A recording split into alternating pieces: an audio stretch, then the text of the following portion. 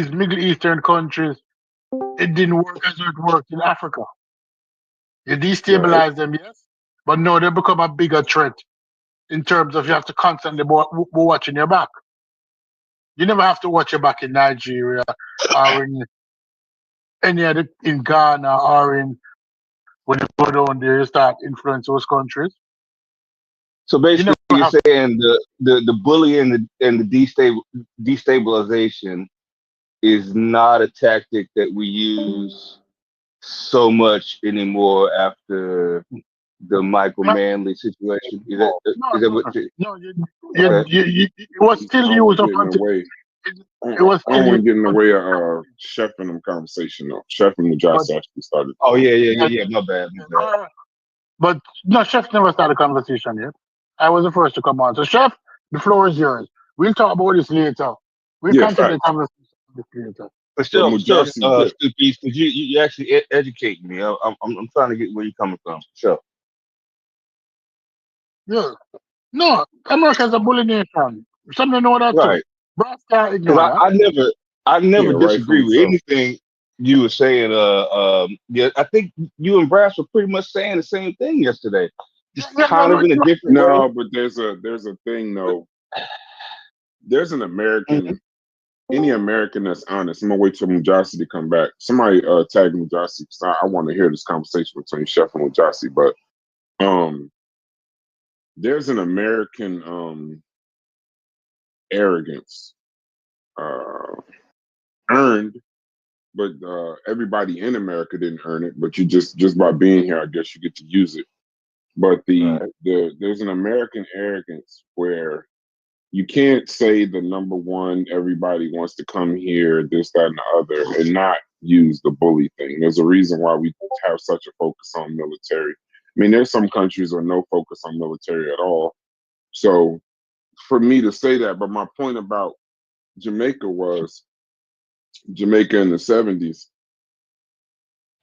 You can read books. This is a funny thing about history. You can read books and you can learn and you can learn and you can learn. But I would say that there are some situations where the books really can't do it much justice. I think Right. slavery, probably civil rights. Right. Um, Right. we Political can unrest, watch as many political. movies as we want. You're never gonna know what it's like. Like you're never gonna know what it's like to walk alone, no cell phone, no internet, no friends. You're never gonna know what that's like to walk uh, a street in a dirt road in Mississippi in the middle of the night, Jim Crow South. Right. Right. You're not I was, gonna Right. know. Like you can Yeah. read it, you can watch it, you can, yeah. but you yourself will Nigga, never you know. wasn't there. So yeah, it's like watching a Yeah. roller coaster ride. You got everybody on that bitch tell you, but you don't know until you get strapped into the seat. So I get all of that, and that's where I can give you the stats, I can give you the timelines, the stuff I learned in school, but you would have to, at a bare minimum, recognize if someone you're talking to was physically there, you'd You got to have to take it back. give some kind of deference, you know what I mean, to Right. that person that was there. Now, if they're an honest person, if they're and basically from what the guy that was at my brother's cookout is about as old as Stoopies or older probably, and he's He's Uh-huh. but yeah, when he's he quite heard older. what I did, and when I told him when I told who I was and what I was, he probably know what I was. When I say I was a young striker, he probably know what Yeah. I was. I was Yeah, mean by that. yeah, He knew, right? He yeah. knew what I mean by He left the cookout, and my brother went in there, and they just listened to us. That's why I say, like, sometimes when we have these conversations, it can't always be about how many people are watching or any of this, that. that, and the other. Some of these conversations are just important because it's just people, people are listening to these conversations. So it's like, Right. that's why I'll say I don't really care how many people watch this one. This is a conversation that I want to have though, because Right. this is some clarity on the subject that most people don't talk about. People don't talk about those political wars. They don't know, like, that there was gunplay. The secession, the between those two political parties. There was gunplay. Like this motherfuckers grabbing motherfuckers out of the house, telling them to go vote. And you got to be afraid to go to a rally because you might get shot. You know, that kind of like real games. And then like when people talk so gangster about shit in America, you When know, biggest, yeah, biggest monster, they when biggest exactly. monster came the door braving the 4-4. Yeah. I We live talk through. so gangster about America, but I I'm live telling through. y'all right now, you know, all these motherfuckers. I was watching the 20v1 with Patrick Bet David. He's a capitalist. He runs Valuetainment, and he told one of the little girls I was telling them about how we should enact communism and we should get away from capitalism. It's a capitalist conversation. I want to do a show with Corey on this. And he told the girl, he said, "I'll give you $20,000 and a first class plane ticket to any communist country in the world. Would you go?" And she said, "I would never leave America." Right. So a lot of times you got to know these motherfuckers that be talking, a lot of them is just talking shit. You know what I mean? Right. They're not really like, you don't know what it's like to live in a third world country. All that No, shit about, well, you know, Ibrahim and you know, he's doing the greatest, this, that, and the other. A lot of you no. motherfuckers wouldn't go live in Burkina Faso. I promise you that. Yeah, Promise you that. All right, but you know listen. what? But you know, I but tell but people this. but you know what, Brass? When you're young and you don't Peace know to you, shit, pure black. that, but when you're young and you don't know shit, that is how you talk. You think Right. 1992 is old school. You never been through nothing in your life. You don't know Yeah, nothing I about agree. before internet. So Yep. now, so now you're living this shitty internet lifestyle and thinking everything is real. And some old head like me had to come and tell you that's not how it works. Facts. I Yeah. Right. remember, I remember watching people get run over by tanks in China on TV and how serious that was. And that's a communist country. How all these Yeah. things are going on. These young people don't know nothing about real life. They're living their life I, on Mhm. the internet. And then they're I pulling us tell into the bullshit too. yeah, We starting I to get tell into the bullshit internet lifestyle too, and that's not good. We starting to be pulled into the fuckery instead of having yeah, real conversation. Brass, I tell people this that listen. I was in Kingston until I was like 28. And I left Kingston. I went to the country to live at a nice house in Ocho by the beach, all of that bullshit. Mhm. Live good. And like I primarily spend most of my time, I drive into Kingston like every other weekend, but mostly to go to clubs and those things. But when I went down in the real muck, what I used to enjoy, because I enjoy a place named 2 Mile. 2 miles, just 2 miles away from Kingston City. I love the bars there. I love ghetto girls when I was growing up. And when Mhm. I started going back down there, I lost my wings, meaning that my spidey senses wasn't there. I get accustomed to this cushy life in Ocho Rios, this touristy life, walking around with thousands of dollars in my pocket, knowing that when I go back there, so that's not how you flex. You don't flex with jewelry, you don't flex with money, you don't bling off because you have techers, real notorious techers who will take everything. And when I come here, and sometimes I hear people talking on this, and they're talking like the gangster. And I say, seriously? You want to survive a day where I come from? When I eat it like a chorus said to eat a yellow house, we eat a native, eat a raw. I come from some place with some young crocodile. Not easy. So when I Mhm. come here, I don't forget my credential and I can't talk my history. I can't talk my history.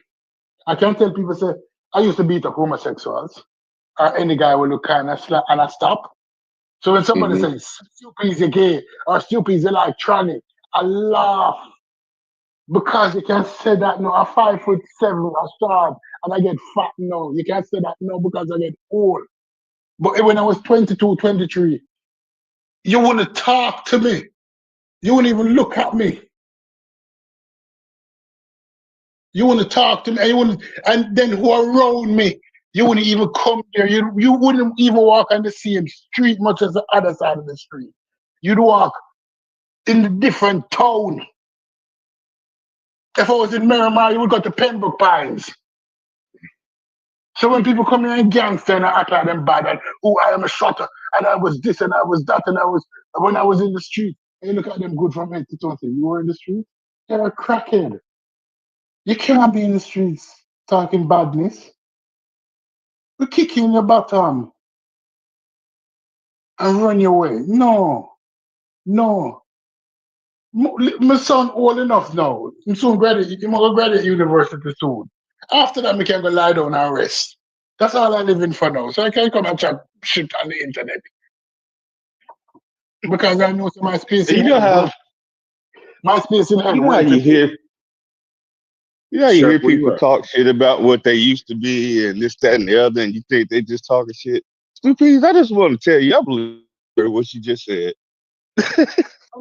I don't believe you talking shit. I believe everything you just said. And my son, let's hope and pray so my son graduate. And as soon as I'm ready from university, my space in hell well prepared. I know that. I know that. Anybody who don't content with them space, because no sin go unpunished. Hey, No sin. do y'all feel like in these conversations that we're disrespecting Africans? No, no, but it's true. I'm confused. I'm talking to Pure Black right now. Here's He what No, said, "I'm not listening to About I'm not about to listen to." here's What what did he I'll say? I'm not about to listen to African Americans. This Africans in Africa. Are we doing that? I'm confused. Are here's we what doing that? here's what I'll say, bro. Sometimes when you say certain things, you may not Me? recognize. Well, let's say this. Sometimes when things are said in these conversations, we might not be aware that we might be insulting people's culture. And it's not. I don't think it's an intentional thing. Like talking about Right. sacrificing chickens and goats, that might offend certain. But it's not meant to do that. But you just don't know that people take that seriously. People take offense to that sort of thing because that is their culture and that is where they come from and that is what they know. So you might say other things that might be offensive unintentionally. That is why Wait, I this told you. is That's going why I back to told you. the chicken and goats. No. I'm just using that as an example that I could think of. Oh.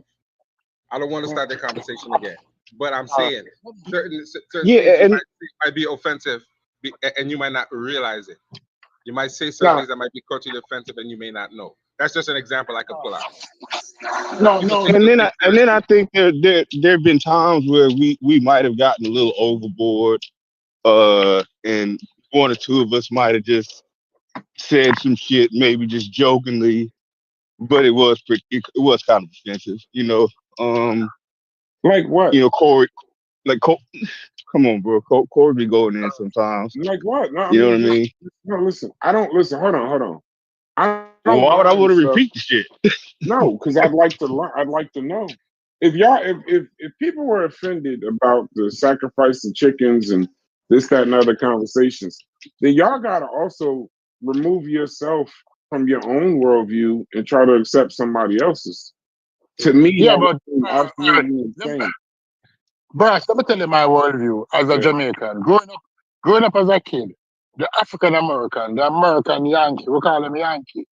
Not the white people alone. The African Americans were placed on a pedestal by most countries. When I was growing up as a little boy in the 70s, they came back, they were bigger because the nutrition was better. American children were bigger than Jamaican children. So a 6-year-old America was bigger than a 6-year-old in Jamaica. And for the rest of the world, because nutrition plays a heavy part in your development. Nobody can deny that. But when people started coming here in mass, Uh-huh. you guys didn't have the shine that was saw from the distance. And a lot of people will say, oh, people from the diaspora disrespect Americans. Because the shine that was given to us, based on how people describe you guys, when we come here, Hmm. what we saw was not what we expected. And then a lot of people think that we're disrespecting America. So we understand the disrespect back. So sometimes we don't pay it in the mind. So sometimes when many persons, if I ask my friends from different countries, when them hear American talk, them say, sure, them fuckers, the all them can do is talk. Because I'm in a first world country and I'm live like shit. I think Them a hold on character like real shit. quick. I think this is where so Pure Black said you literally said none of us will move to an African country. Facts. I don't think that's disrespectful to Africa though. And I'm not saying you But, wouldn't move to African country because Africa's not beautiful or Africa is not a suitable place but, to but live. that's not I true. know. Hold on. Let me get this point out. So so let me explain what I mean. I'm not being disrespectful to Africa. I'm being disrespectful to all these capping out. Okay, now I'm about to rant for half a second. I wouldn't, because you said I wouldn't move to Ohio if you paid me. I wouldn't move back to Ohio if you paid me. Like, I'm just not. That's not. I have no problem with that. That's not a jab. But the disrespect is not to Africa. The disrespect is to these capping ass motherfuckers that we talk to in these Pan-African conversations and Egyptian conversations. They'll talk about Egypt and Africa and they Pan-African and all this that, but they don't give a fuck about Africa. Right. So I don't think I'm disrespectful to Africa. I'm being disrespectful to the people. I'm being disrespectful to the people that complain about capitalism, but wouldn't move to Africa and leave this capitalism under no circumstances. The people that talk about Ibrahim is doing such a great job, they wouldn't go to Burkina Faso and live to actually support the movement. So I'm not disrespecting Africa. I'm calling niggas bluffs. That's talking all that shit. The majority of people in these conversations don't give a damn about Africa. And they're not willing to give up the luxuries and comfortabilities that the Western world offer them. Because they always talk about colonialism and shit. No, the majority of people don't give a damn about anything. Just call it that. No. Yes, I get that, but don't get away from the point. When in these conversations, 2Ps, these people that we listen to every day, you would think that they get up and pray and cry about Africa every day. No, they don't. No, they don't. And I swear to you, if they had the opportunity to go there, because some of these people do. Some of these people that y'all talk to every day that say, you know, I'm a Pan-Africanist and we should go do this and we should go do this. The reason why their Pan-Africanism doesn't respect the Pan in Pan-Africanism, because the part about Africa would mean actual work, actual donation, actual effort. It just means, so they just say my Pan-Africanism is I'm helping people cross the street. The actual work is the rest of the Pan-Africanism that you'd actually do, like some shit, like rather than play 2K, you know, actually go do something. So you can, so Pure Black, I don't want you to think, I don't think I don't want you to think I'm disrespecting Africa, but if that's what you want to think, I'm not trying to change your mind. But I'm just telling you, I've had enough conversations with people in this community that I know for a fact they talk about Egypt and everything in Africa and don't give a fuck about Africa at all. That's where I stand at.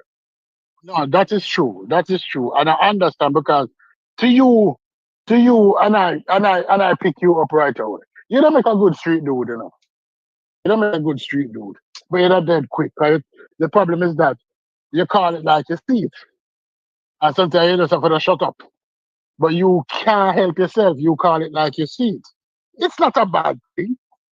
It's not a bad thing, but it's a thing that will make you a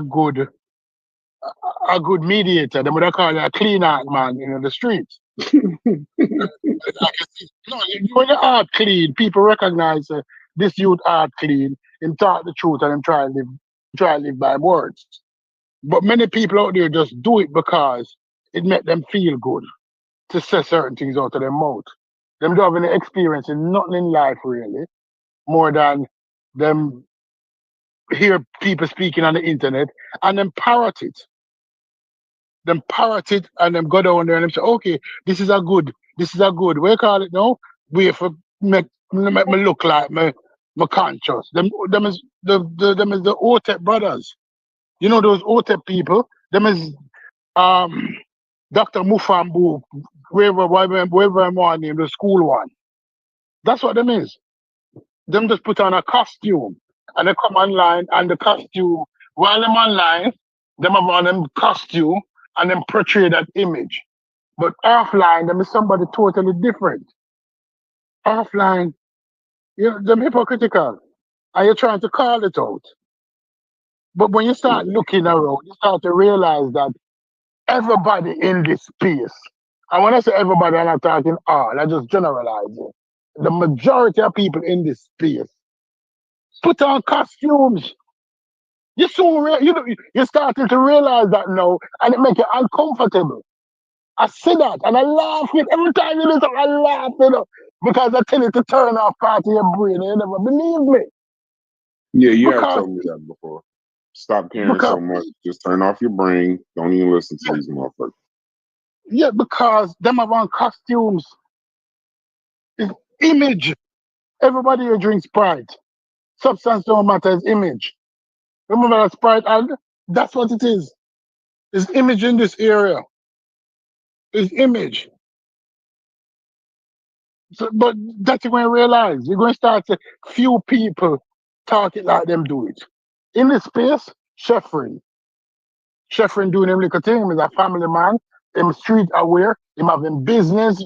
Him doing him little thing. Come online and him drop some knowledge. But him drop some knowledge while him doing him business. Mm-hmm. Right?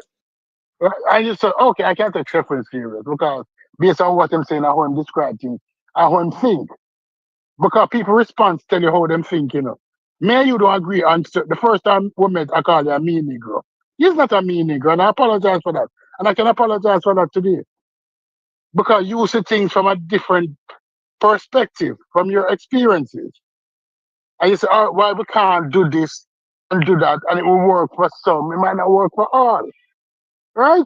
Mm-hmm. I agree with you. Corey, hardworking dude. Right? Hardworking dude. Not be the most eloquent, but him say what he mean and he mean what him say. Right? When you talk to a dude like American Dream, who come from Jamaica, you realize that him grew up in a bubble. Him grew up in a bubble. Him is one of those immigrants who come through immigration and then is a bullshit artist. He's a Who never learn, self-hater too, huh? He's a yeah, self-hater. He don't like black people, huh? him never Please learn, say, please say it, Stupies. We've been waiting for a while. Please say it. What right? is American Dream? No, American Dream. American Dream is a comic, him is a clown. No. Him, We're all waiting. It's two words. It's the him, funniest shit in the is a cock ladder community, puller. bro. Him is a ladder puller. And we know what a ladder puller is. Imagine. That motherfucker said he is a ladder puller. That is the No, funniest statement in the conscious community. A fucking right. ladder puller. Gosh, let me explain how you would be a ladder puller. Let's say you're the first one in your community, or one of the few in your community to go to college. And you went through college through a scholarship, a shitty scholarship, a black owned scholarship. The black church gave you a scholarship. And as soon as you finish school, the first thing you said to yourself, we need to get rid of those scholarships. The same scholarship that help you. You need to get rid of it. Wouldn't you be a ladder puller then? Yeah, you would be. You would be definitely classified as a ladder puller. That's what he is. He is where he is because of immigration. And as soon as he gets here and gets his green card and gets his citizenship, what do you say that? We need to close that door. We cannot allow other people to come in this way. You're a ladder puller. Don't say anything, even if you agree with it. You must not have a public opinion on that. Because the way you came through the door. That ladder You puller can't. shit is the funniest shit ever. Mm-hmm. Ladder puller is just hilarious, bro. That shit is funny as fuck. No, because a ladder is a way to get upward mobility. And if you remove the ladder from other people, they must climb a rope now, or they must build a scaffolding, they must start all over because you feel that the ladder is unfair, and that's the same ladder that you use. You understand what I'm saying? But Mm-hmm. many people in communities start look around and you realize how much ladder puller is there. That one in the Supreme Court, he is the biggest ladder puller in the entire America as a black man. Find me a ladder puller on his level. You can't. You can't find a ladder puller on his level. But that's what we face. That's what we face. As soon as many persons reach in a nice community, oh, we can't have all these black people in the community. The property value is going to go down. Black people in Jamaica live in $1 million houses, in $1 million community full of black people, and the value never go down. The same black people, I meet black people who lived in the ghetto of ghettos, and the children came to America and became some of the biggest drug dealers, and they buy a house up in Cherry Gardens. And that same person in Cherry Gardens is not the same personality as the same person in in in, in 3 Mile. They change the attitude because they're not going to mash up the neighborhood that they spend so much money for. Black people know to behave in certain circumstances. So leave them, let them get upward mobility. Leave them, let them get rich. Don't badman anybody. Walk with a clean heart.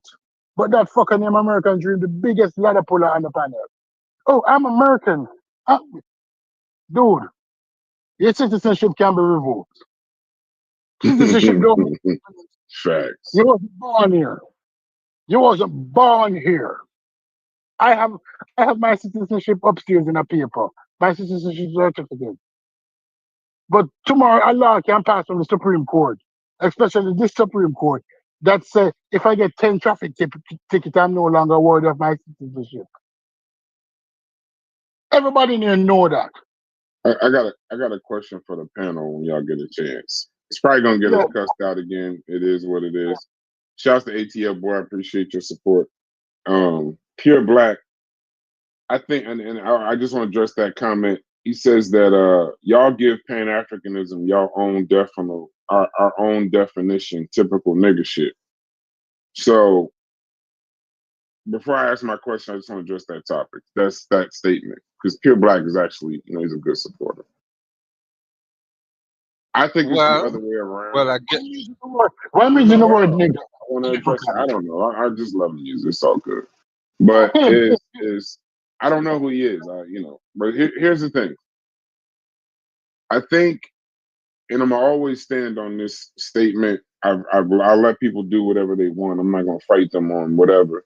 I think when people make up their own version of Pan Africanism, I think it's because they're afraid to do the work, the cultural, the political, the financial work, the economical work, to actually have connection and connect African peoples all over the globe. I think that that's too much. So that when they help a black lady across the street, they're like, done with my Pan Africanism for the day.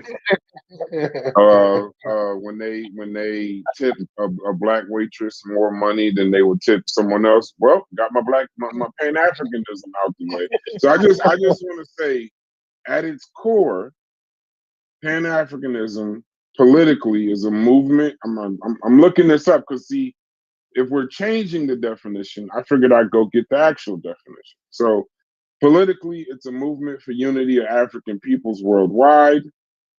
Economically, it calls for resource sharing, development, and actual investments in Africa's growth. Cultural and spiritually, it's emphasizing a shared heritage and destiny among Africans and the diaspora.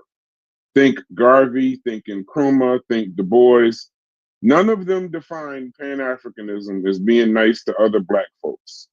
It's building infrastructure, institutions, and power to connect the continent and its diaspora. The shortcut version that you're noticing, performative Pan Africanism, helping a Black person across the street buying from a Black owned shop or wearing red, black, and green clothing, saying I only hire Black, using Pan Africanism as a label to signal solidarity without the labor, sacrifice, or strategic vision. Real landing my plane. Why people avoid the work? There's a scale to this commitment. True Pan Africanism requires money, travel, networking, political struggle, and often risk.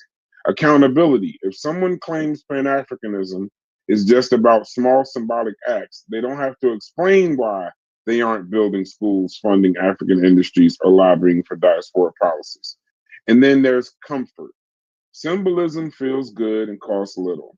Real Pan African work demands sacrifice. And so I that's where I'm at with it. So when y'all tell me that y'all trying to, you help a Black homeless person versus a white homeless person, and that's your Pan Africanism, you're doing performative Pan Africanism in my eyes. And go on and keep doing it. I'm not gonna tell you to stop, but I didn't redefine the definition. I'm just once again holding motherfuckers that have this symbolism of Pan-Africanism accountable. But that's enough. I don't want to go off into Pan-Africanism. That's idealistic Pan-Africanism, and I agree with you. The same ritual that you have for Pan-Africanism, as a Christian, you should have it for Christianity. Be fearing all counts. Because I know people that only go to church on Sunday, one day a week, and they're Christians, and nobody questions the Christianity. And nobody questions the Christianity. So if we're going to operate on that level, we have to operate on that level in all things. Yeah, like I know I am a Sunday Christian. Yeah. I leave as soon as I leave church, I'm listening to the most ignorant shit in the car. I light a cigar after every service. Yeah. Like, I mean, come on, bro. I know I'm not. But I know I'm a hypocrite. I can admit it. But that's acceptable. But that's acceptable in the practice to do that, because once you come on Sunday, Jesus will forgive you for your sins, and He will keep forgiving you until you die. So that's okay according to the philosophy of Christianity. Yeah, I know, you but say, most people Jesus, don't know forgive that. me. We're just ignorant. Yeah, most people listen. Most people that are in church when I was like clubbing and partying, and I still, my friends still are. I could still smell last night on them niggas when they in church on Sunday. But we know that. But that's acceptable. That is how. Yeah, I know, but most people don't think of it. You know, it's funny. Read the book, and they don't know anything about the book to even no, Joey. About it. I know, but Joey, we don't look at the Bible like this Meadownetter and primary as a primary source and all of that. We just go to church, Joey. We're not like Bible scholars or looking for some kind of underneath and this, that, and the other. We go to church because our grandmother's been taking us to church since forever, and now we take our kids to church. I know some of the scriptures in it because I went to Sunday school and Catholic school, but we don't look at it. We don't look at it that deep. But hold on, I don't want to get away from my question because we have the ability to do that. Chef, I need you for this conversation. Freddie, I need you for this conversation. Smalls, whoever's in here. This is a question to the panel. And this has nothing to do with Africa or nothing like that. It's an economy question. If all the money in the world was divided equally, do y'all think that it would return to the same pockets that it was originally in less than 5 years? Freddie, you go first. Oh, sorry. Freddie, you go first. And why? Like, explain your answer when you say it. Oh, yeah. Can you take it for me, please? Yeah. Hold on. I'm about to show you. Are you first asking us, do we agree with that? Do you agree? It's two questions. If all the money in the world were divided equally, would it return to the same pockets in 5 years? And then yes or no, and then defend your answer. That's my question. So whoever can I'm gonna say first. Go ahead, Joey. I'm gonna say yes, because Black people are not taught economic literacy. They think a gold chain and a car is an investment, and it's really not an investment. We don't have financial literacy. We have this ingrown desire to floss because that's been part of our culture. But we don't look at the economic part to say, well, let me invest some of this. Let me invest 70%, and I could fuck off the other 30% and still have something in the bank. I could mess with the holes, I could buy cars, I could buy jewelry, but I need to invest something. That's not impressed upon us as a people. We've forgotten economics, and we've forgotten the sense that our ancestors taught us. We're moving in this capitalist system way too much, and we're not seeing the good part of it, where they show you to invest and what you should invest in. So definitely, in probably about 6 months to a year, Bugatti's going to get all of our money. Jacob the Jeweler is going to get all of our money. We don't even think to start a jewelry store or buy jewelry so we can sell to our own people. We don't have any car company. We don't have any high fashion. Yeah. So definitely, I have a question for your answer. Why, when I said if all the money in the world were divided equally, would it go back to the same hands in 5 years? Why did you immediately start talking about Black people? Because Black people are the only people I'm concerned with. Those are the only people I think I should be concerned with. I mean, if I'm wrong, correct me. I'm just saying. That's my view. I don't know if anybody else thought that, but I was like, we're talking about everyone. And you're like, well, black people ain't got no goddamn. You should have known. You should have known I was going to say that, Brad. You should have known I was going to say that. I'm not questioning it. I'm just wondering if anybody else caught that you just immediately just started talking about black people. Probably not. Probably not. No, I caught it. You just said niggas. I didn't say nothing. So the Mexicans gonna get their money took because the niggas is gonna fuck it up. This is live. Yeah, we're live. I don't care. I don't give a shit. No. Were they black too? You know, Small. We live. You're saying we're live. Oh, okay. Oh, okay. Small. They black too. You know, but when I say black, I'm specifically talking about African Americans and our bad habits. Because those other people who are black too definitely support their own. They definitely gonna live 20 in a house if they get money. White people are gonna do that. We as so-called African Americans, we're not gonna do that. We're not gonna think about that. And that's why I said I have to be concerned with my people. Because the rest of them have been taking care of themselves forever. So I have to be concerned with my people. You know, I'm gonna give people more. I'm going to give people more credit, and I'm going to say that let's Small go first. Yeah, I'm going to give people, not just black people, more credit and say, no, I wouldn't go back into the same hand. Not all of it, you know. I think people would have enough sense to, even if I didn't know how to invest, like, I'll go fucking hire somebody at that point. You know what I'm saying? Like, you know, I don't think we just go out and and I'm not just talking about black people. I don't think everyone would just go out and just fuck off all the money. I don't think that would happen. So that's my answer in a nutshell. Can I input on that? Because answer the question first. Yes or no, though. The first answer that received would cringe my board.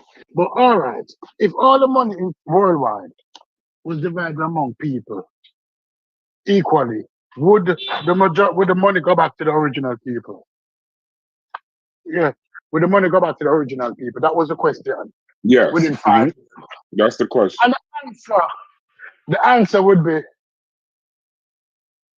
if I really think about it, within 5 years, the majority of the money would go back to the original people. Because money is a tool. And if you don't know how to use a tool, especially money, you're not going to use the tool properly, you're going to break it. But there are many people, and I know many people in the world, that needed opportunity. That are brilliant people, irrespective of race, who needed an opportunity. Those people will do well, irrespective of race. Just give them the opportunity. The brilliant, they needed to go to school, boom. Those people might survive and thrive. But we're basing the answer that everybody is fool. No, not everybody's fool. A large percentage of the populations are idiots, yes? We have to agree on that. And those people would waste the money. But those percentage of the population, irrespective of color, who were just starving for opportunity, they would use the money to good,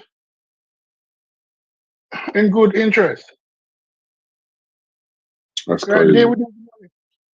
Yeah, but the majority of the money will go back.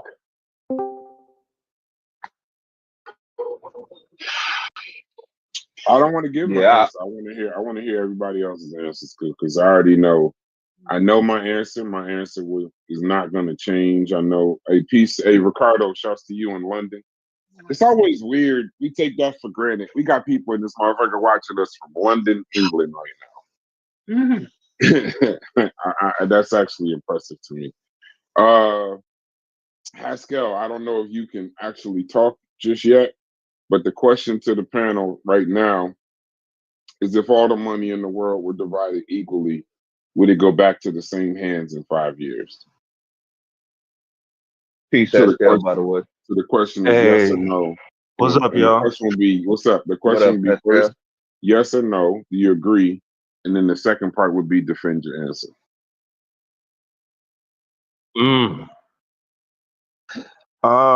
Just intuitively, I'm gonna say no. There we go. As far as defending it, yeah, I'm gonna need some time to really put some thought into it. Okay. You got time, got nothing but time. I really came to see Majasi straighten out Chef though. Yeah, I he ain't said ready for that. he'll be here shortly. Yeah, he'll be here Yeah. shortly. That actually, I came in here for that also, but Mujasi said he had a quick meeting he had to deal with. He'll be on in a second. Yeah. My thing is, I've just seen people come up and build generational wealth, whether it be, somebody, grandma won the lottery, not just black people, but that's not someone, generational wealth. but See, yeah, that's my true. reason. That's my reason Okay, yeah. for the fact of it. I definitely think that I don't know about the time. The only thing I would have a question about is how fast it would happen, but I know it would happen. You think it would Um, happen? no, I know it would Yeah, happen. Money exactly. is a behavioral thing. Okay, So Money is okay. cool. your behaviors, just because the money was split, it doesn't mean that the behaviors that you had, they're still the same. So some people save and invest, some people spend it quickly. That's not something that's going to change because they redistributed the wealth. And some people just don't believe in owning assets. Capitalism, in and of itself, the people that get the reward are the people that own assets. So most people just have an aversion, like they want to work, they want to use inventions, they don't want to create patents, they want to Mm-hmm. have an apartment, they don't want to own land. So they'll that would still go. They would just take that and get a better apartment in most cases, or they would take that, get a house with no financial literacy, and end up back in an apartment within 5 years. Like I No, think, you know what I'm saying? Like I think but that those things would be, even if they said, oh, like, because you could look at lottery winners too. Like there's Uh-huh. already look at uh professional sports cases. Yeah, players. yeah, Look at professional sports players. How much, yeah. what percentage of them go broke? You can give, and we're talking, even if somebody with $5 million can live well for the rest of their life, but Uh-huh. professional players who make 10 times that still end up broke. Yeah. But not And then all though. also there'd be an industry. No, I think there'd be industries the created majority, to the make sure majority that it of would professional happen. players, don't say not all of them, 70 or 80% of professional players end up broke. Yeah. And see, my only problem with what you guys are saying though is what about the people who would like to invest and save or would like to do certain things but just don't have the opportunity? So that's why I'm saying it wouldn't go back into the same hands. But they don't have the In my education. They don't have the education They or the don't know how to literacy do or the but that's ability what to do it. Like most that's people what that want to save and invest, you know what the first thing they do? uh-huh. They open a savings account. Savings account, yeah. But It's yeah, one of the okay. worst ways to save money. Yeah, you ain't getting nothing. So But, you but, even but, if but then you still have to have the literacy. You still have to have the literacy to do it. What's up, IBM? Peace to you. You still have to have some form of financial literacy to be able um to get into the game. And when we say the same hands in the same 5 years, you're looking at mhm, people. I'm looking mhm. at institutions. Yeah. Okay. You understand what I mean? Um, Like this is not yeah, these are like human yeah. beings. I'm not like, I don't mean literally hands with fingers. I mean like the same Oh, power damn. structures, the same same institutions, the infrastructure. same groups. It would still be in the same we'd be in the same Oh, situation. damn. Yeah, you know what? You got me Who in right the there. I wasn't thinking Look that at way. success, right? I was always taught look at success like an air conditioner, right? Yeah. So this is all right. Let me take 2 seconds to give a success lesson. So, or success analogy. Look at success. Sometimes you compare success sometimes to an air conditioner, right? You see people join like a new company or a new business. So they start off with a new business idea and they run real hot, right? They start off at 78 degrees and then they Hmm. just burn. They burn and they get all the way up to 99, 100 degrees, this, that, and the other. But the scary thing is, like an air conditioner, in most cases, they're gonna find their way back to 78 degrees because that's where it's comfortable. That's where it's safe. That's Right. where they have some kind of normality And anything above that, while exciting, they still want to find their way back to this. That's why, like, when people say they want to be content, what I'm learning about people that say they want to be content creators, they just look at other content creators and they want to just automatically skip all the work it takes and get to that. So like they see a Kai Cenat and they think that that's who they're gonna be, but when actuality, all they really want to do is really kind of want to just do their life. They don't want to do the work of getting up and editing and hosting lives and shit like that. They really just want to be who they are. They're just talking shit. So what happens is they just want to get back to 78. And then it also goes in the reverse. When it gets too cold in the room, when they about to lose their house, they about to be evicted, they don't have any money, this, that, and the other, then they just work really hard not to go from 68 to 99, just 68 to get back to 78. 78. Because the comfortable is the comfortable thing, right? That they're trying to get back to. So that's like a success principle, and most people will get back to that. Most times, if you give a very person, you give like a poor person a whole bunch of money, yes, they're gonna go crazy for a little while, but shit, I know this sounds crazy. A lot of them are gonna want to go back to the life that they had because they understood it. They survived. They thrived. They survived in it, not necessarily thrived. So literacy, they don't really know. So that's why I know most times when people talk about business, they capping, and most people don't want their lives to change. That's not a When thing for them. when you put it in when you put it in when you framed it as entities, at that point, I actually have to change my answer. Because you corrected. I was thinking more people. But yeah, if you're talking about entities, yeah, GM still gonna be GM, like fucking, Yeah, the credit card companies go credit crazy. card companies, right? As soon as they distributed all this wealth to people, the credit cards would change their whole strategy.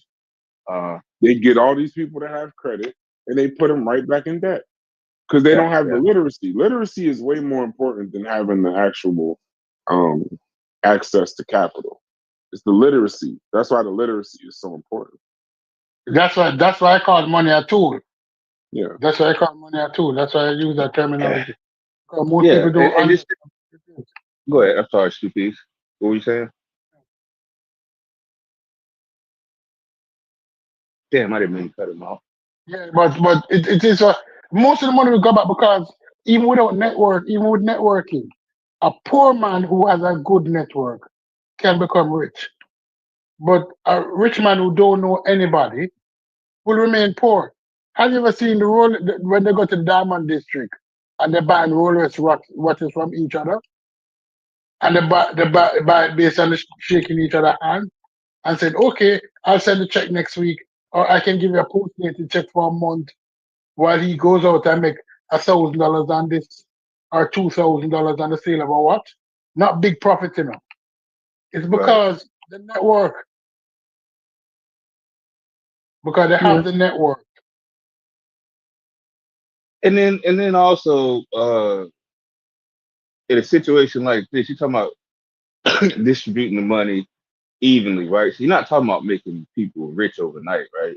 So, most people are going to invest and they're going to invest into the same companies that are already out there. So, like, go right back into Yeah, it's just gonna go right back. But so Haskell, while you getting the answer, I guess Chef is busy. The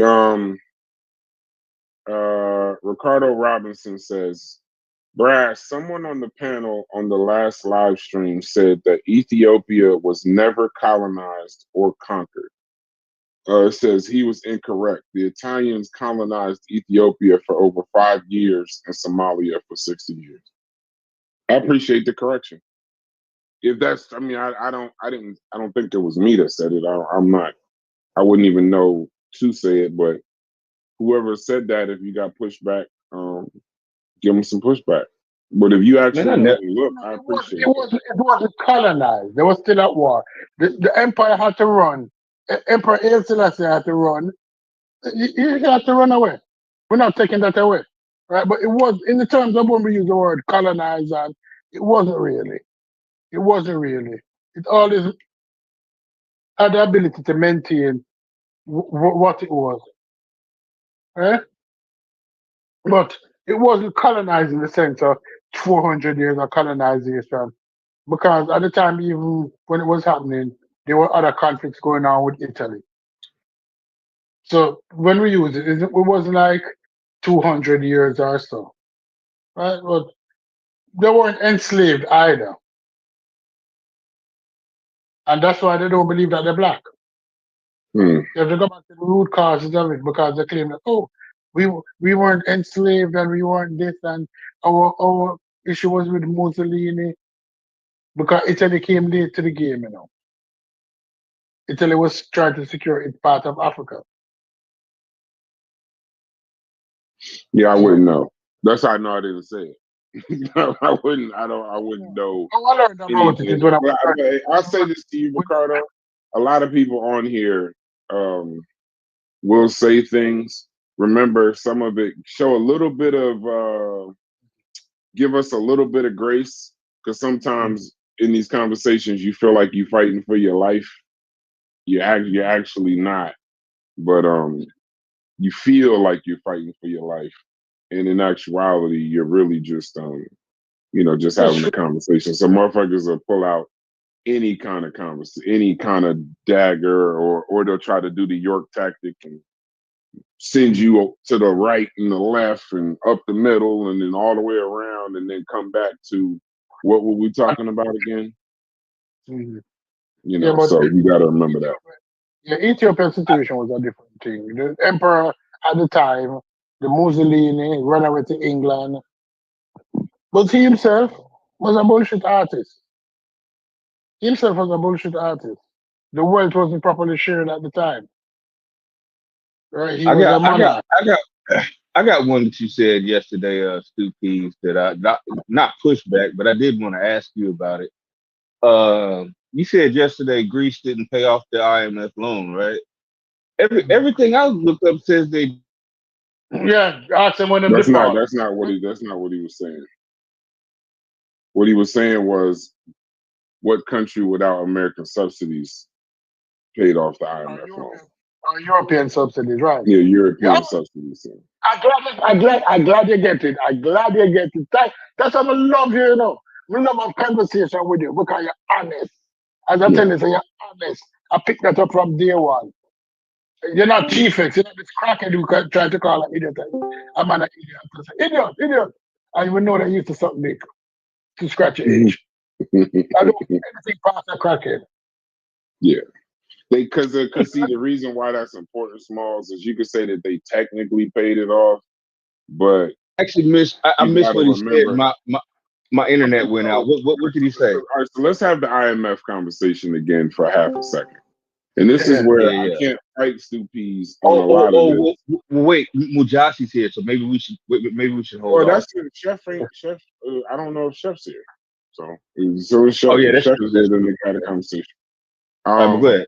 Yeah, just because y'all see the thumbnails chat, it doesn't always mean the person is there. So for the people that think we just sit around each other for 15 hours, even one person might be in here for actually 3, but their thumbnail would be here the whole time. Mhm. Oh yeah. I do that. I do that constantly. If you don't see both my thumbnails here, I'm definitely not here.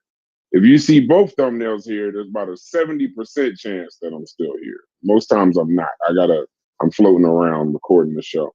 So I'll put y'all on and go to work in a minute. So just know that everyone's not near their phone all the time. Yeah, go ahead. So understand that, and then I'll pass it to Mujasi to at least begin to have the conversation, because Haskell's here to hear that conversation too. So in order to pay the IMF off, when you do get into debt with the IMF, the amount of shit that you got to do in your country to pay them off, Your country most going to times destabilize. it doesn't even make sense to pay them off. You got to raise the Right. taxes. You got to fucking mess with the pensions. You got to, most times you're going to have to privatize a lot of your assets, or Sell at all least this. the state assets. So But then remember with the IMF, another thing that they do is you know how we do budgets here in the United States? When you Mhm. owe the IMF, you can do a budget, but instead of sending it to the people or your congressional party to vote on it, you got to send that shit to the IMF. All right. So right. And the IMF will not allow you to have that budget if it doesn't make sense to them. So a lot of what Stu Pease was saying yesterday was not wrong, because Right. what happened is even after you repay the IMF, the same crisis levels that you were in to borrow the money from IMF, you You gotta right go back back in to there. the same crisis levels Hey, right. after you pay them. So Yeah. you end up really in another couple of years putting yourself in a situation You have to go back to where them. you gotta borrow again. And then mind you, while all of this is going on, Smalls, Mhm. the youth don't understand this. So all your talent is leaving, all your wealthy people are leaving, the crime is going higher, the standard of living is going lower. And then you say, yay, I paid off the IMF. And then mind you, this might be 20 years. This might be 20 years. Not this might be a decade or 20 years. So here's the thing. Yes, they paid them off, but you are never celebrating that you paid the IMF off because of the amount of loss that you had to do in order to do it. So yes, it's really just shit. And then even with the and that's why he brought up the subsidies. Because a lot of Mhm. times when you pay off the IMF, the other part you got to remember is sometimes it's really just switched to the European Union. So your debt Mm. isn't necessarily paid. Yes, it's paid off to the IMF, but it's really you just got in debt with other people. With other people. And you Okay. just stretch the Okay. shit out over a longer term so that it's not so harsh. The restrictions aren't so harsh. So you gotta there's so many compromises you gotta do to pay the IMF. I fully understand why countries take that money and just say, fuck it, we just owe you. Okay. Yeah. Yeah. But let me say, brass. Who schooled you, brass? You went and read all that shit, you know. You Huh? went and read them. Who schooled you on it? After you No.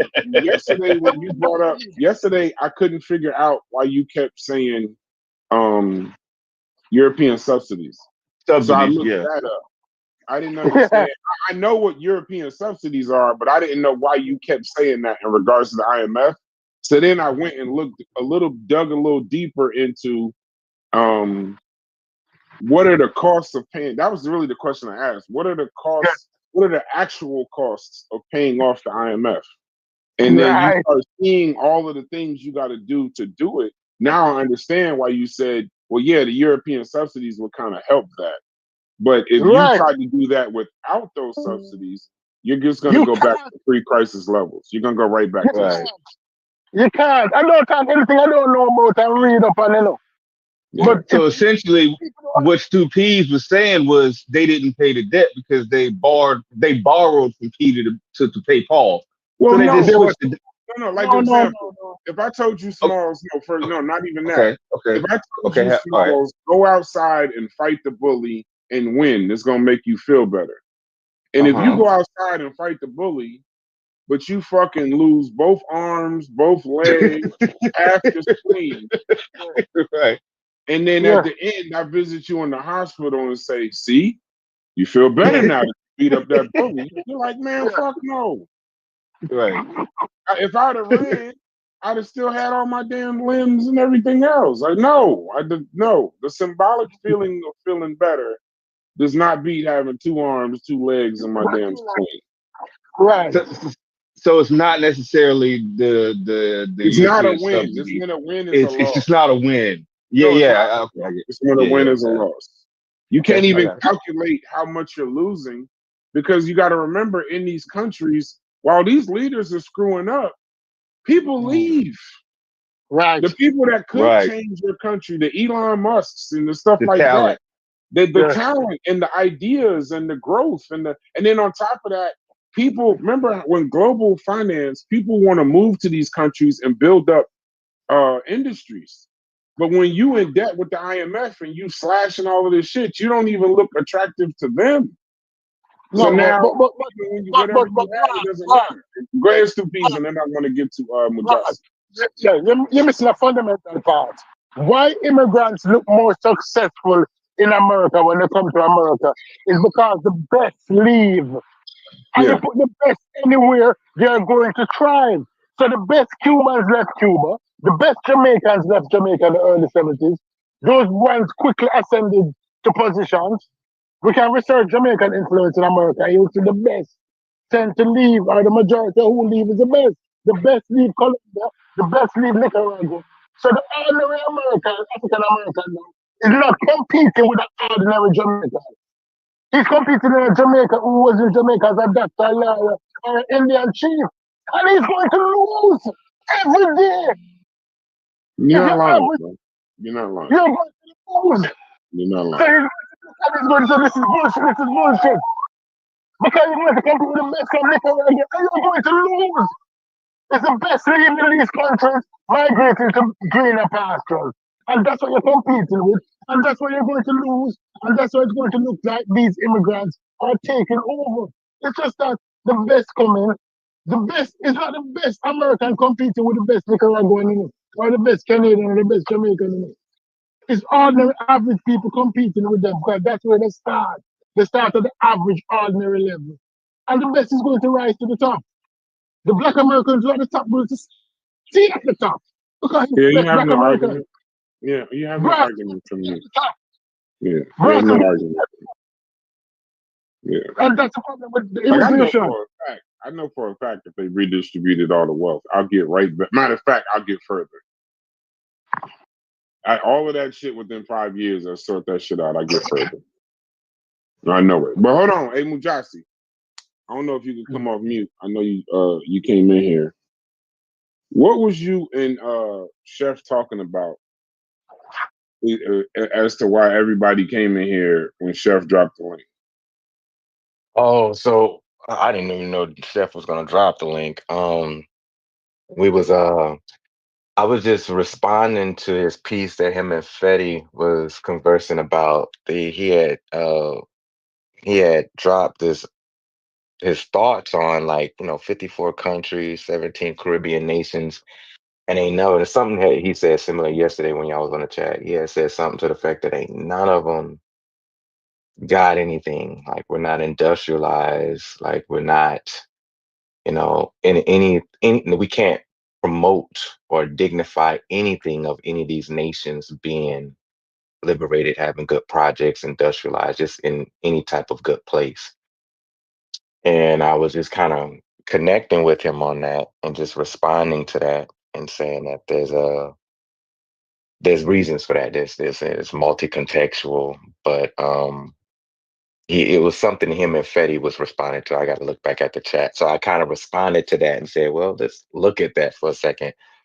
And a couple of pieces where he asked the question, I just responded to that and just kind of dove a little bit deeper into, like, this is what my thoughts is on it. And this is why those 54 countries and 17 Caribbean nations look the way that they look, and just gave my simplistic analysis to why I think we're in the predicament that we're in globally as different various African groups. And so he was just saying that, he hear what I'm saying, but he disagreed, which I've been listening to Chef for quite some time now, so I know there's certain positions and points that he wouldn't, take in. It's just he got his own particular perspective and angle. So it was just kind of pushing on him. But one thing that he said that I was real interested to see if he'll take me on that challenge is he made the comment that said that why he, and it was something he responded to Fetty as well too. He said, "Well, I recognize racism and systemic racism and how it affects people." He said failure is not, he said it creates disparities, but failure is one of those that is self-inflicted. Yeah, if I'm quoting him correct, I gotta read the check. He says something to the effect that racism and structural I'm gonna do you a racism are he favor real believe quick. in. I'm gonna Eh, do you a favor real quick. So mhm. I don't know what Chef is, um, but I'm gonna read what he said. Okay. I'm scrolling through the chat right now. I just wanted to make sure that we could still hear And, the audio. and this was a continuation from the conversation that he and because you keep mentioning Fetty. That was the chat part from last night, right? Yeah. But this I don't this know. was I the thought that was this continuation. morning. Yeah. Hmm. Oh, this morning rather. But this This was the is also continuation continuing the conversation from yesterday. Is what he's trying to from say. here. Okay, I just want to Yeah. make sure. Yeah, I just want to Yeah. make sure. Okay, go ahead. Hmm. Yeah, they were talking about we were talking about racism, and they were Hmm. saying that there's a reason why no countries in the world were successful, no black countries specifically were successful. So we started talking about Botswana and Right. Ghana. There's a number of countries that, black countries, quote unquote black countries. I call them African, but black countries that that were successful. And then it was a racism conversation. So Chief X says using experiences in slavery pre-civil rights era in relation to 2025 is disingenuous and an excuse to save face. There's no systematic racism in 2025. I vehemently disagree, but that's neither here nor there. Let me get to what Chef is talking about. Okay, so Chef says, um, so Haskell, you're a funny dude. I remember this conversation now. So Fetty told Chef that you was cooking earlier. It seems like you're finally seeing all of the excuses that people have. Hmm. So Chef says, I believe in racism, and I believe that racism is systemic. And I Hmm. believe that racism creates disparities, but I don't agree that it causes failure. Racism causes disparities, but failure is self-inflicted. Right. Um, That's what I was responding to. Yep. So then so then Freddie says two things can be true. I somewhat agree with that assessment. I'd like to hear what Freddie thinks about that. So then Haskell says, and this is why I'm laughing at Haskell, says, realize that you have made a grave error when the likes of Defects and Fetty Right. are championing Right. you. Just know you've made a wrong Right. turn somewhere. Right. That That's damn the got him on Haskell, Oh, that man. that's some funny shit. Nigga, That So came Haskell through will on that. he said, no, you've made an error. You don't know what it is, but if they agreeing with you, you did something wrong. So it says, Chef says, there was always blacks that made it and did for themselves in spite of racist people and racist systems. Every person and group of people have cultural, family, and external obstacles that uniquely affect them. You still thrive. If I don't make it, it's not because the system, it's mine. So Haskell says, I've never, so yeah, I ain't even messing that up.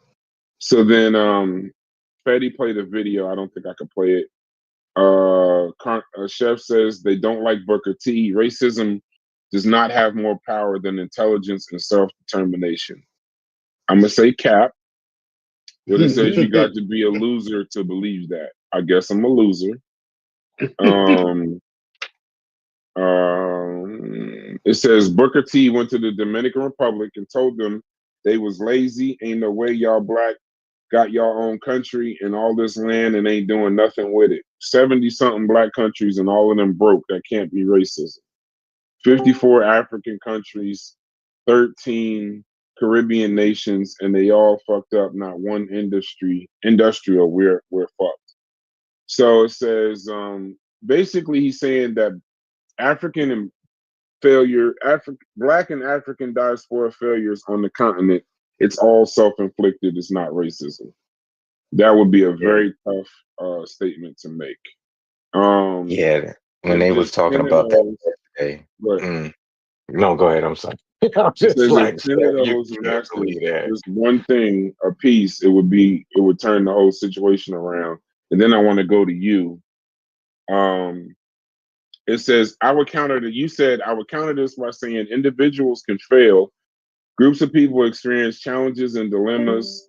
racism, white supremacy um, can produce challenges and dilemmas that seem virtually impossible for a group to overcome. And it looks like failure, yet racism, white supremacy can produce disparities that affect an individual's outcome, resulting in failure. But here's my challenge to you. Read the essay by Dr. Bobby Wright called Black Suicide, Lynching by Another Name.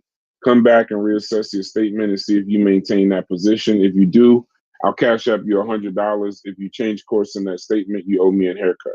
He's not going to read it. You can delete your cash app. Don't even worry about it. He ain't going to read it, bro. Trust me.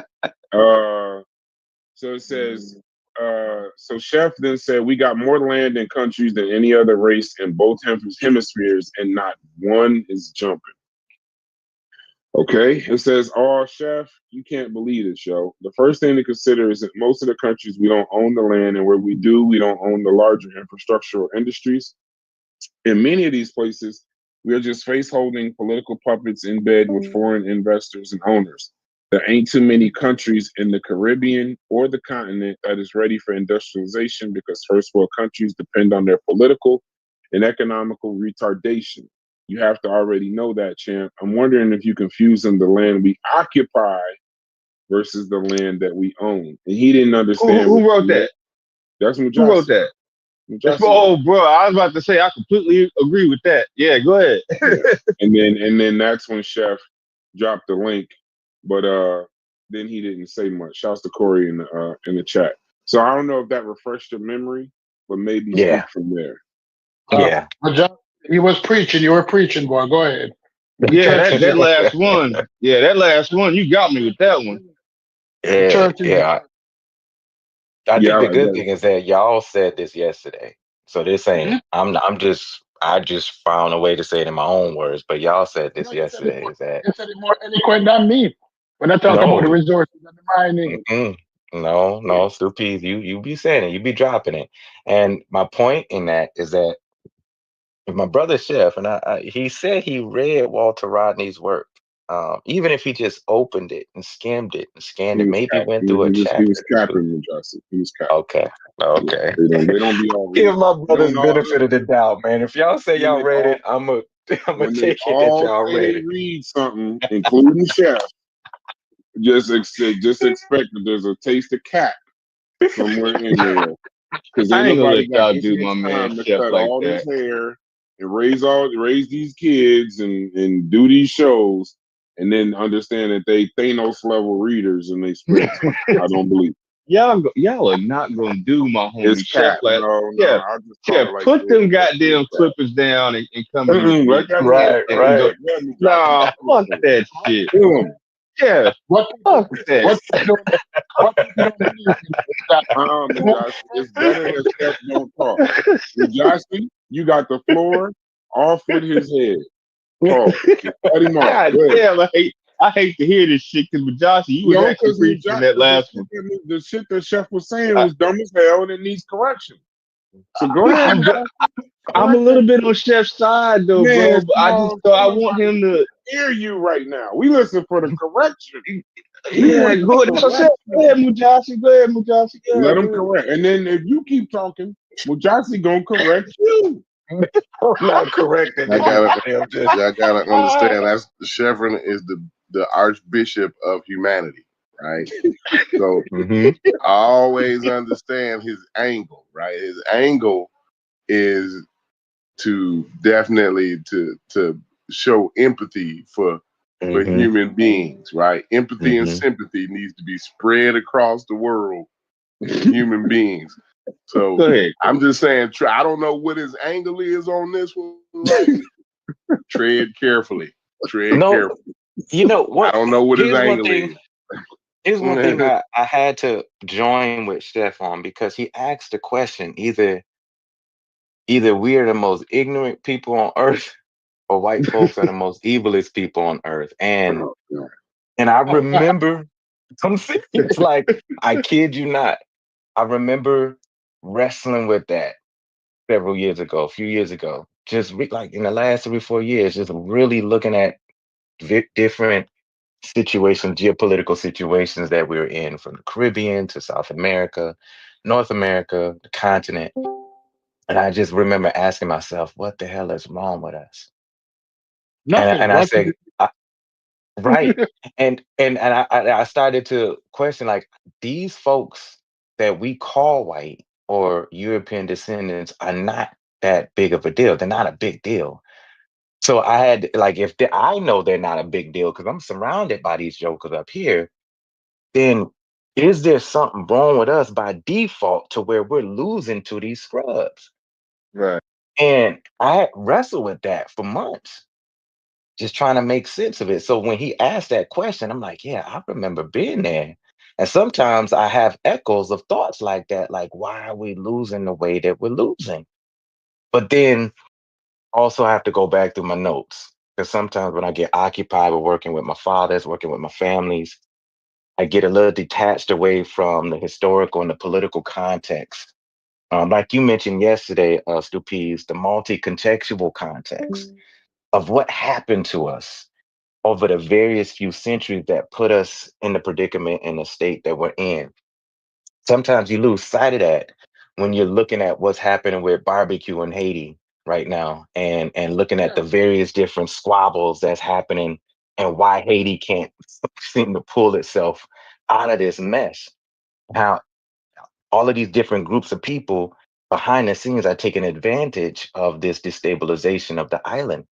And there's a benefit to them of doing that. And America is a part of that Or piece as well causing too. it, They're or causing it, causing yeah. it. They're causing Yeah. it, yeah. Because when Yeah. you look at the context, you go back and you say, oh, Canada has a place in that. America has a place in that. You see all of France, these different interest England. groups that has set the stage for it. Go ahead, Stupiz. Yeah, people don't understand that. Most African countries are seen as resources. They're not seen as people. Resources. And we Yeah. say, Yeah. Right, that's extract right. resources from these people without giving them back anything. And that's the That's right. problem Mango had in the 70s with bauxite and alcohol. He said that this is unfair. You cannot be taking all the resources and we're getting 12 cents Mm. and Mm-hmm. you selling for $1,000 a ton and we are getting 10 cents a ton. It's the same Mm, thing with minerals in African countries. The coffee in Colombia, when you look at it mm-hmm. and say, how is that the coffee is growing in Colombia and the Colombia is only getting $1 a pound when Starbucks selling it for $2,000 a pound? It's Right. unfair. But That's they right. need to put That's what you. That's they what need you to were put you referring to yesterday, Stu Pease. Whether it was a good idea or not, like Jamaica asked for their fair share. Like that's what you were saying. Yeah. once Yeah. you, once you ask for your fair share, they start to destabilize you and seek markets other places. And so we're not banned from you. We prefer to pay more here than pay you a fair deal. It has Mm-hmm. happened. Instead of they giving you a fair deal, they're going to pay for it somewhere else because sooner or later they'll destabilize you. Your country will get into civil conflict and we'll get back the stuff for cheap. That's what's going on. But you talk to most people, they don't understand that. They say, no, that you're not, that's not true. And it is. Mm-hmm. It Yeah. is. Mm-hmm. But And I and we mean, I think y'all all right, talked about this yesterday. all right. Look at the ghetto. Look at the ghettos in America. You think that the project have to look like that? You think that the housing has to look like that? No, because Mm-hmm. no. when you force people there, you allow Walmart to get cheap labor. It's part of the big plan. Walmart is the biggest employer of people in the United States. Yet still, a significant portion of Walmart workers are on welfare. I have to It's be not, honest. I don't think that there's enough correction of chef going on. With Stu Peas, they've heard us. I need. They're not listening to us. I need Mujasi to it's It's to correct. to happening. correct, because this is a person who's telling that, like what Chef said. I just need you to get into the problem with Chef's statement. Yeah. That's all. Let's keep it there. And it's a blessing that he's on mute. It's a blessing, so that we can't be interrupted with them barber statements. Just please. I am not gonna lie, Brass. I think this nigga might be hiding. I'm not gonna lie. This is the I longest don't No, shit he's I've not care. ever It's hiding. been. peaceful. No. You know, you had them toddlers. If you got kids, and you got them I know. toddlers that you finally got them down to sleep. You miss him, but you really don't. Let that nigga rest. Go ahead, I have Majasi. never seen this nigga be So on mute this long, man. are we just uncomfortable with what Sheffrin said, or are we It's not are we factual. proving it wrong? No, Are we proving it no. wrong? It's just Here's not what it factual. is. Yeah, it's not factual, and I'm not here to like challenge what he's saying or even correct him. I'm here to just offer my thoughts and perspective, and that's what I was doing on the chat. It's more so if you Well, recognize, I if you want him recognize, if he need to be go, correct. I mean, like, you cause want we to correct it we if you can't need be to be. mincing words around here, right? If that's wow, if Chevron is absolutely wow, right? We need to be able to say that. So let's. Yeah, Chef needs mentorship, and I believe Mujasi is the man. I believe Mujasi is the man for the No, And job. Corey, But you I do can't want say to, them. You can't Can say I? them, Corey. no. But yeah, I do wait, want to Say can say, them. I? I do Not want in to this. Can I say come though, help my homie a little bit? Can I come help my No, homie a little hey, bit? no. Why hey, not? hold on Oh right quick, Smalls. man. Hold on Okay. right quick. Smalls. I just hopped on. Let me get this off real quick, Brass. I want to Hmm. say that with Mujasi, don't give your $100 away, bro. Cause the stipulations of the bet is that Chef is gonna reverse course on his sentiments once he reads this thing that you're gonna give him to read, and it's not gonna happen. So To be what I'll fair, do is what I'm gonna do, Mujasi, I'm gonna put my Cash App in the chat, and you can just send me the 100, that was slick as hell. That nigga Haskell, yeah, boy. My man Haskell, I That's Hey, like why I Brass, fuck think with about it. Haskell. Like I fuck with Haskell tough, bro. Hey, Brass, think about it, right? Think about it, right? Steph said he read how Europe underdeveloped Africa, right, Mhm. right. and he still feel the way he do. Yeah, So so he's not That's what are what gonna I you was gonna? change. just going to say. Right, he's not going to change. That's what I was just going But to but say. but but but but There see, you Brass go. won't let me throw this nigga no No, bail. go I'm ahead, trying go to ahead. Throw him some bells. let. Go ahead. Okay, listen. There was one person who was a part of this conversation who we're not mentioning. The good brother Aston B. He And was the good cooking. brother He was Aston cooking B. yesterday. But some of the claims he was, but some of the claims were a little wild though, Mujasi. And I think that's when you got a lot of the more extreme statements from Chef. I think it was more in response to some of those statements that he was making. Like we have to keep that in mind. That's the only thing I wanted to say. Like that's the one key element that we're leaving out. I mean, that man said that white people won't uh, agree to universal health care just so niggas won't have you got to Okay, but understand how listen, that but Smalls, conversation went though. but Mm. y'all will say that Okay. he was cooking, and then Uh-huh. it took me less than 30 seconds for him to Get say, that shit the fuck "Yeah, out I of here. may have." No, not for me to say, "Get it out of here." For him to No, for say him. himself that he misspoke. Yeah. He spoke What in did he So extreme. what did he say he you can't misspoke about? What part about he missed? the only reason we don't have universal health care is because whites don't want to have blacks to have it. Yeah, And what he Ashton does, said that. and that's a bad argument because you'll mash everything from the New Deal to Medicare and Medicaid to the ACA all the way up The to creation of the now. AMA, And now all of it. you're Yeah. acting like that racism. He said only, like that's the main reason. You cannot skip big pharma in any medical conversation. That's In right. any medical conversation that you have about healthcare, you start with the AMA, big pharma and their lobbying, corporations, and And insurance company. then everything else begins to fall. Because if it was profitable for black people to have it, then it's the profits. The Yeah. healthcare industry is a for-profit industry. For Is profit racism industry. involved? Yes, but it's never in that for-profit industry. If racism caused them to make less money, they'd stop doing it. So it's not. That's not the. You can't. Universal health care is a socialist practice. It's actually against capitalism. It's giving all of the profit and all the profit share, all of the power to the government. And corporations ain't with that shit. What it does is it's the opposite of a monopoly, right? So instead of one guy raking in all the money, you got one person negotiating the price for everybody. Right.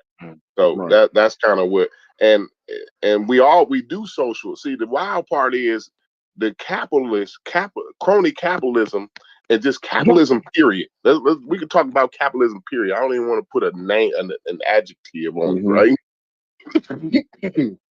Capitalism is based on socialism. Huh? Somebody say, huh? What? What are you talking about? The subsidies and the bullshit. What is he talking about? Because what happens is the only thing about capitalism that's private is the profits, but all of the costs and the overhead and everything else and the losses is all socialized. Yeah.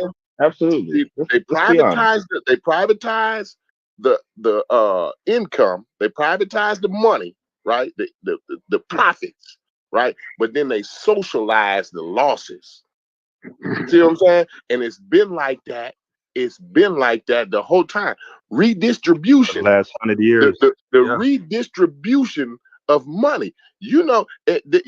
Redistribution is a capitalist's worst nightmare.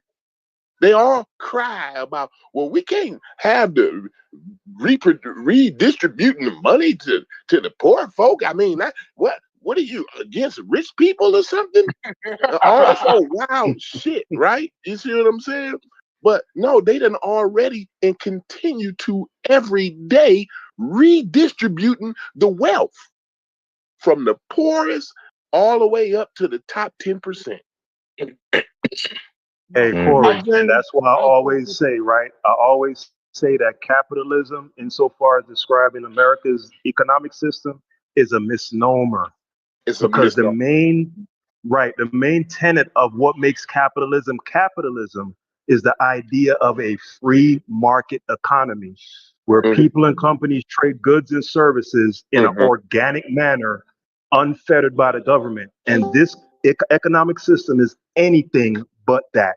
It's neo-feudalism. Neoliberalism. What it is. It is neoliberalism, not capitalism at all. I call it neoliberalism,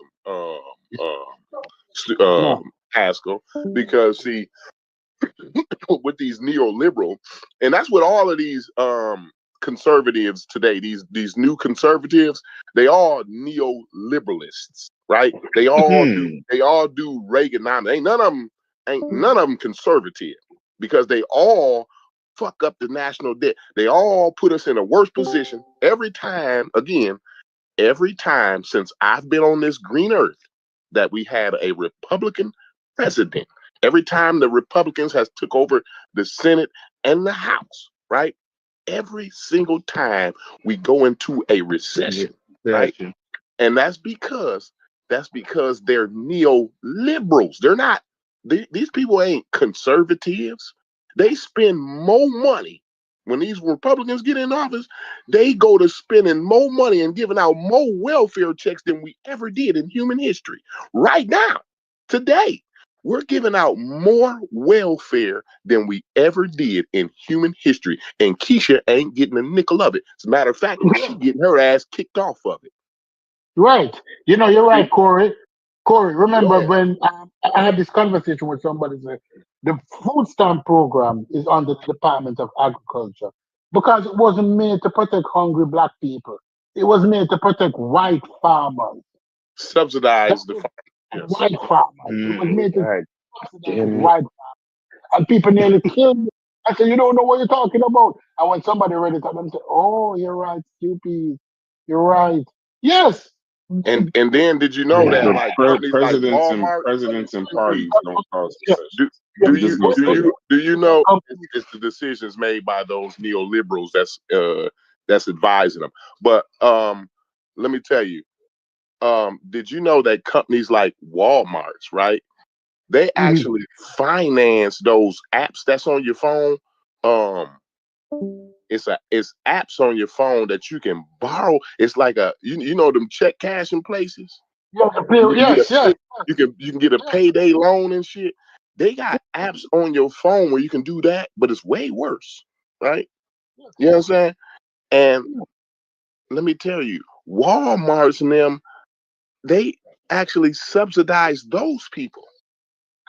Yeah. Walmart's and them give them the money to start up.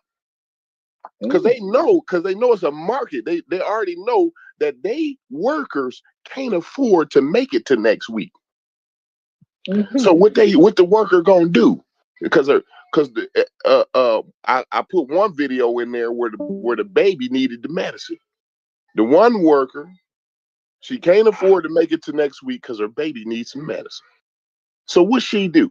She go online, she get her phone out, and she get one of these payday loans from one of these wild ass apps. You know what I mean? Charging her obscene amount of APR and interest rates. You see what I'm saying? And obscene, she wouldn't even have a clue. Then they asking for tips. They actually connect it to your bank account now, so they getting the money before you even get it. Yeah. So next week, you thought you was only gonna borrow it for this week, but you didn't know all of the fees and penalties that came with that, right? So next week when you get your paycheck, you're gonna re-borrow. Yeah. Sending you down a spiraling hole. It's predatory. The IMF on a micro level. But that's what people don't understand. What the perfect on the macro level is that they're bringing it out to the micro level. That ordinary people living loan to loan. This is the new version of the owe your soul to the something store. What that song there? That when people used to work on the plantation and they get paid in plantation money. You talking about sharing. Sharecropping. Yeah. Sharecropping. And you get the plantation money as pay, and you go to the plantation shop, and you go to the plantation supermarket, and you have to it's within the plantation. The money has no value outside of it. That's what it is now when you work for certain companies. And then the plantation owner says, well, we reported losses this year. Yeah. So if I'm taking a loss, you gotta take a loss. Right. Yeah. So like never make profit. Question would be to Chef, using that example, would he class the sharecroppers as failures due to their own lack of ingenuity or whatever, or would they be failures due to the built-in sabotage of how that business relationship was done? That would be my question. The thing is, them sharecroppers already can see it, right? But they just don't. They lie to themselves. Most of the time, when you get scammed, even today, Stupides and Haskell, right? If I was to scam y'all, both of y'all two, out of $1,000, I could still come on this lie. It's very likely I could still come on this Discord every day, and y'all won't mention it. Why? Because y'all embarrassed. Y'all embarrassed to let motherfuckers know that I scammed y'all too.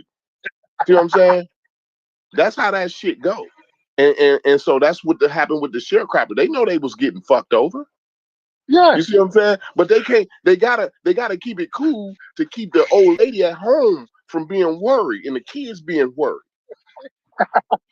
You see what I'm saying? Yeah, it's kind of they had to do what they had to do because that was the only game in town, right? You coming right out of slavery.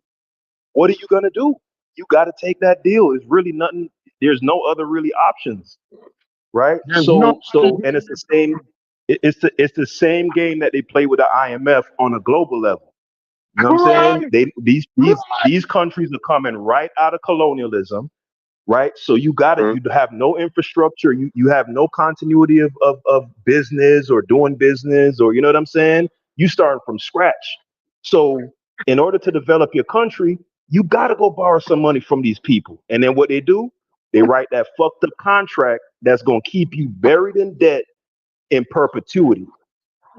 So the game is played here. Everybody signs to the contract though. Chef and Fetty, stop what y'all doing. Come off of mute. That's all I'm saying Y'all is, cook right? these niggas, So man. the Y'all, so the girl so the they the cooking girl y'all right now. is the same thing basically on a micro scale, right? The girl that can afford to get through the week, right? It's her responsibility to read the fine print, right? And understand that app is now connected to her bank account, right? It's her responsibility to know that they charging her 45% interest rate on the motherfucker. So for every dollar she borrow, right, she got to pay them back $1.50. You know what I'm saying? Huh? What's her other option? Her other option is to tough it out through this. And her baby sick. Your baby sick and need medicine. She can get the medicine. She can either get that medicine, right, and not have something else, because this is decisions that people make every day at school, right? People decide whether they're gonna put gas in their car or they gonna eat today, right? Those are the decisions that's made every day. And it seems funny, but this is the society that we've built. This is the society that we live in. This is the American. This is the America that we're comfortable with. This is the America that we became comfortable with. You see what I'm saying? So yeah, she has a responsibility, right, to be educated, because I'm in the same position as her. I'm not rich. I wasn't born with some type of silver spoon or no shit. Y'all see me, I work 90-hour weeks. Right. It's a sacrifice, right? It's do I want to go to my daughter's softball game, right? Or can I just send my dad there and my wife there to cheer for her, and I stay my black ass here at work? It's life decisions that's being made every day. I understand what you're saying, Corey. So now listen. Now it could be that I, right, pay the ultimate price, and the girl who got the other girl that got the medicine, right, she do good, right? Because see, now my daughter, the ultimate price might be that my daughter may say, my 9-year-old may say, well, Dad, that was kind of fucked up, bro. You ain't never come to none of my softball games. You know what I'm saying? And so I really don't fuck with you like that. See, those are things. Those are all decisions that have to be made. Your personality, who you are, is all based upon a bunch of decisions you done made. You see what I'm saying? Go ahead. No, you're right. You're right, because the decision, if you realize that you don't have the resources. Now understand, I am not arguing for Chef. Now he got to bail his crazy ass out. Now he done said a couple crazy things here. He got to bail his own self out of that. You know what I'm saying? Imagine, let's look at the scenario, Corey. After the medicine this week, next week is the rent. So now she have the rent and the medicine loan. Then she have, if that is a one thing, if it's one thing, it's okay. You can overcome it. But most black people around the world never just face one problem. When the kid's sick, no food not in the house. So now you decide, am I going to get food in the house, or am I going to look after the sick child? School due. It's always compounded. And it's compounded, definitely. It's always it's not one thing. When people say, oh, it's the medicine, chances are the child sick because the child nutrition never good. There's no good supermarkets in the area that you live. The last time, if you ask, if you point on a strawberry, the child can identify it. Absolutely, I agree with that. I used to tell somebody, say, now this girl was acting like she's all that. And I say, you know that your baby can't identify chicken leg. Your 6-year-old child never said chicken leg from him born. Or somebody will tell me that oxtail tastes like turkey neck. Jamaicans will get that. Turkey neck look like oxtail when you cut it up. And some people want to tell that oxtail tastes like turkey neck. And you say to them, you're joking. Oxtail in no way tastes like turkey neck. You've never seen. You've never seen a burger. There's simple things like that. Because what we face with economically from day one, it's easy to compound problems. So is that racism? Is it Get these racism? niggas, The Chef. compounding of the problems, or what? What are you saying, Chef? Yeah, I listened to y'all, and like I said, even in my statement, I said that racism, I believe in it, and I believe in systemic racism. And I said that racism do create disparities, right? Said it. You know what I mean? So now we're moving to the point where everybody go through this shit. All of the shit that y'all mentioned, right? Individually, and when y'all talked about the compound interest that countries go through coming out of colonization, all countries go through the same shit. You dig what I'm saying? So, and they all face exploitation from the previous their previous colonizers, right? Right. Fine. So where is anybody disagreeing so far? Now, I'm not even talking about particularly black people. I'm talking about every country that went through this. Right. Do y'all agree? So far, I'm walking with you. So far, go ahead. All right. I don't know if everybody else. I'm speaking for myself, though. Shit. I don't know if everybody walking. Go ahead. So far, I am. Everybody didn't go through it, but continue. Oh my God. So who didn't? What colonized country didn't go through this? All right. China. China. No. Yes, they did. No. Let's talk. Because when we talk about colonized countries, we need to establish this, that you have countries that have been established longer than other countries, right? African countries, not because it's the borders and on the map. When were they established? And when they were established, who were they established by? No, the majority of colonized countries weren't established. They're new countries. They're relatively new countries, less than 100 years old, in terms of getting their own autonomy. Would you agree or disagree with me on that? I can agree with that, but that's the majority of the countries. The majority of the countries in Asia and Africa and the Americas face the same issues around the same time. Are you serious? Give me an example. So you telling me India was India 200 years ago? No, it wasn't. There was fledgling kingdoms all through that whole subcontinent. Pakistan is new. India is new. The current construct of what we call it, China, that shit is new. Yeah, Are those y'all countries wasn't serious? even popping in the 90s and 80s when I was alive. But that's why. But that's why India is so fucked up. India is a failed state too, Chef. Yo, I'm saying India. Well, don't just pick India. India is doing hella good compared to African countries. The people at the top are. The people at the top are. As a population, fuck no. I would say Africa. I would say we would be in a good position if we had a country that was on the level of India. I wouldn't even be able to make this argument. I'm saying that. If we had an India, the conversation would be over. I would say y'all got it. Y'all right. If African countries are India, then there are many Indians. There are many India. See, now you're about to come with another excuse, bro. Nigeria is a India. If we're going to say India, Nigeria Excuses. Keep cooking, Chef. Nigeria is a India. Would you agree with me on that? If we're talking about Nigeria is an India. You talking about in terms of GDP, production? In terms of the population who is wealthy, the population who is middle class, and the population who is poor. India is the largest middle class in the world.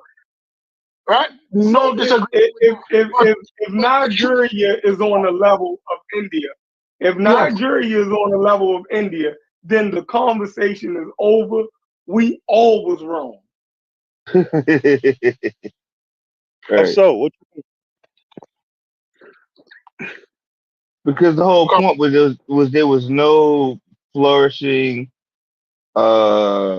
African country, no country with industry, no, you know what I'm saying? So if you're saying that Nigeria's on the same level with India, we would have just been wrong, you know? Okay, I But get That's what it. he's saying. flourishing. It's India flourishing. That's what he threw that Dr. York in the conversation because he didn't talk about India in the first place. I He just didn't. brought. You brought up India. You brought up No, India. no. I said to you, tell me a country, give me an example, and you said India. Give me an No, when example. you no Tell me when you my when apologies. you yeah, when you said India, I started talking about how India, you dig what I'm saying, was a fledgling, it wasn't India 200 years ago. No, You dig I what I'm didn't. saying? Like I I'm didn't. saying that political state of India, it wasn't that. You know what I mean? You had the Punjabi state, you had so many different, you know what I mean, factions of what, when they got independence, you know what I mean, they came under one governmental system. That was forced upon them by the British. You dig what I'm saying? Those people living in one state together under one political entity. That, like, so the same things that happened in Africa, I'm saying happened all across the world. It just didn't happen to Africans. And if those countries are able to dig their way up out of it, right? With the racism, the don't speak the same, all of the same shit. You know what I mean? Why can't African countries do the same thing? And you said Nigeria.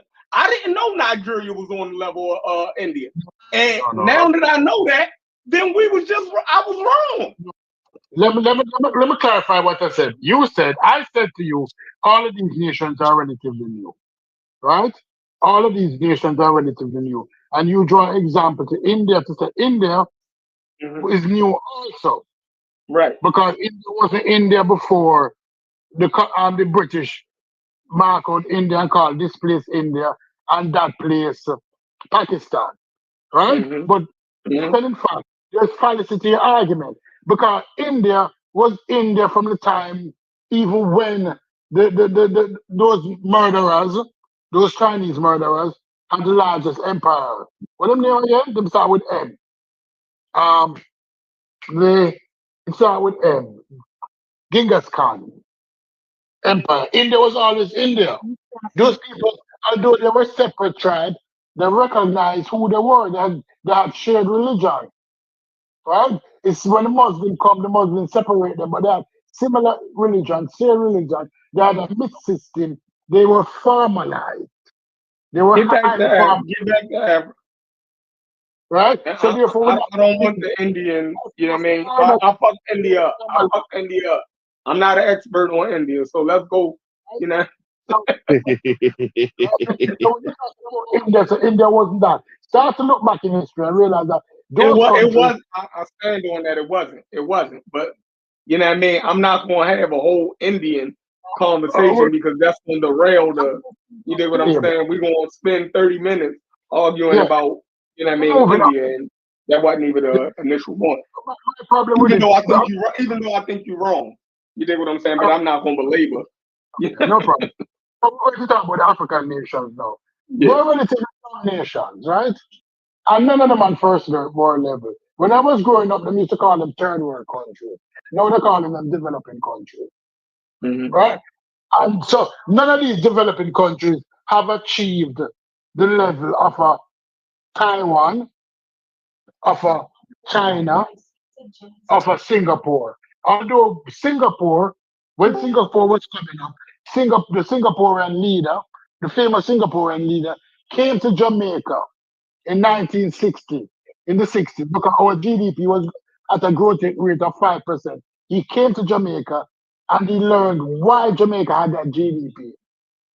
Because Jamaica was on a big growth rate, 55% GDP, until you decide to fuck with America, fuck with Castro, that destabilized us. But that's a different argument.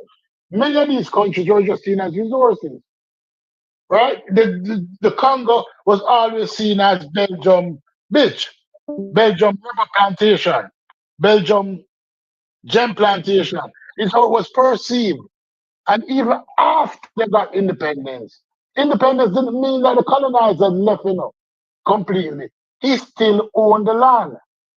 A lot of the great houses in Jamaica, like Rosal Great House, that tourists go to.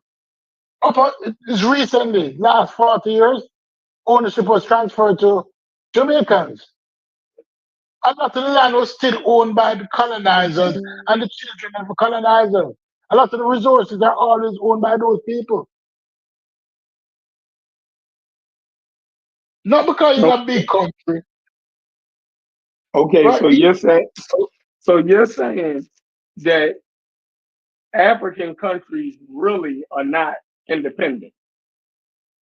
That's the only argument that y'all could be making. If Africa or if African nations are only the way that they are because of Europeans, then what y'all saying is that colonization never really ended. Never ended. Oh, okay. I can use the same argument. This is the disconnect in the argument because I'm coming from a position that colonization is over. So if y'all position is that colonization is not over and these people are left to their own devices, right? And I'm of the position that they was left to their own devices and they just made bad business deals and everything else. I think that was completely self-inflicted. And the only way to get out of that is by unfucking yourself. And the fact that they ain't unfuck themselves is their fucking fault. Do y'all get that? You know what I mean?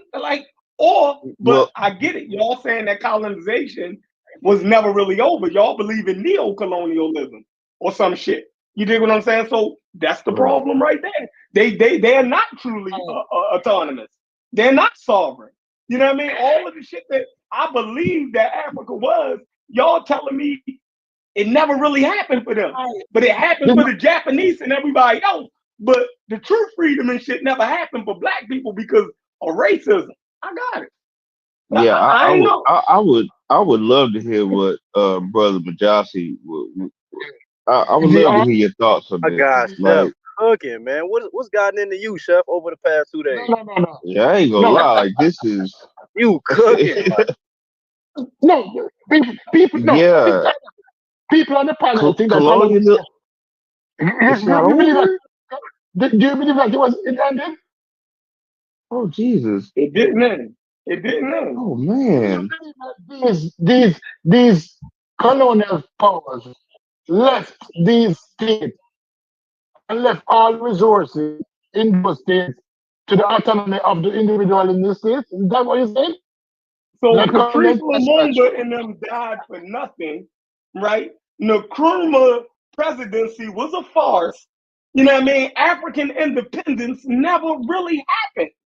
We've been living in a fantasy world since the 50s. It's basically, the white people are so bad that they pulled the biggest scam on the whole fucking, man, that's crazy as hell.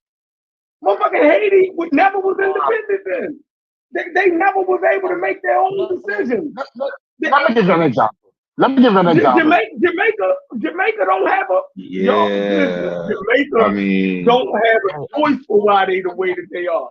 Because Chef, I'm trying to figure out because I think Stu P's really laid it out clear. Chef, I'm trying to figure out the question that you're asking.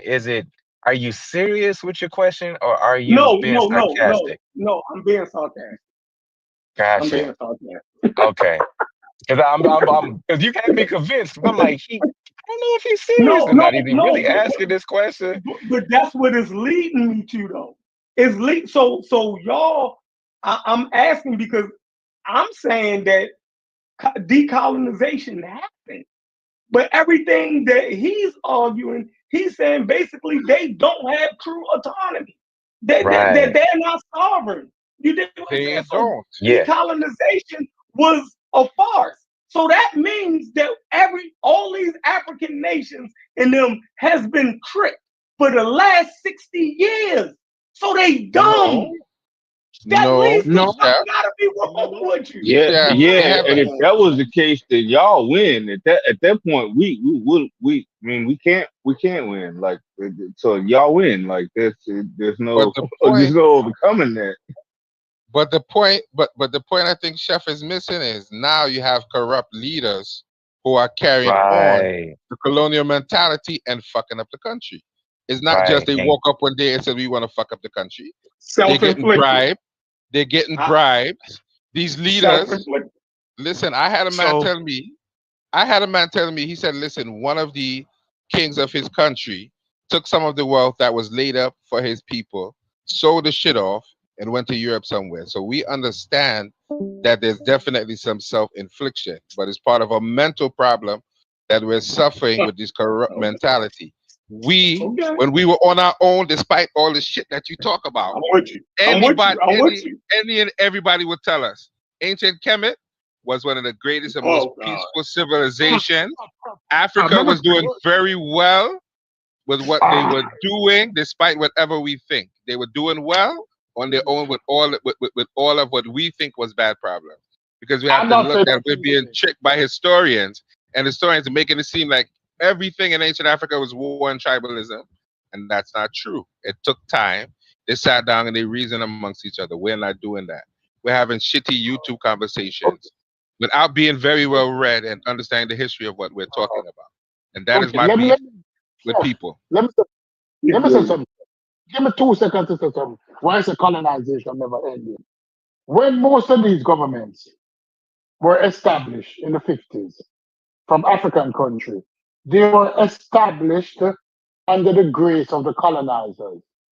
Whether it want to be Mugabe in Zimbabwe, whether it want to be Bustamante in Jamaica, everybody had to go down to the colonizers and kiss the ring and say, listen, we understand now that we're independent, but guess what? We will still fall in your accord.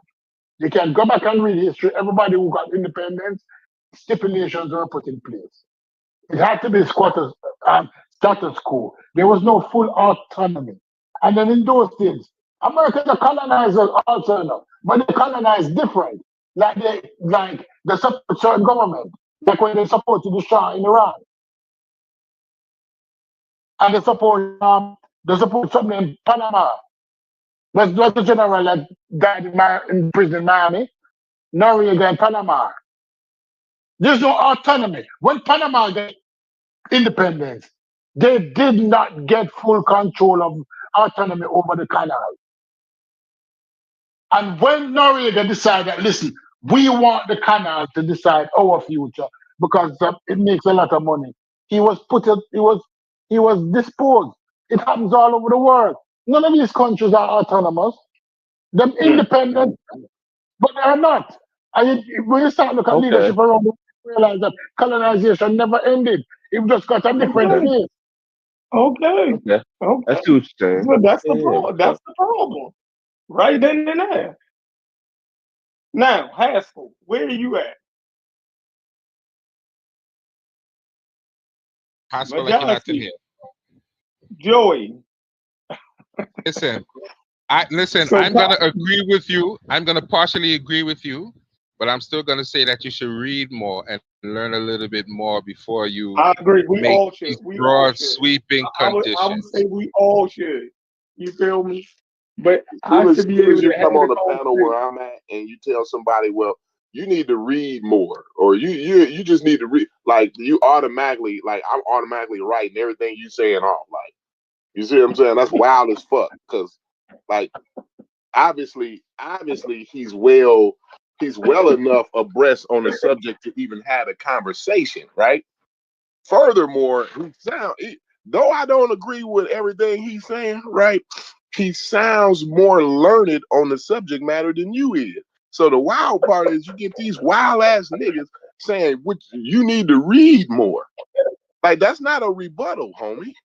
That doesn't rebut or disprove what Shepard said. Corey, What it shows is that I agree. all you got. I agreed with what he said, but Well, I what do you still need to? said he But should now he read need to more. read more after he. I need to read more too. I need to read more too. So it's not Bro, just that's him. a wild ass response, bro. It's a Well, wild then, ass response. well, And then it's it's a wild ass response. But then it's a wild ass response that I'm not standing down from. I think we all need to read more and be more well I ain't informed. saying I'm you not do standing down. I'm just saying, like, Well, it's a wild I ass don't give response. you no That's credit. gonna be my response. When I'm on the panel, right, that's automatically not Corey, giving you that no doesn't. point. Corey, I can tell how well read Chef is on the issue by the way he's talking. Whether he's halfway well read, not well read at all. So I'm not saying the man didn't read nothing. I'm saying I So, could tell he needs to read more. Just like I listen, need to all read he more. need to do is be And I know abreast that. of the subject. Because ain't Well, he have to read to do that, does he not? nothing. So you don't have to read? Nobody, listen. Wow, Corey. Jose, That's some wild shit. Jose, calm down. Listen, nobody's on the panel, on this goddamn panel, is an expert in shit. Not a damn thing. Not one subject that we talk about is any expert ever came on any of these panels. You see what I'm saying? So, like, the whole, well, I can tell how much he read and how much he did. Man, get the fuck out of here, bro. I'm not standing down. I'm not standing down because watching YouTube videos clearly doesn't inform anyone of real life. You have to dive into some sort of academics. I'm not standing down on that. Corey, I love you. You're my brother, but you just a wild bro. You just out here. You're wild and you're outspoken. That's why we love you. And I'm sure under all the talk he talk, you're well read too, Corey. So don't act like you don't read nothing. I You don't just watch know, a but YouTube video. Jossie, Don't do you that. might have Don't a do that, point. Corey. I'm not accepting You that might from you. have. Because I know you Corey, let read me give too. you an example, Corey. Let me give you an example. Joey, go ahead, Corey, let me give you an example. Slavery ended when exploitation of black workers, especially we talk about sharecropping. When did that end? When did that end? Was it? Would That you shit went classify? up into the 60s. Sharecropping Yeah. went on up into the 60s. And would you classify sharecropping as a quasi slavery, especially those persons who didn't get paid in American dollars? Those persons Exploitation. who got paid. It was high level exploitation. You know what I mean? I will agree. High level exploitation. And the same thing happened for all of those countries. They were given independence, but it was slick. They're slick with it. Listen, you might not like Francis Question, but I'm black, and everybody, you know. It cannot be natural for some people to be so evil. But, but when you start looking at it, I want to say something, but I'm gonna sound like a complete sellout if I say it, so I'm not gonna say it. Y'all go ahead. Say it. Because here's the thing: everybody's experience is not the same. I know my family's history, and actually, I'm not saying sharecropping was a good thing. That's not what I'm saying. But my family did come up off of it. I'm just saying, like, it might not have been the same for everybody. I'm just saying, like, but like, yeah, like, you can't speak in absolutes with anything. You feel me? Okay, I hear you. Yeah, I'm just saying, like,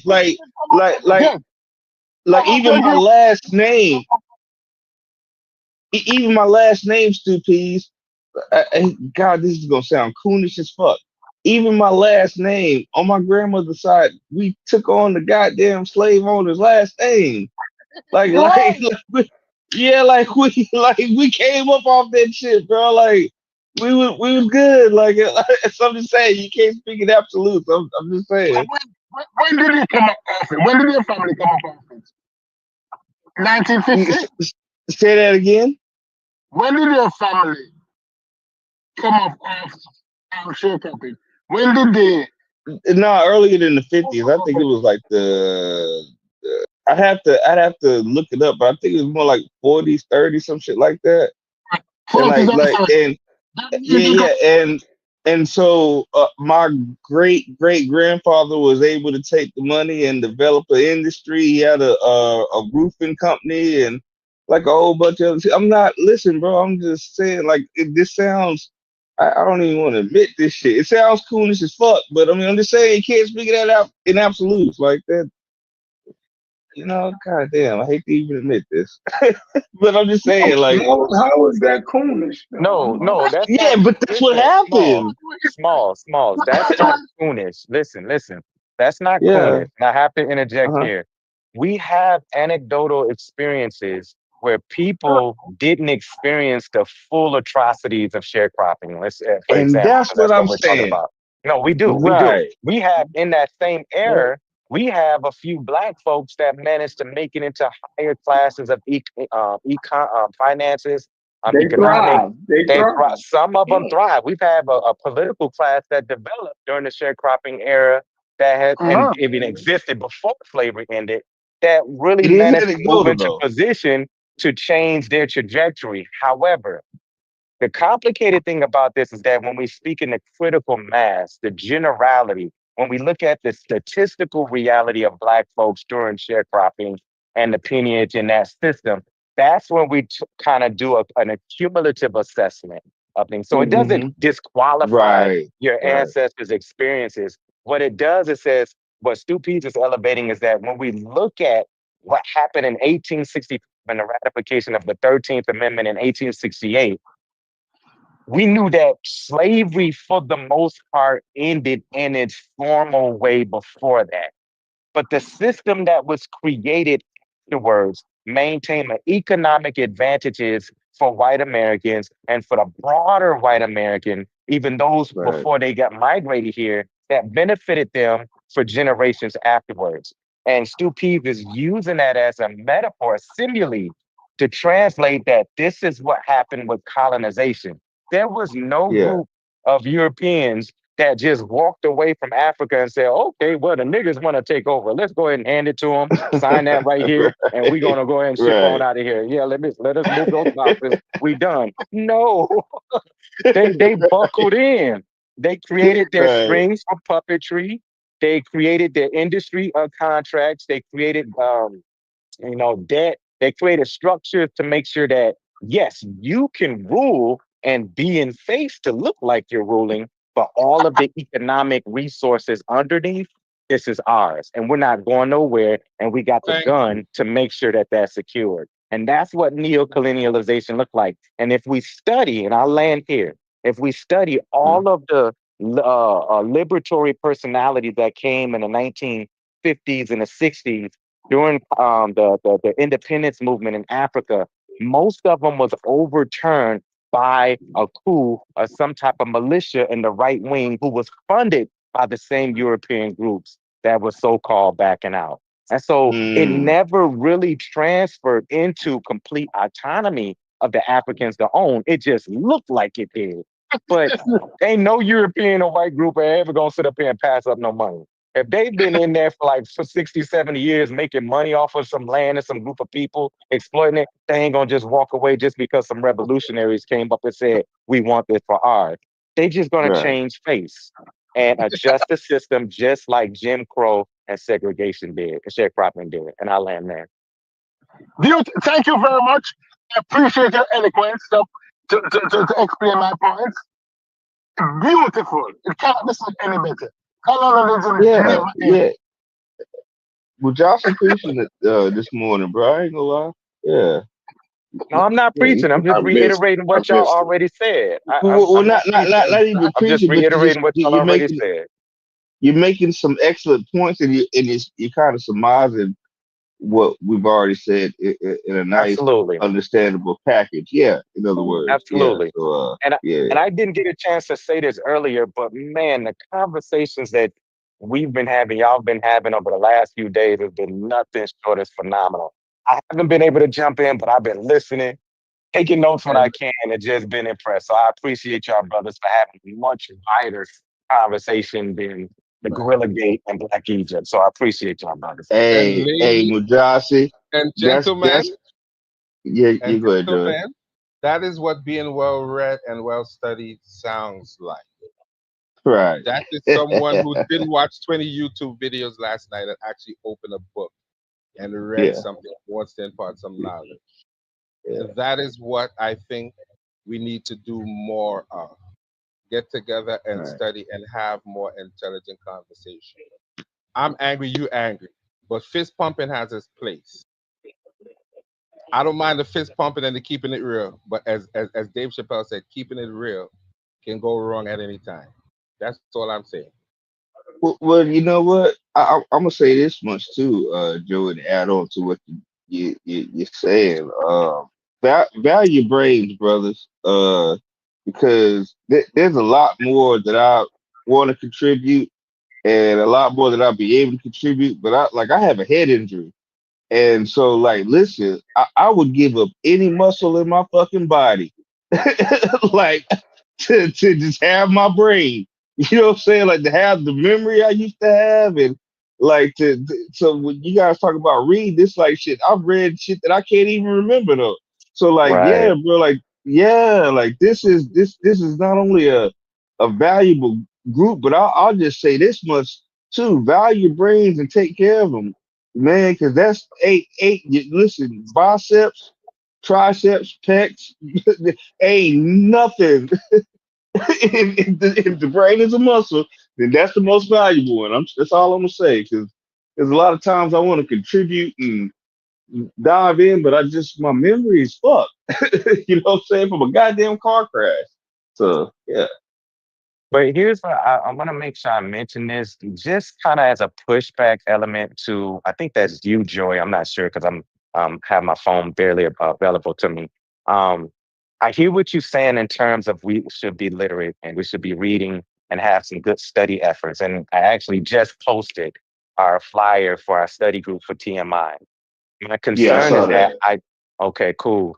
I don't want to create or even advocate any position of elitism around studying and literature and going into reading because I say that because some of the most deepest wisdoms I've ever gotten from people were from people who was unread, people who just know how to observe the environment, who knows how to just analyze people, who knows how to see and just assess their experience and try to ask questions and make sense of it and having deep dialogue with people.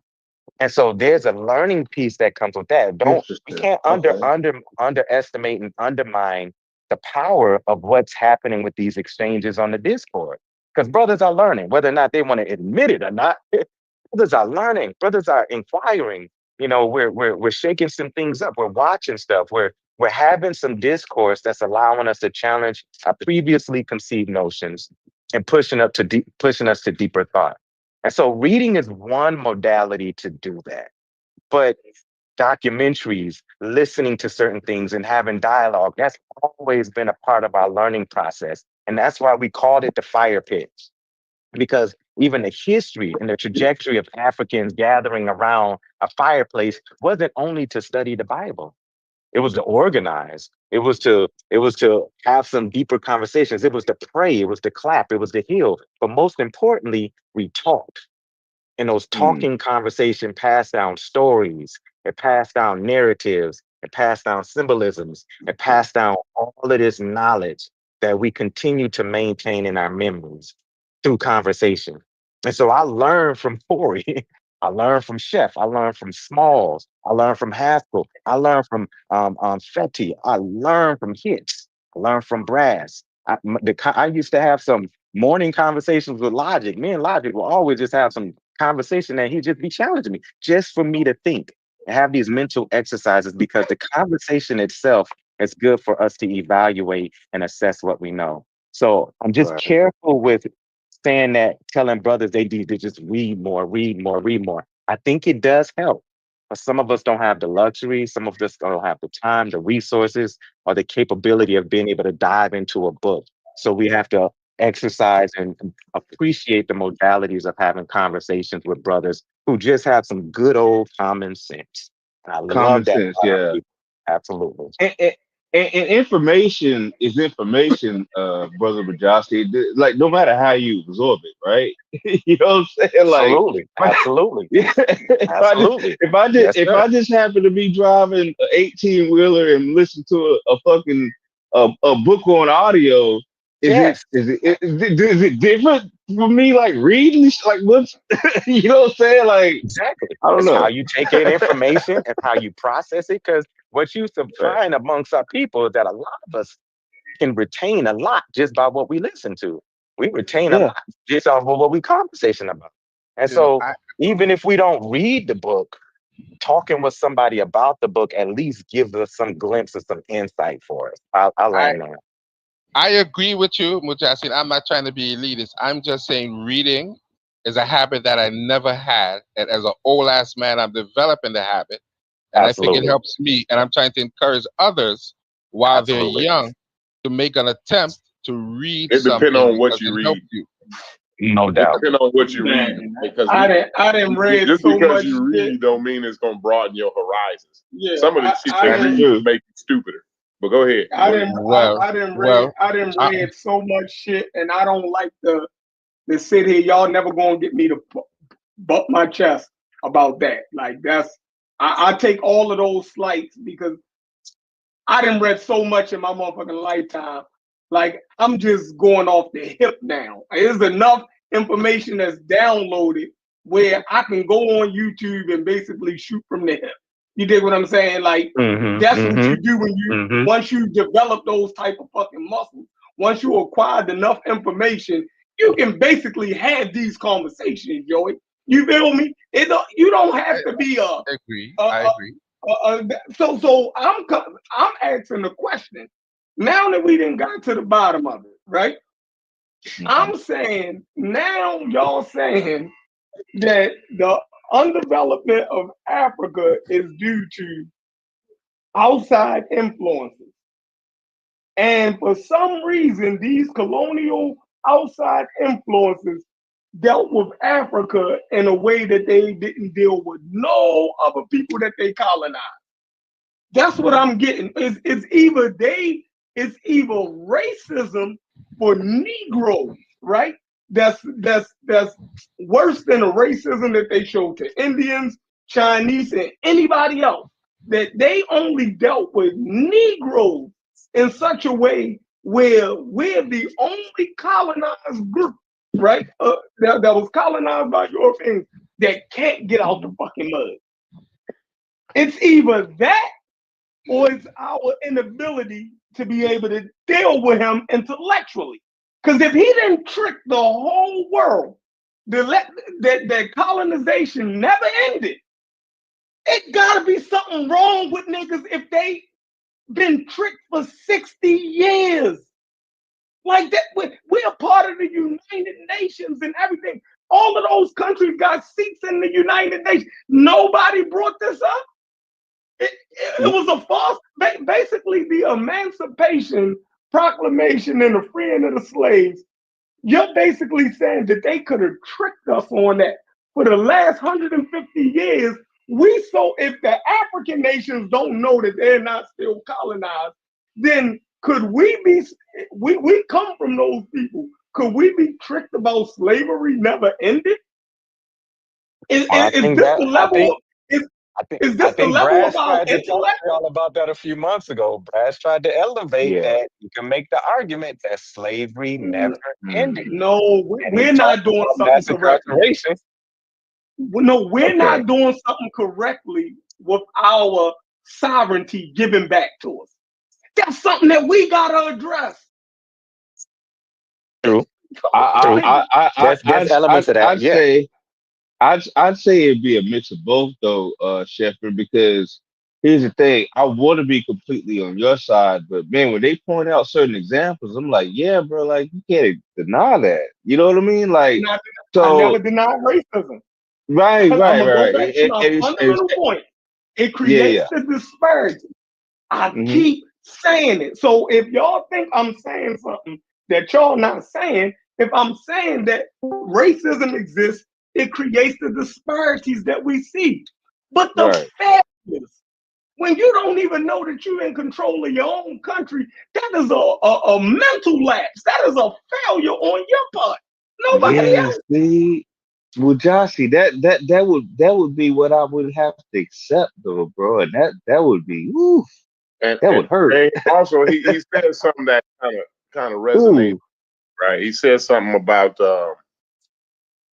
is the racism against black people the worst kind of racism? Basically, like they do racism with black people different than they do the rest of the world. Is that? Yeah, You know what I mean? like That kind of caught me right. That made me pause right there a little Yeah. bit. Yeah, I that's don't a know. it's something to consider. And here's what I have to, clearly I'm always transparent with y'all of what I know and what I don't know. And I don't know the dynamics and the geopolitical histories of India and British dealings in China and their dealings in other parts of, like the Polynesian areas. Especially when Their dealings Mexico can exist right next door right, to America. exactly. You know what And I mean? so It's hard for me to fathom that racism is somehow different for the African countries when Mexico can exist right next door.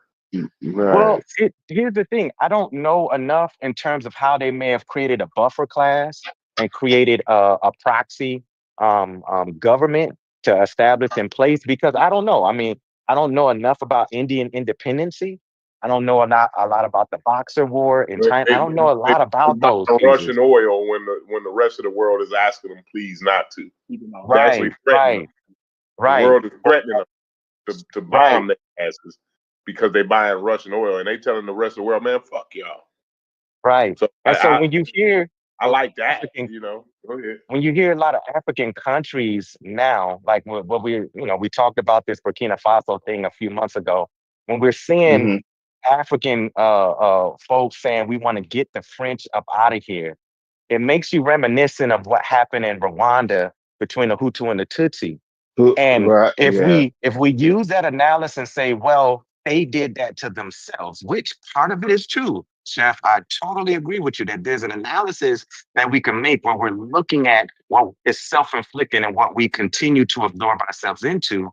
We still have to hold space for the analysis of how much did the Belgians and the French create the dynamic between the Hutu and the Tutsi that end up transferring to that civil war that they end up having in the 1980s. And so that's I think the 1980s, 1990s. And so that's the complicated piece that we have to examine that both do exist and that there is I'm a piece that sure we they can't played some create a pretty hard money. blameless African. Yeah, we can't create a blameless African in this because, like I said in the post, part of our adaptation was us feeding into our own avarice, our own selfishness, and being able to create our own insulated pocket of class to fulfill our own interests. And that's the corruption that we see in Africa. And some, even if we go beyond that, they've criticized even Mandela for being a part of that puppet proxy government system, even for South Africa.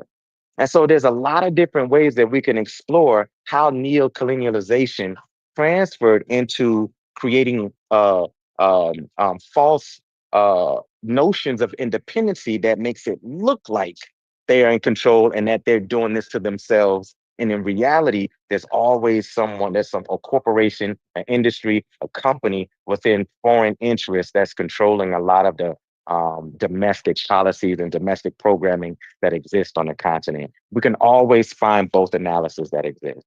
I'll land there. I can't believe that y'all are allowing Chef to beat y'all on this argument. It's taking everything in my power to stay out of this conversation so he could get a win on this. What are you hearing, Braster? Were you saying Yeah, Right, it's what what are I'm you not. hearing? No, it's what I'm not hearing. Y'all so focused on racism. Y'all ain't saying nothing about chattel slavery. Y'all ain't saying nothing about Jim Crow. You ain't saying nothing about Reconstruction. Nothing Oh, you like missed the piece? you're talking We about. talked about Jim Yeah, Crow. We but did. Peas brought it racism. up. The That was different forms of context of racism African country. is a different argument. That slavery that we were under, the chattel slavery, is completely unique in its use on this planet. Like there's Right, no. It was meant to wipe us out. It wasn't right. meant. It wasn't indentured servitude or no. It was in. And then right after that, you know what they gave us? Nothing. Reconstruction. And then you know what they gave us right after that? Jim Crow. And then you know what they gave us right after that? Civil rights movement. We're literally, as far as like people on this particular side of the world in the United States, we're nowhere near where we are, but it's because what we went through was unique. And it's not an excuse. It's not a damn this, that, nothing. Now some people I agree. Some people would Chef say, this is why I didn't fight him too much on it, because he didn't say all.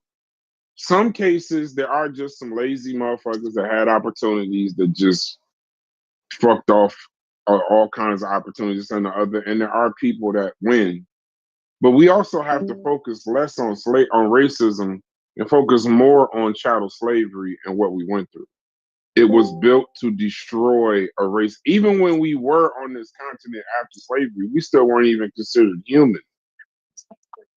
Right. So now there was I think that the conversation was more in the context of the Yeah. Sovereign nations. Sovereign yeah, nations. Yeah. African Yeah. okay. than, Absolutely. Yeah. That's because I would agree with you there. Definitely. yeah, I agree with you, Brad. I Okay, think, then I yeah, fucked we're it up. somewhere I else. guess I Yeah. want to kill Chef so bad. I'm just fucking up the conversation right now. But somebody got just to for no kill Chef. reason. Somebody got For no reason. Listen.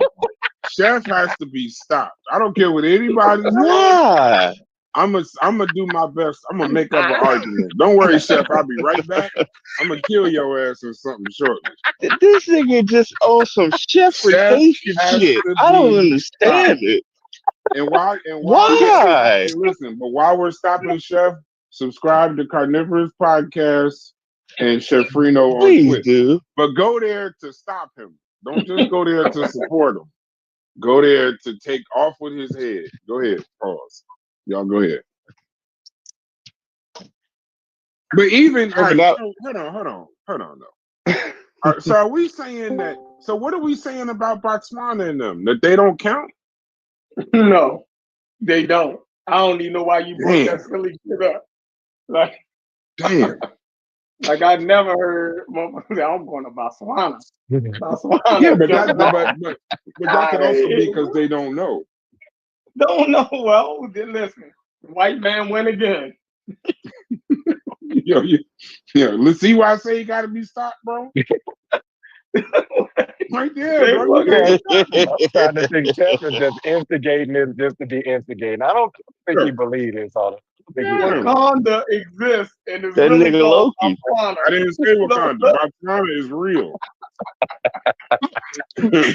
Botswana is a real place. This nigga that brought up some Zulu. Like, I said Botswana because you don't know it. Right. No, I know you just don't know what's going on in Botswana. You don't know what's going on in Ghana. I don't either, but I know it's successful. Look, Botswana is some Zulu. So now you telling me some Zulu then got it jumping. And, no, sir. I'm not. No, Botswana gained their independence. I had to look it up. I'm being honest right now. Botswana gained their independence in 1966. It was one of the poorest in the world in 1966. They used their diamond wealth wisely. They avoided corruption compared to their neighbors, and now has a higher per capita GDP than South Africa and is praised for its stability and governance. Barbados, former British colony, majority black, has a strong tourism financial sector, transitioned to a republic in 2021. GDP per capita is in the upper middle income range with higher living standards than many European post-communist states. Cape Verde, Mauritius. Now you could say they don't count because they're small, but look at all the other small places that's fucked up. Like they actually did it. Yeah, Cape Verde. Cape Verde, small island nation, resource poor, but invested in education and political stability, consistently ranks highest on democracy indexes in Africa. Mauritius, multi-ethnic, in Africa, transformed from a sugar economy to a finance, IT, and tourism economy, considered an African tiger with one of the highest human development indexes in the world. These are examples. Now you can ignore them. That's Mauritius. You can ignore them because you don't know them. You got it. No, I'm just saying you can ignore them because you don't know them, but they do exist. I'm taking this good information in. You feel me? This is good. This is why they say we hate Africa, though, Chef. I'm be honest with you. Why? This is why the chat literally says we hate Africa. Literally. No, this is why. It's what we then got to. I don't know if you was here. Okay, is that colonization never really ended. This is what they're saying. They're saying that the reason why Africa and black countries in both hemispheres is the way that it is because colonization never really ended. It ended for everybody else besides black people. We the only people that still afflicted with it. And that's causing all of the deleterious effects that we see in the economies of black people and everything else is because we've been tricked to think that colonization ended, and it didn't. This is what I'm getting. And it's still puppeteers, right? Africans are not smart enough to see that the previous colonial powers is still a puppeteers of all of the strife and disparities that's happening to African people. We just can't see it. Just But a, they a, did. a little bit of clarity, Chef. I don't know enough Right. about other British colonized places to say if if neo-colonization don't exist in India and China and other places. I don't know enough. I don't know that history enough to say that. So it's not a fair assessment to say that only Africans didn't know that and everybody else got free and they're good. I don't know that enough. I wouldn't say that. The hunch, So they could theoretically, be I would fucked say, up too. yes, they could be fucked up too. And Because theoretically, I would even say that there is a neo-colonial class that exists in India that probably still exists to this day. So I'll land there. let's be clear. Now, this is where Chef, you can't even argue the point with Chef on this. This is, and if you argue this, then you're just trying to argue. Even if the formal colonization ended, who controls that power, that money, and those resources? Even the military and weapons, in most cases, is still colonial. It's still there. So you can France still intervenes in shit in regards to West Africa today.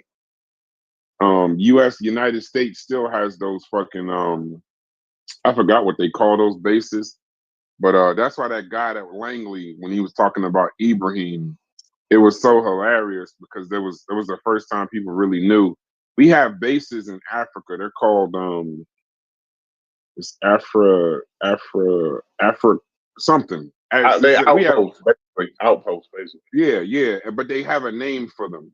So we can act like look at what China's doing in Africa right now. The colonization, while it may have formally, like I said, ended, but those resources, it's too resourceful, it's too much money, it's too much. It's still a struggle for power over there in Africa. So he wouldn't be wrong in that. But I was just speaking about us here because I ain't gonna finish my sentence because that's literally what they say. But I don't really. I am gonna finish my sentence. I don't really care what's going on over there. It doesn't keep me up at night. But what happens to us here is what I would be more focused on. And I'm telling y'all, chattel slavery was a motherfucker. And to go from that to Reconstruction to Jim Crow to Civil Rights Movement, it was difficult. And even in those cases, I would say some of that shit is our fault. But to say racism, it's I think he said something along the lines of it's just ourselves is the failure. No, racism can make you fail. With no fault of your own at all. There's definitely specific situations where systemic racism can shut down any fucking thing that you're trying to do, no matter what kind of will or resilience that you have. There's certain parts within that systemic racism that there's just nothing you can do. So what about what about yourself? How do y'all assess yourself? If racism was such a driving force, then how was y'all able to maneuver around it and live the lives that y'all want to live? And That's I a real good guarantee you, question.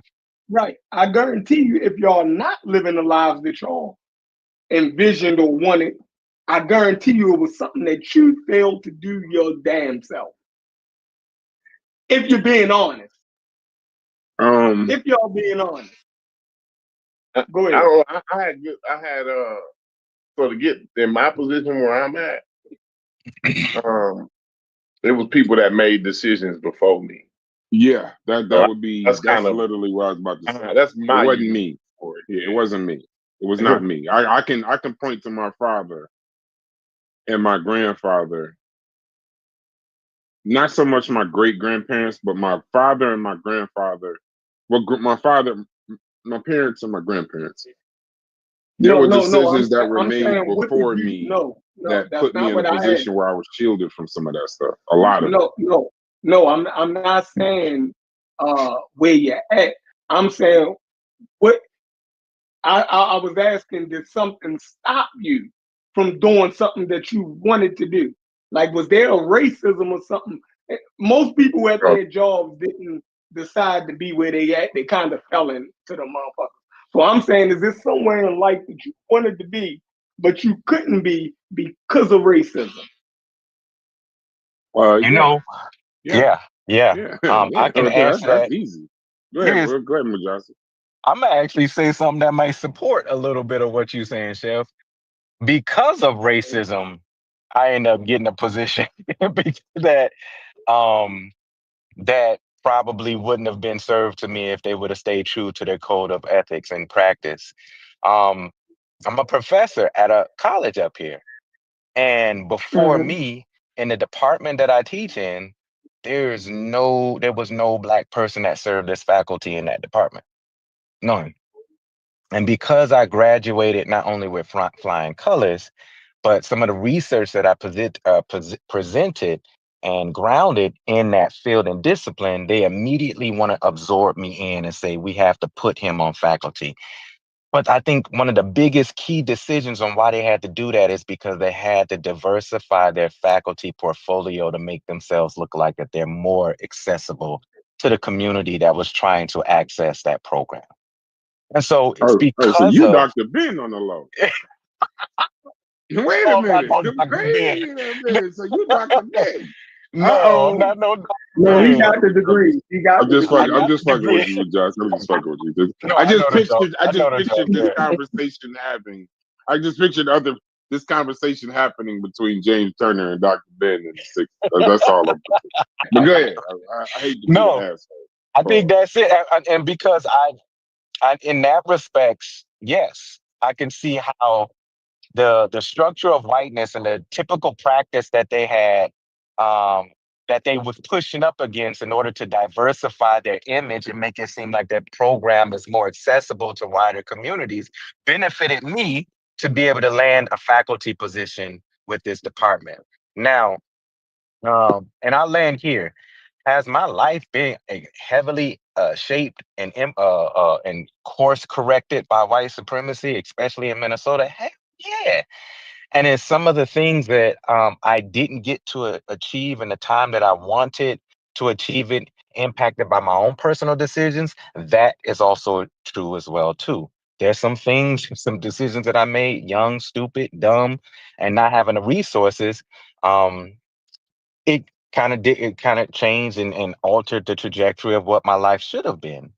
And unlike my brother Brass and what he described, I didn't have the generation before me providing a blueprint, providing a path, providing resources, providing insight to be able to curve the direction that I was going. It just didn't exist. And so there's a lot of things that I had to push through because of what we call the intergenerational transmission of their experiences with racism and how it dictated the life trajectory of my life. I had to still push through those barriers in order to get the degrees, in order to buy my home, in order to start my family and stabilize my family and do some of those things. So yes, both exist. Am I impacted by white supremacy? Yes. But did I also make some decisions that impacted my decisions around that? Yes, as well too. And that's why I encourage you and want you to read that article that Dr. Bobby Wright wrote, because his analysis on Black suicide in the 1970s and the early 19 going into the 80s, he died in 82. It gives us an interesting approach and how we examine the decisions that we make, the resources that we have, and what unfolds in our life that's dictated by social factors that we don't see. And I'll land there. Yeah, even excelling in the field of even excelling in the field of real estate, excelling in the field of finance and investing. Racism is sad, but I know I pay more because of the areas that I have to, in order to compete in certain areas, I'm kind of locked out of as far as investment. There's a lot of conversations that I'm locked out of, places I'm locked out of. So even while saying I'm successful, right, I'm not where I want to be. You know, I'm not where I know with the same amount of work where I could be. And then there's just little stuff like there's not a guarantee that even what I'm trying to do is going to work because I don't know what they're going to do to lock my son out or to lock my, there isn't no built-in measures to, there's no built-in, it's like you're walking a tightrope because there are no built-in measures for stupid generations of my family. There are situations where, like like George Bush Sr., George Bush Jr. could be stupid and an absolute idiot and asshole, but still go to Yale, still be the governor of Texas, still be president of the United States. I don't have that leeway, that human leeway. It's just we're just expected to do this. I know, and I also know, Chef, another place where racism affects me, even though I've been lucky so far. I've also been lucky enough to not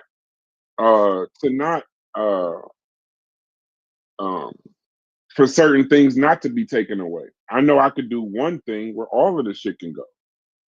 I can get a DUI. I can get an assault charge. I can make a mistake, a human mistake, human error. But my human error could throw away all, pretty much everything. So yeah, it's affects what's going on with us. What did you say, Corey? Oh no, yeah, I'm listening, bro. Hey. Yeah, no, I mean, so I don't agree that I just don't agree that when we say that the mantles of racism, this, that, and the other. I always thought that appraisal thing was a myth. I hear people say it all the time with I just changed the pictures in the house and got a $300,000 valuation. I'm in real estate. I've never seen that shit happen. But I do know for a fact that properties I have, the amount of work I got to do compared to what somebody else has to do to get them to appraise at a proper price, to be able to purchase them at a proper price or a proper price where I can make a profit. Yeah, it's a little different. So, but now here's the thing, Chef, and this is why I say when my parents get involved. My parents taught me more about the residuals of real estate and the residuals of finance versus trying to be a for-profit financier. So the long game of finance, I wouldn't have never known that because it takes that kind of experience. And I'm sure they had to go through a lot of bullshit that I just didn't have to go through, that I was shielded from. Remember, there's 13 other versions, or there's 12 other versions of me that went ahead of me and all my sisters and brothers. So I'm an anomaly in a lot of this shit. That's why I don't like to throw success in people's face, because I know very well in the same set of circumstances, it wouldn't have been that way. If my father would have gave up, if my grandfather would have gave up, I could still be on a fucking farm in Ohio, bro. So I don't like to quote unquote toot my own horn. I'm lucky, but I'm well advised, right? So I'm where preparation met hard work, and I allowed the luck to happen. So it wasn't devoid of racism. It was in spite of racism, with racism working just as hard to take away my success versus stop me from being successful. I think that's kind of like now he can speak for himself, but I think that's kind of the core of Sheffrin's argument, right? the fact that you can move the way you move in spite of racism, white supremacy, or systemic racism. Why can't them countries do that? Global politics is different, Corey. You know that. Yeah, I understand Yeah, that no, I'm just saying, global like, politics is different than the individual, but I'm talking Yeah. about the in spite of, right? The in spite of part of it. Right? Mhm. I think that's kind of the core. Now he could step in and correct me, but I'm thinking he's saying that's kind of the core of his argument is in spite trade embargoes and tariffs, right? In spite of all of the threats and the divide and conquer and they funding your next door neighbors and arming your next door neighbors, in spite of all that, right? You figure out a way to overcome that and still move through the channels and end up successful on the other end. Right, yeah, you got to do a little bit extra. Yeah, you got to call your white friend to put the pictures on the wall. You know what I'm saying, or whatever it is. You know, I went to a jewelry store one time, right? And I had one of my white friends, you know, buy the piece of jewelry for me. You know what I'm saying? Like, it's different ways to maneuver in the world, right? So I think what Chef's saying is why ain't they figuring it out? You know what I'm saying? Because India figures it out, and you know other countries figure it out. You know, so to speak, right? Why ain't That's the the African? assumption, Corey. That's the assumption. Because I mean, I don't know if they figured it out. Do you know that for sure that they figured it out? Okay. Well, so I think now it's still now. I agree with y'all when y'all talked about the arm of colonialism always kind of lingering around. Mm-hmm. But even so take Brass's story for example, right? Even in Brass's story, the systemic racism is still lingering around. I was telling Shepard, I think Fetty was on there on the call one time on the Discord or whatever, and I was telling him like for the overwhelming vast majority of my day, right?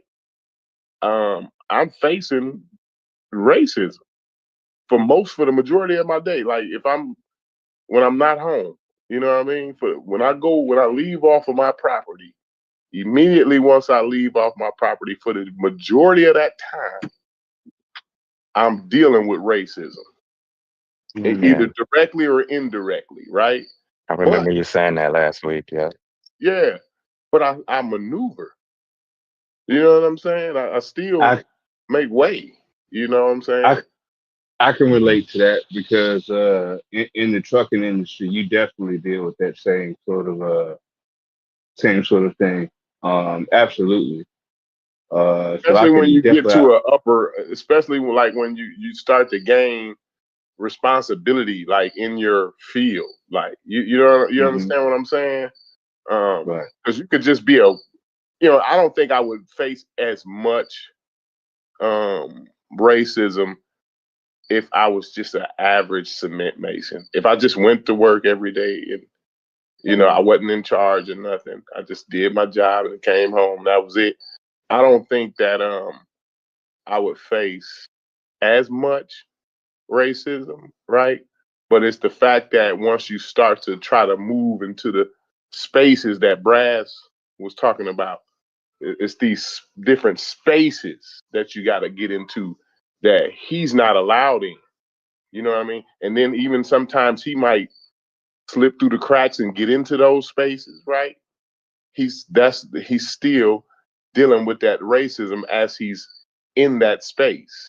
You know what I'm saying? So I'm saying But Corey, I hear both sides, but I but just want Corey, to know why can't the other countries do that? But go ahead, brother. And oh, then I want to get into that. After answer. Stu P's, I want to get into the country part because there's a few differences we're not addressing that would make it a little bit clearer based on countries versus individual. But go ahead, Stupid. Right.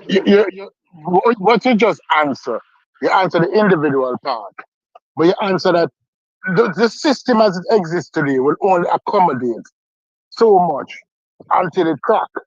So it's all right for many people of color, black people, to be successful. But when majority of black people starting to become successful, it's the system not will work as they want. It's going to crack, and they're going to retune the system. With the countries, it's hard because you are the focus of a superpower of a country with more resources than yours. Imagine you and Mike Tyson get into a fight. There might be 54 of you, but Mike Tyson focusing directly on you in his prime. You're going to get your ass busted up severely, and everybody's afraid of Mike. So nobody not coming to help you. Because they see you getting your ass busted left, right, and center. Uppercut, right, jab, tooth, everything out. Eye socket, break. That's what it is. So when people talk about, oh, I'm successful here, the system allows people to be successful. But once it passes mass, the system is going to readjust itself. It did. If we use Black Wall Street, they passed the critical mass for them to accommodate them. Them said, no, it wasn't a problem when those 2, 3, 4 uppity Negroes or 5% of Negroes are uppity. We can't deal with that. The system can accommodate 10% of uppity Negroes, but 50% of uppity Negroes? Oh no. Oh no. Now you're dealing with money and collective power dynamics. That's a See, I transfer don't of know. power right there. Hold on, but hold on. I want to stay on that country Go ahead, part. go ahead. I like No, go ahead. point. I just don't want to get away from the country and individual because there's some distinct differences that I want to bring up. And I then also looked up some stats so that we can get some clarity on a couple of things. But go ahead, Simone. Because the only thing about what Stupees just brought up, that goes from baked in to conspiracy. And that's where you kind of lose me a little bit. You know what I mean? Like what you kind of describing is some intentional keep a black man down type of, like, I'm not convinced on that shit. I can go with the baked in shit. You know what I mean? Like the systematic, is what it is type of shit. But this, like what you just described was like, let's not let these niggas come up. Like where's the proof on that, though? No, I don't And think so it's a it's a proof. clear I don't think that's a proof statement. Yeah, I don't think he's doing that. So you said, Okay. Smalls, and this is just a question, and because I like the dialogue.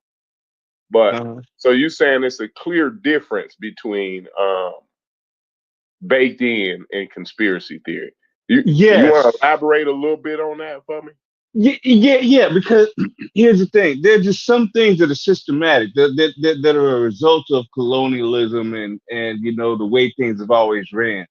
But I think people take it a step further when it's like, this is meant to keep the black man down type of shit. Like, I don't know about all of that. I mean, maybe, I'm not saying it doesn't exist, but I don't know. Like, you can kind of. What if you have a government official who admits on national TV that he created a policy to lock up people through the drug laws? Say his name, please. Please say his I want name. you to say his name because No. Say his name, please. Just say his name. I can't remember. No, it wasn't Biden. It was like under the Nixon administration. Literally. No. It was Nixon. It wasn't Nixon, but who was it? It was Nixon. It was Nixon, but I thought it was somebody else. And he brought the people in. It was the same people that he brought in to turn them damn Democrats to work on them Southern Democrats. Yep, there was strategy. Literally a system. Like, hold on. When we talk about, I wanted to talk about countries, but now we about to have a motherfucking political conversation. Let's go. Let's go, something, bro. When y'all talking about conspiracy and all this other shit, I did it already. Chattel slavery. What you don't realize in chattel slavery is the fucking unpaid labor Remember, now listen, we so focused on, I call it shadow slavery, but chattel slavery. And in that time, we talk about all of the things they did to us during that time. Corey, what was the main thing that they didn't do in regards to us during slavery? They didn't fucking pay us. Right. It's 250 years of one class of people unpaid labor. Right. So the Right. world, so no one, everybody, when we talk about the brutality, we talk about the this, that, and the other. There was a theft of wealth. So now, when they finished slavery, these people started from fucking zero. And then as soon as the slavery ended, they started black codes. They started locking you up for crossing the railroad tracks. They started telling, they start like so then they promised you these things, never gave you none of it. And then even after Jim Crow, you couldn't own no land, no school, no vote, nothing. Even after that, then they redlined us into all these specific little areas where you could live and you couldn't live. And then guess what they told the banks? This ain't conspiracy. Guess what they told the banks in the redlining with those black neighborhoods? Do not lend. 3 words. Yeah. These areas were marked: do not lend, do not invest, do not build. Yeah, we don't talk about gerrymandering. So yeah, that's no. Yeah. But see, that's the and these are federal maps. Redlining, not gerrymandering. Yep. No, I'm talking about redlining. These are I'm talking about Federal federal policies. homeowner maps with red line. It's where the shit comes from. And they That's were told not to that do ever nothing happened in them to. areas.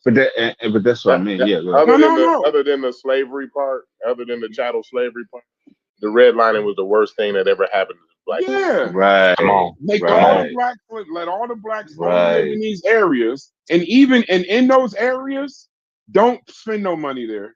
Investors were told don't do only specific shit. That's why you see all the same shit in the hood: liquor store, church, Chinese store, nail shop. You see the same shit because those are the people that you can profit from that shit. Everybody else is told not to invest. But hold on, it goes deeper than that.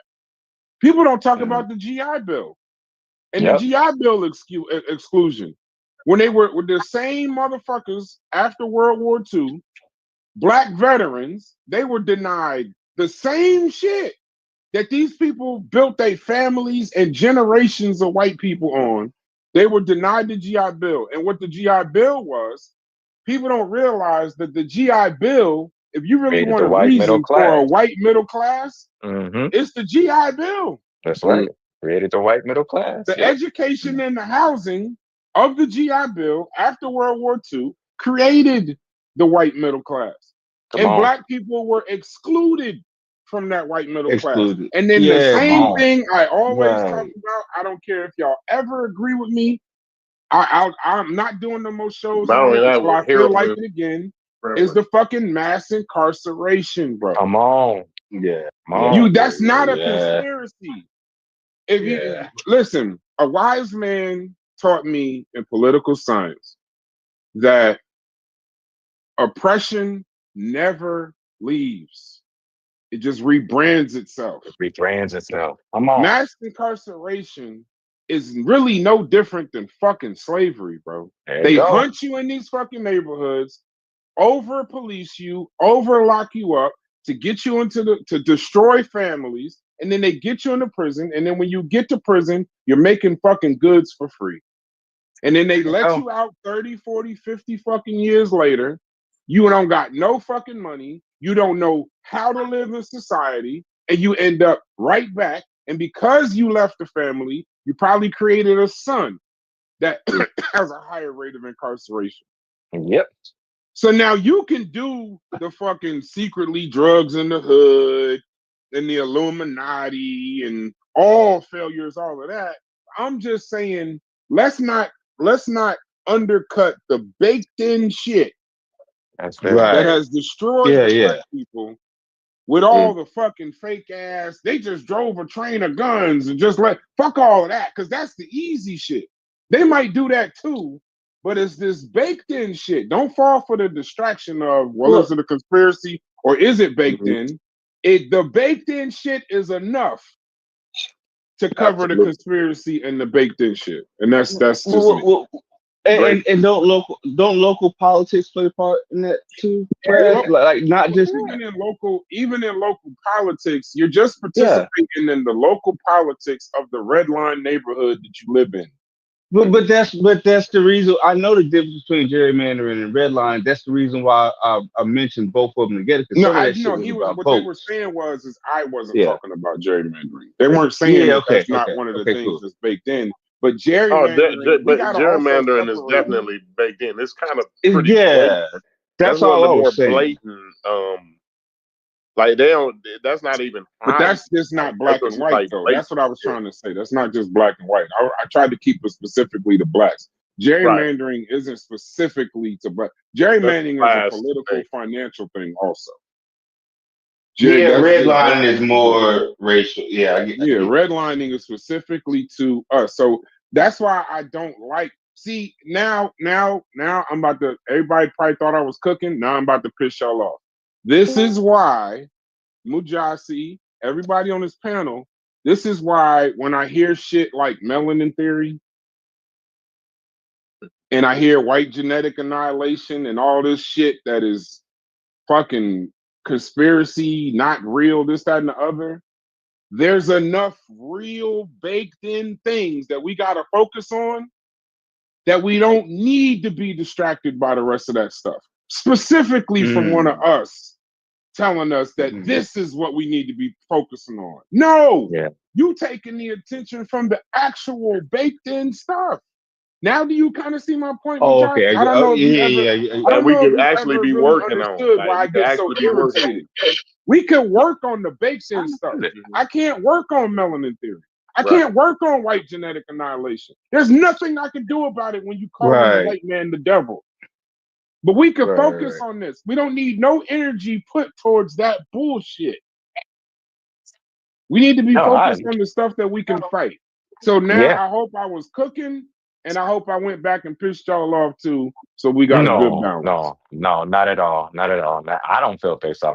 But do you understand why I get so upset about that melanin? Like, now, I don't know. I don't know if people ever understood when they thought I was just tearing down the sister and tearing down her ideas and something the other. It's because white supremacy doesn't need an excuse. Racism doesn't need an excuse. There's too much that we can look at. Corey noticed in capitalism. There's the wealth transfer. Everybody be so focused on, slavery was so terrible. But I got to be the finance guy to come in. Well, goddamn, they didn't pay us for 250 years. That's right. That's right. So now we're a class of people that worked harder than everybody else and got nothing. Nothing to show for it. People don't talk about the GI Bill. I'm telling you, the GI Bill is probably the least discussed form of racism ever discussed in history. Not in my class. They don't even talk about how the white middle class was created by the GI Bill. Absolutely. Our exclusion, that's why when they talk that, but you know what they do say, Mujasi? We done fought in every war. We're just like you. No, you ain't. You fought just like them. You were put on the front lines more than them. You were given more dangerous jobs, the least pay, the least rank. And then when you did leave as a veteran and you still had all your faculties, you weren't even given the same opportunities to build a black middle class that they had built. Right. And we still do the same jobs for less benefits and less pay today. We still do the equal job, just like you said. You're a real estate agent, but it's a lot tougher for you to pass off the work you got to do compared to the work your colleagues got to do. Right? Is crazy. You know what I'm saying? And that's the whole point right there. That's another, because I remember Mujasi was asking about some of the ways they redistribute the wealth, but that's another way they do that. Yes, sir. You know what I'm saying? Yes, sir. They do it in so many ways. You can't get You can't do 50 to 80 trillion, right? With one or two ways, right? You got to have 1,000 ways to do it. You know what I'm saying? Yeah. And then Corey, think about this. Think about the defeatism in Brass's voice when you brought up that point, and he realized, like, yeah, you know what, that nigga, yeah, he's right. Like so it's No, I deal and with Brass it all is the a time, bro. I deal with it yeah, all the time. and my point is you're a fair No, and I've objective never noticed. person. Like Go ahead. yeah, you know, like yeah, no, Brass is a very fair and objective person. Like he's not gonna bullshit. It seems to me. At least that's just my opinion. No, I just it hurts. It hurts Yeah, physically. bro. I don't even like to talk about it in public, but it hurts physically Yeah, to know that's how how I many know it exists. situations I done outworked all my peers. Right. And then watch them motherfuckers go on stages, watch them motherfuckers go. You know, I was a part of a company one time. It was it wasn't really a company, it was a business, but you really kind of worked for them. And I figured out early that it was more about recruiting versus anything they was offering. This is like early and like after college and shit. And right, and I realized like, yeah, y'all don't really give a fuck how much of the products. It's just how many people can I get, you know, in front of you. I think everybody been to them meetings where somebody call you and they're like, yeah, great job opportunity or whatever, and then you go to the shit and it's a whole bunch of fucking If somebody ever invite me to another one of them motherfuckers, a nigga don't so you respect know you what and I'm send you to talking some about. shit like that. You know what I'm talking about. You Yo, only I send people remember, that's I still get those it. shit. I still get them to this day. So like you go to it and you're like, all right, so it's like a A business Ponzi opportunity. scheme. Yeah, and then you go in the room, it's all this loud ass music, all these people dancing and fucking drinking lemonade. And you're like, man, what the fuck is this? And then your friend is staring at you like, hey man, what's going on? And like you ain't never seen this nigga in a tie or nothing. Now he in a tie. He talking to you, he brought you over to some white man. This white man saying, this guy said you're one of the best niggas I've ever seen. So it's like, all right. So then you sit there and they make the motherfucking like me, they'll make a nigga like me sit front row. So then now I gotta sit in the front row so that way I can't fucking tip out the back when you start this bullshit. God, this And sounds then so familiar. Like no, get it's out. just it's the little bullshit, it's a little multi-marketing thing. And And I put a bunch of that in the thing in the chat the other day. Go ahead though, Brian. right. So then, but see, then like I did fall for one, and the only reason I did is because it was smart because it helped me. It was something that was already in the field I was in. It would give me another couple streams of income, all kind of shit. But at the time, I didn't live where I live now, so I lived in a different area, and it was basically once you kind of figure out what it is, it's really just to get as many people to the meeting as possible. And for you, that's essentially it. Ain't much more than that. If you take it more serious than that, you're the fool. My father laughed at me the entire time I was doing it. He said you need to learn. Paid off how many people sign up at the meeting. Yeah. So when they put that 300, if y'all got 13 people and 10 of them put sign up that day at 300, you get your cut off of that. And every meeting you get, man, that's some bullshit, man. Hold on. I don't want to get off the point, but I don't want to get off the point. But my friends. Right. I don't want to get off the point because there's even racism baked in that because it's not just it is how many people sign up. Don't get me wrong, but it's also the level of the people that you bring because then you get into their network. But now think about being me at 20-something years old in a fucking red line neighborhood. I'm bringing motherfucking my piece of shit ass friends. Motherfuckers that graduated college, but we still ain't got a peck of piss in yet. And then even the guys that I'm watching, I'm bringing in.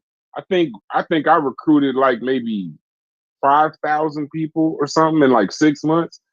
over time. Like it wasn't like because it's not just you individually. That's where the pyramid part comes Yeah, in. the You and people that you you bring recruit in, this, and then they yeah, bring all the little and they pyramid bring scheme in shit, people, right? but they all come under you. Right. So They all I'm count for you. leading the shit in the country, but I'm the least paid because just off of the simple fact of the motherfuckers I'm bringing in is just signing up, hanging around for a few days, and then fucking leaving. But they're bringing in, so, and I would hear things like, you would see the money on one end. This person's the largest producer. I was young, so $100,000 at 20 is a lot of fucking money. So I was happy Yeah, with it the is. bread. But I'm saying at 20, there were people that were doing far less than me, working far less as hard, but these motherfuckers making millions of dollars a year. So now I'm in a situation where I'm like, oh no, I got to get it for myself. And then that's when I went into business for myself. And then that's where I'm at now. But my point is that racism affects you in ways, even being an outlier, racism affects you in ways that you just can't calculate. And then there's major things that happen that show you, like COVID. COVID was a very strong indicator to the globe of the amount of racism in healthcare due to the underlying diseases that COVID exposed. How healthcare actually was fucking up, and that's not something in and of you could fault somebody. That's just that's your parents telling you about the dumbass drink ginger ale and castor oil and shit. No, take your ass to the doctor, bro. That's the Dr. Sabies, eat alkaline and all of that dumbass shit. Like, no, go to the doctor, bro. You might not agree with them, but that's where you need to be if something's wrong. So that's my overarching point to say that. And you're right, Paz, that is called capitalism. I was done. I can show y'all the country thing later, but I'm tired of talking to y'all. Brass, Yeah. question. Now, when you look at that at a micro level, you have to realize that it was also being operated on a macro level. The same system. That's why colonialism, that's why I can say it never dies. Because the oppression never Yeah, dies. I agree with you that it Come never on. died. They might be emancipated from officially, but the colonialism never leaves. It's still there. It's oppression never leaves. It just rebrands itself. Rebrand every time. And every 50 years they rebrand it. So you telling me that black So everybody going for the same 3-car money deal. I'm not. Listen, if that's the case, right? It's people way smarter than us that run whole countries. You telling me they can't figure that shit out? No, If I'm not y'all saying they saying can't. They y'all figured can it see out. it, No, let them They say it. figured it out. Let them finish. Let them finish, Joey.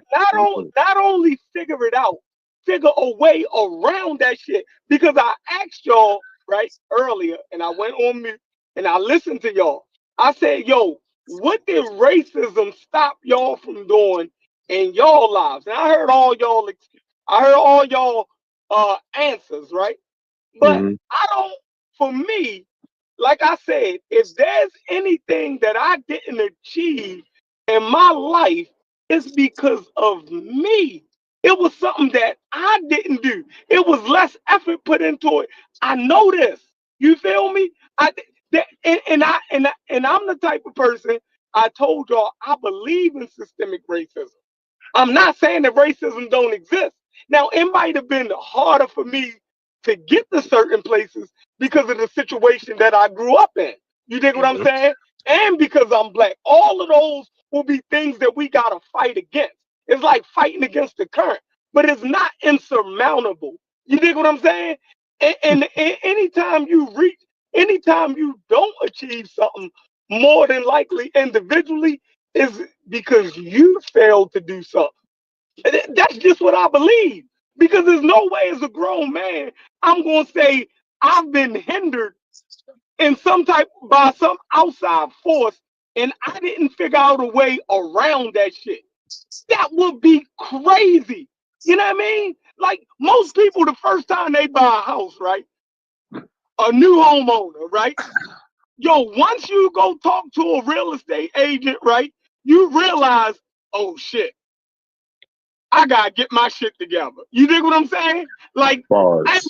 didn't know I had to, you know what I mean? Boom, boom, boom. But then you work towards getting your shit together so you'll be in a position to buy a house. Now, another nigga might go in there with the same issues as me, and they'll claim that's the racism that stopped them from getting that motherfucking house or from them getting that motherfucking loan. When only thing they had to do was go 8 months under discipline and work towards fixing all that shit to be able to buy more. There's always obstacles to everything. The same white people that we think got all the shit, yo, you think that they don't have obstacles? You feel me? Brass always talk about college. Yo, how do you get through college? You overcome the obstacles. It could be a nigga, it could be 20 niggas that drop out. And they gonna claim it was racism why they couldn't finish and it was this and that. Well, what about all the niggas who do finish?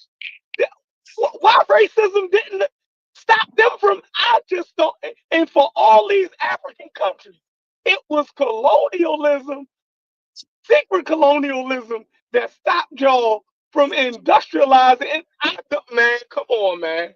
Y'all can't do this shit to me. Not today. And But that's where I went this into is. that's where I Go went ahead. into the depth. That's why what I didn't get into, Chef. And I agree with you when we're talking about individuals. Where I disagree with y'all is when y'all talk about countries, because the dynamic changes once you start talking about countries. When you're talking about global systems versus individual success. So I looked up some stats for you. I can flip properties and I could to build wealth, but a country can't flip its debt or sell off like all of the history's disadvantages. So just understand this too. And then also in the United States, when we talk about Africa, any success I have, just to humble myself even more, is that it's also taking place in the #1 economy in the world.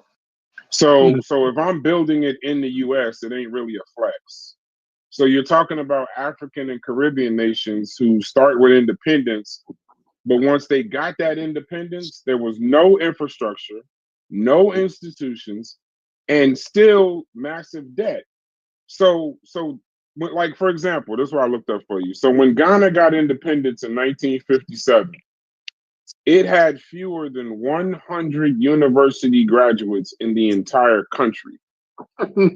Now just think about how crazy that sounds for a country that, yes, they got their independence, but they had less than 100 university graduates to build that on. Global systems work against Black countries. IMF debt traps, World Bank debt traps.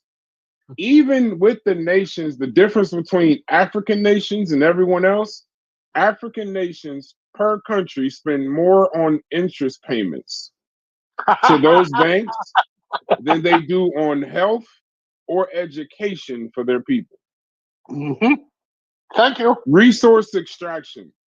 Even the resources that they have that you saying that they should be able to use to help themselves, the oil in Nigeria, the cobalt in the Congo, the diamonds, that's still controlled, even independent of any other colon. Once all them people leave, the resources are still under control of a foreign power.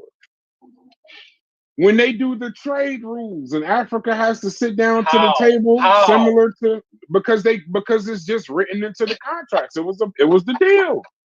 What do you mean how? That's self-inflicted. No, it's not self-inflicted. Nah, hey, Brass, you got Africans in Africa that are scholars that's, credentialed and will say the same thing. Like, even though you have, other people outside of that country or whatever that run certain industries, it's like a lot of that shit is self-inflicted, to where a lot of them say, even if everyone were to leave, the people who got those resources, if they were to leave those people on their own, a lot of them say they don't even have a system to even do for self, even if everybody did leave it. You know what I mean? So Freddie, let me ask you a question real quick. When we try to compare an African country to the rest of the world, y'all always remind me of not you per se, but just these conversations we have of the Berlin Conference. When they just split up Africa, they didn't split it up for the benefit of Africans. So now you got a situation where you got countries versus like a India, where when they trying to fight for something, that's one person fighting in one house. Versus Africa, you might have more of an analogous statement of 12 countries fighting for one thing. They didn't split up Africa themselves. So when you say African country, it's only an African country because they allowed it to be an African country. They split it up. So it's I'm saying I think their the success or self-inflicted part comes failure. into where you got Africa, violence hold on. wilding out. Africans weren't even invited when they split Africa up. So it wasn't split up to the benefit of Africans. They already started off fucked up. So when they run into an emergency and then they got to go, we could say it's self-inflicted, but Argentina's failed, Brazil's failed. There's other places that failed. That's why I got to highlight Mauritius, Barbados, Botswana, Cape Verde. I got to highlight these people that somehow overcame all of this shit. Because when you say, I'm talking about for a country, now a person, there's a lot of different ins and outs that you can get around. And Chef is right. College is not an education race, it's a resilience race. Who can last? But in country states, there's so many other parameters and things that they got to deal with that you can't erase the systemic shit from us. And we got to highlight those success stories because there are some that made it out, but I don't think self-inflicted because they did the same thing any other country would do. But yet when they got to repay the bank, they spend more repaying the debt than they can spend on health and education for their own people. And y'all saying that's self-inflicted when they did the same thing. Again, two things can be true. A lot of these convos is either or. Like I think it's a little bit of self-infliction along with the shit you talking about. But it's a lot of shit that they could correct on their own. That has to be a part of it, bro. Like you can't neglect that. I'm not saying that they don't make mistakes. I'm just trying to say I'm talking about frameworks of industrialization. Like again, do you be listening to what Frank Zanu be saying? Yeah, that's I do. The African. I listen. I just don't. I can't absorb. I'm saying like when I hear him say that certain quote unquote black countries and shit like that, and they culture and language don't even have a word. Dealing with maintenance and shit like that. He's bringing a new perspective to an African American like me when he talks about how Africans may not understand certain frameworks and how to manipulate and take advantage of the resources they got in their native areas. You know what I'm saying? So would you agree that it's? So are you saying it's more self-inflicted? No, I'm asking. I'm not making the inference saying one is more important than the other. No, I know. Things can be true. I know you're saying two things could be true, but my question is, would you say that it's more of a self-inflicted blow than a systemic blow? I mean, if you ask me for a direct percentage, I don't know, but no, not a percentage, just more. I think history, culture, things before.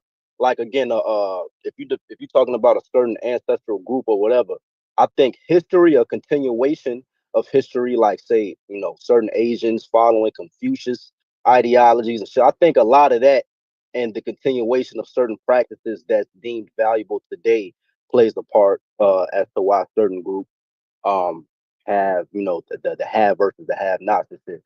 But I mean, I don't know. It's like when we hear, like I've been listening to this conversation like the past 2 days. And I just kind of cringe when I hear African Americans sometimes, like, again, give excuses for, like, nobody's undermining the shit y'all talking about, but there has to be some element of, again, going against the tide and still trying to, strive for the best that you can. So when I hear... Can I say something? Because you need to understand geopolitics, and I'm going to use an example. Know, again, bro. I haven't said anything at all. So you assuming anything. He was asking if you think it's more or less. I self-inflicted. think And it you're could going be down, it could be more it could be and more it you're could be going down the more road. it could be You're going down 60 the 40. road. But again, a person like you has to acknowledge before we even progress to that there is the element of accountability and self you know what I'm saying, so you have to acknowledge that first.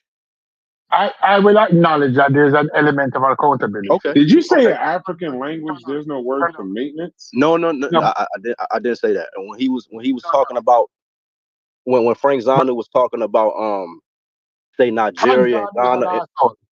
He's an asshole. Because to No, no, no, maintain, no. Hold on. I want to hear this though, he's because an asshole. real Go quick, ahead, and go then ahead. Stupies, you can go right after that.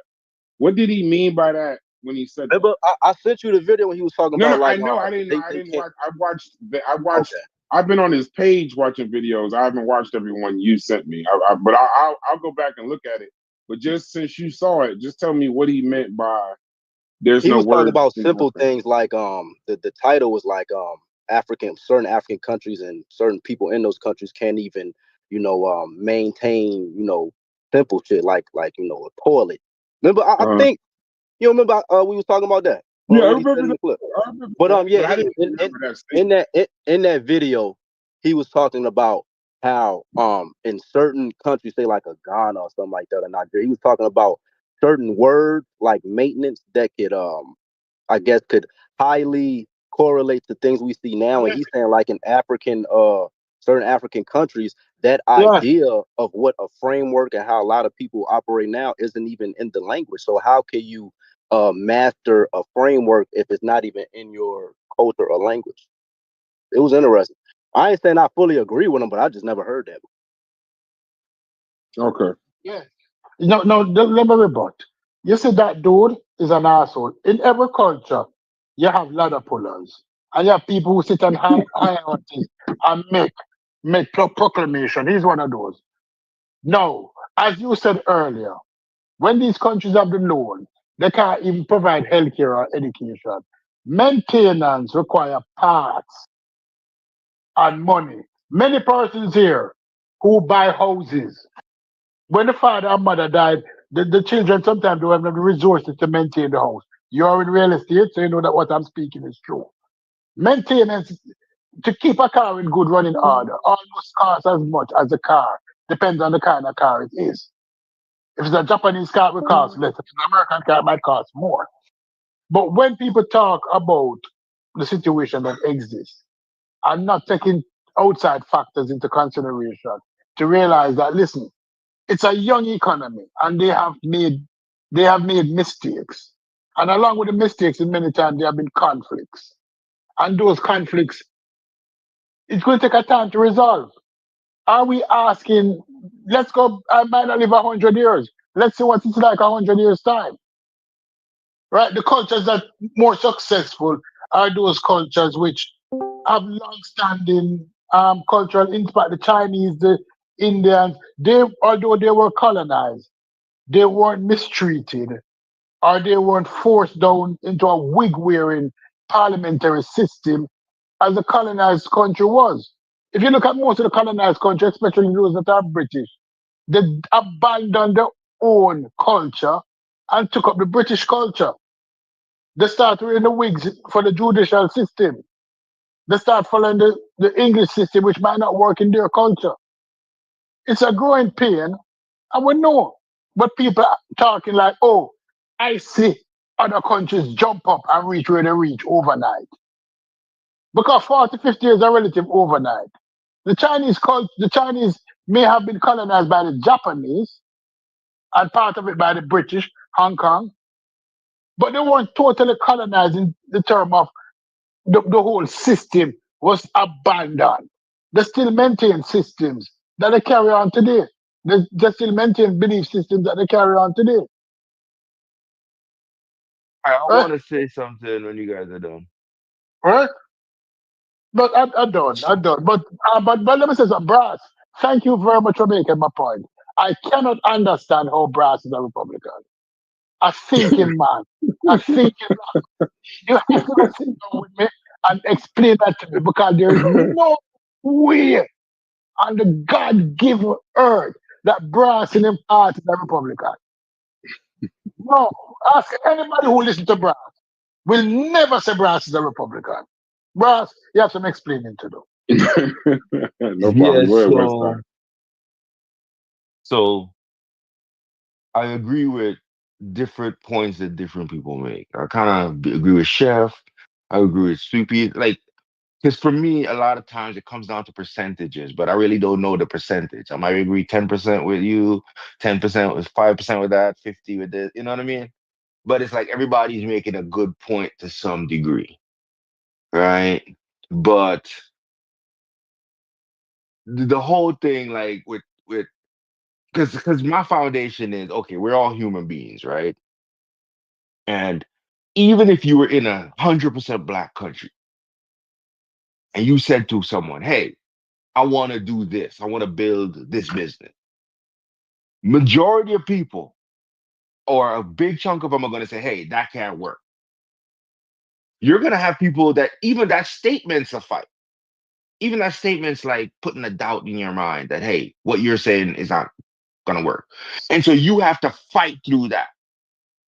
So no matter where you are, you got to fight. Now in America, yeah, you're going to deal with that racism fight, right? Now, my argument will be the fight we have now, right?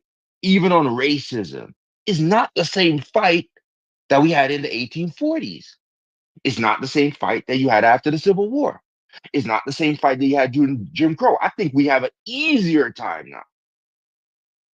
It's a mental thing still, but it's still an easier time. Now, you can take any system as a human being that anyone has, because Chinese system, for instance, it was successful for thousands of years, right? That's what we're saying, or generally, right? They weren't a unified state the whole time either, right? But it was a good system. But then things are relative.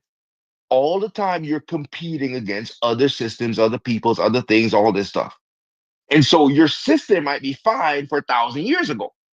But as some of these other people come in with new systems, new weaponry, new political systems, all this stuff, and they're advancing down the field, if you stay stuck where you are, they're going to blow past you and keep going, which is what happened if you look at an American stuff.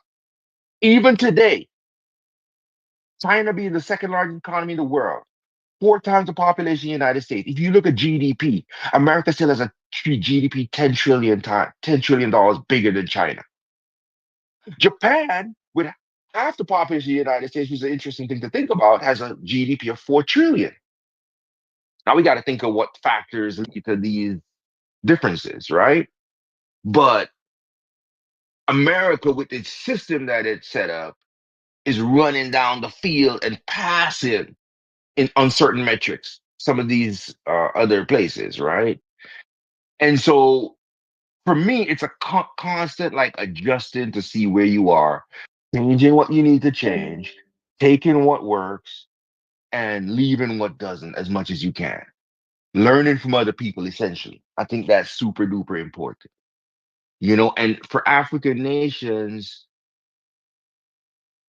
because to build something like a nation, it's not a one-man task. It's a systems and a community task, right? And so you have to have people at the top, for one, that are enlightened enough to know that I'm not going to go for what benefits me as an individual or my family or my tribe. I'm looking out for what's going to benefit this country, the majority of people in this country, the most. And so, and that way you kind of even out the wealth in a sense. You have a middle class, all this type of stuff. So it's a process, but there's a book called Why Nations Fail. You can kind of go through that and kind of see it, but I read that book. it's a complex situation. Yeah, very good book. Yeah, very good book. It's very complex thing to overcome the inertia or the ideas that are already embedded in a society. And so that's why I'm saying, like, a lot of this stuff, though, in reality, to me, it comes back to, because like with humans, to me, it's like opposite day. But It's what's like, the core argument of that book, though? See, this is where Joey would be somewhat right with the reading, because it's just a book that people didn't read. But the core argument is is it what they saying attractive? I know it was exclusive. This is why I feel the way I feel about Ibrahim. It was inclusive and exclusive. When you have inclusive institutions versus exclusive institutions, that's the life or death of any nation. So when you have exclusive institutions where you just everything is concentrated with the elites and you really don't have the incentives to kind of build up anything, you're eventually you will fail. Now, United States has been the anomaly, but what it also accounts for in that book is your military power and your legacy. But when you don't have legacy and you do those things, you fall. But when you have inclusive shit and political power with economic systems backed by politics, you can't lose. But that goes back into the African countries. Some of this debt that they acquired was from the colonial powers that left. The debt doesn't leave when the colonial powers leave. Those payments they gotta make, those aren't self-inflicted deals. And I hate to say this, we could do a show on it or a separate conversation about it. When the Berlin Conference split up Africa, they were built to lose. They were built to lose. Like they cut that shit up. They had no idea of language, territory, nothing. They just split the shit up. They divided it. They didn't care about ethnicities. They didn't care about language. They didn't care about culture. They just fucking took 10,000 different motherfuckers and just jammed them into 50 fucking states with fake borders. So they was doomed to lose from the beginning. You got countries like fucking Nigeria who had 200 plus ethnic groups forced into one nation. So low key. But it's Nigeria's fault that they're struggling. Come on, bro. So you're right in the sense that you said it's inclusive versus extractive institutions, right? That's what it's arguing, right? And so when it goes through the book, it's talking about, because it gives examples, right? It shows, like, I think it's called I don't remember if it's El Paso, Texas, and El Paso, Mexico. Like they're both right across the border from each other. One's in America, one's in Mexico. And the outcomes, education outcomes, health outcomes, all this type of stuff are better on the United States side versus the Mexican side. But it's the same people. Ethnically, it's the same people that live on both sides, right? And so it's showing that the system you live under in America provides certain things versus down in Mexico, right? And so what it's saying is, you said extractive, one of them extractive, right? And so extractive are designed by elites to extract wealth and power, right? And inclusive, right, are designed to share power and provide economic opportunities. Rule of law, for a broad property segment rights and of things like that. Open markets. For a broad segment of the population, leading to shared prosperity and long-term growth. So in a sense, like that's what I'm saying, is like kind of like opposite data sets. Like you would think that, okay, if I have one person running this country, like China, for instance, a one-party state, right? Theoretically, you think, oh, if you have one person running this country, we can get a lot of stuff done fast. You know, this guy, he's going to make all the decisions. He'll bang it out. We'll advance quick. But in reality, that's not how it works. In reality, the more people you have involved, it might take a little longer to make a decision, but you're going to get a better outcome because everybody's kind of pulling for their own interests, right? Yeah, and the best example is North Korea and South Korea right next to each other. Right next to each other. They're right across from each other, both one extractive, one inclusive. So you can see a live experiment of the same people with an extractive government and an inclusive government, how that shit works and how it goes. It's like it's kind of simple, but you can look at how, you can look at, even if you agree with one or disagree with the other, the prosperity that South Korea has versus the prosperity that North Korea has it's very telling with the broad participation. And so this is the real thing too, quick. because Hey, real quick, I wanted to say, comment on what Fetty was talking about with the ZANU guy. I haven't looked into him extensively, and I'll probably review some of his videos. I wanted to ask Fetty if he has that specific video of where ZANU makes the claim that in whatever languages he's referring to. I'm assuming in tropical West Africa, more than likely, that they don't have a word for quote maintenance or whatever it is.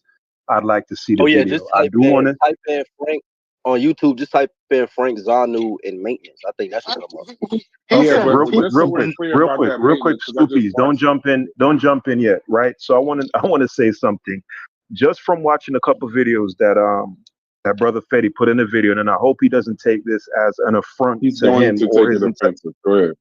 yeah, I hope he doesn't. But from my assessment, right, just from watching that short video of Zanu, I can tell that he's just a continental version of Thomas Sowell, right? A pseudo Yeah, I said intellectual that. who is I'm not really Yeah, familiar Fetty with him. said no. Fetty yeah. said that. Yeah, I Yeah, said that. Yeah, I Fetty said said, that. I yeah. didn't Fetty said that to hear me. that. Yeah, I no, didn't even Fetty. hear that, No. right? We was talking about Zanu before, and he told me that. We both agreed. Yeah, wow, that's interesting because I didn't even hear Fetty even say that, but I immediately clocked it because Yeah. what people like Sowell do is they're engaging in a cottage industry where they're soliciting white benefactors by repeating certain racist tropes, but they wrap it in this air of sophistication and academy that I think that people like Fetty, I think, I want to put it on youth, right? That because it comes off as so sophisticated, it kind of bypasses their filters, right? They don't even pick up that really what this guy is doing is he's no different than the Hodge twins on the internet or Tommy Sotomayor. It's just wrapped in this sophisticated academic scholarly talk. All he's doing is soliciting non-black benefactors by reiterating and regurgitating old, tired racist tropes using big ass words and a bunch of bullshit. Do you But think all of those people have more so correlation dealing with because like Thomas Sowell and I'm sure Frank Zano and others, they're not again saying that things like oppression and slavery is like it's non-existent, but they're saying it's a group of black intellectuals or whatever you want to call them that doesn't use the Joker card of saying the system or the white man is the reason for all of our downfalls, and when it comes to their own people, they hold a mirror to themselves and their people and say these are things we can correct. And a lot of these things are detrimental to our progression. So I even know, like you say, like their rhetoric is directed. It's like an extreme to fight another extreme. I agree with you. Nah, man. But The at the if same thing, their time, if the, their the thing with motives, go ahead. the go ahead. thing with Sowell and them is that they don't have any nuance in their discussions. You see what I'm saying? They're not looking at how something occurs, right? They just look at this is what it is and this is why it is. And You they know give what, some brother? My description bad to like, cut you off. My bad to cut you. I think Sowell actually uses a broad, like worldwide concept and tries to point to the fact that black man, your experience isn't as far off as other nations and people who are also enslaved. So I think the way he makes correlations is that he tries to make other examples from other places of the world and use that, if that makes sense. And that could so kind of what undermine. what Go I'm And ahead. that's saying is and I don't think he's wrong in 100%, right? He Right. has good points on some stuff, but if you have no empathy essentially in your discussion or your conversation, right, it's gonna cause people to dismiss a lot of what you say. You I see, got so you. I got if you can't understand, like, hey, how did this? Because I would like to make an assumption that people are trying to do the right thing. They're trying to do the best thing. Now you might not know what that is. You see what I'm saying? But how did things get to where they are? Sometimes they don't deal with that point. They they don't try don't to care. understand what the right. They don't West care. They don't side, try to west understand where the side, Yeah, person's coming because from. Right. you know why though, west brother? side. Because they from their framework, they looking at it as the world at large isn't going to stop what they're doing to tend to our personal needs or whatever. So we're in a world of competition. And yes, empathy is important, but like it's like a coach, bro. Some coaches ain't gonna be like, hey man, we gonna some coaches gonna walk in that bitch and say, yo, we some shit, we last on defense in the whole league. we got to get our shit right. And other people roadmap see, to success will be a little different. So, and I see why a lot of African Americans may not resonate with Thomas so well, because he doesn't have that empathetic side. Forget about the empathy, right? Just how about this truthfulness in the historical record and what has actually transpired, right? If his thing were just strictly about bootstrapism and saying, hey, no matter what, these people are going to work against us. We got to figure it out no matter what. We don't have a choice. If he's stuck to that, then I wouldn't have an issue with him.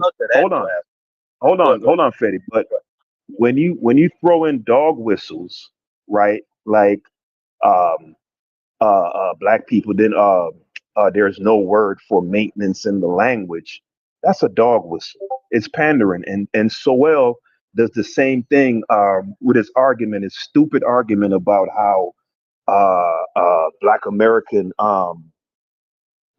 degenerate culture has its roots in Southern white degenerative culture and blah blah blah blah blah.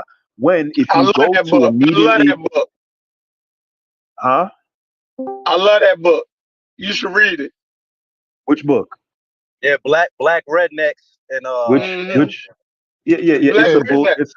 here's why it's a bullshit argument. Because coming it's immediately not an out argument. It's not his book. That book is not an argument.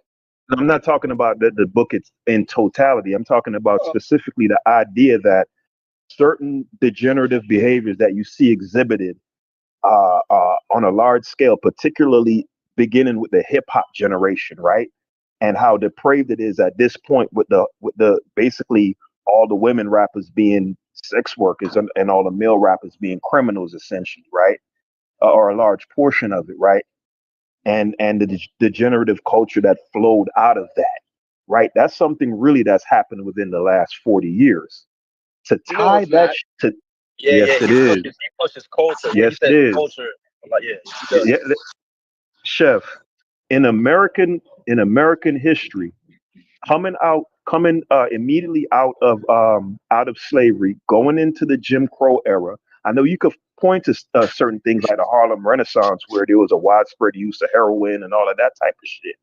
But this pervasive promotion of a degenerate lifestyle that we see today in Black society.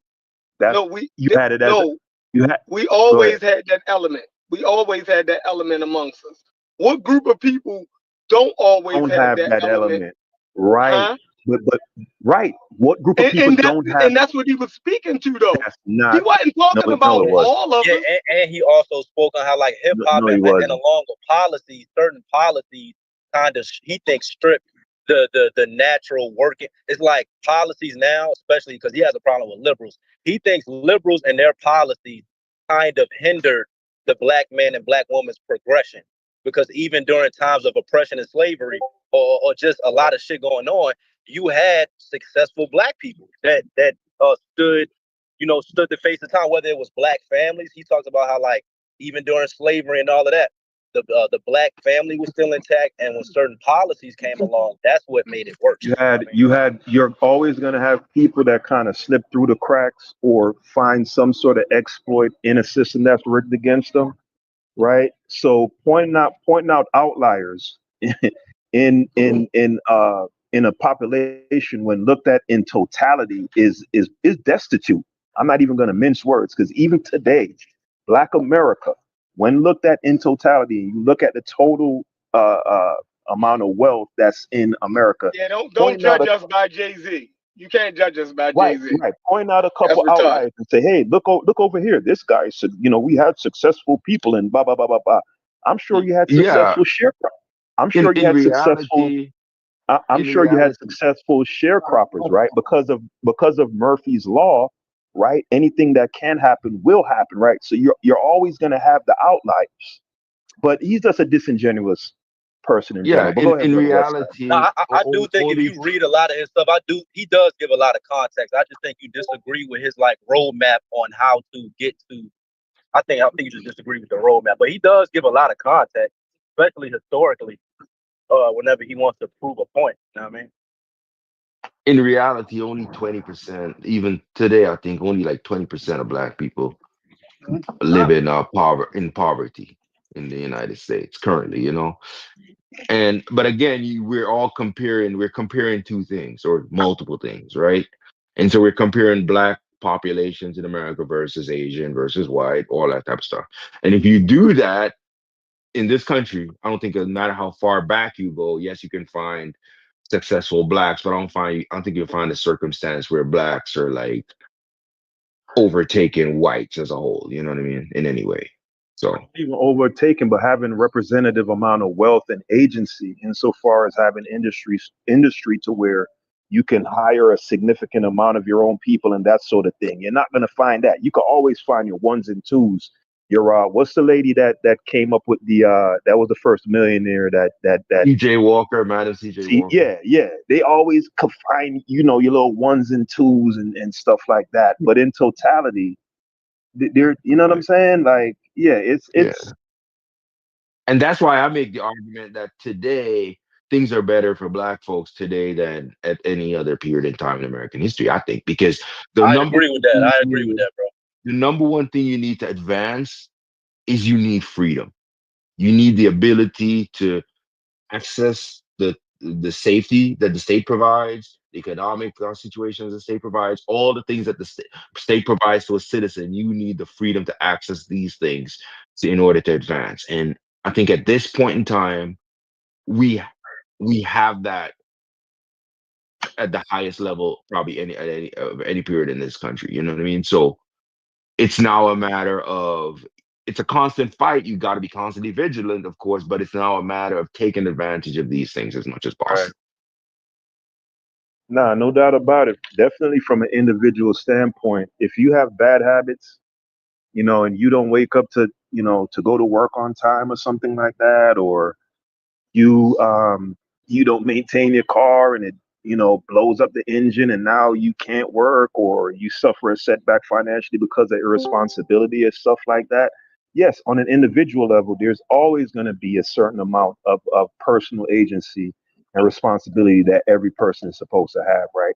And even beyond that, I would say even the group also, to speak to what Fedidim is saying. So it's not all about the the um the impediments that the system has, you know, erected for us to stumble over. It's not 100% that. Could Yeah. never be. You know what I'm saying? Hey, Because then Asper, that would I mean remember having a conversation with you a couple of weeks ago regarding culture. And my main thing is that, like you said, you can address all of the things externally that's going on. But if you got different cultures that value different things, that's going to yield different results. So I'm saying if you got just say a group, you know, just say Asians, right, that value education to the point where they got concepts called tiger moms and shit like that. And if you look at another culture that may not value education the same way, you know, may have just different things that may hold them back, that's going to yield different results. And that's not the 100% cause, but culture plays a huge role, bro. But oh what no, if big you time. start off? See, I tried to go out of conversation, but what if you start off trying to value all these things while you are that? Listen, what I Keep said Let's talk trying. about about Keep West trying. African. Let's talk about You no, West keep African history. trying. You no, keep trying. I You ain't don't gonna keep start trying. off trying and then stop. No, I didn't say you What the don't fuck? stop. That's not what I said. But when you say value different cultures, and what these different cultures value different things, what about the African countries that the colonizer got into debt with IMF and then gave the country the independence? So they started off in debt. They had all the freedom, had all the whatever. They started They off started in off debt. tribal too, though. They was No, tribal yeah, as well. no, I understand that, but I'm saying they started off in debt, and then on top of that, yes, you keep trying, but while you're valuing education, when are we trying to say that African countries, not you, Freddie, African countries value education and health and family, this, that, and the other, but if your resources got to go to paying back a debt versus spending the money on infrastructure versus spending the money on health and education, it might be a little bit more difficult to fucking implement all these great changes we looking for. I want y'all to admit niggas stupid. No, I'm not doing that. So wait a minute. So hold on, real quick, Brad. So Chef, I'm I not don't know doing if you that. troll. I don't know if you trolling, but it seems you've made a 180. Like, No, hold on. no, how? I I don't know if you keep were, saying no. but were you Hey, joking? hold on. Let me Because ask. if you're I'm gonna saying repeat this because you jumped off. go ahead. No, I'm gonna repeat this because you jumped off. Right? I then said over and over every time before I talk, racism exists. Systematic racism exists. I haven't denied that shit at all. And I said racism and systematic racism create the disparities. I said it. But failure, I'm going to say it again. Individual Failure is failure, more Yeah, of the he said individual that from the individual, failure, yo. beginning. individual failure, or population Individual failure. failure and group Group failure. cohesion, yeah, group Okay, cohesion, So nation building, if go ahead. I knowing your have a circumstance, country, knowing a formula. Yeah, that's what you if saying, sir. I have a country, you dig what I'm saying? And my country failed. My country failed because the people of that country failed to meet the demand that they couldn't meet it. All right, Without cool. I was asking you specifically about the niggas is stupid thing. I don't know if you were joking, yeah, but I'm if saying you because all of the excuses hold that's on, hold being on. made, it gotta But be if either we're these niggas oh, are stupid, you feel me, or mhm. racism, right? Is that It's just powerful? it's just It, that Yeah, powerful, yo. they. Like, You basically saying they gonna right, be bullied forever. Basically, like right. if you yeah, want to So make an there's so no analogy way in school, more. this nigga grabbing listen, you by the shirt and you swinging and listen, you can't do Fetty, nothing. And you just Fetty, There's a no way great out, niggas, American, according to yeah, y'all. like so if you a great if you American. account. Oh, go ahead, go ahead, go ahead. No, I was going to say a great American poet said that forever is a mighty long time. A young brother out of Mississippi named Big Crit, right? Keep in mind we live very Y'all fuck with we, Big Crit. That was we real live fly, by the way. Go ahead. It wasn't it? we, we live very short lives, bro. When we talk about uh it seeming like this is kind of insurmountable odds or we never gonna get out of this, we're looking at it from the framework of our lifetimes. That shit is a blip. These nations that y'all think got this independence, majority of them got it in the 60s, right? That's Right. 60 years. That's 60 years ago. That's nothing, right? Considering all the impediments that they put up. You look at China and you look and you see the large advancements they made in 60 to 100 years, and you say, well, why couldn't we do that? It's apples to oranges. They weren't being sabotaged all along the Why way. The wouldn't whole they? they were not Who though, told Chef. you they That wasn't? the historical record told me that. No, When, no historical when, record told you that. when you what you mean? So what I read No, last no, night, I don't know if you heard me when I was reading about the whole ping pong thing and how the U.S. went over there and developed the infrastructure and ping invested pong. into, Well, huh? let me get the fuck off. Did you just say ping pong? Yes, yes, it's a quote. It's basically a terminology that they used for a period of time in the early 20th No, century when it's the called, United States. let me say, it's called ping It, pong diplomacy. It was first initiated by Nixon in the 60s. If you watch Forrest Gump, when Forrest was playing ping pong and he sent him over to China, it was a way to open relationship with China. They had a ping pong game. And right. since So then, so we refer to it so as so ping pong diplomacy. yeah.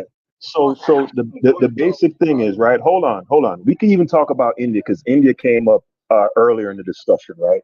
And you're basically saying, hey, they got marginalized just like we did. Blah blah blah blah blah. If you look at Zimbabwe and South Africa, where the imperialists, the British, constructed a caste system and put Indians over black people, right? That Right. shows you that in a racial hierarchy, the Indians are placed above us, right? So the type of disdain that they have for us and the type of undermining that they do, it's not the same. Yes, they look at But the look what Indian they as, did but to the Indians in India. yes, what they So did so to them. Hold obviously, on, hold on, hold so on, hold on. What obviously they it what they wasn't a did to racial them, thing. what they did to them was horrible, right? But in terms of their approach to us, a whole nother level. That's all I'm saying. Whole nother level. Right, that's what I'm And saying. Chef, you know history, Chef. So this Why is you the ask thing. that question, Chef? You What's that? know history. You know what they did for Europe in the 40s and 50s after World War II. You know how You much mean for money they China? spent over Oh yeah, there to for Europe rebuild that too. shit. Yeah, for Europe too. But Yeah. guys, but Yeah, this is the thing you though. know what they did after the Cold War to Japan and South Korea. You know exactly what they did. Stop doing that. You know during the Cold War His they ass paid trolling. Africa not to develop. They His ass paid them trolling. not to develop. They told them not to develop. They This is paid them not to do it, bro. So what They are you paid who acting like not you to don't know develop? this? They paid Africa. who? They paid certain puppet leaders and puppet Man, all right. When y'all talk Y'all, about so then the it's King Kong shit, self-inflicted. no, Well, y'all then talk it's about self-inflicted. no, it's big bank take. Well, no, it's not. No, it's not because the wars that were caused in those places Bro. during Cold War, that was motherfucking. That ain't had nothing to do with Africa. Africa, that wasn't their priority. They just was a small country that got caught up in a larger war. Like Angola and all them places, them wars and coups and shit that took place there, that was Cold War shit. They had nothing to do with them, and they were powerless to stop that shit. They couldn't have stopped that shit. You think China wasn't under I didn't say pressure? China. I didn't say China. No, I'm You giving about other to countries. tactic me out of a conversation I'm having about Angola.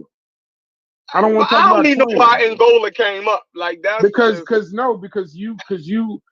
when we talk about one of the things in African Americans is the reset moments. Africa has not had the reset moment. There are not a lot of places. I'd have to look it up, but there's not a lot of places where there was colonialization, there was a lot of debt, there was this, that, and the third, all the different shit I was talking about. who But got there a was no clean reset slate? moment where they just started.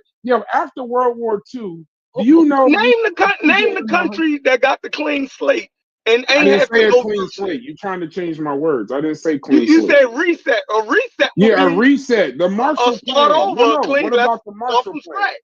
They gave Europe. They gave motherfucking Western Europe damn near what would be equivalent. We looked this shit up yesterday. I don't want to say a fucked up number, but like a couple $100 billion. They gave them like 13 at the time, 13 or 12. So between 10 and 13 billion dollars after World War II, they pumped that shit into Europe. That built up infrastructure, that built up industry, it stabilized the fucking currency.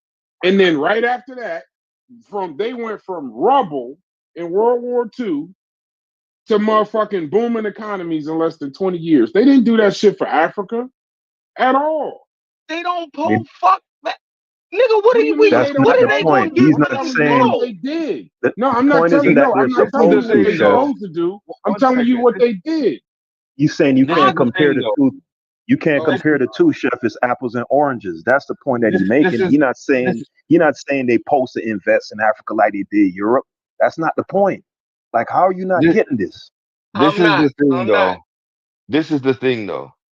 Western Europe, right, had a system prior to World War II, prior to the destruction. Remember, Germany was a democracy prior to Hitler coming in and taking power for himself and making it pretty much authoritarian government, right? All these other places, England still had a democracy, France, all these places around, they still had their political structure in place. They reinstated the political structure in Germany, so it was an easier fix. Well, no, but it And was hold on. But it was rubble. One, two, they didn't have to do it. So the fact that they did it. Listen, the reason why I brought brother, up Angola. No, the hold on. reason why I brought up Angola though is because the Cold War. If you don't look, there's books about what the Cold War did to Africa. When we talk about all Right, these coups and assassinations and right. the IMF traps and all of that, there are certain places in Africa that got caught up in the Cold War that had nothing to do with the Cold War, but they were thrown into political fights and all this other shit. Right. Rather than so they're helping Western Europe. They helped Japan and South Korea after World War II.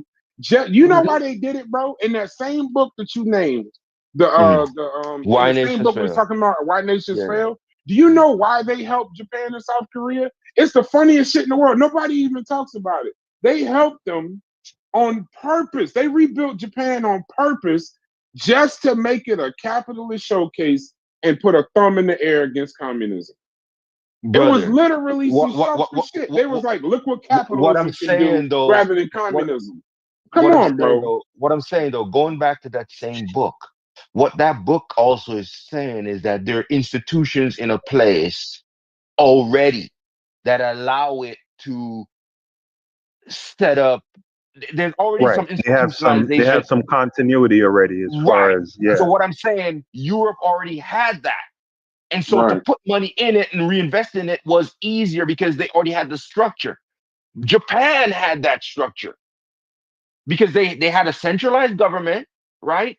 Yeah, they had the emperor and all that, but they had certain political systems in place and certain structures in place that you could like do this type of stuff. This was like, but look at Afghanistan now. Let's come to modern times. Look at Afghanistan, right?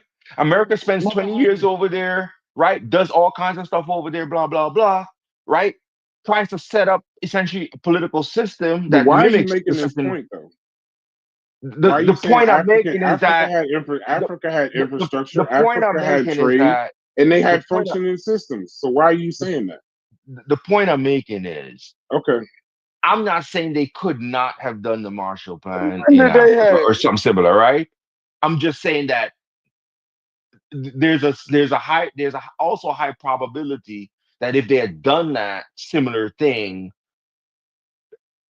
you would not end up with the similar result because the states are a lot of times weak, even to this day. Now, my argument is Africa as it is now, most African countries are better off now turn on the than a camera? lot of other times in the West side, past. west side, west side. Yeah. Turn on the camera. I need to see him. I need to see him. I need Whoa, to see whoa, him. whoa, whoa, Brass, get him, Brass. No, you got him already. You got him already. Turn on the fucking camera. I need to Hey, see. Brass, you say what you got Why is on? that? What you got on right He's now, trying to Brass? What you wearing? I don't Sorry, know. sorry, I'm Iris. uncomfortable, Stupid. Stranger danger. No, What we turn on the doing, camera. Stu? Look He how ain't much Why gonna is turn civilized. that, on the man? camera, bro. Why you saying that? Yeah, yeah. What tipped you off? What tipped you off? Yeah, Two something P's, pissed what you Stupid said? off. Turn that goddamn camera on. This is the coolness of the coolness I've heard in the longest. You slip past American dream. You know that, right? No. Nah, you might have Don't, jumped the no, gun, no, no. Stoopies. No, don't Stoopies, you might compare have me. jumped the gun. Don't compare me to Damn, he Dream, said dog. you're worse than American Don't, shit. Hey, because you know what it is? don't compare me to. Hey, I West thought he Side. was agreeing with y'all. Yeah, he No, was. no, I he Listen, know don't the like. camera. No. I'm trying to where figure I out what I think said No, wrong. West no, I'm trying Side, to no. figure out. West What Side, he don't Dang, like. y'all West Side. One crazy. mic, one mic, Hey, one mic. West What he Side, don't West like Side. is What I think happened Paul's is, what I statement think about happened African is, infrastructure. He didn't I, like, I think he was and I didn't like it either. anticipating. Yeah, I didn't like it either. But I think he was anticipating that West Side, and we all were, that West Side was going to eventually tie the bow on what he was saying to say that Africa didn't really have any sort of infrastructure or government or anything. Was that where you were eventually going to go at, West Side? What? Well, this is what I'm Hold saying, on, right? Stoopies. Hold on, Stoopies. I'm saying that that's kind of my argument to a degree, right? Now, And that's why they let me didn't get invest in Africa, is what you're saying? Is that no, I'm part of not it? saying that's why they didn't. I'm saying that Okay. if they did, there's a potential that you would have ended up They would have wasted their money. Okay. in a because okay, what you All need right, to go have ahead. because Go ahead remember and call them all kind of they're coon, African Stoopies. countries. You Hold on go ahead and fire. Fire at will. Fire at will, Stoopies.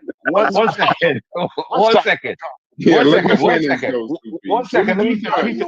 Let me say this. Let me say this. Let me say this. Let me Write say my this. name on some Venom bombs. Go Hold ahead, on one second. Go ahead, West Side, but just know Hold what's on gonna one happen second. when you're done. Go ahead, bro. Let me say this. Like I said, there are African countries right now, right? That I feel like my argument, they're better off now than they even were if you go back 100 years. They have made big strides in health, infrastructure, all this stuff, right? But there were They're colonies making big 100 years moves. ago. Now let Right. him finish. But Let him finish. and Let him also finish. there are African countries, even after independence, they've made strides, even after independence. There are African countries too that like are pretty successful, like a Botswana, right? So you would have to look at what Botswana did or Angola. Some of these other countries, they're kind of looked at as models in a sense, right?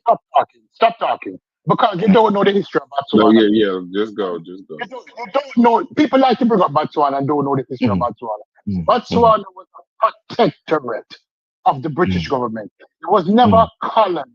It was a protectorate. It was a place that had goat farming and cattle farming. It had no resources. So the British, and they begged the British to protect them from the South Africans, the Boers, when the Boers was taking over Africa, when the one who gave the scholarship was taking over, what's his Cecil name? Who Rhodes. gave Road, Cecil Cecil Rhodes. Road. Botswana went to the English and begged them, please protect us, right? They were very calm. The population was small. And as a result, the English signed an agreement with them to say, listen, anybody touch Botswana, touch us. So they were never attacked. They never got through what most people got through based on what they were in Africa. As soon as they found the gems, that's made contract with the British. Most of the resources in Botswana is controlled by the British. They're nice, calm, well-behaved ass kissers. They're not role models. But we leave Botswana alone because I'm not going to disparage any African country. But you, Negro, you ladder pulling, coonish, Negro. Come on, man. Let him Hey, get come his on, you shit gotta off. chill. You gotta chill, man. He was gonna talk about. I don't think that's taking it personal, but There's no change because what he just said is what every Negro always said. Do not give any Negro money because they don't know what to do with it. Yeah, they're That's gonna what he screw it just up. They're gonna fuck it up. They're gonna buy Jordans and rims. hey, Is but basically I got a different argument though. But that's why I keep going to the Berlin Conference. They right. had infrastructure, but the Yes. infrastructure they fucking had, them railroads to get the shit. It wasn't to get the shit into Africa so they could build themselves. It was to get That the shit shit was out. to go to the ports to get the shit out of out, Africa. right? So Banana when we talk about, hold on. So that's why I keep saying you gotta be clear. You have to be fucking clear. Mass education in Africa was restricted. They wasn't trying to, that was elites. The elites was getting educated. But that whole Berlin Conference, you have to take it, it was built to fail. So any successes, this is my pushback for Chef is when I name successes, he says, who gives a fuck about them? The outlier, it would be an outlier for African countries to succeed if they were built to fail from the Berlin Conference. Beautiful. Once again, I'm gonna land my plane. This was 250 plus. No, I don't know how many tribes at the time. Freddie could say it, but when they drew this shit up into 50 fucking different states, they didn't regard no ethnicity, no linguistics, no fucking tribal war, no trade. They just chopped that shit up and told all them people this is Africa. And then when they built railroads to get the resources out. So the infrastructure was already there. Because here's the thing. Before, now we could say the colonial infrastructure might have been inferior to everybody else's, but their pre-colonial infrastructure was not inferior. It might have been different than what everybody else had going on, but it wasn't inferior. You had University of Sankore, you had manuscript libraries in Mali and Mauritania, irrigation systems in the Sahel and Nile Valley. They had terracing in Ethiopia and East Africa, metallurgy. When it was indigenous African infrastructure, they was fine. Once the fucking colonialism came in and split the whole shit up, then they was just talking about extraction and keeping them motherfuckers stupid. So I don't agree. And then on top of that, even though Europe had the infrastructure and Japan and Korea, South Korea had the infrastructure, they didn't do that shit to help them motherfuckers. They did that shit as a thumb to communism. They were saying, look what capitalism can do. So just in case anybody else wanted to do communism, come on, we gotta have an honest historical conversation, not just the surface level shit. Look, I'm trying to have an honest conversation. I didn't say you was lying. This ain't personal. No, to I you. get you. I get you. I ain't Yeah. You know what I mean? I ain't hating, man. You can call me whatever you want. I didn't call What I do know is that's two P's. I never call somebody. what I do know is the correct answer is always there. It always exists. Now, are you gonna pick it or not? You see what I'm saying? Because Africa Many countries have gotten all kinds of resources already from the West. You can name it, all kinds of Yeah, aid, name them, name them. right? Check this out. Name, Check this name out. them. Hold on. Even look at medicine. Let's go to medicine, Mm-hmm. right? The amount of things that have been eradicated or brought down, the numbers, starting from AIDS, malaria, think about it. All these different things, healthcare outcomes, right? That's aid, right? Now, China is giving aid. They're doing the same thing. They're building the trains to the ports to get the stuff out too, right? I was reading I'm on not a arguing dam. with you. I was reading on a dam in the Congo. There are 2 dams built in the Congo. They were built like in the 50s or somewhere back there. I forgot exactly when they were built. I don't think it was built by the Congolese government. Could be wrong. Or if it was built by the Congolese, it was in partnership. But these dams are not producing electricity at the rates that they are designed to produce electricity. And so I'm saying, Let them finish. Let them finish. Let them finish. Let them finish. brother, you can say what you want. If something's built to produce at a certain level and it's not producing at that level, right? You got to ask yourself, why is it not producing at that level? Maybe I'm because they not saying the started people are Good question. stupid. That's a I'm good not question. saying I'm not saying people are stupid. Because if I call African stupid, I'm calling myself stupid. What I'm saying is the systems that are in place is not giving the people the power to educate and execute themselves to the fullest of their potential. West And Side. you see it all the I give you a time. point. I Let's give you a point real go ahead. quick. West Side, real quick. You can go right back in. But when you're discussing this aid, Mhm. for every dollar that they gave Africa of that 500 billion people be talking about, Mhm. $5, $3 to $5 had to be repaid. Every dollar that they gave for that Marshall Plan, Mhm. no tied aid. It was just a grant or an easy loan. So when you call something aid, when you say I'm helping you with 500 billion, but you expect me to pay back $1 trillion, that's not aid, my brother. That's leverage. That's motherfucking, you're using me. You're tying Right. me to some lifelong shit. And so this is the thing. Remember, right? Because I'm dealing with a solution. I'm not dealing with saying, hey, they need to stay where they're at because they don't have the ability. We know the people have the ability because you see Africans come here all the time, Indians too. I remember Chris Rock said he got out the airport in India and there was human shit on the street. But you have Indians here running major corporations, Yeah, but if including the you give me corporation. a bit, One second, brother. One second, brother. One Yeah, second, they the brother. brain drain one. Including the platform we're sitting on now.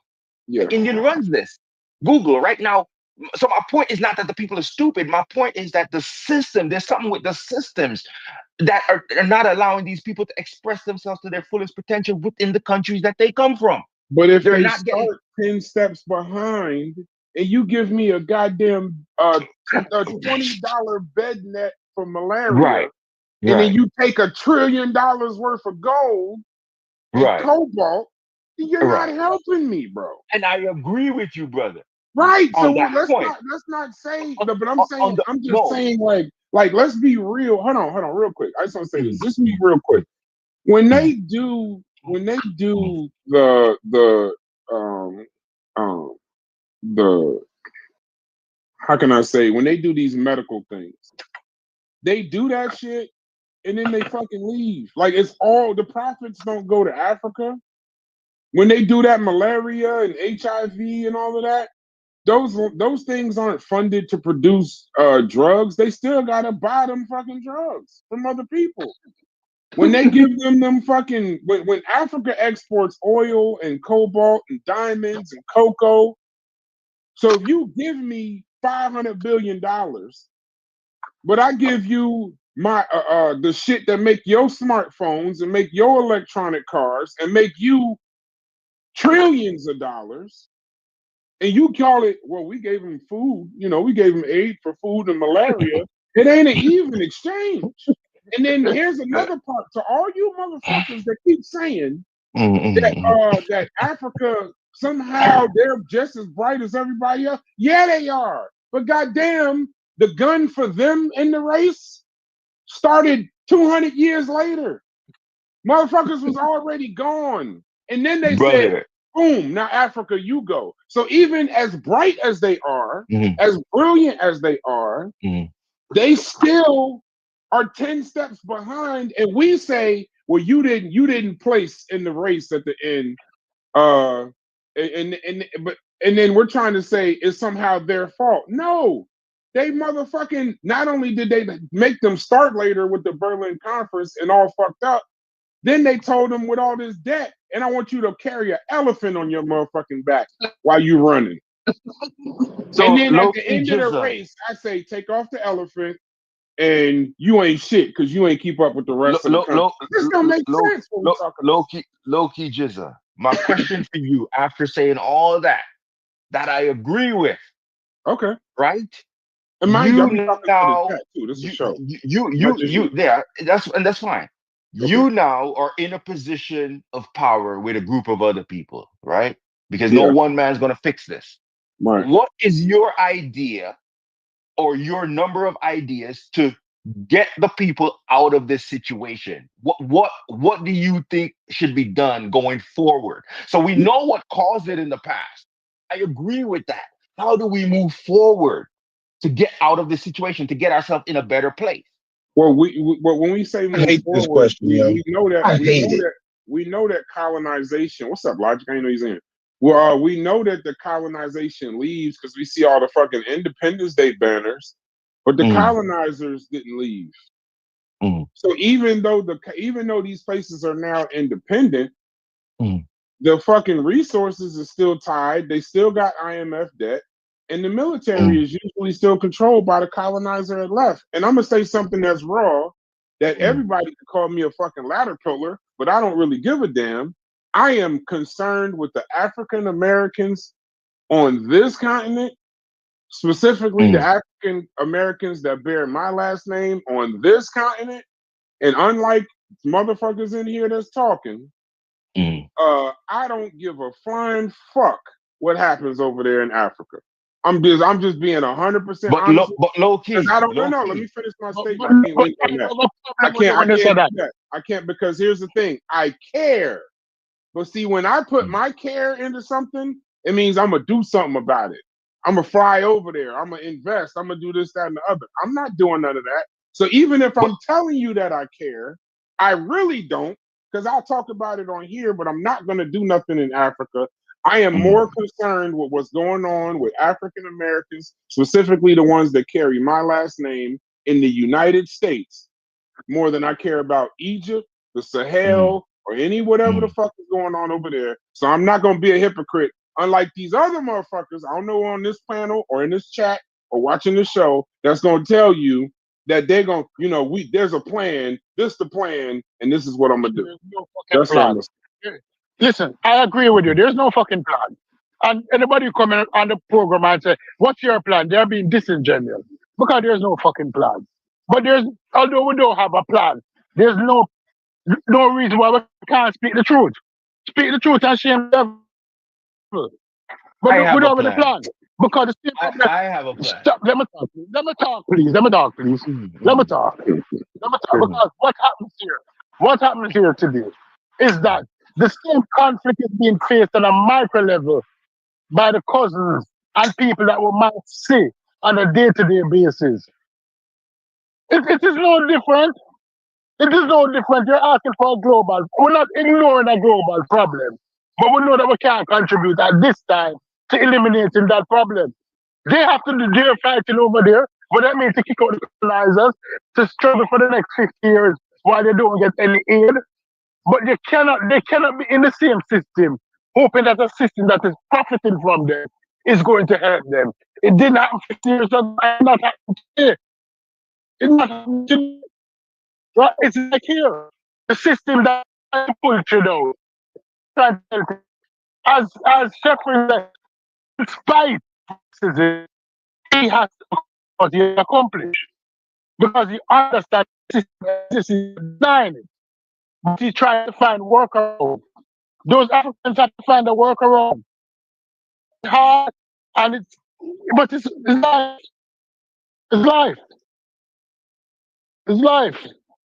But So you I don't feel look, have to like, listen. man, that's like the so worst statement in the whole conscious community. Like, why would, I'm not like, the conscious. fact that I'm not you need conscious. to ask us what we need to do to fix Africa? Like, it in itself, it basically suggests that you ain't doing shit to fix Africa, but you want to fix it, and you asking me how to fix it. See, that shit sound dumb as fuck. Like if you the nigga that care about it, like you should have something going to where other people can just, come in and help you do what you're doing. Like, you shouldn't be the nigga that care and you asking me to tell you what to do because you care. Like, that shit sound crazy as fuck. Like, I hate that. I don't understand it.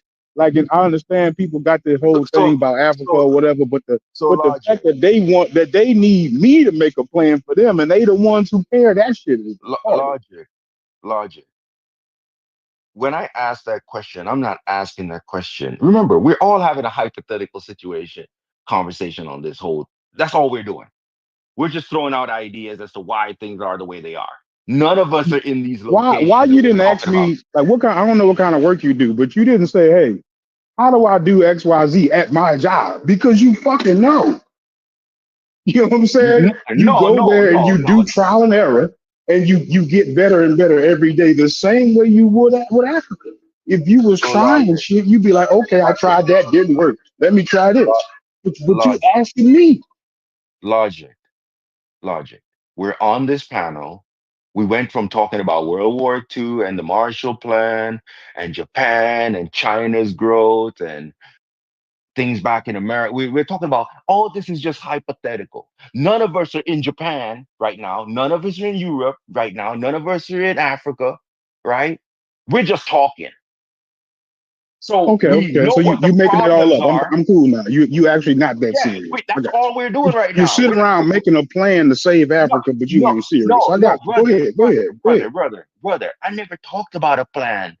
We're talking about what's wrong with Africa, No, right? I heard you say you And had how, a and plan. You just ain't say brother, it yet. Come on, I give have me a an plan. idea. I have an idea.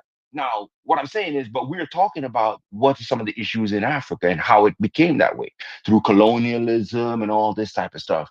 And that's true. I'm just saying, and then we're talking about the Marshall Plan and how they used the Marshall Plan to build back up Europe and stuff like that. I was making an argument that, hey, these places had a certain structure in place that allowed for, they had a structure for one, and then of course they're white folks. And so white folks are going to help white folks. But then Japan was Asian, but they did help Japan too, right? And all this. But my whole idea is I agree with how we got here. But to me, and how my brain works is how do you get out of the situation? Unless you're going to tell me you can't get out of it. And I No, think that I the would say number we're Yeah, not it's one, no, it's qualified. nothing wrong with I would say forecasting, we're not a qualified to have circumstance the before something. conversation about how Africa can get out of this situation. I and don't my think anybody on this panel is qualified.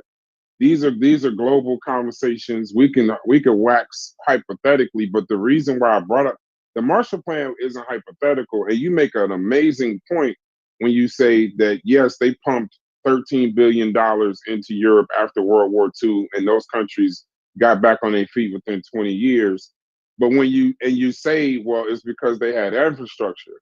I just made the leap no, I that you didn't were. say No, I'm you not talking said about they the had infrastructure. infrastructure. They had infrastructure No, before no. the rubble. Yeah, but That's what the you said. infrastructure, no, but I'm not talking about the infrastructure mainly because my premise is your political system, your Okay, political even that. structure Yeah, is that's what's most infrastructure. important No, that's because infrastructure we also. look at resources as natural resources. We look at gold and diamonds, and the reality is the main resource you have is not the gold and the diamond. This is where I'm starting.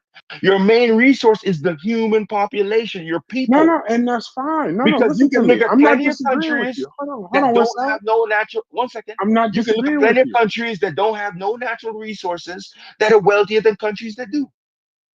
Right, and I'm not Japan, disagreeing with you. But my okay. point with the infrastructure, it's not my disagreement. It's just when you say that they had the infrastructure, the politics, the people, whatever they had before, your premise was that it made it easier so that when the United States invested, It was easier for them to get back in the game. But it's just when Yeah. we talk about Africa and we forget the Berlin Conference, it's like you got to remember, like the reason why I keep bringing it up is because I think not you, but I think people forget that any infrastructure that Africans aren't that's not their fault for the Berlin Conference.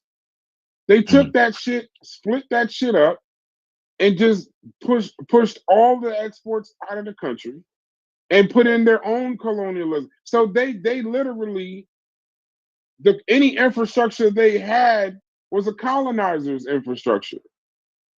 So even if they were to pump money into it or anything like that, it wouldn't benefit. It's never to benefit Africans.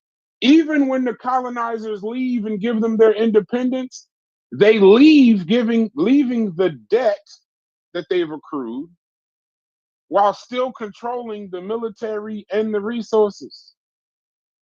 So we cannot say, we have to appreciate the anomalies in Africa that like the ones that I highlighted, the ones that were able to, through all that bullshit, still able to succeed. It's not the same as an individual, because even I know I'm an outlier. Chef might not want to admit it. Chef is an outlier. Corey is an outlier. The people that made it through all of that shit. How many different times in your life as a black man, growing up where you grew up, were you put in situations where you could be in jail or dead versus another motherfucker that just went to school and just did whatever? Like, we dodged all these bullets. Motherfuckers in this conversation are special motherfuckers. Motherfuckers that ain't never been to prison, ain't never been on crack, ain't never motherfucking been drugged the fuck out or murdered, all this other wild ass shit. We're outliers amongst our own people. So when we're sitting up here having this conversation, that's why I'm saying we're not qualified to have it, because there's a certain level of luck that we're even able to talk about this shit on a Discord. Because if we look to our left and look to our right, a lot of the motherfuckers that was with us through our life ain't here no more. And that's what I'm saying. So yeah, I don't think we're qualified to try to fix Africa. I don't even want to try. This is what I'm saying, low key. That some of the same things you talk about with what hindered Africa's progress is a similar argument to what people say over here that hindered African Americans' progress here, right? Yeah. You were in a certain position for a number of years, and then the state, essentially the state that has a monopoly on violence, uses violence to keep you in a subjugated state. And that happened way up until in the 60s, in the civil rights era. And then after the civil rights era, still today, mass incarceration, redlining, it's still happening today. It's still happening. But I would make an argument that it's better than in the 1840s or 1870s. No, it's just different. Prior to the civil rights movement. No, right? it's different. just because different. at the end of the day, and so this is my point of saying that is that it's a similar thing. We can make an argument that the Africans faced. Right now, we know that there's an issue. Right? We know how this issue came up. But if I ask you today, what do Black Americans need to do going forward to ensure that they don't end up in the mass incarceration system? What are some of the things we could do? How did you stay out of it? How did you not get caught up? How did other people on this panel not get caught? Generational wealth, financial literacy, education, and a lot of fucking luck. Exactly. And so this is the thing. The more we can spread that out to the people, the more people that get that idea, then it's less likely that you will get caught up by some of these traps. And it's already happening, because I was looking the other day at the murder rate in LA, for instance. In the 80s and 90s, it was like 2,000. Now LA's population is bigger and it's like 500. So you have a decrease in a lot of violent crime in the United States. You have people getting this message over time. So I feel like it's getting better. You're probably going to have states now putting in laws to say, hey, we're not going to be as punitive. We're not going to arrest people and lock people up for 3 strikes and all this type of stuff like it was, right? So all this stuff is kind of changing, right? To a degree, right? So it's getting better. And so that's all I'm saying. I mean, we're all having a hypothetical situation. We're talking about Africa, the Marshall Plan, but I feel like it's important to know these different things from wherever in Yeah, the world you can get this yeah. information so that you can make a better decision wherever you're at. Because all this is going to inform your own decisions in life, right? Yeah. And that's why every time Chef say or Fetty say, we got to start taking more of the blame, I'm going to fight them every time. Every time. Personal responsibility and being humble is important, but in certain cases, there are situations where it doesn't fucking matter. The concrete is too much for the roads to go through. That's true. Because I always give people the example of like Afghanistan. If you're a woman in Afghanistan, right? The state that controls the means of force, the people that are running the country say you cannot go to school. I don't care how much personal whatever you got. The odds are the vast majority of women will not get educated. It just is what it is. You might be able to read on your own. Maybe your family taught you in the household. You might have a few people that get in, but it won't affect the vast majority of the population. Can I cut you? Because you brought up Afghanistan, which is a good situation. But if we even compare with other Muslim countries that are generating countries, none of them are industrialized, apart from Pakistan and Sri Lanka. None of the Muslim countries are industrialized. They depend solely on the oil. People might say, look at Dubai. Dubai is a Las Vegas. That's what Dubai is. Dubai, there's no true industrialization in those countries. And they are also colonized because the Saudi oil is actually American oil. Right? The Aramco, one of the world's biggest oil products, it's an American company. Saudi own 51% of it, American own 49%. But if Saudi decide that they're going to go against the Americans, guess what will happen to those refineries? 30 F-35 will fly over Saudi Arabia tomorrow, and all of those wells will be no more. That is colonization. That is colonization. But nobody wants to talk about that. So, Stu, please. Yeah. Saudi Aramco, right, according to AI, is a majority owned by Saudi Arabian government and its sovereign wealth fund, the public investment fund. Hold on. 51%. Let them Hold finish. on. Let them finish. Hold on. Who collectively holds more than 98% of the company's shares. That's Saudi Aramco. The Saudi government fully nationalized Aramco in 1980, but has since sold a small percentage of shares to public investors through initial public offering in 2019. So according to this, they own 98% of Saudi Aramco. You see what I'm saying? So this is the thing. Appreciate that. It's We me and you. appreciate that, Brendan. We appreciate that. I appreciate you. You're right. I'm so sorry. You're so right. Michael was wrong. No. I'm talking to the chat. Serious B, somebody I respect, he said this is one of the most genuine and productive discussions I've heard on Black YouTube in a long time. I was just telling him I appreciate him for that. Yeah, no, I believe you, the dude talking. I believe you about the Saudi oil. If you believe that, the publicly owned. Yeah, because the thing is, let the Saudis say something that the Americans brother, we got to realize the time we're in, and that's the thing. Sometimes I feel like we think we're living in a time where we're not. So, for instance, I'm gonna bring it up low key. You're talking about the Berlin And then Conference. I want to switch the conversation to something else when you're done. Go ahead. That's fine. You're talking about the Berlin Conference. The Berlin Conference was when? 1880s or something? You can't switch the conversation now. Right? Because you don't want to get mad, I know. No. Hey, West Side, stay right there. Stay right there. So while you were talking, right? Shouts to Soda. I don't know who you are, but shouts to Soda. And I hope everybody can take this conversation because I'm actually about to go smoke some meat. Pause. Finish my smoked meat for Labor Day. Yeah, that's wild.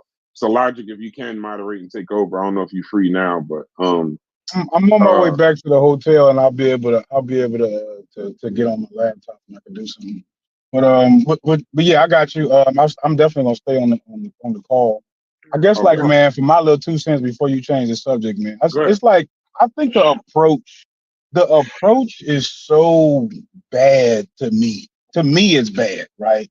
Like same stuff people been saying for like the last 10 years, and what I mean by it is like you're approaching this from the angle of what do we do, right?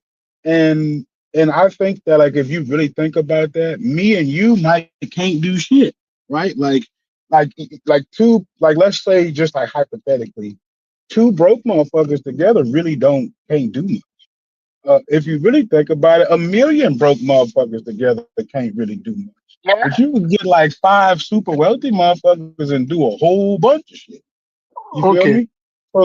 So like if I don't have something to bring to the table, then me linking up with you don't mean nothing. Like, you know what I'm saying? Like so whole time the answer would still be you gotta focus on building yourself up. So when it's time for you to do something, you actually can do it. And somebody won't be dragging you along for whatever journey that it is.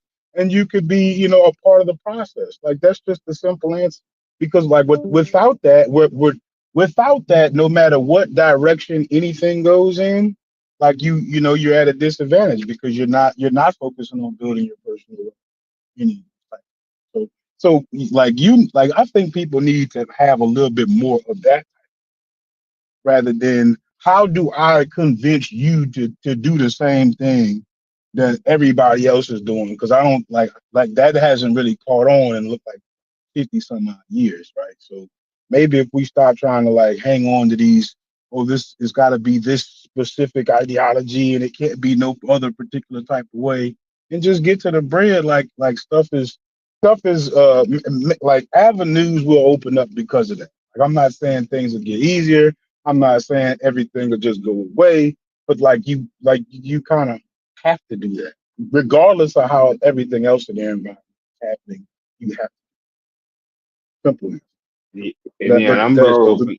I'm just hoping everyone can fully digest what you just said before they respond. That's all I'll say.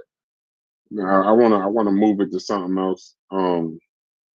So in the chat while Westside was talking, some of the narratives in the chat, I just let the chat be the chat. But in this conversation, and by the way, if you think this Brendan is the metaphysical herbalist who quantum jumps, then you definitely don't know who the hell Brendan is.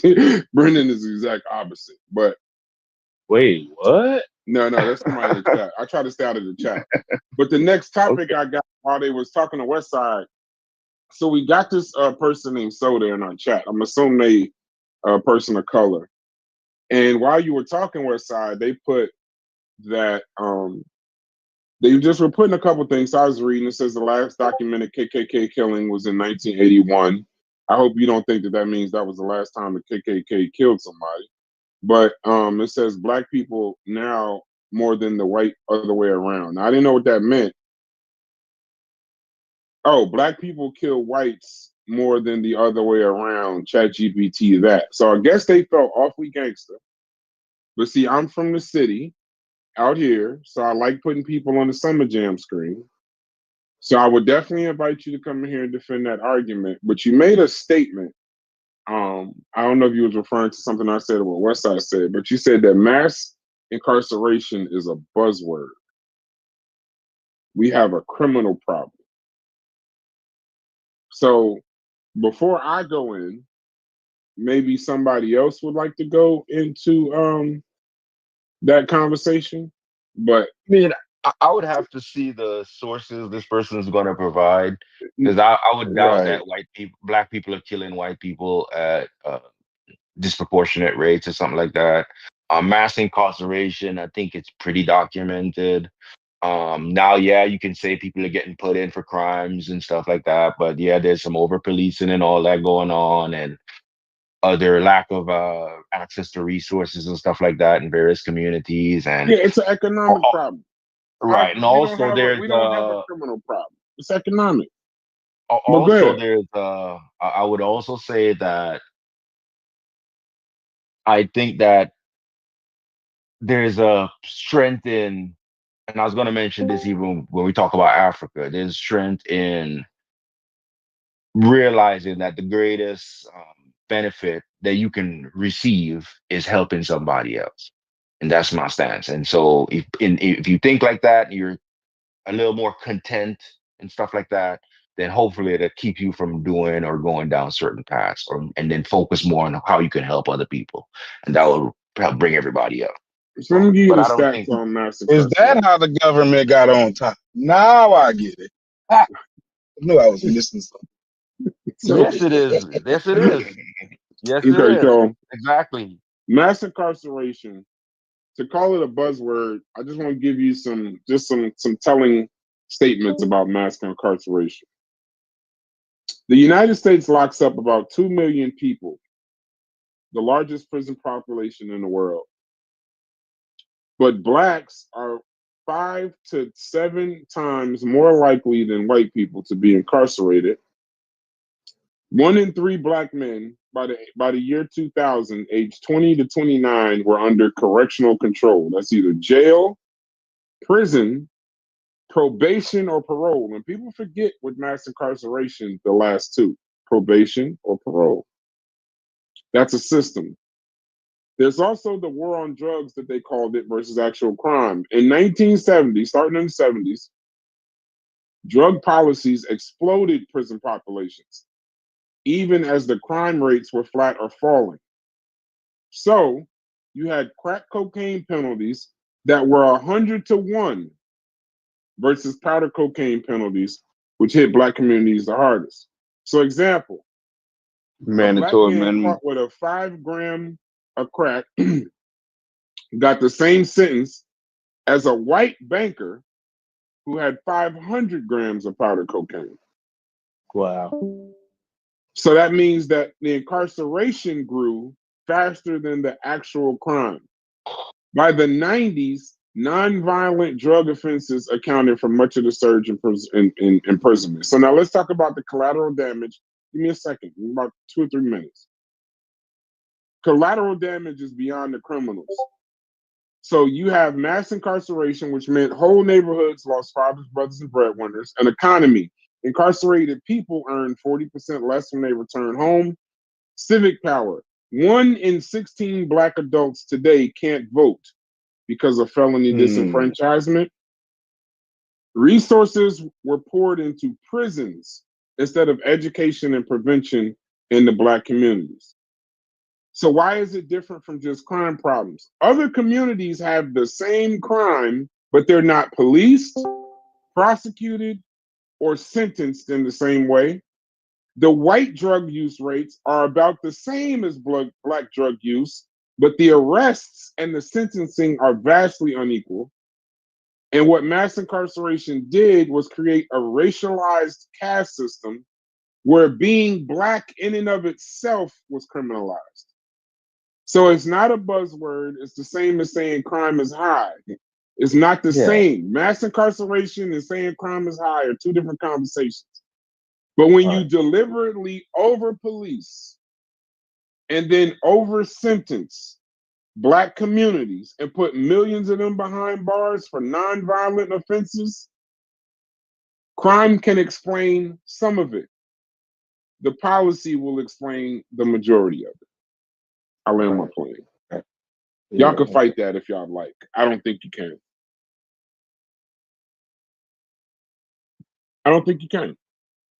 So go ahead. Y'all can have it, but I refuse. Because these are the same people that talk about black on black crime. They'll say the KKK ended in 81, but I'm sure that there are people in this chat and on this panel. There have been KKK murders in their lifetime today. Like there are KKK murders in the past, what, 30 years, 20 years, 10 years, 15 years? And here's the second thing. Do y'all think that the KKK were just aliens? That when the KKK stopped, they just motherfucking left the earth? Or did they put on judge costumes and police uniforms? Did they put on and so doctors? Did they put on doctor's garb? Did they become teachers and professors? What was the KKK when they were wearing hoods? They were bankers. So the KKK didn't go anywhere. They just took off their fucking hoods. And so that's the truth, because you're dealing with an idea, right? You're dealing with an idea. And so people are going to hold this idea in all stratas of society. Now, the question becomes, is it the vast majority or who's holding this idea? But the idea is going to exist. Talking about hate crimes, I was looking up the Hate Crimes Act. There's a common name called the Matthew Shepard and James Byrd Jr. Hate Crimes Act, Prevention Act of 2009, right? Mm-hmm. James Byrd Jr. was a guy in 1998. I think it was 1998 and 1999. They pretty much beat him up or something, put him on the back of a truck and drug him for like miles, right? And so they have this Hate Crimes Prevention Act, passed in 2009, dealing with his case and Matthew Shepard, right? James Byrd Jr. And now it says, which expands, right? This act expands federal hate crime law to include bias based on race, religion, national origin, ethnicity, disability, sexual orientation, and gender identity. This law, codified at 18 U.C.S.C. 249, allows federal prosecution of hate crimes when local authorities cannot adequately handle them and works with state laws, blah, blah. You see what I'm saying? So, but this instance with Matthew Byrd in the late 90s, right? I don't know if these guys were hate crime, KKK members, but they did do an act that resembles what the KKK would have done. And this was in the late 90s. So, yeah, and when there we was talk a about law passed because of it. Yeah, and when we talk about, like, you hear these black on black crimes, but people don't want to deal. Crime is not a race thing; it's a location thing. The technical term would be a proximity thing. 80 to 85% of white people that get murdered get killed by 80 to 85% of white people. But there's no such thing as fucking white on white crime. Like, some of this shit, we don't gotta fucking look it up. Some of this shit don't. Like, okay, the Klan, you killed a white woman in Oklahoma in 2008 because she tried to leave a ritual. So that means that they kill each other. But when we're looking at these statements, you can't, anytime there's a term for black people that's not used for any other group, it's bullshit. I don't need to source that. I don't need to look it up. If they need to somehow call something black on black crime, then you ain't heard the terms white on white crime, yellow on yellow crime, and all of that other weird ass shit, then you already know the shit don't make sense. It's not used for anyone else. Crime is crime. You commit crime where you are. That's it. The driver of violence is economics. It's community disadvantage. It's not because people are more savage or because they're black. When you pull all the investment out of a fucking poor community, and expect the crime to rise. When you remove the after school programs, when you take the basketball hoops off the rims in the parks, when you make it where there's nothing else for these kids to do in any poor neighborhood, crime's gonna rise. And it ain't black on black, it ain't white on white. Like, some of this shit, some of that, you got to understand when a political weapon is being used against you. You have to understand that, because what happens is that's where we get to the scrutiny of, well, black people just have this thing that they do. They have this unique pathology. They have this unique pathology. They're just over savage and over criminal. I want to send a message. I'm going to land my plane right here. Hopefully one of y'all's off mute. Y'all can talk because I'm about to dip out. If black people, my grandmother taught me this, and she told me she got this from her mother, which would be my great grandmother. She told me this. It's one of my favorite statements. If black people were as savage as the world made us out to be, there'd be no more white people left on this planet. Because if we look at the shit that's been done to us, whether it's the Berlin Conference, whether it's chattel slavery, the transatlantic slave trade, Jim Crow, and all of that, If we were truly savage, like if that was our unique pathology, there wouldn't be one European on this planet. I land my plane. I agree with what you said. But I think what a lot of people may have a problem with is that a lot of things dealing with violence, degeneracy, or whatever, you can kind of see it echoed in our culture in other groups of people who may not even be in America. That's their first, I guess, stereotype of us. And truth be told, we actually do uphold a lot of them negative stereotypes. Like me being 29 and listening to the music I listen to. Let me finish, please. Let him finish. You gotta let him finish, Stupid. You gotta let him finish. He started talking when I was done. You gotta let him have the floor. Even if you don't agree with his opinion, you gotta let him have the floor. Let me finish. But you let him go. Go ahead, Freddie. There's an echo. There's an echo. There's an echo. There is an echo. No, there's no echo for us. If the chat, if there's an echo, let me know. Go ahead, Freddie. Finish what you were saying. Oh, he left. Go ahead, Stu. No, he totally disregarded everything that you said and went into the common speaking point.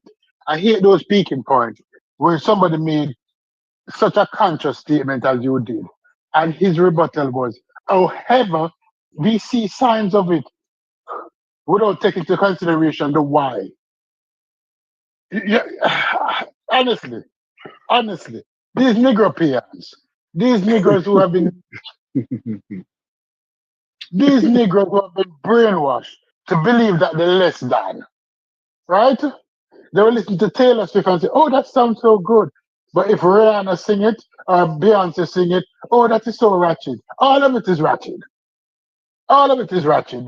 What Hannah Montana when she was swinging on the wrecking ball with her skinny self, with her coochie almost showing, she was super ratchet. But nobody talked about her because she had the complexion she had the complexion of angels according to the Bible, right? And then somebody coming to justify, however, we see it in all. No, you don't see it.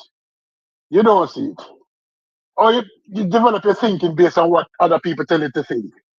Oh, black people can't survive. If you give Negroes money, they buy Bentleys. Let them buy Bentleys. Let them buy Bentleys. What is their problem? What is their problem? Oh, that is why I don't believe in reparations, Because look at the African countries. They had money. And no, we need to stop it. We need to stop it. All of these Dr. York Negroes. No. Yeah. It is a York tactic, and that's why I like to see when you make statements like our violence is cultural. Yeah. Then that means you don't even understand poverty. When you have weak institutions, you have concentrated poverty, and you have a system that is excluding you from participation, or for the most part, not all, but for the most part, you're gonna get higher violence. Go back to how many of y'all saw gangs in New York? Remember gangs in New York when the Irish and the Italians first got over here? They were extremely violent in those ghettos in New York. Ain't nobody call that shit white culture. Latin America, the fucking favelas, the favelas over there in what is that, Brazil or Colombia? The favelas, where they live in, where they're in extreme poverty. They don't call that shit Latino culture. So when you say our homicide rates are higher, well, goddamn it, so are the poverty, unemployment, and fucking segregation levels too. So when you have these conversations, it kills this culture shit. White on white homicide is 80 to 85%. No such fucking thing as white on white crime. When Europeans for hundreds of years were in constant fucking war. World War I, World War II, every fucking war before that killed 80 million motherfuckers. That wasn't white culture. Why the fuck is our violence gotta be black culture? Right. And black culture, our culture, you know what black culture is? Surviving. A black culture has nothing to do with violence. Everything we do is trying to motherfucking preserve some form of fucking dignity amongst all this bullshit. They keep us out of schools, we create HBCUs. They tell us we can't go to their church, we create black churches. We can't play their music, we play our own fucking music. Everything we fucking do is we try to fucking survive. We just don't get the opportunity to do what evolution gives us, is survive and thrive. We're trying to thrive amongst all this survival. That's the difficult part. But don't fucking sit up here and say our culture is fucking violent. We're not a fucking violent culture. That's violent. Violence is conditional upon a certain set of factors. None being the color of your fucking skin. The fuck Yeah, what are we doing? I don't even know how y'all can stay on mute when niggas say shit like that. I don't agree with the that's why I'm coming. God damn. Before you go further, Haskell, that's why I'm coming out from you, because Brass, I usually create some sort of contentious argument for what you just said. I can't make any right now. Like, you're just right. Like, we right. You're just right. You hear what I'm saying? Like there's if anyone can argue against that, go ahead. But yeah, I mean, it is what it is. You conveniently just joined the conversation, Chief. And I know good luck with that, Chief. Crazy. You're gonna say some crazy shit. You're gonna try to piss me off. You can't piss me off today more than I've already been pissed off. And I don't before you joined the panel, I said I had to go. Logic tried to take the conversation. But go in here, go on and tell us how there's no such thing as systemic racism. Let me say this real quick. Somebody was talking when you was talking. I couldn't hear you. I was saying, first off, happy Labor Day. I didn't start there. Two, we got a couple shows we need to do. I saw some things that are unique to your conversation.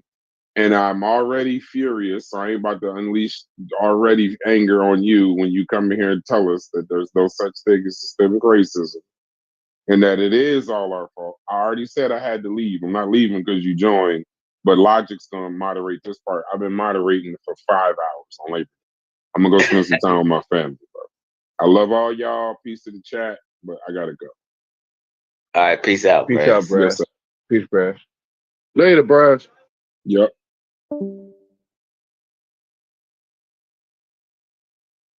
Hey, what y'all was talking about, man? T-Pack, I want you to stand strong. Excuse me, I'm eating pizza.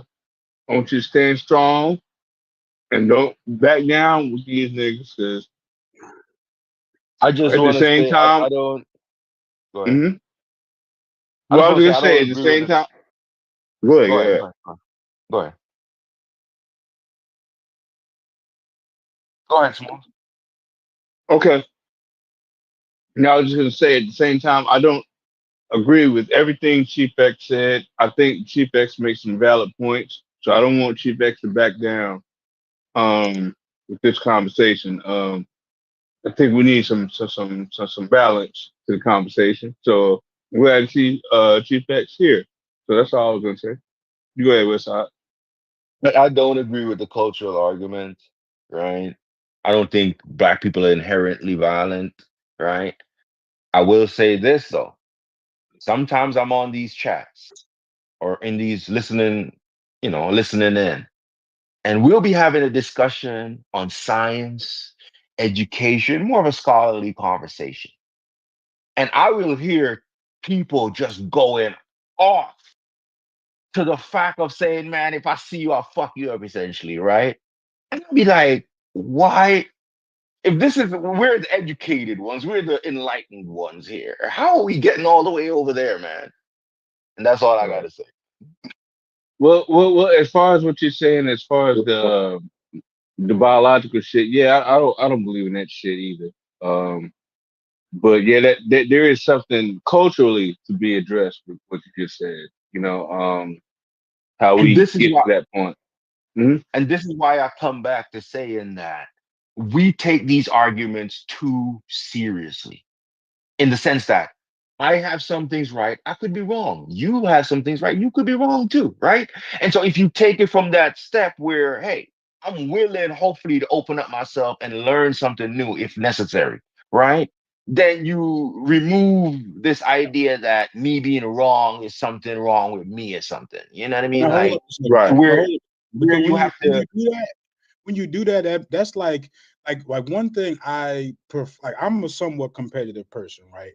Like I hate when I go play basketball with somebody and then somewhere down the line they was like, oh, I'm just trying to have fun.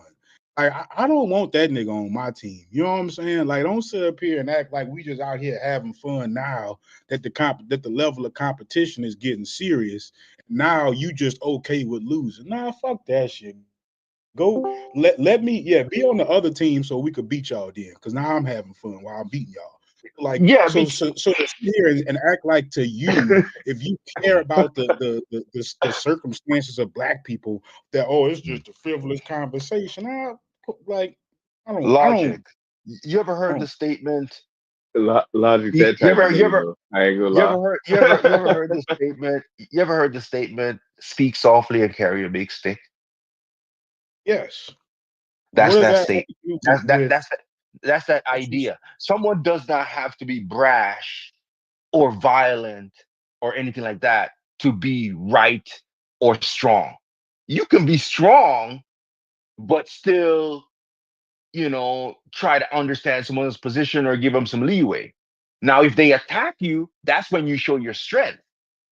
So I can go on the ball court and I could be quiet and just be killing these dudes. You see what I'm saying? Because a guy could be talking only once and he ain't shit. And so that's my point. Logic. Big up logic. Respect. QP's here. Logic. uh, Have you ever heard the statement, quit, keep quiet and stop talking bullshit? It's better to shut up than to say bullshit. Your parents ever tell you if you don't have anything good to say, I you, you 100% agree.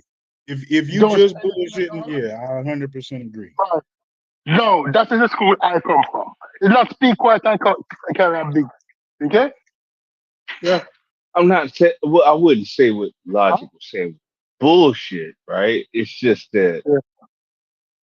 It's work you with know. find the whole spot. Yeah, I Yeah. get the analogy he's Yeah, making. I'm but not see, Mm, saying it's bullshit. right, Yeah, times, many right. let's not sit here and act like we don't care because maybe it's not moving as fast as we want it to, or you know what I'm saying? Like the outcome doesn't look a particular way or something. Like let's not do that. Let's not say, oh, well, we don't really mean it when we say we would like to increase our social status in America. What do you mean we don't mean it? Of course we mean that shit.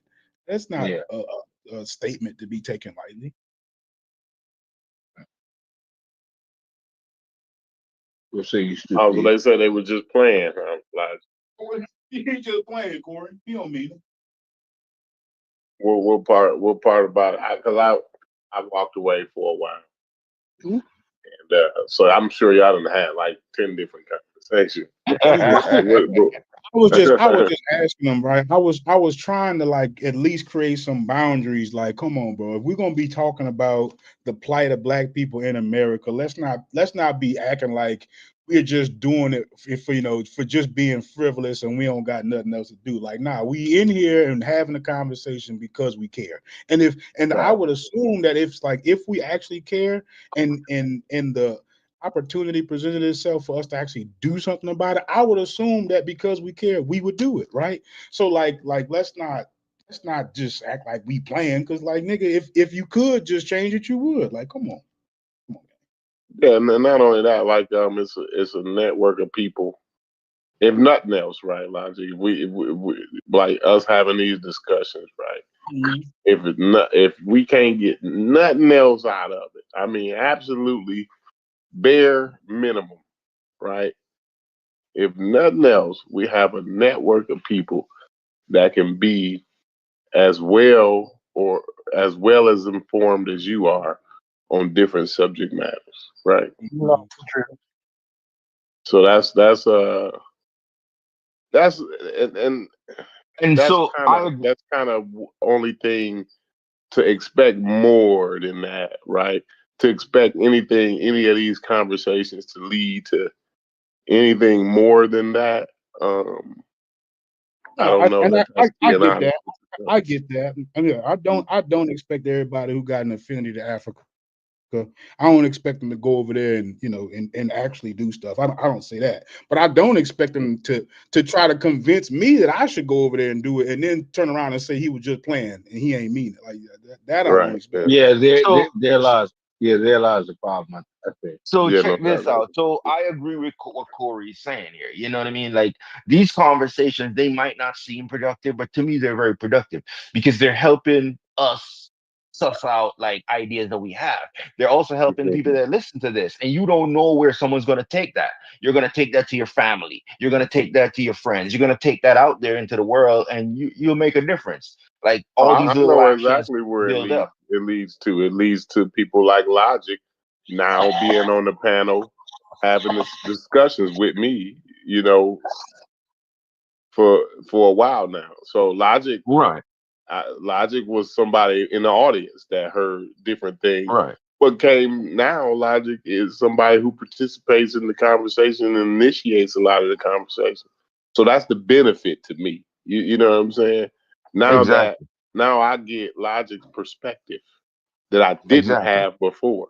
So now my vision of the world is that much Right. more refined.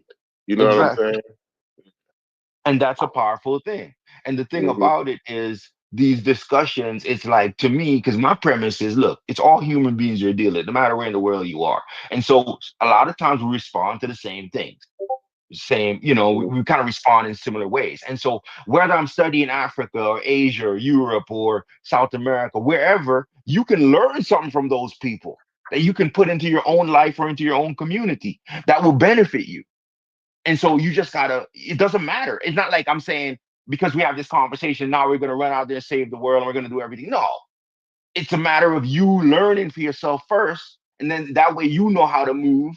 You can pass this on to your family, hopefully, pass this on to your friends, pass it on to your community and on all that. But it's like you learning first and foremost from other people. You know what I mean? Whether people on the panel or people around the world, whatever.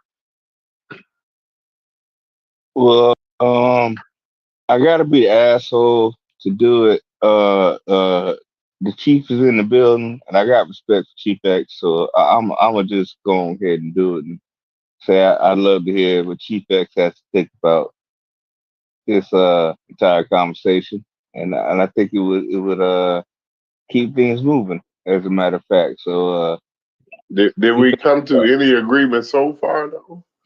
I don't think we have. Corey. So that's why I wanted to kind of. I was on way earlier. Like I think the last thing that we were talking about was or at least the last thing I remember was the last question I asked was the in spite of, right? Like how, and then I think Braz came in and talked about the difference between the individuality, the in spite of in an individual way, and then in spite of in a global way. You know what I mean? I think he came in and talked about the two different aspects of that. You know what I'm saying? So yeah. But yeah, go ahead, Chief X. I guess we haven't came to any kind of consensus here. Okay, Yeah, so I think we need a little bit of some polarity. Hold on. Just can I speak? I haven't said a word yet. Okay. Oh, absolutely. My bad. You want to get some arguments on? You want some disagreement? Okay, I get you. That's fine. I love the disagreement because it actually brings out the actual. It brings every point out. So definitely. Okay. So I don't know what you guys been talking about because I just jumped in this chat, but I know Brass did ask me a question, and he asked me because I think I made a comment in the chat, and I always make this comment. There's no systematic racism. Is that what you guys been talking about? Or is it other subject? We have been talking about systematic racism.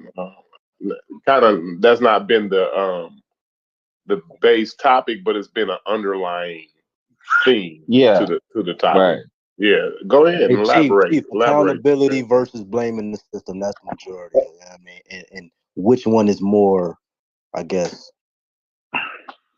Which Fetty, one could is you more repeat? point to Could for you the reason repeat why that? we Could you got repeat that? I think that's a good analysis of what we're talking about. Could you repeat that? Because you were a little low. Well, no, just accountability versus external forces. Okay, cool. So overall, like, so sometimes I'll use my son as an example. Like when I say there's no systematic racism, I'm dead serious. I'm not joking. There used to be systematic racism, but in 2025, somebody want to mute out. But in 2025, there's no systematic racism. So I asked this question before, and I was asking people in 2025, if you're claiming there's systematic racism, tell me which system you're talking about that's racist. And people get stumped. They can't really, oh, the housing industry. Then they'll bring up an example from 1970, 1960, 1950 and talk about redlining and all this. I say, whoa. I agree there was systematic racism back in the day. I'm talking about today. Is there systematic racism? So like when I apply for a loan, I used to be a loan officer and a realtor. I've never, ever, the entire time I was a realtor, seen a black family with good credit get turned down for a loan because they're black. I've never in my life seen a lender not want to make some $10,000 because a client was black. I never known a Mexican, a white, a Russian, or anybody in the real estate industry turn down $10,000 from closing a deal because the client was black. Never seen it.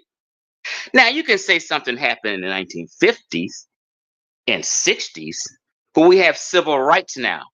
There's laws.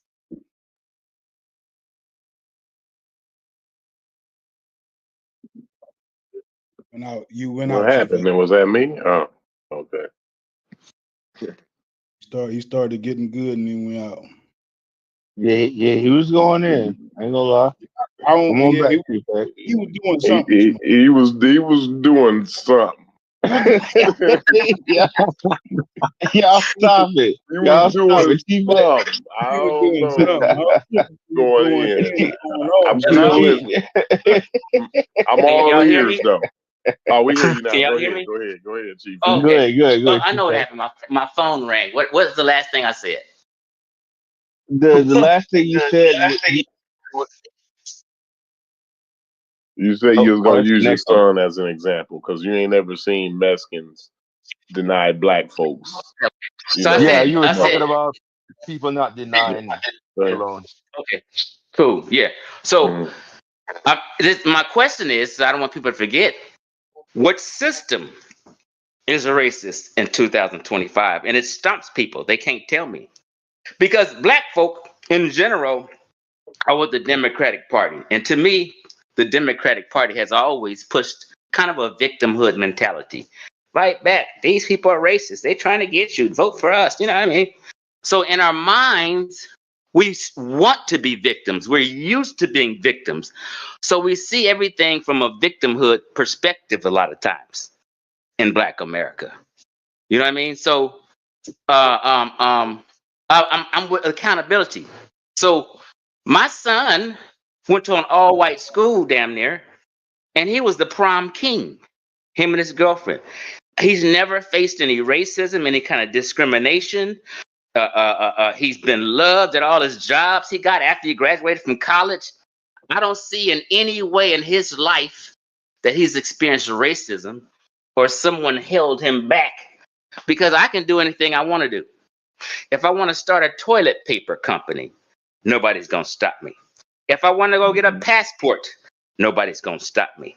If I want to take a trip to Russia right now, I'm going to be in Russia. Nobody's going to stop me. If I want to go to Belize, Japan, nobody's going to stop me. It's no system against me and my movements in America in 2025, is what I'm saying. So somebody has to tell me what system is racist, what system is practicing racism and won't get punished for doing it. Now, what people will do is they'll find a person, an individual who may be a racist, and this racist just so happened to work in the court system. That's not the system. That's this individual racist who has a problem. That's the individual who did some stupid shit. It's an individual who discriminated, not the system. You get what I'm saying, y'all? So in other words, in people's analysis, go ahead. Like so, You so want let me you give want to cut me? let me give you like a little example of defects, right? Because I would probably argue that the racism that you don't see is probably far more dangerous than the ones that you do see, right? Because if I'm not mistaken, I think my glaring example falls under racism that you don't see could be more dangerous than the one that you do see, right? Like my glaring example, if I'm not mistaken, I think it's called zoning or districting, right? Where they cluster low income houses together, and they use that district of low income houses, and they use the property taxes on the low income houses, which are typically, you know, undervalued, and all sorts of other different things that are moving around to keep those property values low, keep those taxes that are coming in from the property values low, and that is used to underfund the public school systems in that area. Whereas, like right across the street, which that could be in a totally different zone or district, and it could have a lot more I don't know, businesses or whatnot in the area, and their property taxes are much higher because of that particular area, and that school is going to have much better you know, educational opportunities. So like that's something that's real subtle, doesn't necessarily overtly include color, but when I say clusters of low income housing, I'm sure you can understand how a lot of black people could fit that build, right? So it doesn't necessarily say it's racist, but if you just look at how it's played out, it would affect black people in a large majority, just based on that, right? So you know, it's difficult to take a stance where you would lean so far into that there's no problem, to where you almost like you almost get like maybe a false sense of security. You know what I'm saying? So like I'm saying that that's a very clear example how you can see it actually is still existing today, right?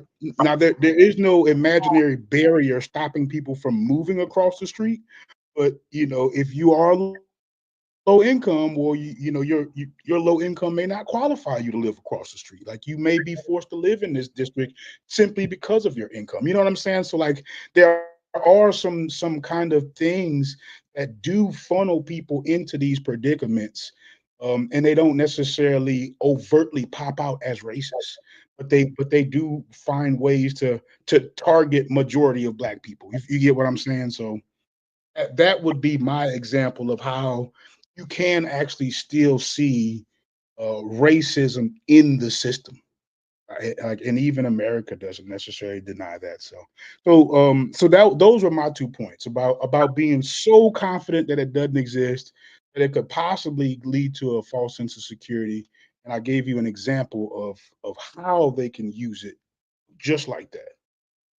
Yeah. Okay. So you're projecting. I think you're trying to say are you saying that there's racism in housing? Because I'm not. My example is I believe it's called zoning or districting. I can look it up for you right quickly, but let me explain it to you again, right? So districts, the property tax from the district is what funds the public school in that district. You get what I'm saying? I think I understood you a little bit. I'll give you. Let me just answer what you're saying. Okay. So in California, I can't speak for any other states. Property taxes is based off of how much the value of your home you bought is. If you bought a home for $1 million, your property taxes is going to be higher than if you bought a home for 500,000. That's just the mathematics. It's nothing racist about that. So a lot of times schools get a lot of funding from property taxes and home Not a ownership. lot. You know, Majority right? of them. But Yes, so I'm saying, so get my analogy about clusters of low income houses, right? right. So people in low income housing got a benefit to get low income housing. In other words, they got some love. That's not racism. That's help. They got some help. So I mean, I'm not sure if you're saying low income people who pay less property taxes should have the same everything that people who are paying more property taxes. Let's slow down. Let's slow down. So helping them would be actually allowing them to have the access to the good education, right? The appearance of helping them would just be say, well, we gave you an education at all. Like that would be the appearance of me helping you. No, but that's me not it's not race. It's not race based. It's based on your income and how much you make, your socioeconomic status.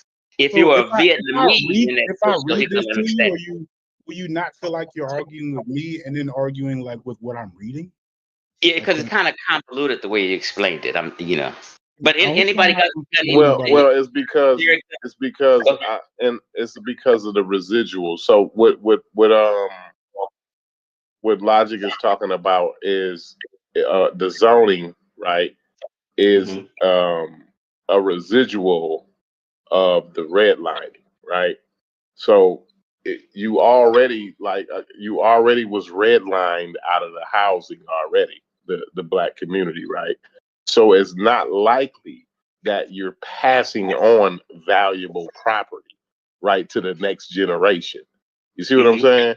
So that next generation is overwhelmingly in low income housing, not meaning that it's some type of federal program that gets you this housing. That's not what Logic is meaning by low income housing.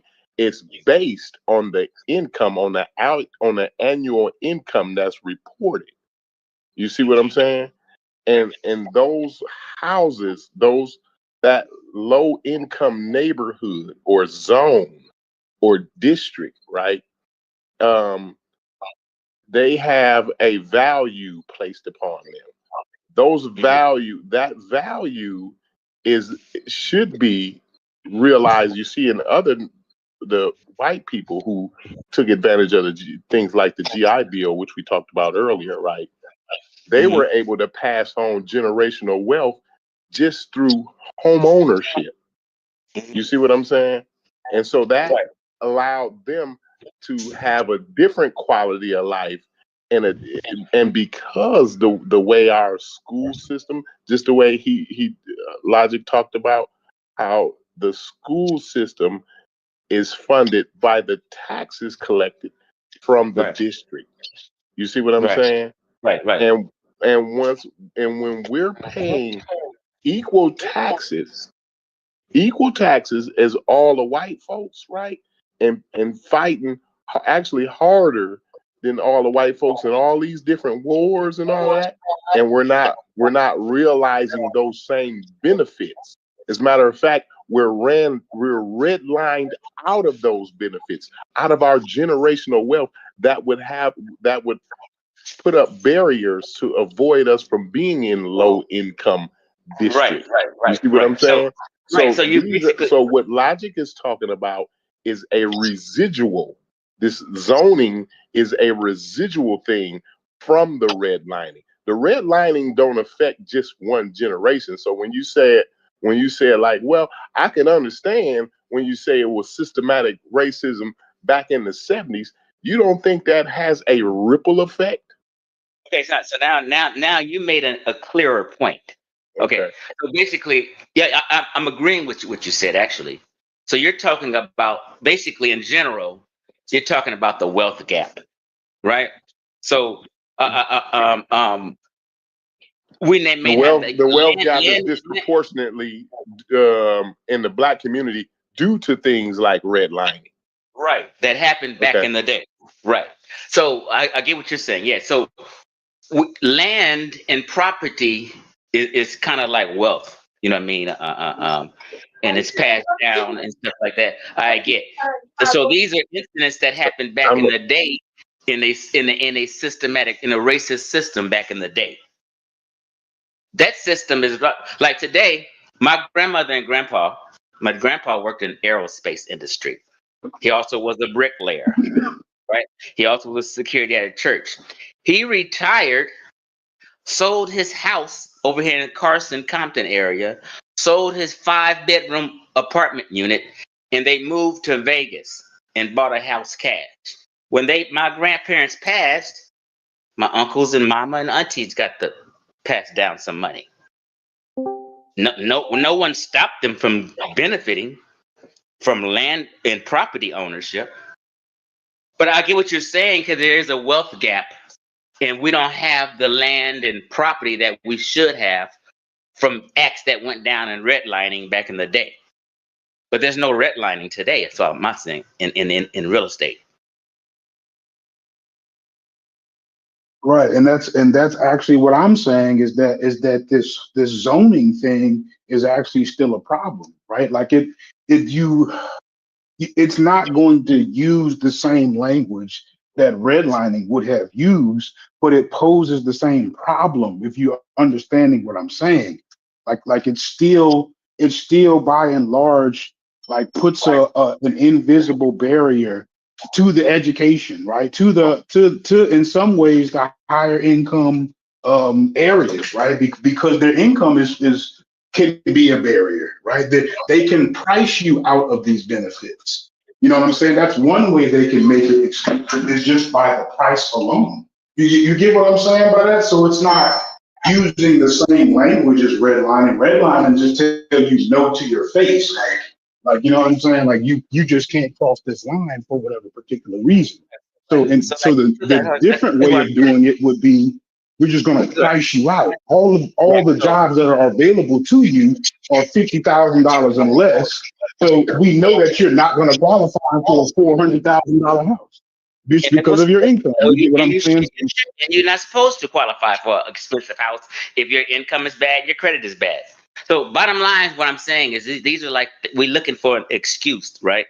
Bottom line, Corey, me, and you right now in 2025, if we got good credit and money, you can move wherever you want, just like any other white man, any Russian, any Jew, anybody but I else. can, but I'm gonna pay a higher interest rate and a higher principal. No, your interest rate is based on your credit score. The worse your credit score is, the higher you're gonna have a higher interest rate. They do base it. The thing that you buy has a part of that too, and all of that. You're absolutely right. That I'm not saying. Are you thinking I'm saying that they base my credit score on just because I'm black? Because if you thought that, then no, I'm not saying that at all. Right. Okay, so yeah, my credit score, has to be. Listen, hold on, Chief X. My credit score even has to be better than average, even to go in there and have a conversation with them about getting a loan for a home, right? On top of that, right? So a white person can go in there with a way less credit score and a lot more blemishes on his credit report than me and get this is demonstrable, right? Not only that, when I do with my good credit score, right? When I do go in and get the loan from the house, they only gonna show me a certain neighborhoods. First of all, the real estate person only gonna show me certain neighborhoods, right? And then even if I say fuck the real estate agent and I go and choose the one I want, right? I go and choose the one I want. I don't let the professional negotiate for me, right? I go and choose the one I want.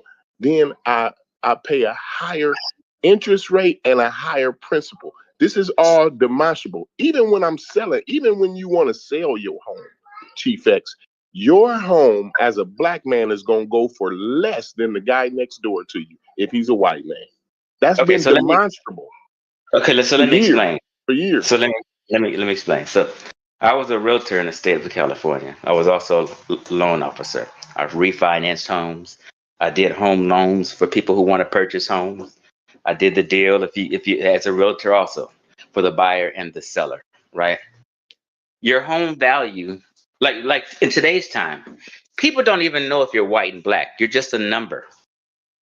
If you apply for a loan, they're gonna look at your job, your job and your income and your credit score. You're just a number. Nobody's basing, oh, they're black. No. So homes in high crime areas and areas that are maybe not be fashionable are it's just going to be less. Like here in Inglewood, like I remember they were building the Rams SoFi Stadium, the Los Angeles Rams Stadium in Inglewood. Black residents, half of them were happy, half of them were mad, right? The ones that were happy were homeowners because their property values shot up. Black folk in Inglewood's property values are very nice. Black folk are happy. Now, the apartment people who didn't have homes, their rent was so high. So gentrification was going on. But all these black folk voted for the Ram Stadium and voted for all this. They voted to have all these restaurants and palm trees all lined up by the Ram Stadium. They voted for all this. Now, after they vote, here comes a little gentrification because it's been beautification now. So the people who are renting, they can't rent. They got to move somewhere where they can afford now. This is what you niggas voted for. There's plenty places to move because of gentrification. It's not race-based. It was just a socioeconomic thing that was going on, and the area got improved. So and people, we don't control that, right? So when you say we get priced out, we don't control that. Logic. Hold on real quick. The thing about it, it doesn't matter if you white, black, or Mexican. You can move in or move out. It's not race-based. This is what I'm saying. It's not, we're going to fuck over these. No. Property values goes up because it's been beautified in restaurants and things and amenities are in the area. It has nothing to do with we're going to do this because we want to hold black folk down. It's not race-based. This is just what I think we're having two different conversations. You have no. Okay, let me address what you were saying. Let me address what you were saying, Corey. We're talking about let me address what you said, Corey. I got you. Let me address what you said.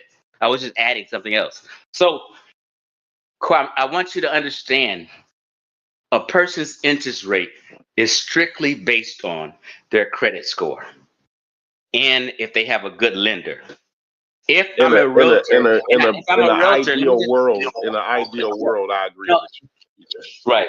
Okay. But that ain't where we live. I'm trying to tell you because I'm an expert at it. I did it for a long time. It's never been a difference. It's never been a difference. Listen, it's never been a difference. My girlfriend is an assistant principal at a high school. She owns 2 properties, got an 800 credit score. It's nothing that anyone can get over her. She's going to get the same thing any white man with the same stuff got. It's no different. You think a black woman has the same opportunity as a white man? You telling me that? If you're telling me that, Chief X, then I can't have a conversation. Let me say this, man. This is what I'm telling you. My black girlfriend can move. Listen. Hold on. Let's be clear, because I think there's a lot of interruptions, and we talking over each other. Hold on. My black girlfriend. I've been letting you go. I ain't been interrupting. Let me say this one more thing, Corey. Let me just clarify. My black girlfriend can buy a home anywhere any white man can buy a home. So yes, I wouldn't deny that. But what I'm asking you is, are you telling me that a black woman in the United States of America has the same opportunity as white men does? That's another subject. That's not what we're talking about. I was just talking about property. No, that's exactly what we're talking about. Systemic racism. That's not a system like that. But that's exactly what I'm talking about when I say you get priced out, because the opportunity for her to get that job where she can qualify for that $400,000 house is limited. Priced out of what? Priced out of moving into the better neighborhoods and getting the better schools. That's exactly what I'm saying. At the baseline, I think you're confusing at the baseline. No, listen, like me and Corey are saying the exact same thing. No, you guys are reaching because you really can't. You really can't point out a system that's racist. You're just pointing out the housing system. You just disagree and don't accept it. There That's is no that's racism. one thing. Listen, Like, what about the job market? How about the job market? You want to go into that? my son graduated college and he works at Bro, Mater Day. Hold on. everybody's got somebody they can point to that's I know, doing but units. I gotta give some example. I gotta give you some kind of answer and example. Well, you Listen. got to give it to me on a population level, not a Okay, that's well, let me do that then. Let me do that. I'll Listen, give you a okay. population if level. I Black get what unemployment is if double I got a white job, unemployment right now. oh my God. Listen, my son graduated and got his degree and works at the most prestigious school in all of California called Mater Dei, #1 in sports in the nation. Went up in there and took that job over any white boy, any white girl, anybody, and took the job, and they love him today. He was not discriminated against. I've never been discriminated on a job. I've always went to jobs and took a job because it's the way I present myself, my conversation. You got to get people to like you. You got to sell yourself. Accountability is what we've been talking about. I'm accountable for where my life goes, and I can't be held back. Yeah, So you. this is the thing. That you can't be 100% like that can't be 100%. Especially if you can acknowledge that there's a limit of opportunity. Like you can't then go on to say I'm in 100% control while What feels acknowledging that there is that while acknowledging that other people around me are having better opportunities. That's I don't see how you can How are people having I better don't see how opportunities you than me can or my agree son? with both of those things at the same time. I don't. And they're having a better opportunity in what field? What field can't blacks get into if they want to? What fields black can't get an I education in didn't if they say they want to? couldn't get into it, but I'm not going to deny that the white counterparts have an advantage. Like I'm not going to do that. I'm not going to say that black people can't break through, but it's the whole adage of black people got to work twice as hard. It's still true, right? Like that black man will have 3 times the credentials of that white boy. 9 times out of 10, they in the So same field. this is the thing. Let me give you a clear If example. Like if I'm a realtor, right? So when I was used to show homes, it'd be a white couple, a Mexican couple, and a black couple used to come look at this home. In my heart, I used to see this nice black couple with a child, and I said, I want to give them this property. So they all submit offers, and I talk to the owner, and me as a realtor and the owner of the property get together and figure out who we're gonna choose to get this house. We may choose the black folk. That's just how life is. But that's me as an individual making a all decision. right, Chief X, you just answered your own question right there. Right. So that's it. Chief Those are X, you individuals just answered making a your decision. own question and proved everybody's point right there. And I did not. I said in housing, you can buy a house Brother, anywhere you want in any city you want. You cannot deny that. brother, First of all, you got to agree with that first, and stop brother, acting like nothing I'm saying is agreeable. brother. Let me Can you start go off. buy a house I anywhere you agree want to with right now? you, Chief X. You When literally you just told the say story in which y'all did not pick the most qualified person. That's exactly what your story is. Okay, here is where I agree with you, Chief X.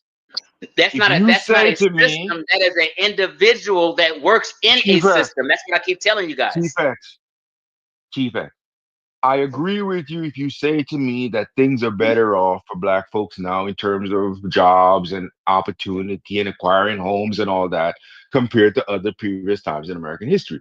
I agree with that. You have more options to buy wherever you want, whenever you want, and all that. I agree with that 100%. Now, is there racism? Yes. Is there systematic racism? Yes. Now, your example that you just said with you yourself as an individual in a position of power, right? As a realtor or loan officer, whatever, right? Wanting a particular person to get the home based on your phenotype or whatever other metric, right? Extrapolate that out to the whole society, which is majority white. They, unless they're super enlightened or have a really open mind, can also have these biases.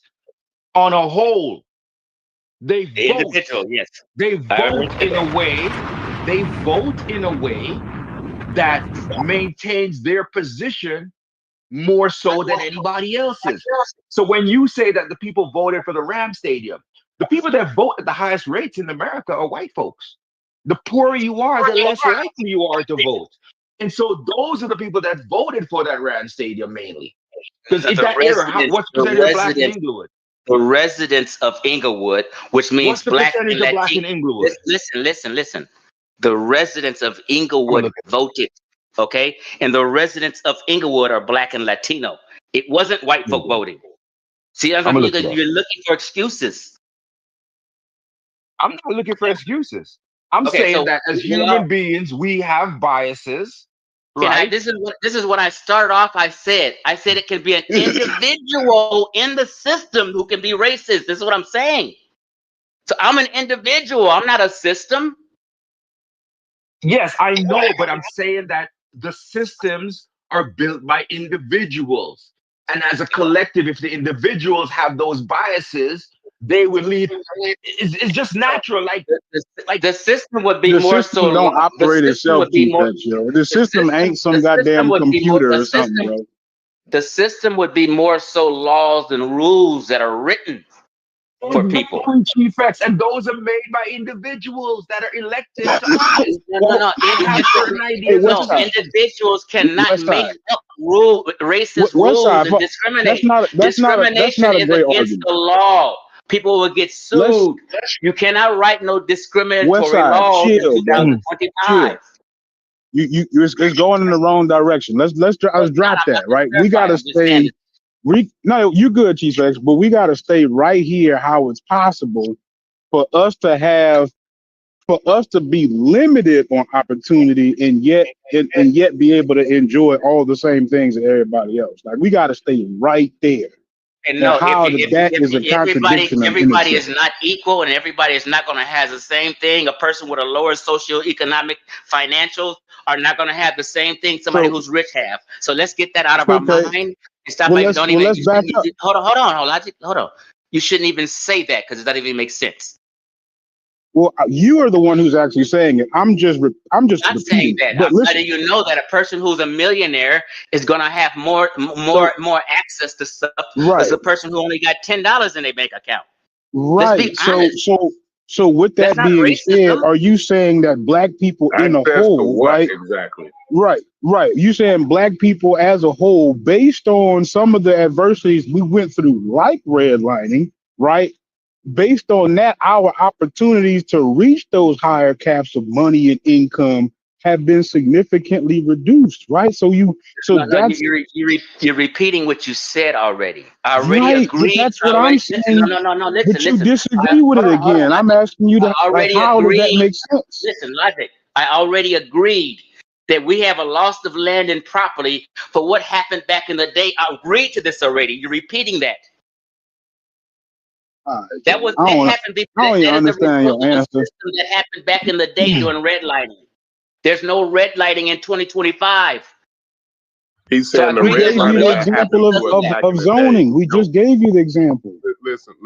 Zoning issues. Of course, a poor area gonna have different zoning than a rich area. Is the redlining back in the day don't have no effect on us today?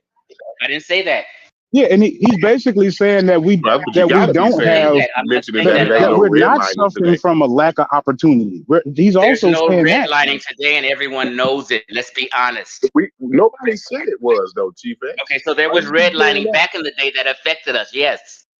No, that still affects us today. I agree. For the fourth time, I agree. Yes, it's a wealth gap. So what are you arguing about then? He's saying at some point. That's what I'm saying, Corey. How can he have his position that he has and agree with that at the same time? I don't get it. There's no system of racism today doing that. Can I jump in? Logic, you know what I'm saying?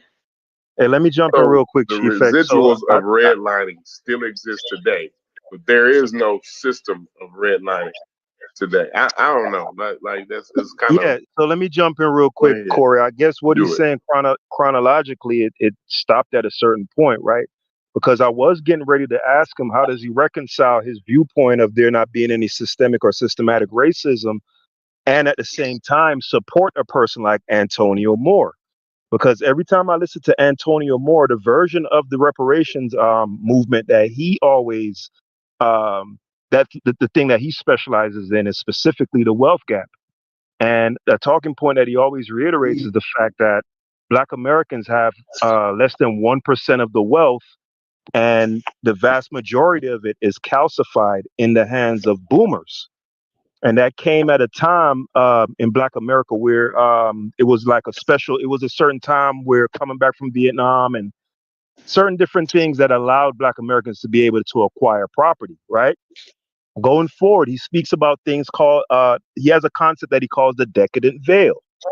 And he positions the decadent veil as the entertainment class being paraded in front of Black America intentionally to give us the impression that as a population, we are a lot more wealthy than what we are in reality. And it leads to a kind of disassociation from the actual position that Black Americans are in as a collective. So I would say Antonio Moore absolutely makes the argument for systemic racism still existing in 2025. So I don't know that. They how. do that with white people too. They voted Arnold Schwarzenegger in the open government. Well, that is because of Antonio and the ADOS movement, which I represent, ADOS.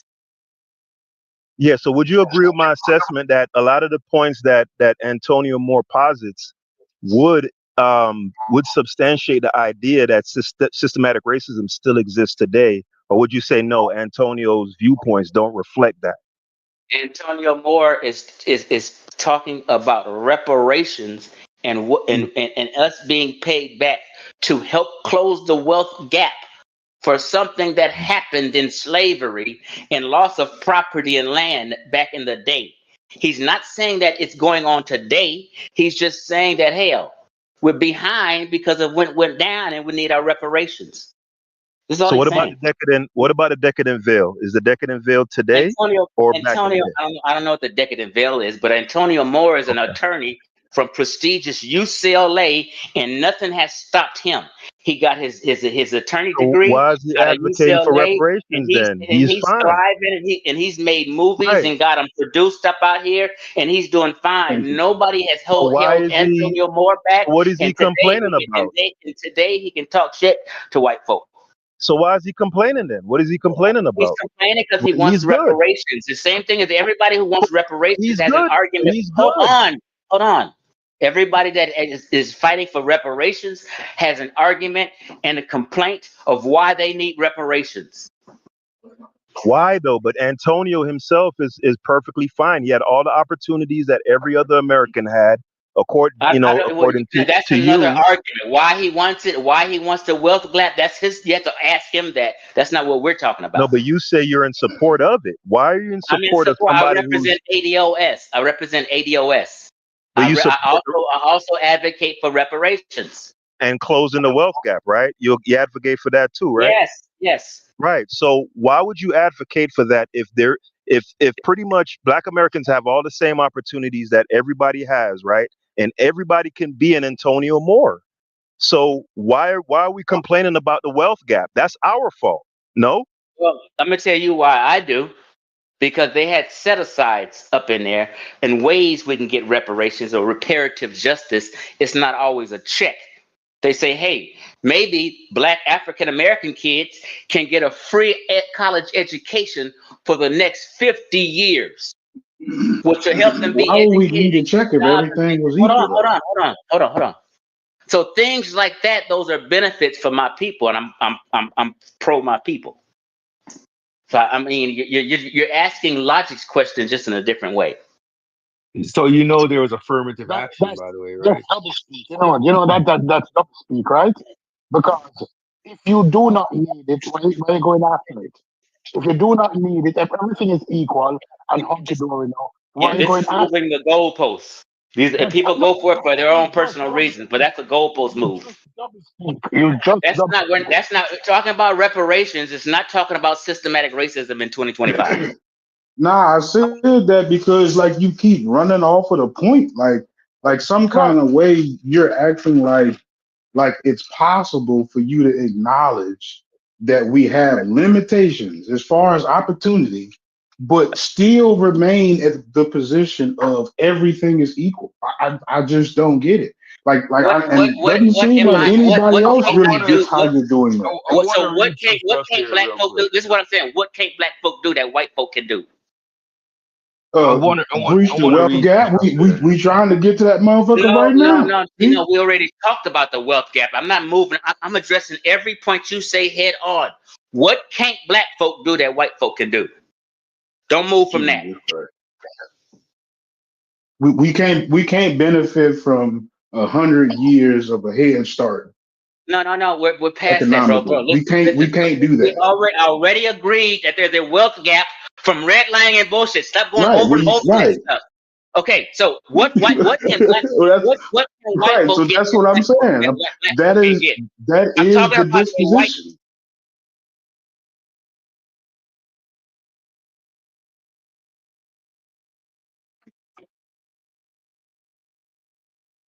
That's the disposition. Like that's exactly like since we agree upon that, right? You can't just remove those barriers to say all things are now equal. Like that, like you could never even start the conversation off like that if you acknowledging that there are adversities that we are still dealing with. I don't know.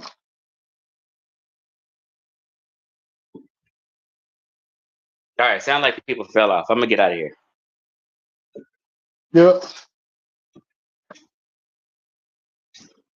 Where's Chief going, man? Yeah, we're still here, man. Like I said, Chief, if you make an argument to say that things are better for black people now and we have access to more things, if not the majority of things that society offers, I would agree with you. I agree with you on that. You know what I mean? Is there still racism? Yes. Can we find systemic racism? I think you can still find it. It'll be a little harder to parse, but I think you can still find it. But let me read this quote to you, because a lot of things you got to read through the line. You ever heard of the Lee Atwater quote? Where he says, you start out in 1954 by saying nigger, nigger, nigger. By 1968, you can't say nigger. That hurts you, backfires. So you say stuff like forced busing, states' rights, and all that stuff.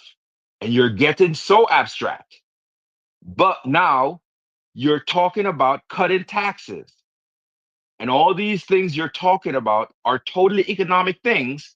And the byproduct of them is blacks are getting hurt worse than whites. We want to cut this.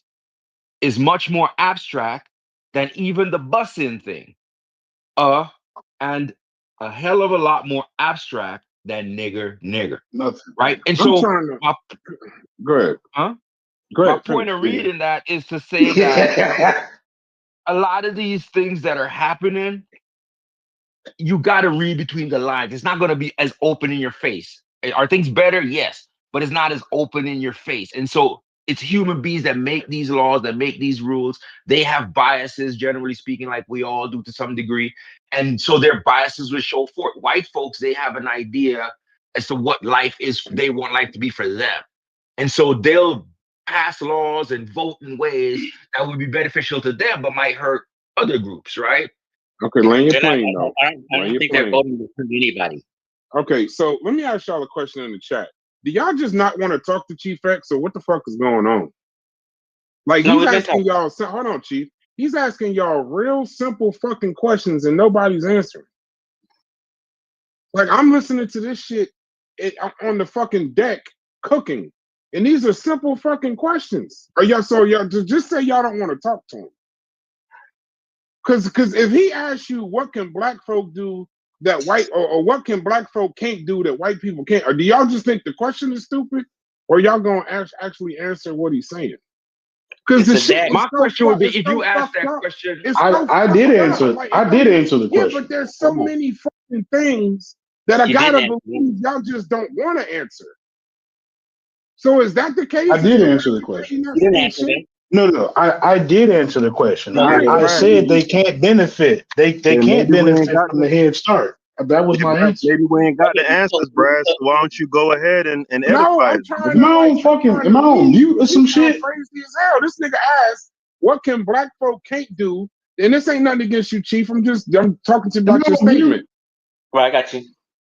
But the man asked a panel full of fucking African Americans and Africans in the diaspora a simple ass question about what white people can do versus what black people can't, and the shit was dead silent. Hello. No, we was letting him get his point across. I mean, he asked a question though, Corey. I don't answer stupid questions. No, That's why I put my mic on. My shit lighting up. No, we can hear you. We can hear you all logic. Then just say it's a stupid question and you don't want to talk to him. I did. I'm trying to. So is my answer like some bullshit? And am I talking like? Is my answer like worth talking past too? Like I'm attempting to answer it, and he like keep rejecting my answer as if like I'm trying to be tricky about the shit. Like I'm trying to figure out how he acknowledging both things at the same time. Because everybody knows the answer is they are equal and they can do what they want. That they ain't can do the what they answer.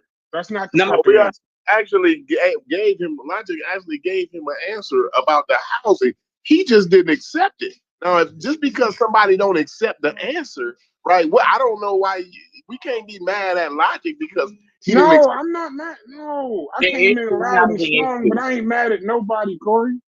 The question was answered. It wasn't what you said. It was dead silent. It was not that at all. It was not that at all. Okay, let me say this. It's So, more Brad, than one do you answer. find that answer inadequate? Do you find the answer inadequate? No, it's a great answer. But here's the question. It's more than one answer, though. Oh, so it's not enough. So if logic gave one answer, I already know that, and but he we asked just the question, wanted him to accept the first answer, though. So what would you say? What are some things that black people can't do that white people can do in the United States of America? We was already finna go into the generational wealth, right? No, I'm saying from you, not that, not from that. I'm saying you. Control Congress. Control Congress with their wealth. Manipulate and direct legislation and public policy with their wealth. How about that? Is that an adequate answer? These are great answers. But I'm just saying, y'all don't understand how this shit sound. That's all I'm saying. The way this shit sound. We don't. The thing is, you got to allow him to get it off. So, because he said a lot of shit that needed to be unpacked. So the first thing, let's start with the first thing he asked. Right. Let's go. Work on that. You know what I mean? Like the Gish Gallop. I'm not going for the Gish Gallop, Braz. If that's what you thought I was going to do. Okay. I ain't going for that. Okay. Yeah. Okay. Okay. So let me say something real quick. The chat's giving the answers, and it was just dead quiet. That shit just didn't sound good. That was false, though. That's a false statement. Let me ask Brass. Hold on, y'all. Let me ask Brass the question. No. Brass, if you had, No, I know what you're doing. Your questions be setups, bro. I ain't doing it. No. It's not a trick. No. Okay, go ahead. Ask your question. I'm only asking because hold on. I'm only asking because I know Brass can sometimes be honest, and I respect him for that. And sometimes I know he'll give me an honest answer. That's all I'm saying. Now, the question is, Brass, if you had $10 million right now and an 800 credit score, is there a neighborhood that you couldn't move into? Yes. Which neighborhood? Easy answer. It's easier. That's what you asked them that question before, and you know I am a real. Wait. You asked them. You asked them that question before. Now let me unpack that. There's a. I don't know if you still do real estate, but that's my day to day.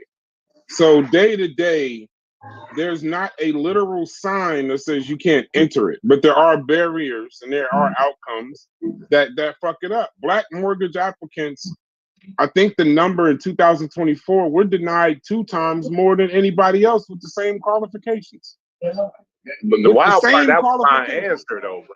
That was my answer to that same question. I apologize. I didn't listen. Corey, I apologize. I'm upset. I'm upset. I got to be honest with you. I'm upset. Guess why? I got to apologize. No, hold on. Let me finish. You asked me. I sat and listened to you. Just sit listening to me for 3 minutes. Okay. We're denied 2 times the rate of whites. that means that they can buy in any suburb, but because of what Logic was describing was steering, we're not even shown certain homes that we qualify for. We're not even put in certain neighborhoods. Word, Brad. Yeah, we're not even put in certain neighborhoods that we will be access to. Now, here's the thing about redlining. When you say there's no longer redlining, I disagree. But here's the thing: when you say systemic racism and redlining is gone, what about the motherfuckers that still live in them redline neighborhoods? What about the values of their homes? What about the schooling? Because we're not even talking about the education that those children get based on the neighborhood they live in. You know they still live in them redline neighborhoods.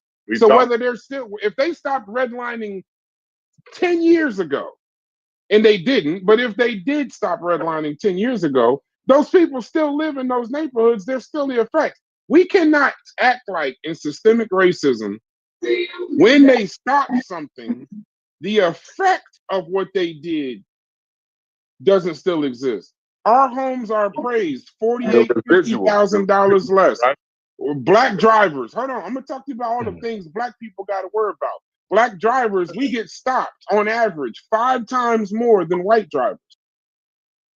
Black college graduates earn a quarter less than white college graduates, the same amount of money they make. So a white worker with a bachelor's can expect more pay, they can expect more promotions, they can get more callbacks than a black with the same degree. They've done studies on resumes that show that that white people get 50% more callbacks when the name is Emily or Greg versus Lakeisha or Jamal. Health and safety. Black maternal mortality is 2 times higher than white maternal mortality. You think that's just a fucking fluke? You think there's no systemic racism in healthcare? None at all. So predominantly black school districts, they get $23 billion less funding. Let me jump in real Let me quick, finish. Hold on. I can respond. Let me finish. So now when he let me finish. when he dismissed everything you just said all that shit you just said, and you said, I'm gonna say, you know what? You sat there and been quiet. I haven't listened this whole time. Let me finish, Chief. Black school districts get $23 billion on average less funding each year than white districts, despite serving the same number of students. They have better access to better schools, college pipelines, and resources. A black family with the same income will have to fight their children through an underfunded school or move farther away just to get a comparable education. So this shows. The only reason I looked this up was for stats. I knew all of this, but you respect stats and sources, so I wanted to get the exact percentages and stuff. Housing freedom, movement in public space, job and pay, health safety, and school access. Now, if I chat GPT more, I could probably go into a whole bunch of other shit. Hey, Brad, Oh no, all of that can't stuff, do the same thing that white people everything do. you just named a while ago, and what did he say to you? No, when you That's a asked good him, are list, these Brad. examples of, when you Now said, let are me these respond. examples of systematic, hold on real quick, Chief, Let me I'm not respond. gonna go long. See, I like I'm not gonna go long. motherfucker Just with give me one data, more sentence. not just my Brass, opinion. you just said what you said, and he casually dismissed it and That's said fine. no. Yeah. So that's fine. And it's okay, but let me. I can when I respond. Go ahead, He would Chief. understand me and say no when I respond. Has to go relax. Let me engage this conversation since the question is to me. Relax. Everybody don't have to. When I have to have competition of who's the smartest in the gotcha mode. Now, Brad mentioned housing. Oh, they don't even show you the same. Everybody has their own personal realtor. These are usually. Hold on. A person usually chooses a realtor. And sometimes a realtor and a friend. And the realtor, to get paid, does exactly what her client wants. This is how real estate works. If I say, take me to Newport Beach, where Kobe Bryant lives, thank God. The ancestors got him. Thank you. Oshun. You still talking. Thank you, Oshun and Kikikuyu and whoever. We can't hear you, Chief, if you still talking, because even if they showed you that fucking house in next to Kobe Bryant and wherever the fuck he lived, there's a 3 times more chance you'll be denied that mortgage for that fucking house. How long we gonna continue this disingenuous ass gaslighting ass conversation with this wild ass coon? As black. How long Logic, I didn't direct this shit. Well, everybody get a platform, but you just address it. In Logic, I wasn't addressing you. I heard your point.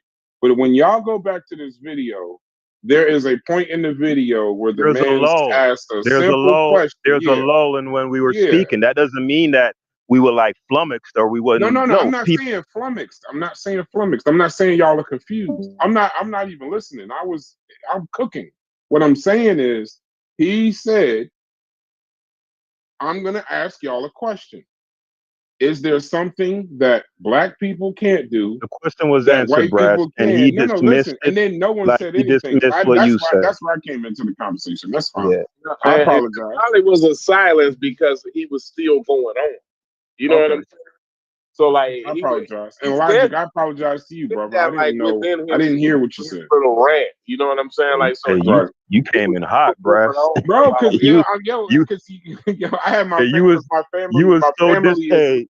Bro, my you were family so disappointed, bro. To this show rather than listening to Jersey Club music. You sounded so disappointed, bro. I apologize, bro.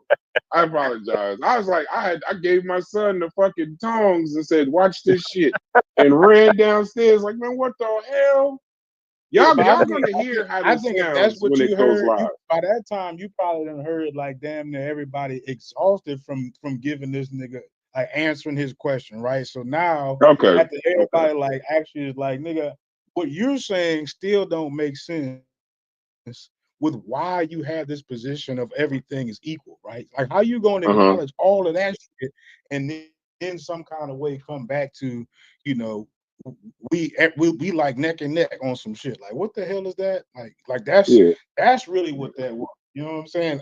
I don't know about nobody else, but I was definitely scratching my head. No matter what you say, the chief X, no matter what you say, what arguments you make, no matter how well supported they are, you know what he's gonna say. Nope, don't meet his criteria. Nope, that don't qualify.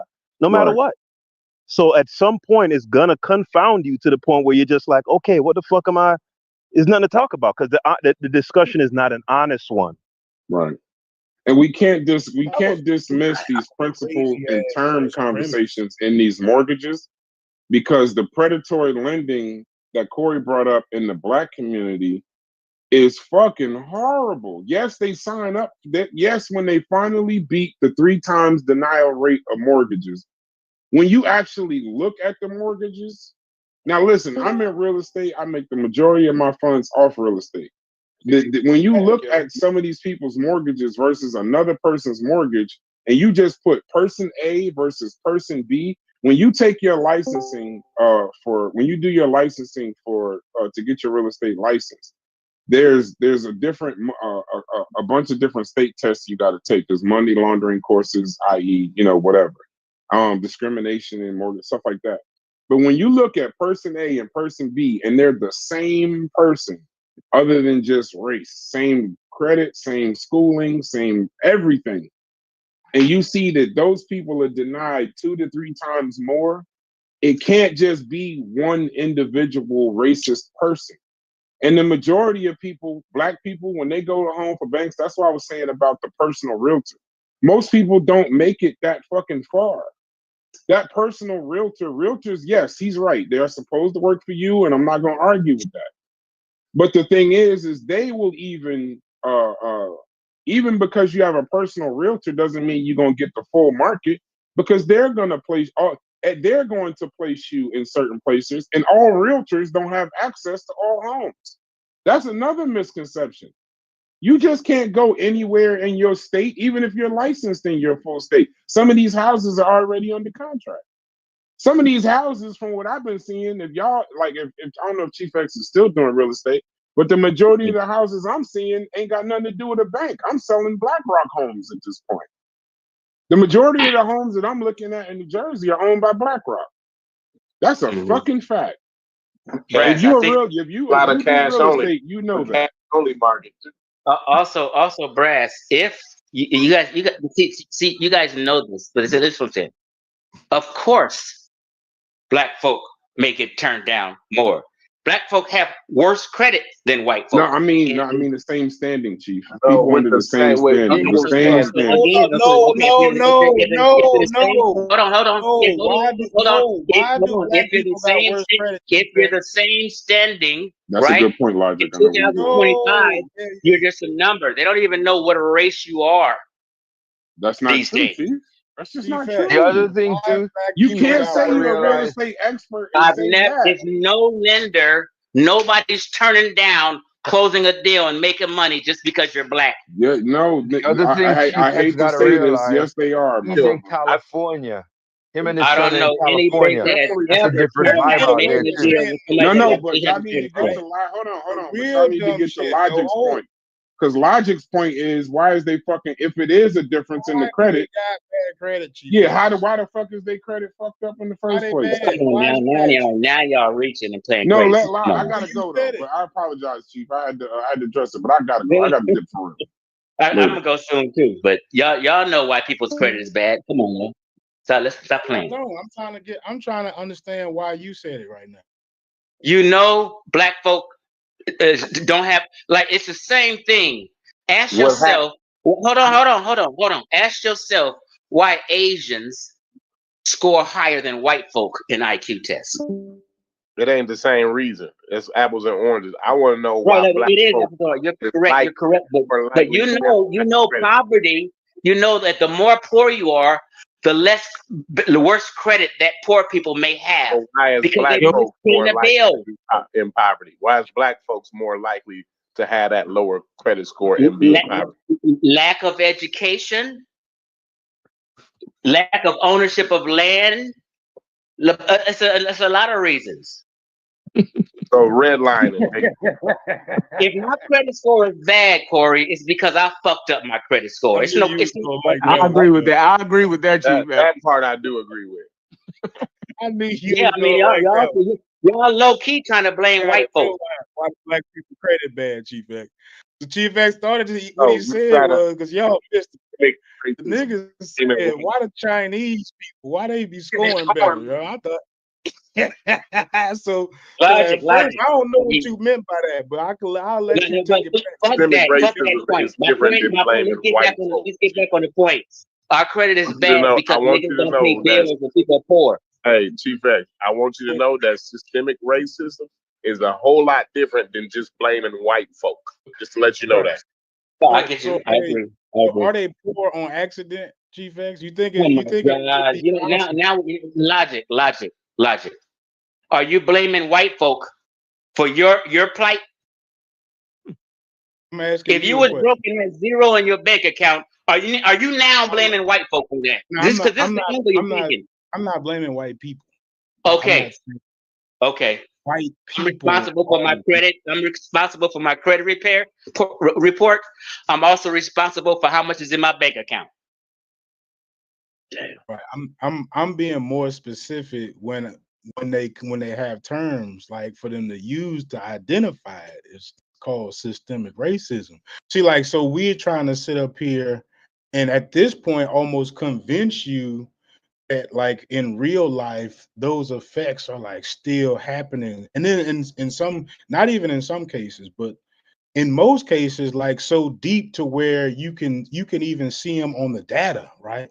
So when you say everything be equal, and then when we're talking about, like somebody else said, like 1% of the wealth become is black people, like it just don't make no sense. Let me clarify what I mean. Hold on. And I'm telling you, it's been sounding like this. No, because you're taking me out of context. Let me get clarity. Let me tell you what I'm. Hold on.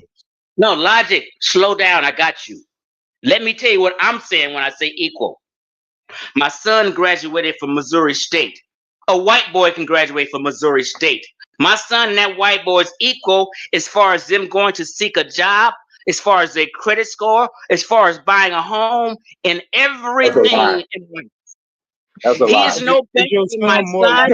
Hold on. I'm making a great point. It's okay to agree sometimes. So It's that's okay. your whole point about your son That's is a a lie. horrible point, T-Bax. That's a It's not a terrible lie horrible point. that What else him could and it some white be? boy got an equal opportunity graduating No, from the same Because school, getting the right, same because your degree, son want getting the same credentials. They don't. I'm sorry. Like your son can tell you that.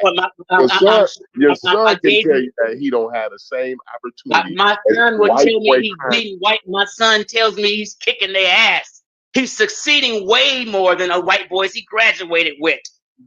A lot of them are employed. I'm not saying he can't succeed. That's the Okay, thing. so what I'm Chief saying is X my son is X equal. is in California. I will not sit here and agree Chief that my X son does is not have no handicap.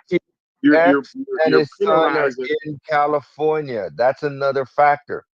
Because No, even during the listen. civil rights era, there not was a even difference between that. being Like the South, the North, and California. There are differences. compared to the white boys at large, like come on. Come on, There's what? differences in location too. If you're in California, it's a different outcome as a black person than it might be in the South or in the North. It don't make sense. Hold on, y'all. This is what's happening. Chief X speaks clearly. Y'all let him talk. Then when it's y'all time to talk, all y'all talking together. So he making his point clean, and y'all falling over each other trying to make a point right after it. All y'all talking together. Okay. Well, look. So, okay, that actually makes sense. That actually makes sense.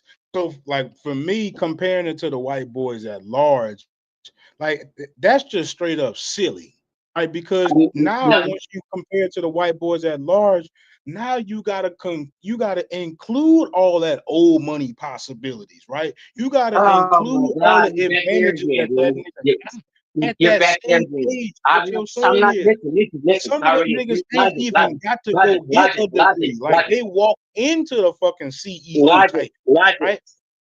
Logic. That's You what I'm. misrepresent But Chief logic. X, that's not fair. They let you make your point clean, Chief Okay, X. go ahead. And they disagree with you, but they still let He you gotta get it stop out. lying on me though, because he's not making a point. I didn't say my son can do what I didn't say my son can do See, what a now you millionaire talking white boy can again. do. Okay. Real quick, Logic. I did not say my son can do what a millionaire white boy can do. My clear example was a white boy graduating from this school and my son graduating from the school on equal footing, going out into the world to get jobs and success for their life. He's equal, not handicapped, is all I'm saying. Now you can move the goalpost. Say, oh, Chief X said he can do something millionaire white boys. Come on, I'm not saying that. Okay, so more about what I'm saying is, like if your son is competing well against his peers in his immediate vicinity, like that's actually great. He's overachieving, and that's the reality of what that would be, right? But when you include a larger sample size of all the other people, Americans in his age, right? You just look at the demographic. Like the reason why your son wouldn't look the same compared to this larger number, which is what we're including in the conversation when you say 100%. You said everybody's equal, right? So I'm actually doing like what you started off doing, right? So when I include him to the larger number, I do have to include all the advantages of those other people. And you have to understand that that's the reason why at their age, they're that much further ahead, right? Like that I don't understand why that would be like something that we would have to disagree on, right? Or like shouldn't be, I don't know, at that point, something just to acknowledge. Like, are you disagreeing with that? Because you saying I already addressed Logic. I get your question. I get your question. I already answered it. I said my son is on equal footing with any Mexican kid, white kid, Chinese kid, any. Now, if they were super rich, even the millionaires, right? See. Hold on. If they were super rich, of course they would have to. I'm talking about in general, just a normal, average, everyday Blow Joe. Joe Blow. They're Like equal. regular motherfucking white boys, There are like just regular. there are no written rules, laws, and regulations that's against my son that's approved for other people that is not approved for my son. In laws and rules and regulations in 2025, they cannot be discriminatory or you'll get fucking sued. Do you understand that there's an average difference between black people and white people? That's another topic. That's another topic. So when they pass it down, right, on average, we already talked about the wealth they gap. have an advantage. I already told you that people got more land. He's saying that don't affect the things that happened in the past have no effect on today. So like at that point, at that point, you're not even having a conversation. No, this is the fifth time. This is the only point you guys are making, and we went over and over this 5 times already, and you guys are still going over the same thing that I agreed with. I already said that there's a wealth gap, and yes, white folk have property and land that's passed down to their kids that our kids don't have because we were redlined and discriminated against back in the day. How many more times I got to agree with that when you guys keep bringing that up?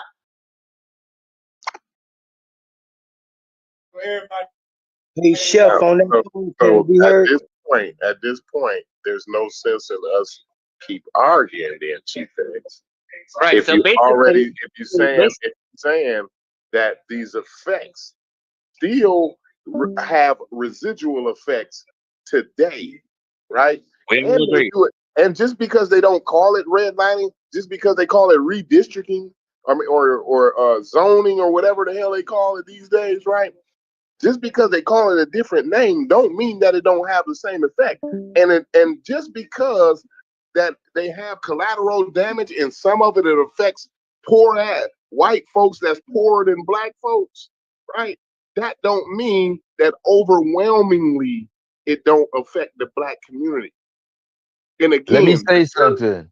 The very reason we be in these low income zones is because of the residual effects of redlining, which affects our schooling, which you just said. You said it's education and property, home ownership, property. We don't own land and all that. You named that. That was you that named that, right? And we were denied those opportunities, those equal opportunities, which the residual effects we see today. But go ahead. Again, for the 10th time, I agree with that.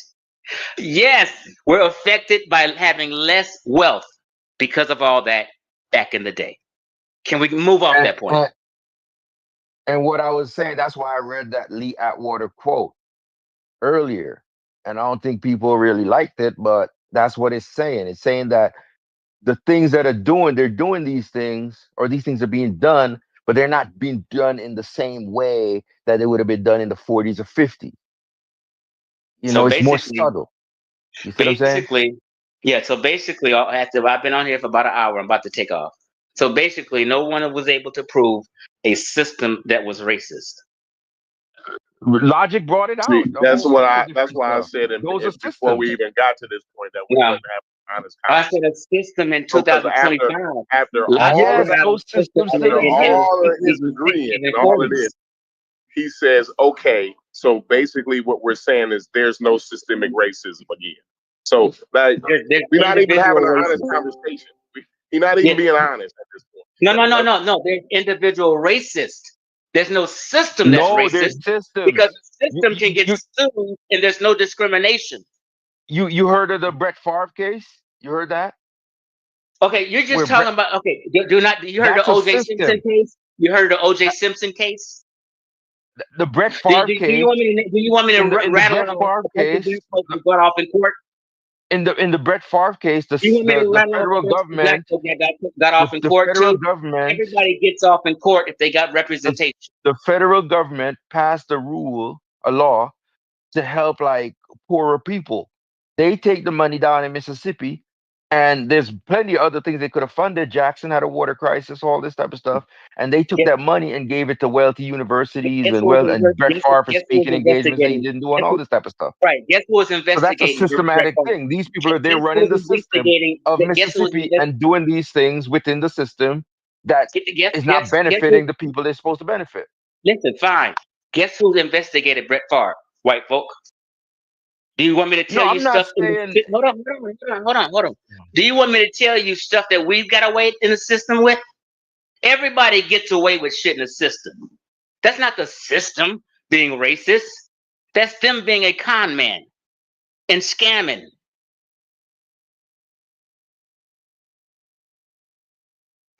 Well, the thing is, Chief X, like White earlier, folks I scam could too. agree with your points to a degree. And from what I can tell so far in this discussion with everybody else, you don't seem to agree with what we're saying. So it doesn't matter at this point. But no, I agree with. I agree. See, this is the thing. This is the thing. Like when I say something correct, you guys just refuse to give me credit. Like when I made the profound statement that all federal employees have the same exact benefits, killing that. Oh, what? Somebody got better health care. All state employees have the same health benefits. All county. You guys didn't give me no credit for saying that and debunking that health disparity bullshit. And this is the thing that it goes back to again, Chief X. So am I right about that? No, Chief X, you got to. It depends on where you Let me are. listen. Like you talking about your son, right? You talking about your son, for instance, Chief X, right?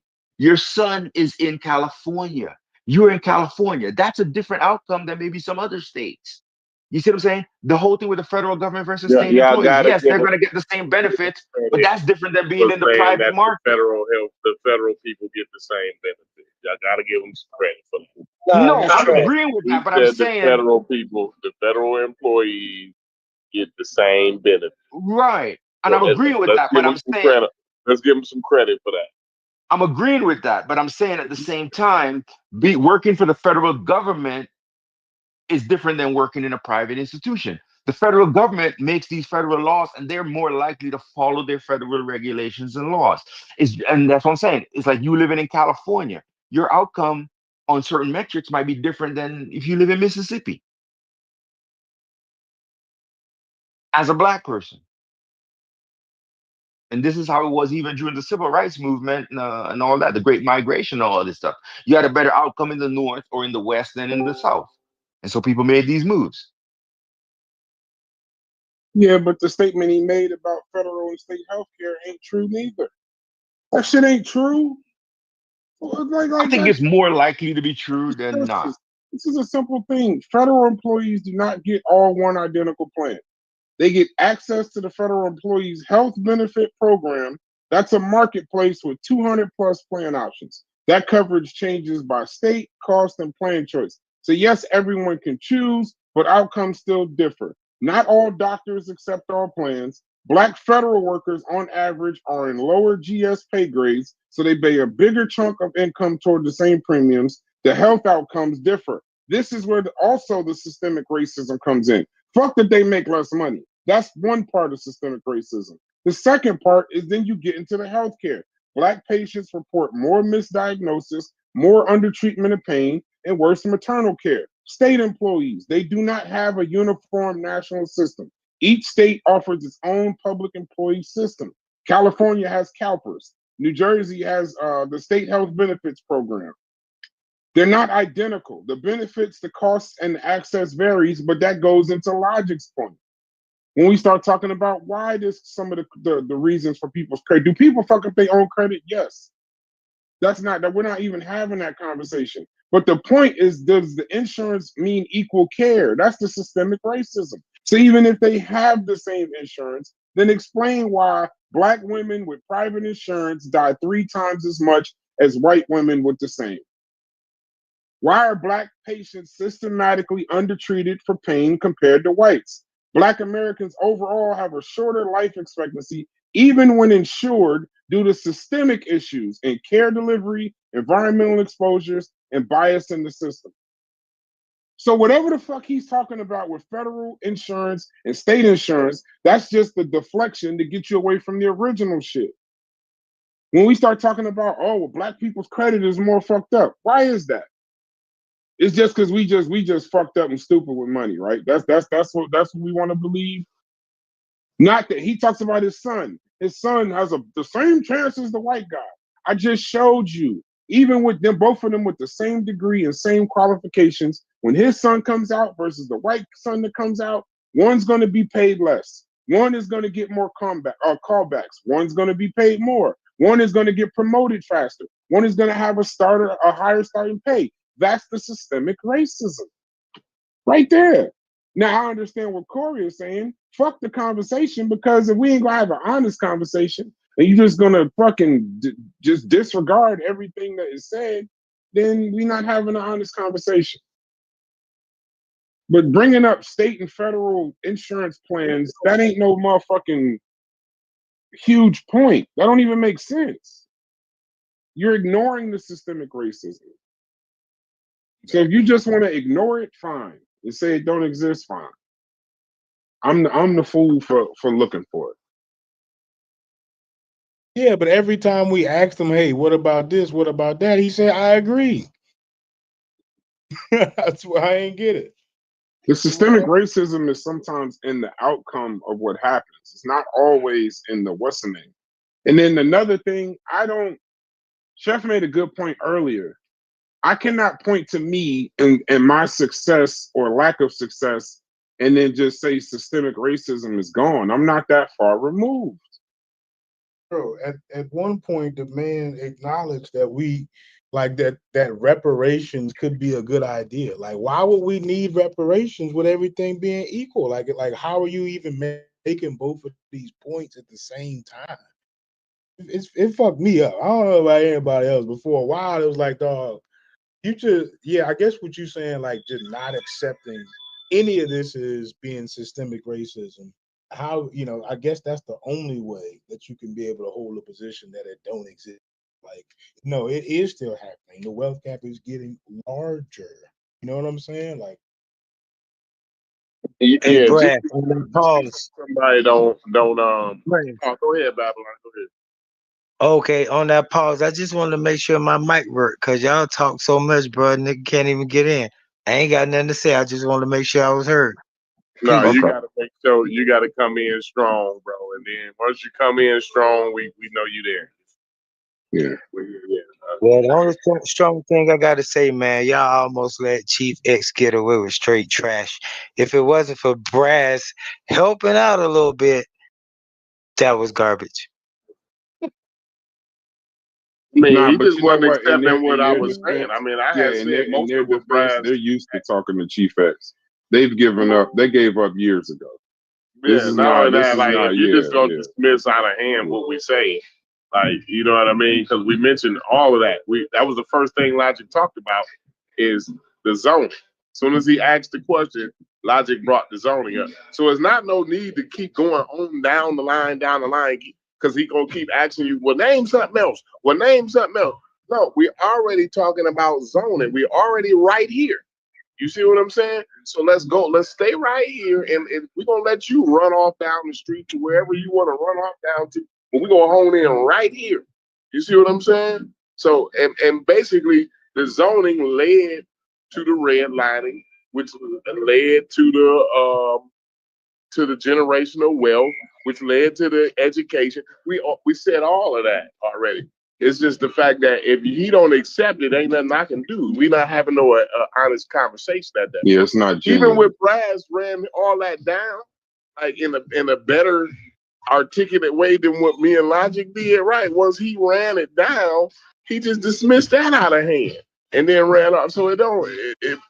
At no point was there an honest conversation to be had. Yeah, Corey, though. But Corey, listen, it did go that way in a way, but in a way he was slick because he put a little caveat on the conversation when he said to y'all, well, redlining does not exist. Now I hear a lot of times y'all say no absolutes, no absolutes. I ain't hear nobody say no absolutes then. He made an absolute concrete statement and said redlining does not exist right now today. Yeah, but we brought the zoning up, demonstrates that redlining still exists. Yeah. You know what I'm saying? That was the point in the zoning point right there. Okay. Yeah. So, but then he was saying that, hey, I agree with you. This is what Logic had a problem with. He was saying, I agree with you. I agree with you. Because he was agreeing with what y'all was saying. That what y'all are saying is that the redlining from the past is created bad conditions for today. he agrees with that. That redlining of the past caused bad conditions of the day. But what he does not agree with is that redlining exists today. Because it doesn't, he says. He says redlining does not exist today, and that's not your problem. You're just dumb, broke, stupid, and got problems. Because his son is excelling, and everybody else's sons that's complaining are failing.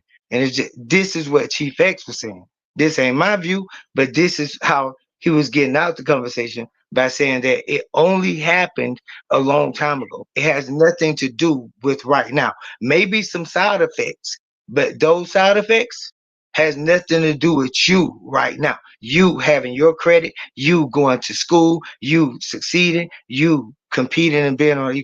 This what he was saying, and all of that is a lie.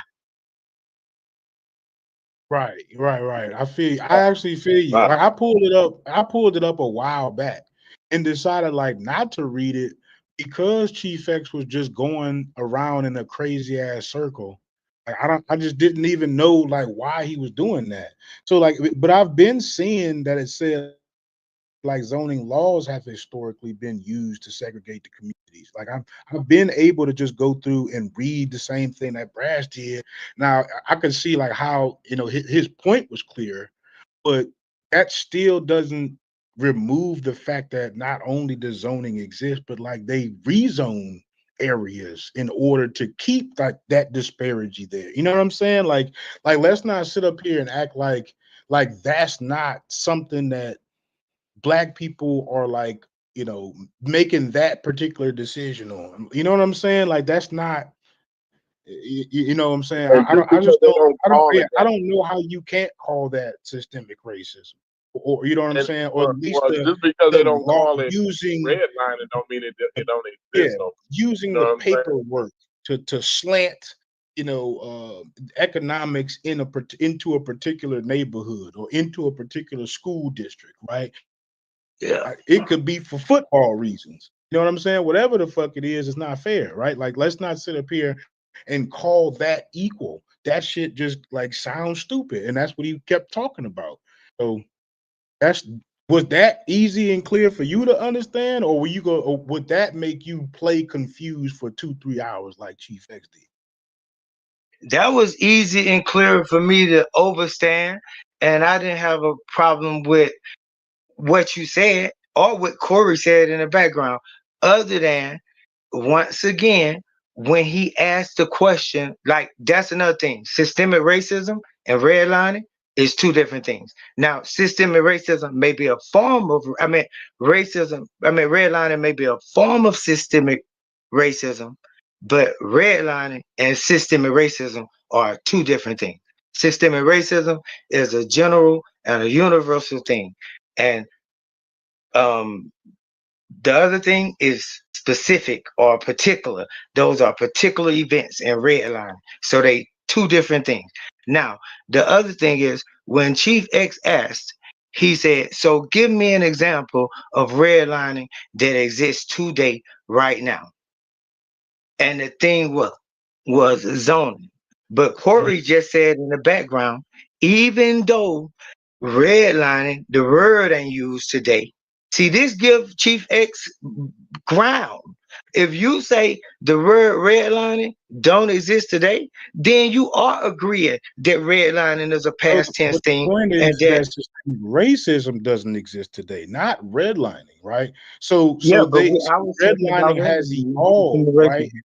It is under new terms and it works under new laws, right? That's actually what we're saying. Like redlining was a lot more of like a particular wing of the government, right? That was having like under the table handshakes and agreeing to not sell black people No, houses in certain areas. And no. they did, yes, this is what happened, yo. And then you have the Housing Act, right?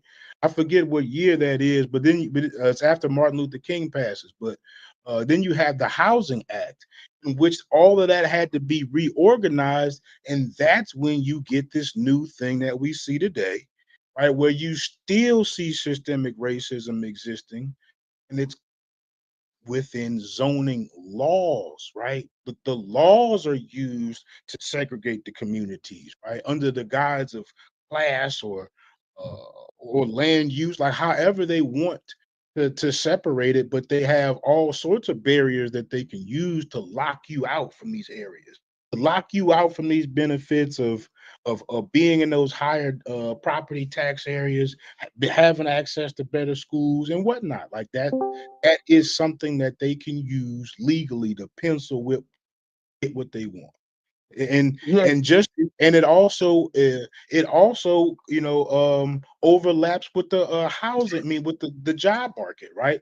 Because your particular class or not having access to those better educations doesn't allow you to get those degrees to have access to the higher paying jobs, right? So that allows the pricing market now to be able to price you out because you in large numbers don't have access to the higher paying jobs. You see what I'm saying? Like it's not the same as redlining, right? Where they just to your face say, no, nigga, you can't live over there, right?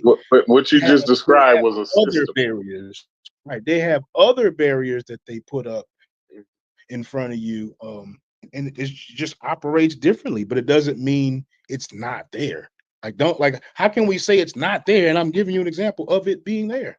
Yeah, that's a system, I right? really don't know Whether who said it's somebody not there. accepts that or not, like that's out of our hands. You know what I'm saying? Yeah, Like, this is cool, man, though. Who said it's not there? yeah, Chief X saying that was not there. No, Oh, okay. redlining still exists though. Chief X ain't here. No, Chief X ain't we here. saying just because we saying they don't do it in the same way. That's what logic explained it, right? That No, it's redlining worse. exists. Yeah, fine. That's All fine. right, can What he's I saying though is this zoning. It's zoning now. Just because we don't call it redlining, don't mean redlining don't exist. That's the I point. agree with you. I Yeah. agree with the word. I agree with the wordplay, the semantics of redlining and zoning. Actually, I worked in the field of planning and zoning for several years, so I know exactly what you're talking about. But let me say this: I looked up the word I looked this up on Google AI mode. It say is redlining still happening? Now, this all you have to do. Now, it reads. I'm gonna read it quick. It reads. Yes, the effects of redlining are still happening, though classic redlining practices were outlawed by Fair Housing Act of 1968. Modern forms of discrimination, such as disparate loan denial rates for communities of color, predatory lending practices, and digital. Listen to this: digital redlining through biased algorithms continue to deny wealth-based wealth building opportunities and perpetuate inequality. Now, that's one of the points I want to point out is that AI or ChatGPT is redlining, racist, is a form of systemic racism. ChatGPT and AI is built into the What they system. mean by we're not AI, they talking mean the about. data Hold on, collection. They're talking about we're the data collection, not kind of Chat GPT. no, Right? but we're not talking about the effects though. They're still redlining exactly how they were doing it before. No, you said the Yeah, we talked effects about of that earlier. redlining. We did. We Yeah, talked about there's a case right now in last year, October 2024. The Department of Justice, I don't know if y'all worked with Fairway before, ever heard of them. One of the largest non-mortgage firms, lenders in the country. They out of Wisconsin. They just got caught redlining in Alabama.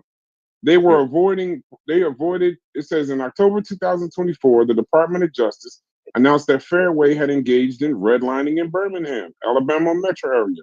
They avoided providing mortgage loans in majority black neighborhoods. They failed to market or maintain branch offices in these areas. White neighborhoods had better outreach and access to these services. That's the classic redlining definition a year ago. They had the Fairway agreed to pay $8 million to resolve the Department of Justice's claims. So let's understand they're still doing the exact and even the settlement wasn't even the settlement. No, yeah, it didn't even matter. The settlement And was then right. now check this out. Corey.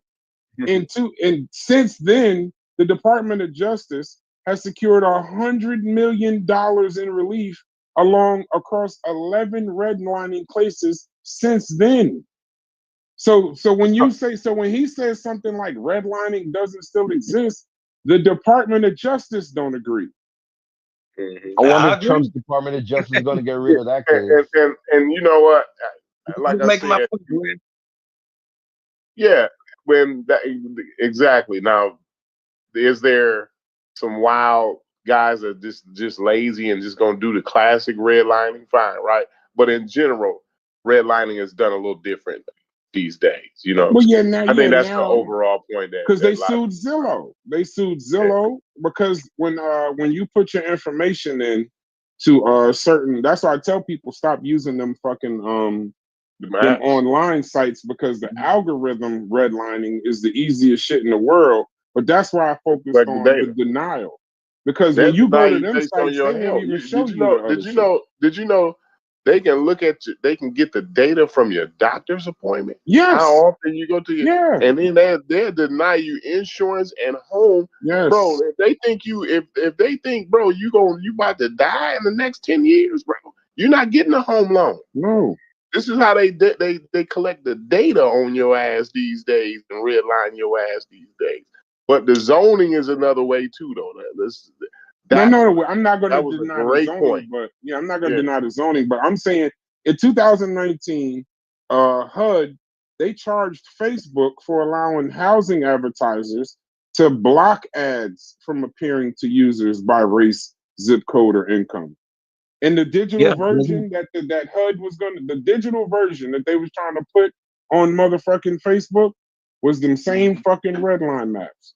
Zillow, all these motherfucking sites. When you click a site in your neighborhood and they know who you are when you sign up for them sites and you fucking put your same, what's the name? They're not even gonna show you the houses that other people are eligible for. That's exactly what I said. Yeah, exactly. When you they don't even listen, Brian. It's not. They say, well, what Chief X said. Well, they wouldn't know, what race or skin color you were, bro. Today, they know more than what your race and skin color is. Yeah. They know how high your blood pressure is. These motherfuckers know how many tickets you got in the last years. They know, goddamn it, how whether you got late fees on your credit card. They know every detail about your ass these days. It ain't a detail they don't know about your ass. So the fact that they don't know, they can't redline it because you just a number and a credit score, that's wild as fuck. If that was the case, you wouldn't have the disparities. You see what I'm saying? That like the disparities wouldn't even be there. Go ahead. Yeah, and then also when he said he was an expert. Now listen, I'm in real estate and make a lot of money from it. I wouldn't even consider myself an expert. The majority of the shit is that I'm a closer. I close deals. I don't know all of the intricacies. Once I close you, I send you off to all the other people. So I don't know the laws and the this and this, that, and the other. When I close a deal, the only thing I am is the money. Everybody else around me then gets involved with making sure that this is right and that is right, the contractor, this, that, and the other. Nobody, it's so much information, it's similar to the tax codes. But even with how you know the race, you know what I do know?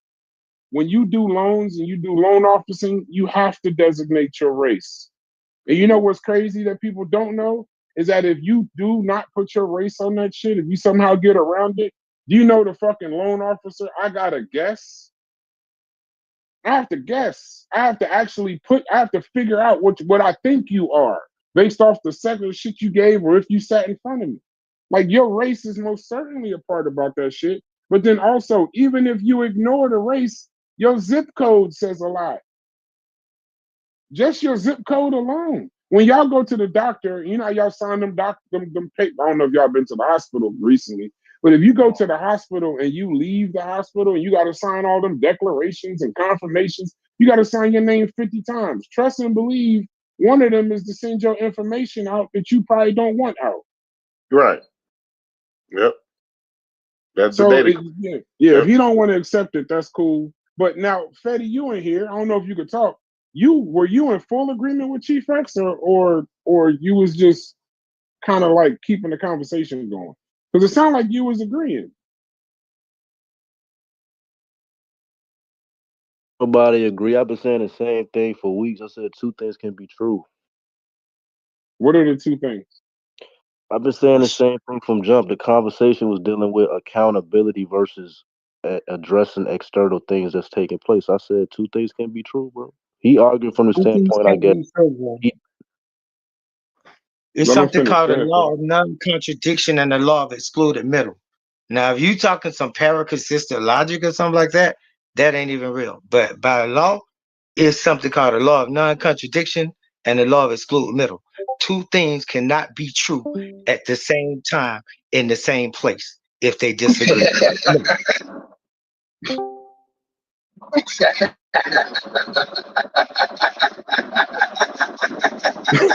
Logic, your ass. I don't know what you're talking about, but I got it. Okay, Freddie. Nah, I don't. I get y'all are used to talking to chief. I'm not used to it. But it's just certain statements. I don't even systemic racism. I've heard people say that, but not in a real serious manner.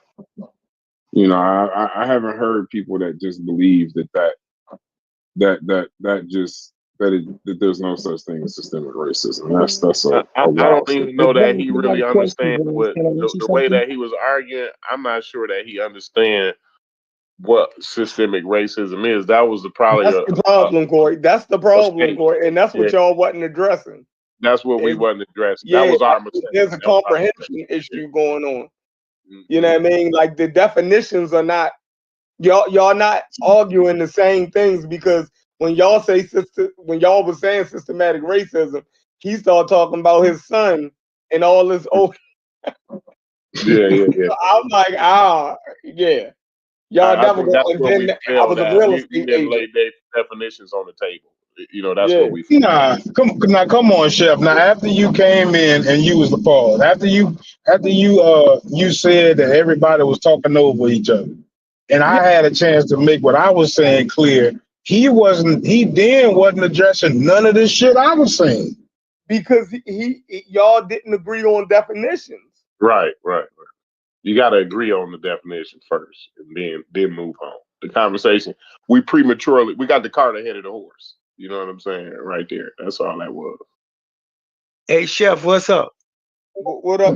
He wasn't going to be nailed down to nothing. Like he couldn't even agree that he said the word everybody is equal. Like he wouldn't be nailed down to anything. It didn't matter what I was saying. I'm not going to the store. I'm not doing that. Hey, Chef, I want to say this, though. I watched this video earlier today. It was a video about voting rights in Louisiana, right? And they was talking about Jim Crow voting laws, right? And they had a test. They had a test that they gave black people. Black people only. Hell yeah. You seen this video? Yeah, no, I know about the practices. That was all. They used to do all kind of shit to get us away from the polls. Chef, right? you got to do a show on this. You got to give us the test. I'll take the test live. I guarantee you half of the people will fail this test that they had for black people to vote right now. Yeah, it was crazy, man.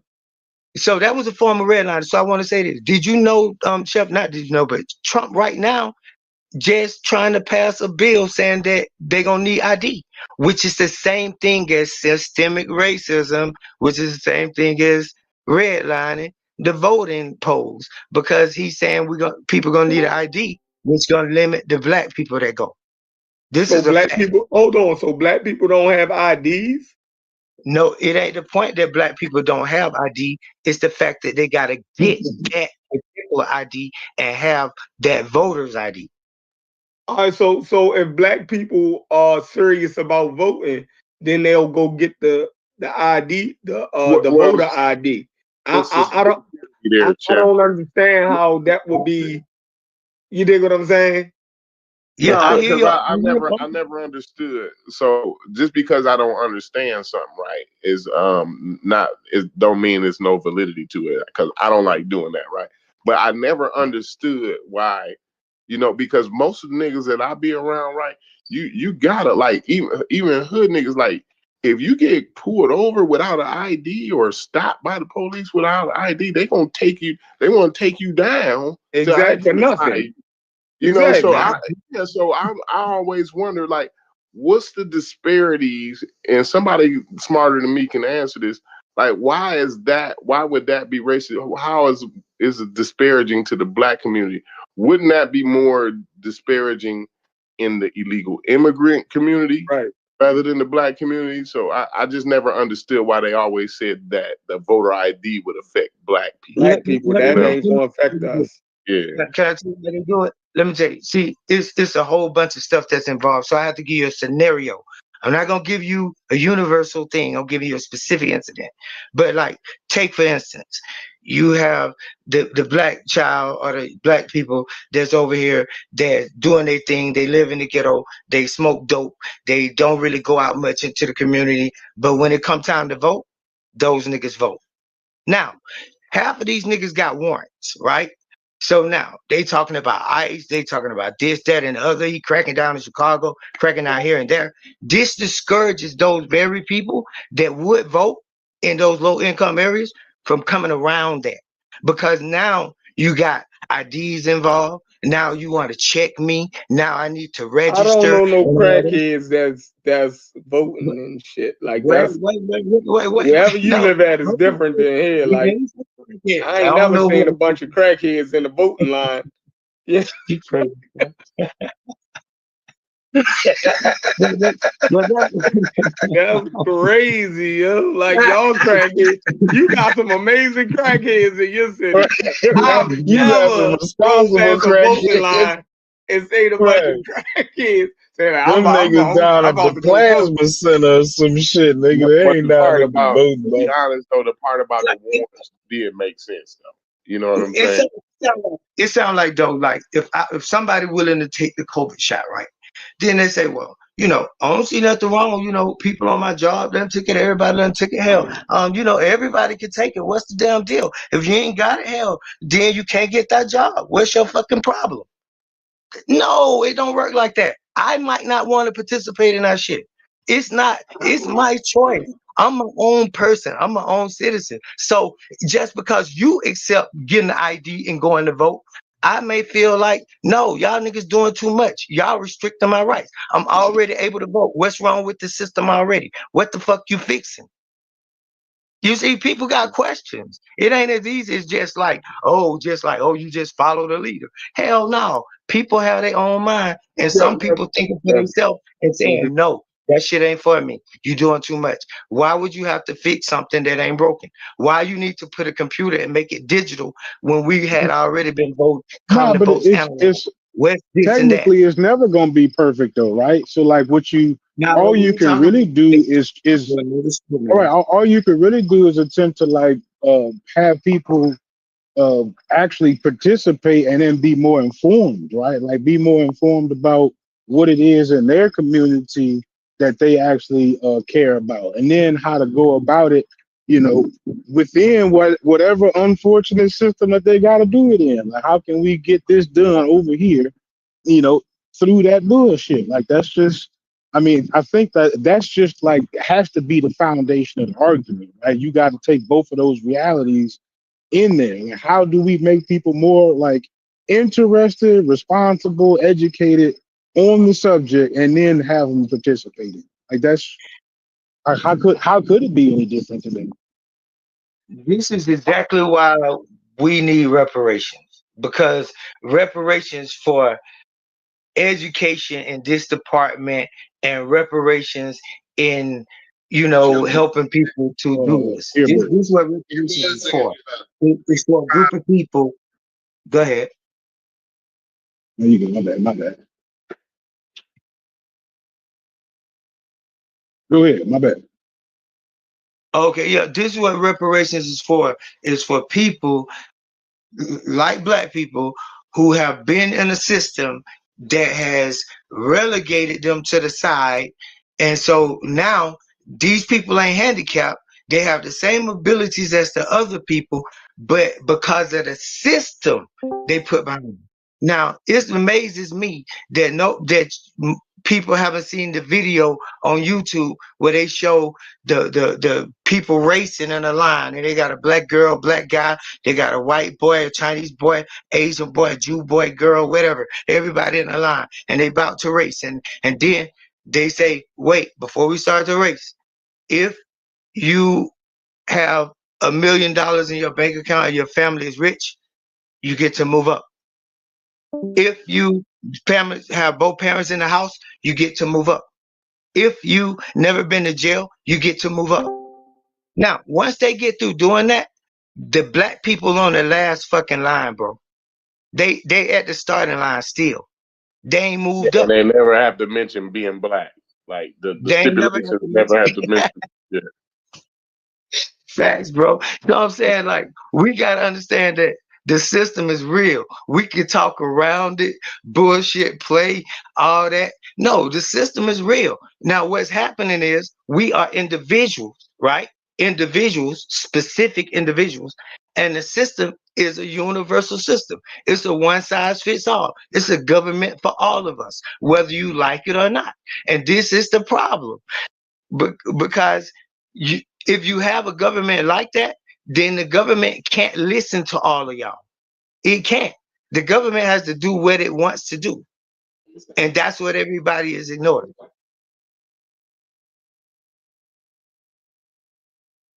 You know what I'm saying? You can't please everybody. You know what I'm talking about? You can please some people Yeah, some of the yeah. time, but you can please everybody all the time. This is a fact. Real So, issue. That's a fact, and I'm actually comfortable with that. The problem that lies in that fact, though, is that disproportionately, the black community is always the loser. You know what I'm saying? yes, So. yes.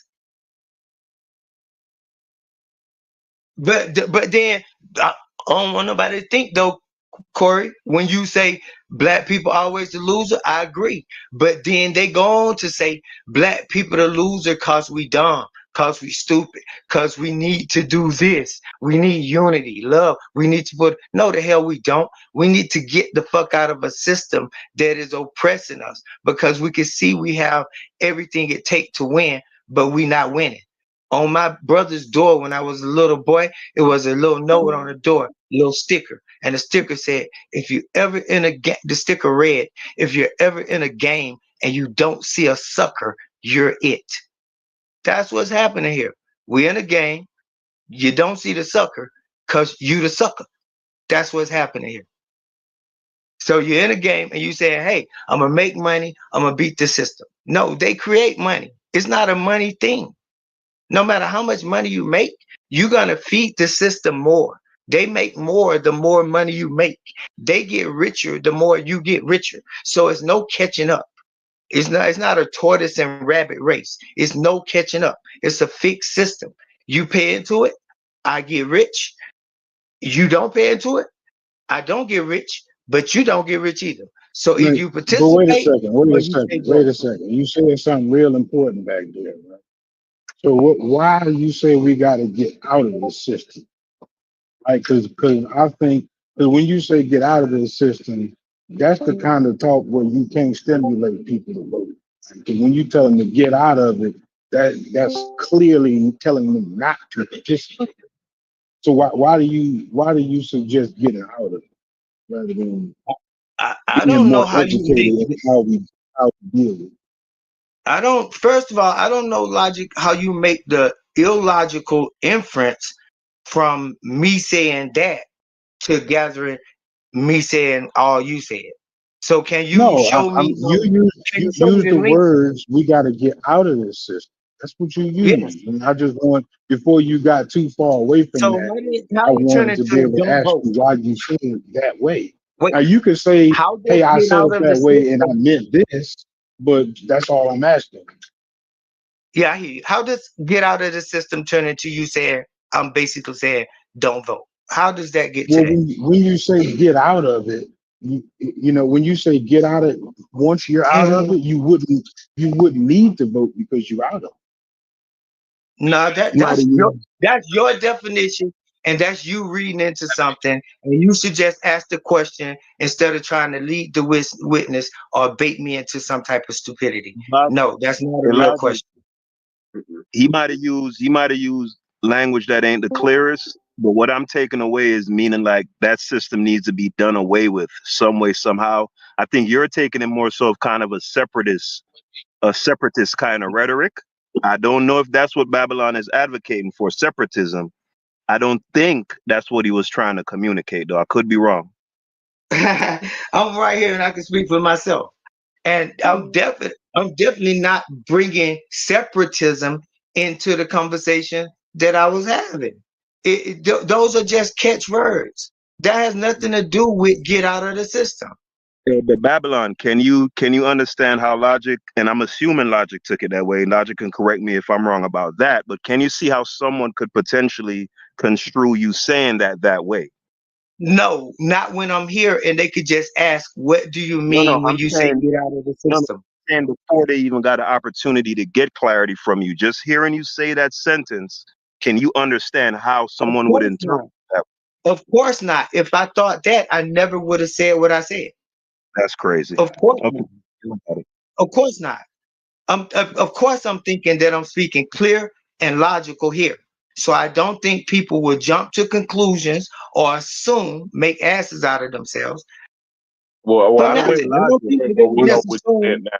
We're at the point where where he's clearer than what he was now. So like, let's Yeah. not browbeat on something that now we clear on, right? So Yeah, he's not can I say not this, talking to separatist talk. Go ahead. Corey, can I say this, Corey?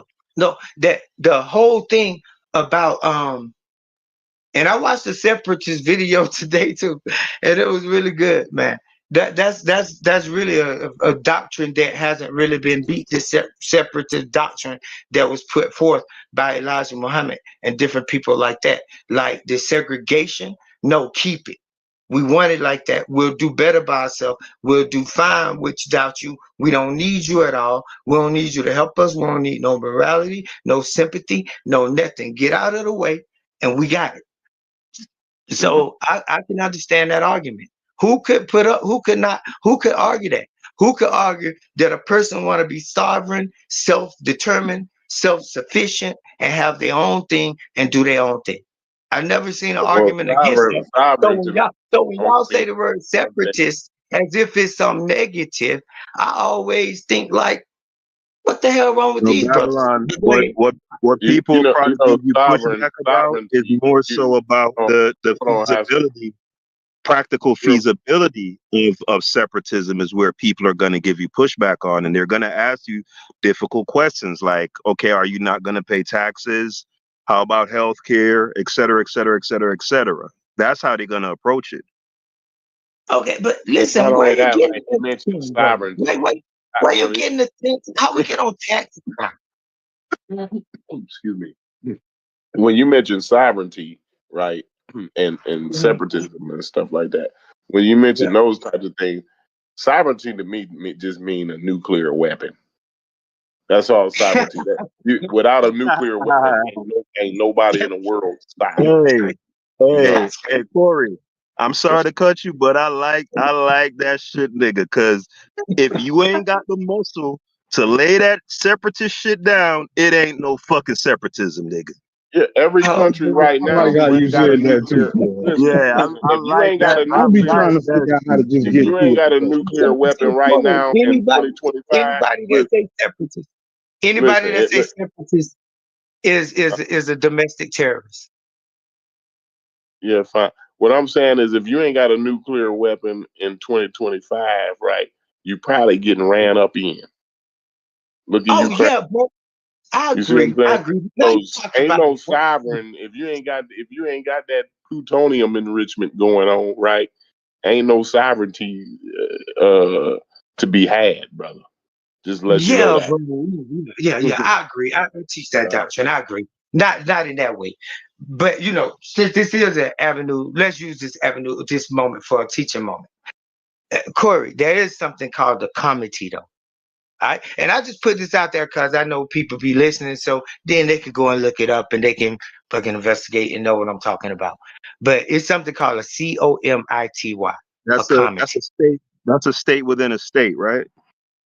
I think so. Well, I mean, yeah, it's a state. If you calling a person an individual, a state, anything sovereign, anybody, person, place, thing, a sovereign, then yes, that would be a comity. Yeah. It sounds like the Citizens United. No, bro. Hey, don't throw no doctrine on me now. I ain't with no shit. Look at my name. My name Babylon Dunn, outside the box. Citizens So you United can't say, was a bill that was passed by Congress. Well, go ahead. All It right. was signed. It was signed into law by Bill Clinton. It says it's an association of nations for their mutual benefit. That's it. yeah, that's what a comity is. And a comity is basically a sovereign acting with another sovereign, where these two sovereigns agree to interact or talk or do business or to have a conversation. So it's not like just because a person says sovereign that they are going against the government. It doesn't mean just because a person says, hey, go ahead, Corey. I'm saying that didn't work out too hot in Palestine. When you're trying to have two sovereign states, you know what I'm saying? In one geographic location. Yeah. No, it doesn't work well for them, and it hasn't worked well for the Native Americans. It hasn't worked well for Black people due to colonization. However, it is a thing of the past. It has worked in the past, and because you're dealing with a vicious beast who has violated every single treaty that he ever signed, and has even goes against the United Nations, goes against everything that's there in place, goes against the World Health Organization, goes against the IMF, goes against the very system that everybody say is united, and then everybody say, "Oh yeah, that's just the way it is." No, you got to understand, back to what I said. If you're dealing with a beast, and a rational person, a rabid dog, then you can't hold them to the same standard. We have to have two different conversations. If we're talking about dealing with rational people and dealing on a rational level, then this is what sovereignty and this is what comity is. If you're talking about a beast who doesn't respect sovereignty and doesn't respect comity, and like you said, builds nuclear bombs and threaten to bomb everybody because they don't do what he say, like a little baby, and take his ball and leave the fucking park, then if you're dealing with that type of person, you either got to get rid of that person or get away from that fucking person. That's it. You get rid of them or you get away from them. So when I say get out of the nobody Brian. with that nuclear weapon. Hey, Brian, you're still on the panel, or you can hear me, man. Hop on, man. I want to ask you something.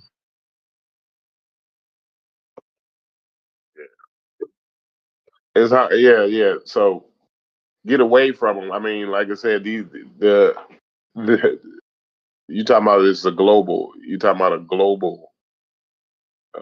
When I say get away from them, I mean get out of the bed with them, like people are trying to do now, like Gaddafi did, like Traore is trying to do, like other people. I don't want to call too many names because they kill everybody we talk about, like Chavez tried to do, like Castro tried to do, like different people try to do around the world. And then, and another thing, the television, Black people in America, y'all, and I say y'all, and I'm here with y'all, but y'all niggas think y'all smart, man. Y'all ain't no smarter than nobody else in the world. In fact, y'all dumber than everybody else because y'all got more access to TV and lies and bullshit. For real. So the indoctrination of what people think, like you think like Africa is a beat down country. They have no people thinking. Nigerians still, you buy into the stereotype. And then they bought into the stereotype about you. You lazy, you broke, don't want to work, beat on women, all this. This is what they bought into. So who put that message out there? We know who did it, the system. So now we have to get away from that. We have to get out of that system right there, of even believing that, of accepting that. If you have not been to fucking Nigeria, you shouldn't be able to say nothing.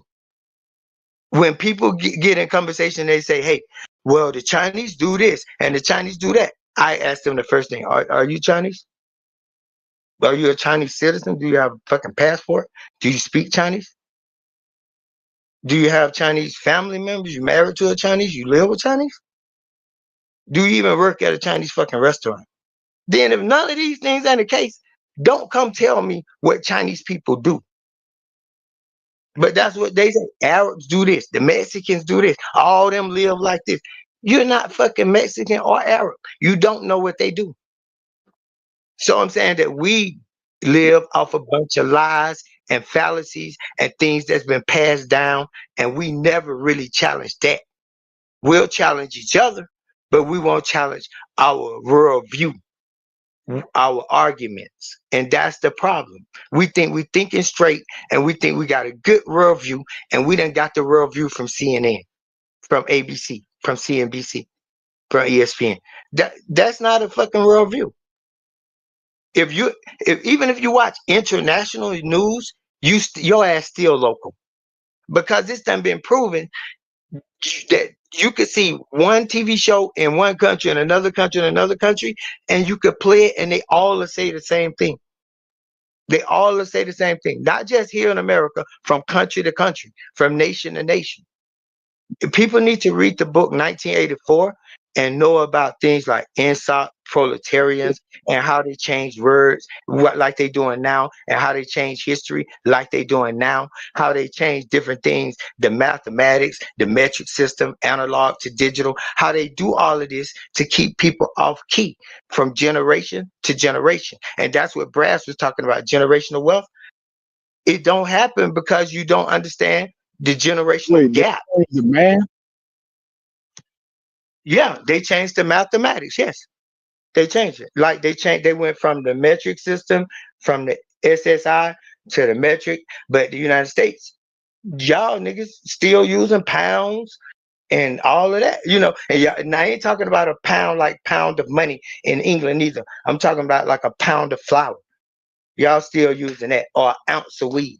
Y'all still using that. But the whole world has switched over to meters, kilograms, things like that. They using that system, but we didn't change over to that system. And in fact, a NASA rocket crashed because of that, because the numbers that was passed over came from England over to America, and they wasn't translated into American English, and the measurements was wrong. The rocket crashed. Things like that. So they changed different things. They changed, like I said, analog to digital. Hey, They went from real analog quick, TV to Babylon. digital. Real quick, Everything is digital now. Babylon. Hey, anybody else? Y'all got nothing, man. Y'all wanted to redirect the conversation? Cause I don't know. No disrespect to Babylon done, but my brother is kind of rambling right now. Yeah, am I the only one that's lost? I'm confused on what's going on right now. So I don't know. What y'all doing, man? What's up, Mujahseen? Y'all that's What's up, slow on each Logic? It's other. good to hear your voice, Logic. Yeah, you wasn't supposed to Did be you able know to follow anything that, brother. about the voter? Okay. He was trying to get a lot of thoughts out at one time, it seemed like, so it was a little I tough. have a question though for you, Mujasi. Did you know about the voter ID disparity? Like, why does that? I don't understand it, right? But just because I don't understand it, don't mean it ain't no validity to it. I wanted to know if you knew about why the voter ID is a disparity in the Black community. Why them asking for voter ID? How does that affect the Black community? If you knew anything about that. Voter ID. Yeah. So requiring. I'll go ahead. You muffled a little bit. My family's kind of AC off. I don't know a whole lot about that. Know very little about that. The only thing I do know is that was it the early 2000s? Republicans have always used different tactics to try to prohibit certain people from showing up to the voting polls. And one of the ways that they were able to use it was voter IDs, and really just getting IDs, period, but voter IDs, and I feel like it has something correlation to people who are convicted felons as well too. But I don't. There's nothing that's coming back to me right now, so I'm not entirely Right. sure what that history is and how that showed up. But that's the only thing that's popping up in my head. Right. I know that definitely they say that it affects the Black community in some way. I just Absolutely. didn't understand, how that really played out in real life. You know what I'm saying? Like what was the Yeah. end? I think it's tied to convictions, but don't quote me on that. I'll definitely look it up and post No, and see it's what I tied to share what I voter find. fraud. It's Voting tied to fraud. voter fraud. Say more about that, bro. Voter fraud, like Mm-hmm. fraud. People frauding the vote, like voting twice, voting 10 times, different things like that. Voting and you ain't supposed to vote. You from another country, you're an immigrant. Voter fraud, FRAUD. That's what it's tied to. And the reason why it's not right is because it's unconstitutional. That's what people say is unconstitutional. Now, if you want to look up the Constitution to see what in the Constitution to make voter ID seem unconstitutional, that's another story. Gotcha. Yeah, I do. I think I do understand that it's unconstitutional. I do believe that definitely, or that it doesn't require that. It doesn't mention that in the Constitution as a requirement or something like that. That's a fact. Or No. it has something to do with your rights. Was that Babylon who was just breaking Right. it down? Yeah. So I think Babylon, it's First Amendment yeah, right. First Amendment right. But Corey was asking, what is the relationship between Black disenfranchisement and voting and the voting ID thing? Can you know how to make that connection, Babylon? Yeah, we made it earlier, but it's the same old story. I don't want to go back through it because it's going to be a bunch of individual cases because it's an unconstitutional thing. So if a person feel like their rights are being violated, then they have the right to say that, hey, this is unconstitutional. And that's why a bunch of people are against it because they feel now, if you don't feel like it's unconstitutional and you feel like, hell, I could get an ID easy, or y'all just making excuses, then that's how you feel, and that's why it's an argument. People have the right to feel how they feel. You see how subjective this argument is, though, bro? It's not really mental. I don't think. I think you mishearing me. Yeah, I don't think we get I'm in not the saying question and answer. I'm not saying if it's whether it's true or not, or it's valid or not. I just wanted to understand how it showed up in the community. So Yeah, that's I it. can look that up. I'm gonna look it up. Yeah, I I'm mean, gonna look it up too. in the long run, don't you think it showed up in the community? Now I go back to what the brother said about tied to like low income and warrants and prison convictions and different things like that. And the ability to retain information and different things like that. And Corey, you just said that, hey, they monitoring everything. They able to get your they know your blood pressure. They know this. They able to know this and that. So with voter rights, I'm just asking Corey, would a voter ID be a form of that? Like a form of a census or monitoring the people? Would that be a form of that? Yeah. So they can use your data. I'm guessing. Yeah. So Then you asking the wrong question, then Corey. Then it's people that feel like that hey, it's unconstitutional because of what we just said. If you agree with that, then you agree that it's unconstitutional. Nah, so I just did a little quick reading on it, and they're saying it potentially could be unconstitutional because he's trying to implement the policy before the midterms or for the midterms, and it's saying that those federal positions are done at the state level, right? Those voting, and it's saying that they don't the federal government may not have the purview to control those elections at the state level. Gotcha. Right. So that's a Because what recent it thing that's is, happening, Haskell. yeah, it's saying it's something Gotcha. that he's enacting via executive order. Gotcha. And it's basically to ensure that illegal immigrants mainly are not voting because he still claims that the 2020 election was won by fraud. Mm. So he wants every voter to provide ID. He also wants it to be done by hand count and to do away with the electronic counting. And what else did it say? For years, he has also called for the end of electronic voting machines, pushing instead for the use of paper ballots and hand counts. Earlier in August, Trump pledged to issue an executive order to end the use of mail-in ballots. That's the other thing I wanted to say. So he wants to end mail-in ballots ahead of the 2026 midterm elections. He also wants to end absentee ballots unless the person is like gravely ill and the people who are deployed in the military. So you see how you mentioned electronics right there? I just want to say this. That's what I meant by analog to digital. So when people said I was rambling, that's what you got to know. I'm just touching on stuff because I know it's there. The voter fraud is there. The analog, the electronic machines is there. Diabo, the German company that makes those machines, is there. Diabo, who you see at the No, it's got ATM. something to do with the districting. It's the districting is what it is, right? So that once you know how they do the redistricting, for the voting, right? And now this ain't the only thing. This is the significant thing that I've read so far, right? So once they know how who's voting in what district, right?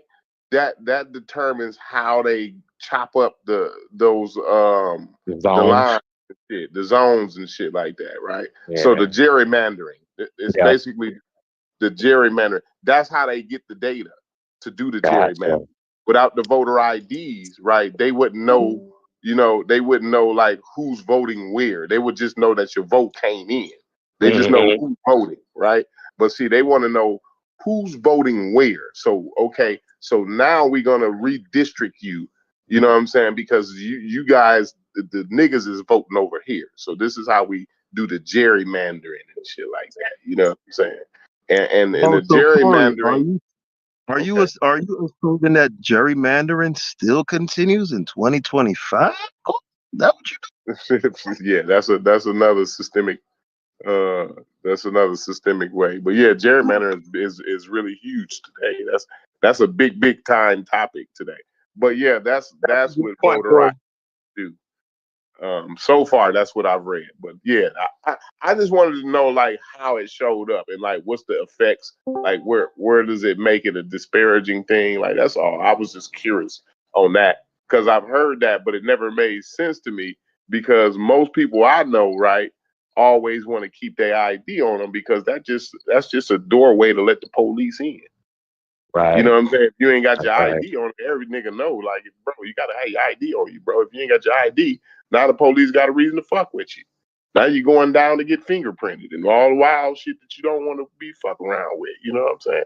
But I understand it's the gerrymander and tactics like that. So basically, what it is and Babylon was on the right track with the data. It's a way to collect data, basically. You know what I'm saying? So then they can go in and do all the illegal shit, you know what I'm saying, with the pencil. You know what I'm saying? When they draw Sorry, Corey. And the districting is a new name for redlining. Districting, zoning, like y'all said, that's still redlining. So when he pull out the pen to do that thing and district thing and change the district to voting district, then he redlining right there. That's one thing he doing. Then he doing another thing with the other hand. Yeah, definitely. Okay. I'm gonna go ahead and read some more, man. Hey, Corey. Go ahead. Say you about to leave? No, I said I'm gonna go ahead and read some more. Y'all continue on. Okay. I'm reading up. I had wanted to ask you something real quick as a little aside, right? I'm about to share my screen. It's about what we was talking about yesterday. And I don't want the topic to go here, by the way. I just want a quick answer, right? I don't want us to get into no Egypt shit, but I just want a quick answer. So I clipped what you had said yesterday and I want to know if my interpretation of what you said is right. All right, so here we go.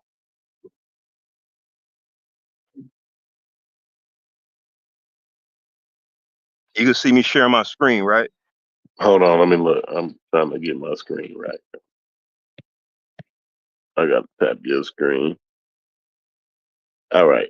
Go ahead. Go ahead. It says Chorus believe Nubians portion of Egypt was through annexation. Okay. Right. So I'm gonna play the clip.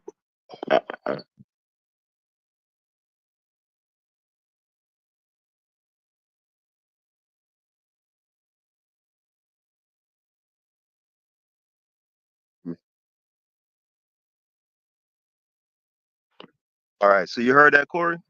Yeah, I heard that. All right. So what I gathered from that is that you're under the impression that the southern portion of Egypt, right? That's specifically the first and second cataract, right?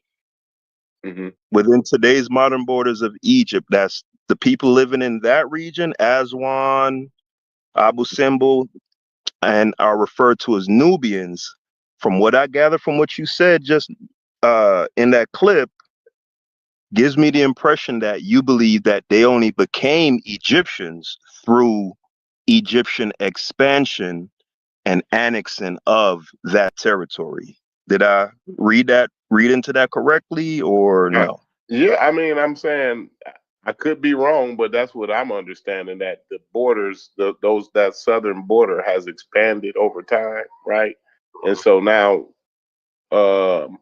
those Nubians, right, that were in that area are now residentially Egyptians. Now, I don't like if you're saying the only way, I don't know if it's other ways or whatever. However, I'm fine with it, but I'm saying I believe No, thank you. Thank you. I believe that's the case there. That's all I'm saying. Right. All right. Want to thank you for being candid, Corey. Mm-hmm. Because guess what? Even Egyptians living in Egypt today, Dr. Banu, most notably, that be in our chats, he believes the same thing, and most people believe the same thing. But yeah, I just wanted confirmation. We off that. No Egypt today. I want to revisit that at another time though. But I appreciate that. Oh, okay. No doubt. I don't think that would inhibit any of my arguments that I was having though. In any way, I could be wrong about that. I mean, so what you saying? You don't believe it, Haskell?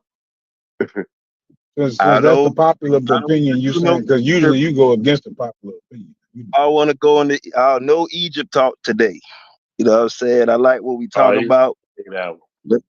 Hey, Let's but revisit. you said yesterday though, Haskell. You said that I thought, and we don't have to talk about Egypt, but you thought that I was saying that Aswan wasn't in Egypt or something like that.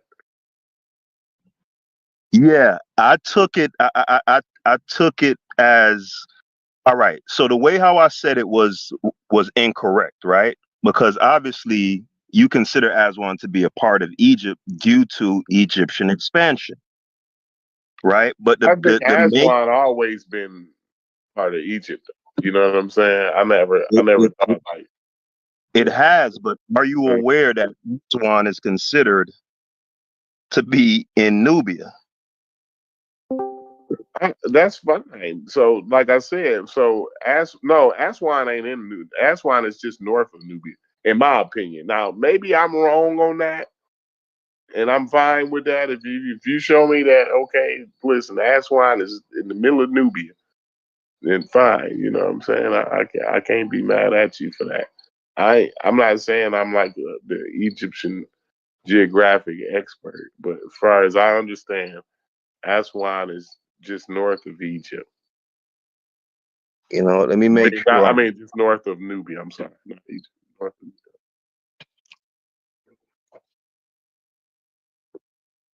What's the question? Is rather Aswan in Nubia or is it just north of Nubia? Or I don't All know. right. Is that the question you wanted to? Is that what you asked? Am I understanding that right? Aswan is in Egypt. Yeah, but it's a part of the region that's referred to as Nubia. I just AI overviewed it. It said yes, Aswan is considered the historical northernmost border of the ancient region of Nubia, with the region extending south from Aswan to Khartoum in modern day Sudan. So yeah, so we talk about Aswan, ancient. So that was a qualifier there, right?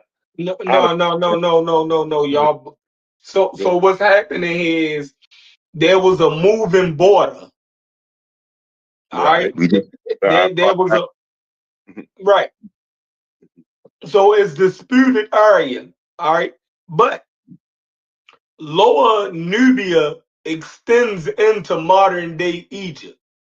So when you look at modern day Egypt, right, it encompasses Lower Nubia in it. Meaning right. modern Egypt is big as hell, right? And But Aswan, the Aswan's a ancient part, borders, and Aswan is a part of Nubia, right? Just so we're clear. no. I just Googled it. In ancient times, right? What is misnomer now is Nubia, right?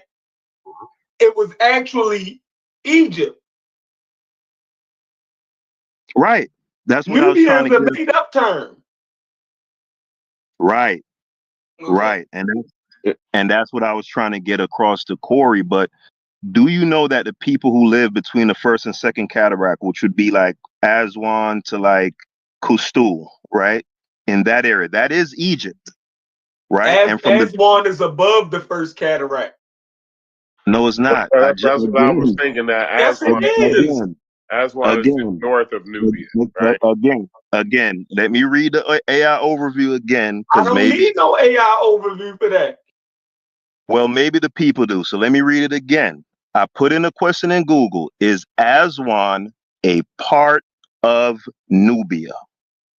Yes, Aswan is considered the historical northernmost border of the ancient region of Nubia. Now, Corey contested that with the idea that, oh, that's the historical. So you know what? Let me add in a And then they qualifier. said the border, I guess fine. It's a moving border. Yeah. But it's above the cataract, yo. Like, come on. What did you just look that up? Haskell? We ain't even got. So, like, well, I'm trying to fuss figure out with though, Haskell, because you got a bigger point though than this, though. You know what I'm saying? Like, one of my arguments is hinging on this. I do, but I want Brad to be on the call when we. Okay. I need an impartial party, because when you and Chef tag team, is something different. Y'all niggas. I ain't mad at you. I ain't mad at you. Y'all niggas smash beer cans over niggas' heads and throw dirt in the nigga eye when he ain't looking, and nut punch, and you know what I'm saying? Yeah, I can't. Not the Johnny Cage punch. That's crazy. What you said, Logic? I said not the Mortal Kombat Johnny Cage punch. The nut punch. Yeah.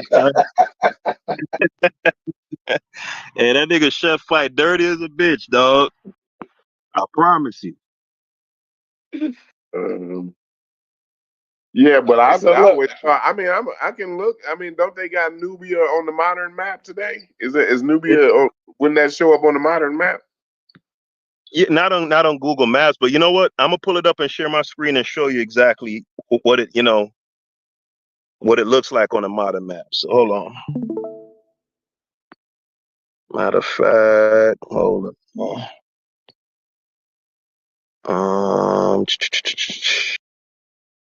All right, where is it? Boom. Yeah, so Aswan. It's right above the first cataract. Right. It is. I see it.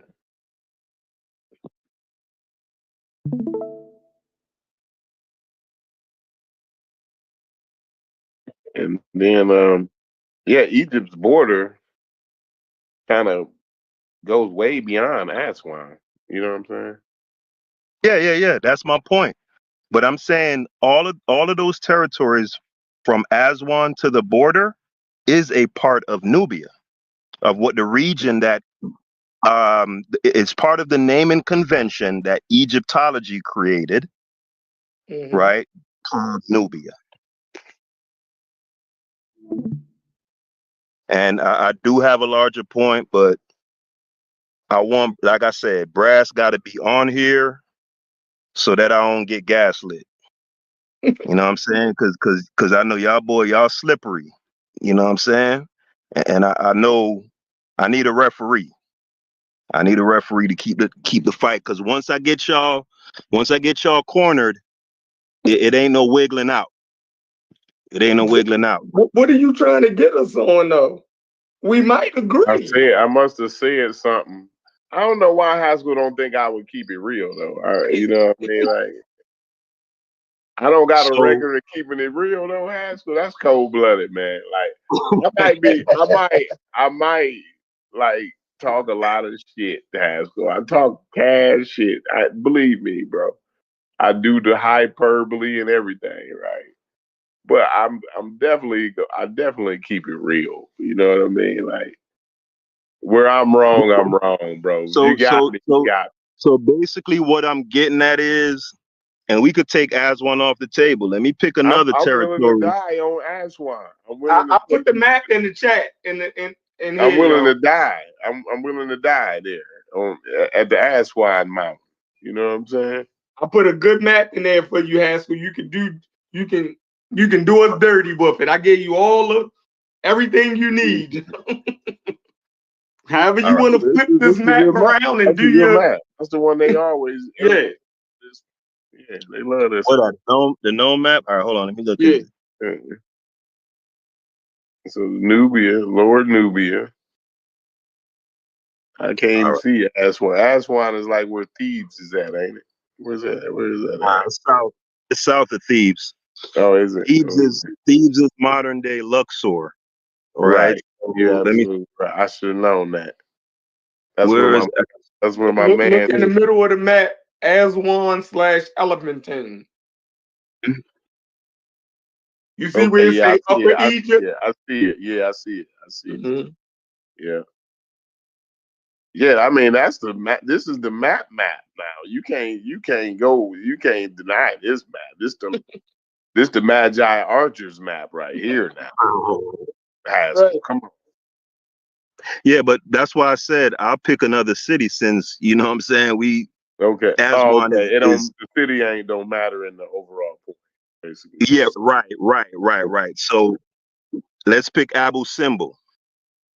That's clearly Nubia. There's no argument. That's definitely clearly Nubia. Now Abu Simbel in Egypt? No. No, Abu Simbel ain't in Egypt. That's clearly in Sudan, yeah. Oh, let's see. That's incorrect, by the way. When you look at the modern map, hold on, because I had the modern map. You said that's not the Sudan? It's not. It's in Egypt. No, Abu Simbel is in Egypt. That's at the borderline, chef. Yeah, Abu Simbel is in Egypt. Now, is it in ancient times? Was it in Egypt? I don't know. So, Shit, there's areas south of Abu Simbel that was in Egypt. The first nome is south of Abu Simbel. If we want to go there, Kustul is south of Abu Simbel. That's not an Egyptian nome. I didn't say it was. I said there is an Egyptian. I said the Egyptian nome of Taseti is south of what we call Abu Simbel today. No, it's not. He looking at the well, I don't know anything about the no, Egyptian. you're wrong right there. Now you need to have a geography. But like today, Chefrin, if you go to Egypt and you in Abu Simbel, you're in Egypt. Shepard, Now, today. is, You know what I'm saying? Is Abu Simbel a part of Nubia? Definitely, yes. There you go. I'm guessing. The point, I guess it just highlights my point then. The borders be moving then, right? I mean, I don't know. What's happening here? And that's Mhm. the whole crux of the thing, is that there's some Egyptical. Well, you know, so you thinking, are you saying, I want to know, like, so when y'all bring up these Nubians, right, that's in Nubia, are y'all thinking like these niggas is like Sudanese type niggas? Yes. No. The point is, I'm alleging is that Egyptology through word association, they conflate Nubia with Kush, in my opinion, intentionally, so that those people, right, in between that first and second cataract, that area has always been a part of Egypt from the very beginning, right? It's a way to manipulate people to naturally otherize those people, or to look at them as, oh, they're Nubians, they're not Egyptian. Well, the Egyptians did that. I don't like. Why you ain't mad at the Egyptians for that? They did not. They did not, Corey. Not that geographic region. The people who they had a clear separation from would be the people in Kerma, which we will call Kush. They conflate Nubia and Kush.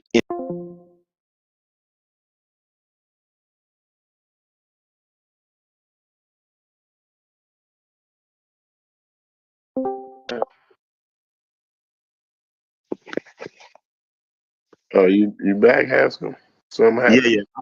Yeah. I was saying most people conflate Nubia with Kush, and I would say including you and Chef. Why they do that? I don't know about that. I wouldn't see. It's like certain shit like that, bro. I never even really gave that a lot of thought, like, to conflate Nubia with Kush. So Come I on, wouldn't yo. do that. Nubia is Kush. I guess not. I don't. Chef, look, I have no idea, like, about like whether Corey, Nubia is Corey, Kush. be honest. When you say Nubians, right?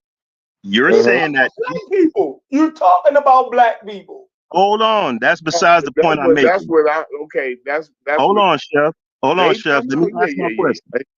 Go ahead. When you said Nubia, and you always hear the term Nubia, you always associate that with these are not Egyptians proper. Am I right or wrong about that?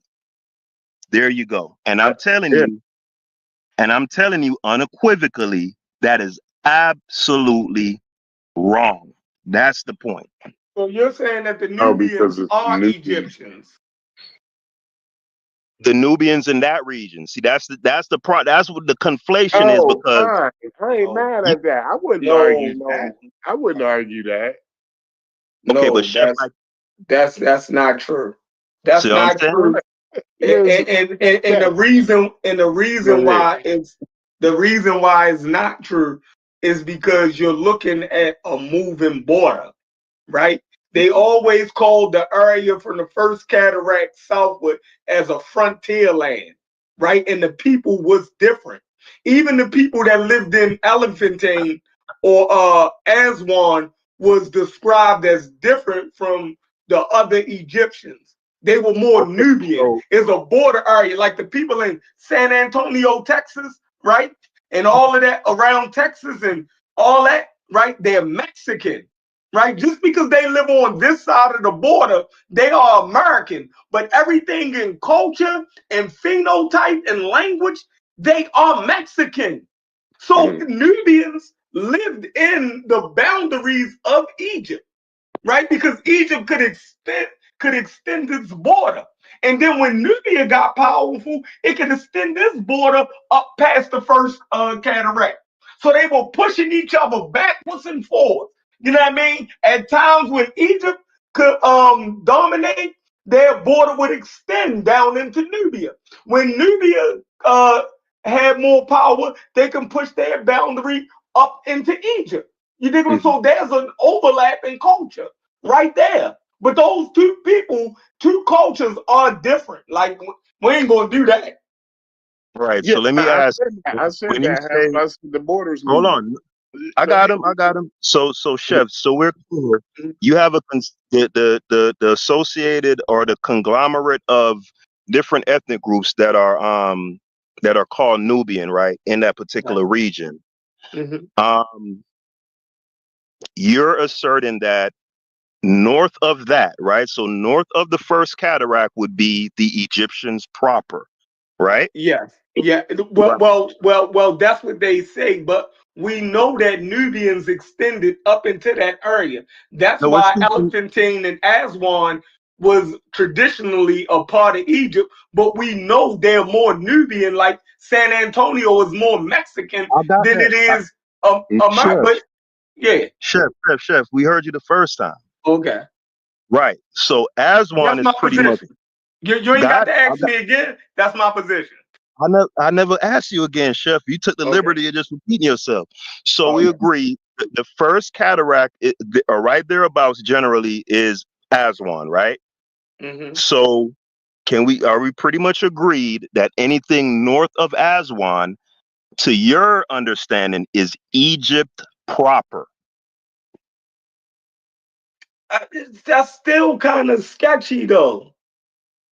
No, but you agree Because that come on, Bo, like you're asking for definitive borders of how we look at Egypt and the Sudan nowadays, right?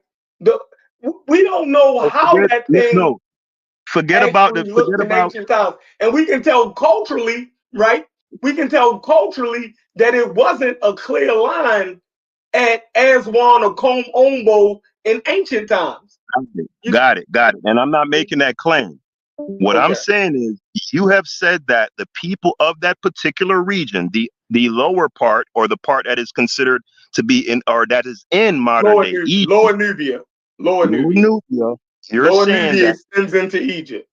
Got it. And you're saying that the people within that region from time immemorial, or from the time of like the dynastic period or right before, your assertion is that those people have always kind of been looked at as their own distinct type of polity outside of the framework of what would be considered Egypt proper in those. I need you to commit to Yes. I'm committing to that. Yes.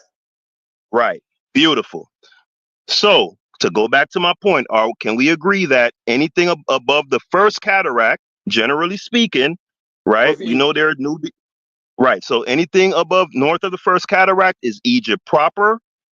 And then anything below that would be potentially territories and areas that Egypt expanded into over different times, or or their territory retracted when the Kushites got the upper hand. So and so we can agree to that also, right? But see, that's true at on the first level, right? That's true on the first level. But then when you add nuance to that, right? If you add nuance to it, then we know on the ground that might have looked it different, because we know that Nubian culture extends all the way up into Kom Ombo, and that's above Aswan in Elephantine. So let me check the map. Hold on. Yeah. Right. That's north of Aswan, right? Exactly. Like okay, so let's start. So let's start at have a clear like think about it.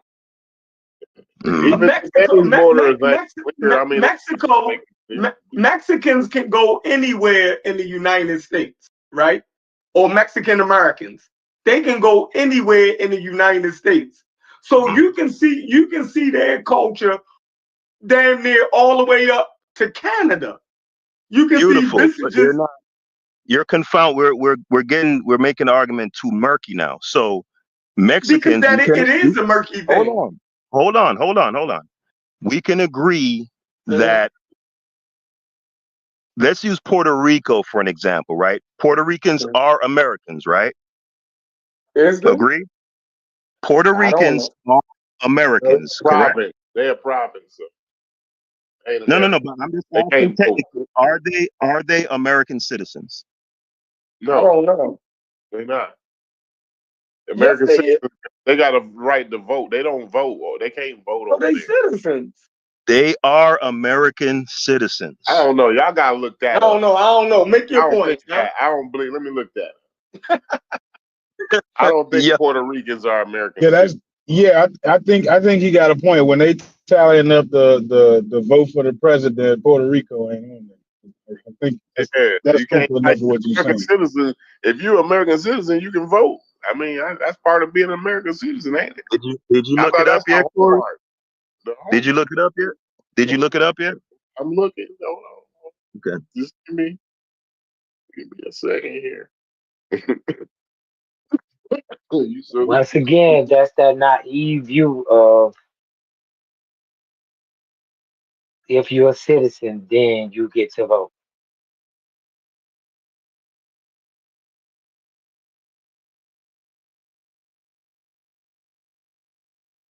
Corey, don't take that long, brother. Come on now. It's not a bad place to draw a line as It's far as who can be Puerto considered a Rico. citizen. Puerto You think? Rican individuals born in Puerto Rico are U.S. citizens by right and status granted by the Jones. Beautiful. All right, now, because it's just a part of a point that I'm gonna make, right? So, from what I gather, based on wherever Chef or you want to draw the demarcation line of Nubians, right?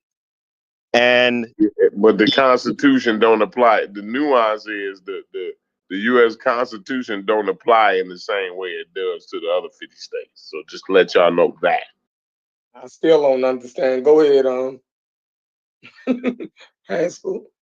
Yeah, Right, Corey, that's good. That's what I meant by they don't play fair. They the beast. They make up laws and do things the way they want to. You know, and I know that it should be right. If they citizens, they should be able to vote. But they're not able to vote, which shows you they are a territory of the United States. Though they citizens, they territories. got you. So Chef, again, for purposes of this discussion, Sudan, in terms of the modern border, is not in the discussion whatsoever. We good? Okay. We good on that? We clear on that, right? Okay, yeah, we just talking about the modern Egypt.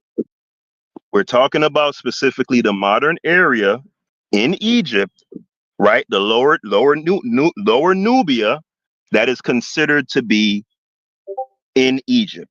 That region alone. Yeah, okay, I'm with you. Go ahead. Right.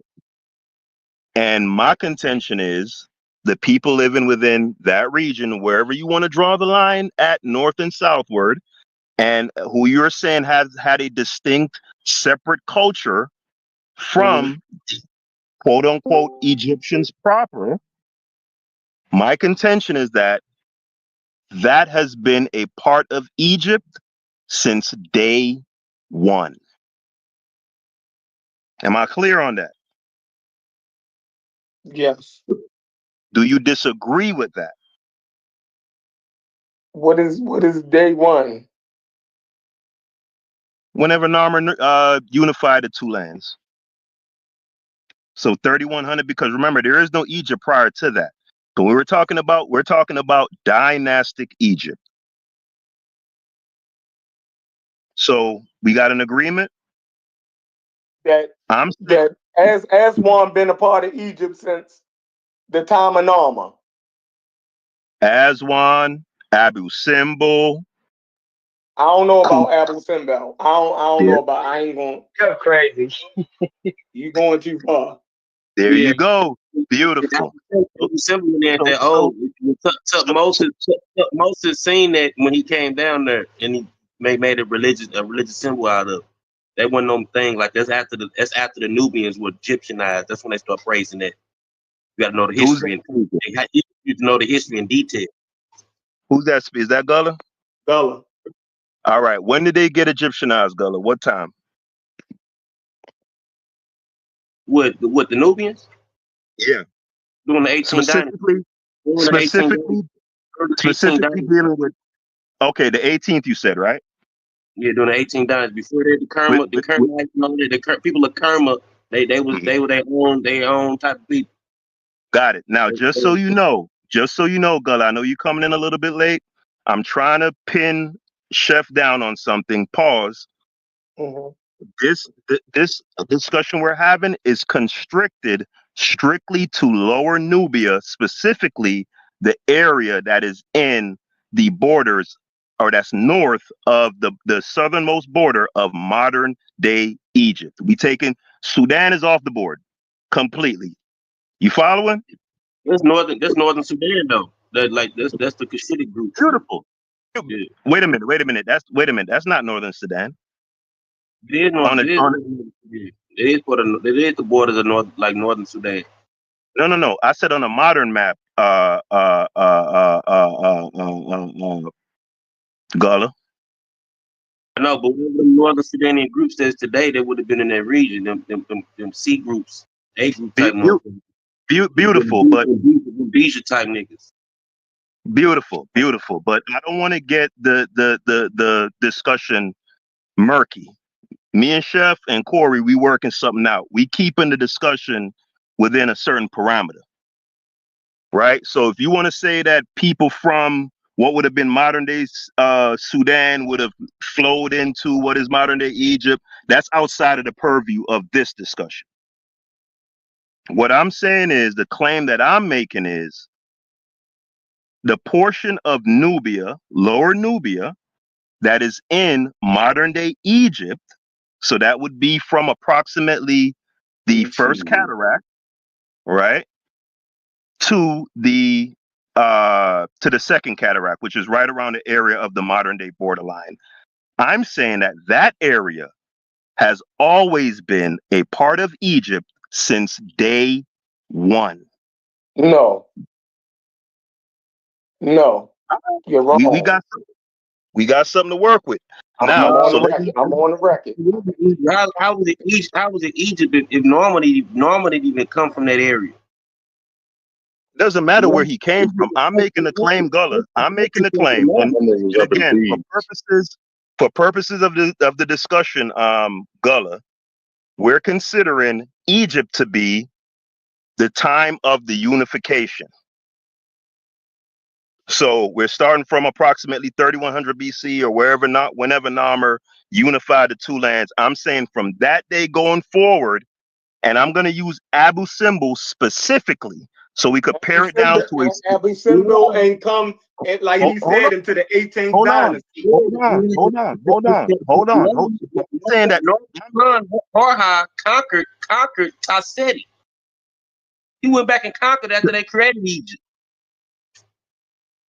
You talking about the Nome or the area that they refer to as Taseti? That's a part of the area. Hold on. Let me get the question out, because you do know that in Egyptology they use Taseti two ways. There's a Taseti that refers to the first administrative Sapat of Egypt, and there's a Taseti that refers to Upper Nubia, which is in the Sudan. Are we clear on that? There's two Tasetis. Right. Boom. So when I say Taseti, I'm referring to the first administrative nome of what we call Egypt, dynastic Egypt. Right? So I'm making a clear and unequivocal claim, and I'm going to pare it down to one city that's in the far south of Egypt. I'm a put my neck out there. Abu Simbel. You wrong. Hold on, let me just get it out so niggas know where I stand. I'm clear. You know I run halfback middle every down. You hear me? 4th and 11. You ain't even got to hand the ball off. You say you wrong. Hey, check it out. 4th and 11. You lost yardage. Hey, I don't give a fuck. 4th and 11. We running halfback smash. You hear me? Just like that. So I'm saying Abu Simbel, from the time of the unification, has always been a part of the polity that we refer to as ancient Egypt. Chef disagrees. I disagree. Gullah, what say you? No, it wouldn't. It wouldn't because Tutmosis had to come down there and conquer. So prior to Thutmose, wait a minute, Thutmose didn't conquer Abu Simbel. Yes, he did. Tutmosis the third. Yes, he did. No, he conquered. Hold on, he Yes, he conquered did. Kerma or some shit like that. Hold on, make sure. Tutmosis the third came down there and conquered conquered Abu Simbel when he seen that damn the damn cliff and shit. It said it looked like the damn Uraeus and all that shit. He came down there and conquered it. That's when he set up fucking Yeah, that's temple. Thutmose. That's Thutmose. Hold on, I'm gonna look it up because I think you're incorrect on that. Hold on. Earlier, Melo said that earlier. Yeah, all them pharaohs turned around and started banging on Nubia. Even Narmer, after he unified Egypt, Narmer made a U-turn and went down and started banging on Nubia. All right. So hold on. According to AI overview, right? It says no. Thutmose III did not conquer the area of Abu Simbel. Ramses II, who reigned much later, constructed temples there. While Thutmose III did campaign and expand Egypt's control into Nubia, the temples at Abu Simbel were built by Ramses II during his reign. Not they fucking that up. Was right. Not Thutmose III. But No, I need a right, source. Hold on. He Hold was on. right. Temple built shit. Like it still keeps Hold on. No. I need a source that Thutmose III conquered Abu Simbel. He exerted control. You just read it. He didn't do it. Nothing I read said that, Chef. Read it again. No, Thutmose III did not conquer the area of Abu No, he led Simbel. campaigns to take control. Right. And then later the other guy He led campaigns to expand Egypt's control into Nubia. But see, this is why. Hold on.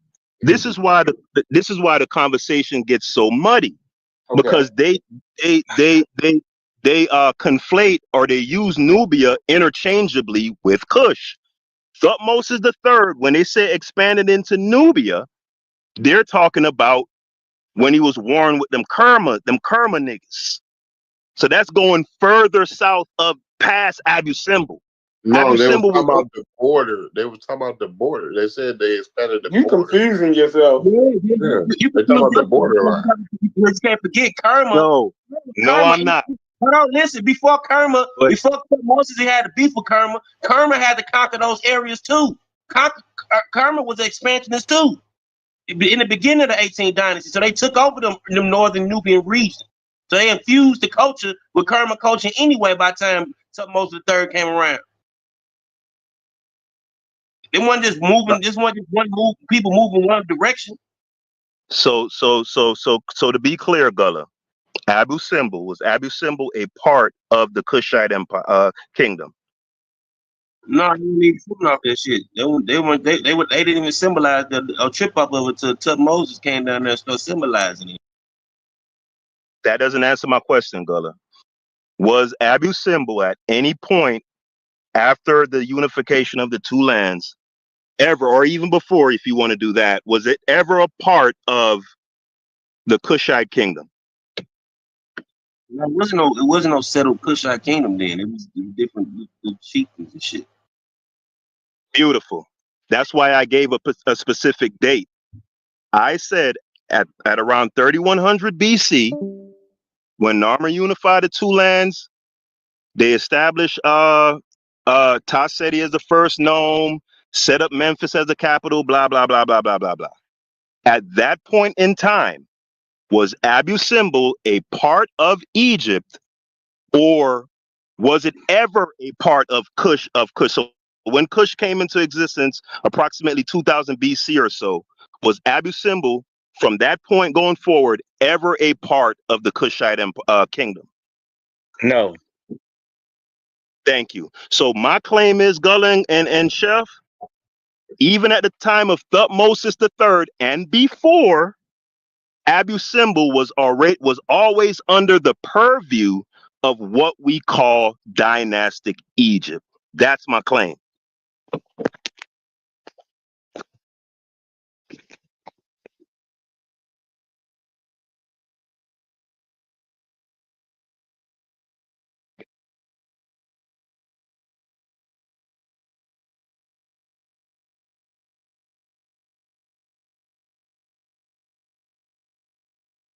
Y'all there?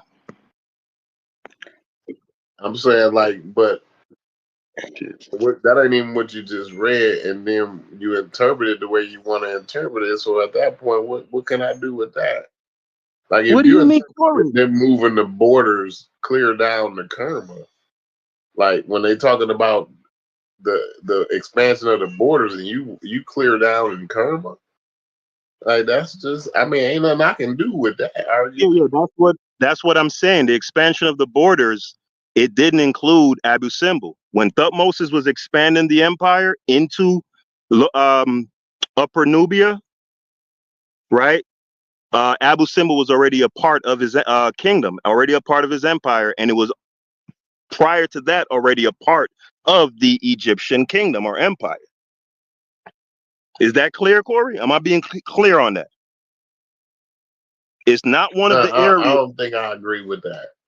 I don't think I agree with that. But you're clear on my position, though. It's not one of the areas that Thutmose, when they say Thutmose expanded into Nubia. No, it's not. It was the next guy that actually did the conquering, but Thutmose just went down there and kind of laid the law down. You're talking about who's the next guy you're thinking about? Senreset? I don't know. You just read it. What was his name? Go ahead, read what you just read a few minutes ago. Oh, you talking about Ramses II? It just says Ramses built a. It just says he built a temple there, but he built a temple there because it was a part of the polity called that we refer to as Egypt. Read what you just read one more time, please. All right.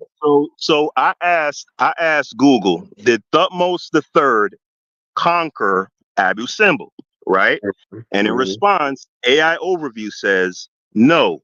Thutmose III did not conquer the area of Abu Simbel. Ramses II, who reigned much later, constructed the temples there.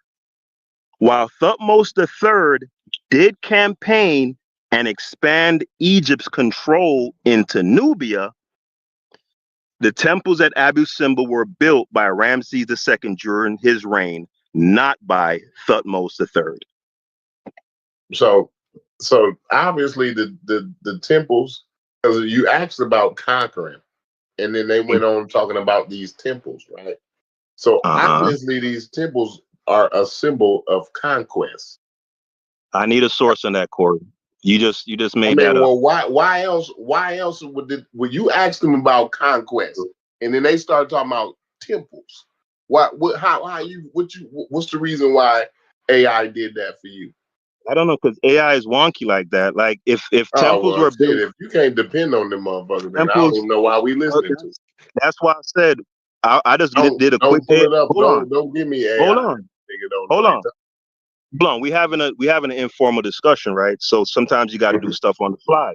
Now, either AI is wrong about Thutmose III not conquering Abu Simbel, or he did conquer Abu Simbel.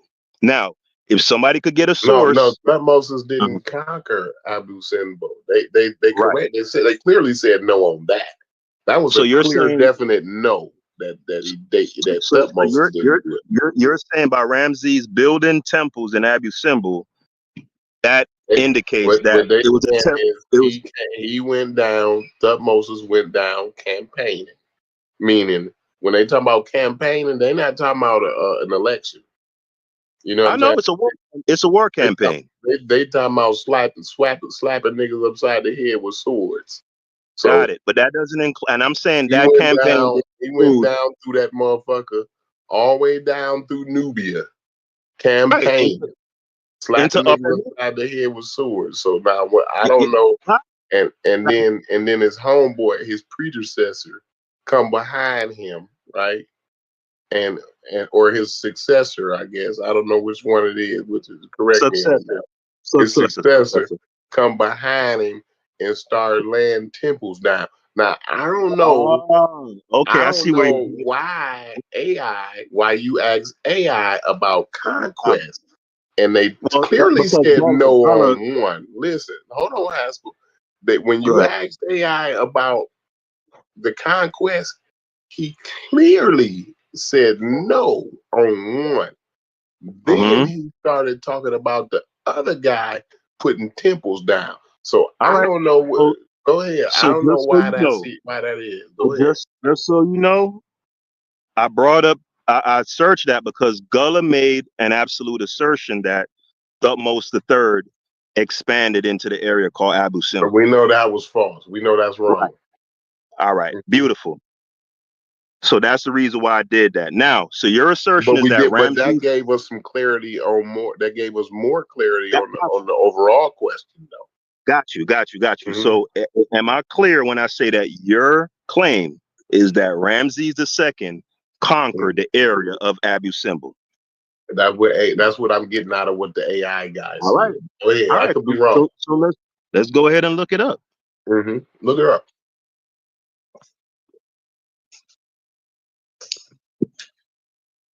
I think it's just saying Thutmose and the different pharaohs led campaigns down into Nubia, and the purpose of all this is to control the gold trade and run the gold trade. I don't think they're specifically worried about a specific city or so. Yeah, he said a post and If shit you're like running through somewhere, if you're running through a city, yeah, to control the gold trade, you basically running all that shit, whether it's Abu Simbel or not. Yeah, that area wasn't even really like a city like it was like kind of like a no man's place, like nomads and shit traveled in and out the area. Like it was kind of like they set up posts, like Egypt set up that post. Like it wasn't for Tutmosis, the other kings wouldn't even be able to, like, you know what I'm saying, do their thing down there later on. Yeah, and Gulla's right on that. So like when Gulla said nomads just now, like I got so frustrated because there's so much confusion about who is Nubian and what is Nubian and who is a Nuba and a Nuba mountain, all this old Nubia phrase, and it's so many different tribes. I said, screw it all. Let's focus on Cushites, because that's who Black Americans really talking about. Then people who took over. That's why I asked the question. And that's the delineation that we're. Hold on. But we all the way up in Nubia. Hold on, real quick for clarity, real quick. Is Ramses II in the New Kingdom? When is that?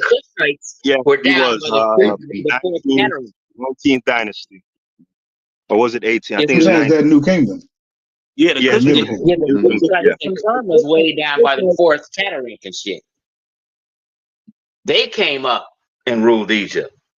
Their headquarters is way down in central Sudan. Kerma, right?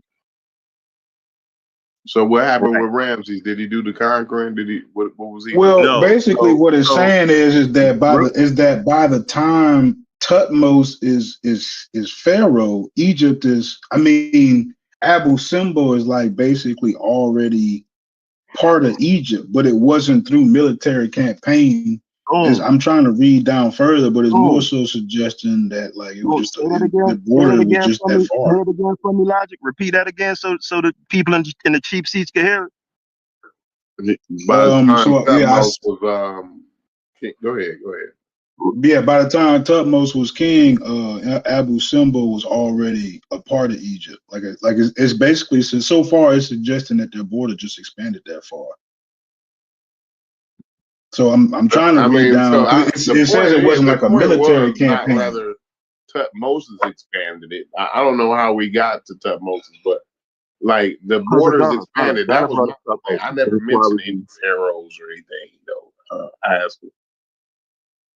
So it's saying in the Middle Kingdom, Sin-Rosette III conquered Nubia as far as Simna and beyond, laying the foundations. So it would be Sin-Rosette III in the Middle Kingdom. No, he's saying so Ramesses could come behind him and then build them temples. So I'm gonna answer Corey's question. Corey would be correct, because that means that that they had already conquered them. It just wasn't through like a military conquering that we might have. No, so I was wrong on the Ramses. I misinterpreted the Ramses part. But my base point, right, before we even got to Tutmosis and Ramses, my base point was those borders were expanded, bro. That was the base. Right. Yeah, Before we ran that's what I remember. all the other kind of rabbit holes. They expanded south of the area called Abu Simbel. Is my point. Abu Simbel was always But part that ain't of, what he just said, though. I don't know. You just agree with what Logic said, but now you're saying you don't agree with it. Yeah, I agreed that he said that by the time Thutmose expanded into Nubia in his campaign, Abu Simbel was already a part of dynastic Egypt. So that that was never an argument before the Thutmose guy came up, right? That was never in the conversation, though. Beautiful. Right. The whole point of bringing that up was to distinguish. Okay, so Ramses built the temples later, right? And Corey was like he was only able to build the temples because that shit was already under control. Thutmose laid the groundwork. That's why he said that his homeboy they came in later on and put the temples there, right? Because remember, you was like you put conquering in the thing, like in your AI, and AI gave you the temples, right? So they didn't, apparently it was conquered somewhere in the Middle Kingdom, and then Ramses came back behind that shit later in the New Kingdom and put the temples there. That's just the short version. So you're making an association because you don't have the information, and don't take that as me trying to belittle you, right? I don't have the information and not reading it, bro. Hold on, Chief X. The assertion that you just made, Logic, is incorrect and is not in the historical record. Right? So let me answer Corey. Well, if it's not in the historical record, I'm just reading it. It said that Sin Rosette did it in the Middle Kingdom. I mean, I could ask it for a source, but I ain't the one making the shit up. I just trying to find clarity. So according to what you're reading, Sin Rosette conquered Abu Simbel in the Middle Kingdom. It says Simna and below. Is it below Simna? Simna and beyond, laying the foundations. Is it beyond Simna? But how did you conflate that with it's exactly what it said. It's who actually conquered the area. I don't know where in the Middle Kingdom, Sin Rosette conquered Nubia as far as Simna and beyond. Right. So that's the name that they give when I ask who conquered the area and when, right? And then in the early New Kingdom pharaohs, it was easy. It actually uses the word. You asked what? What was the question you asked? Who conquered what? What was the prompt that you put in? Say it again. Who conquered what? So it's answering who conquered the area. And where? Right? Which area? Which area? Which area? And in what? The Abu Simna area. Okay, so it says the Middle Kingdom, Sun Rosette conquered Nubia, right? So that's the first name that it gave, and then in the second name, how is Semna spelled? Semna, and it says Simna and beyond. So wherever that's located, they seem to be lumping in Abu Simbel in that Simna area. Right. So then it actually goes on to say Ahmose the first and Tutmose the first reconquered and extended Egypt's power after the second intermediate period. Right. So they're saying that it was also reconquered in this intermediate period by those two people. So that basically would be three different times that you could see Egypt actually like campaigned into that area to expand it. Yeah, the military conquest was Tutmose the first. Tutmose the third, he made it possible for Tutmose the third and Ramesses later to set up shop down there too. All right, so where did Tutmose the first conquer? He bringing Tutmose up, but he didn't. All he did was go down swinging his sword. He didn't go down. What area did Tutmose the first expand the kingdom into? So we're clear. Third Cataract. We're not talking about Sudan. That's in Sudan. Remember, again, I'm going to repeat it again. For the purposes of this discussion, the purview is constricted to the area that is north of the modern day border of Lower Nubia is not even really Nubia. That's the area where them C group niggas and niggas be at. That's some beautiful, niggas. beautiful, but it has nothing to do with the discussion. C. That's where them niggas be at. You know what I'm saying? Yeah, I'm against that. Hey, God, I place appreciate where for the where fifth time, it has Logical has to nothing be to a do city within with Abu the Simbel, discussion that we're having right now. because I don't see Simna. It's got to be like some ancient city within Abu Simbel or something. Or No, it's not. Simna is always near Karma. Yeah, that shit is deep south. Yeah, it's south. It's well south of Abu Simbel. So again, Right. So if it's saying that he conquered Nubia as far as Simna, right? He would have. That's basically saying he would have had to pass Abu Simbel up to get there, right? Hell yeah. Right. Yeah, right. So there you go. Yeah, but Right, Abu Simbel wouldn't be a part of that conquest. It would be from the second cataract, right, which is south of Abu Simbel, to the third ain't cataract. no way you can ask your question to.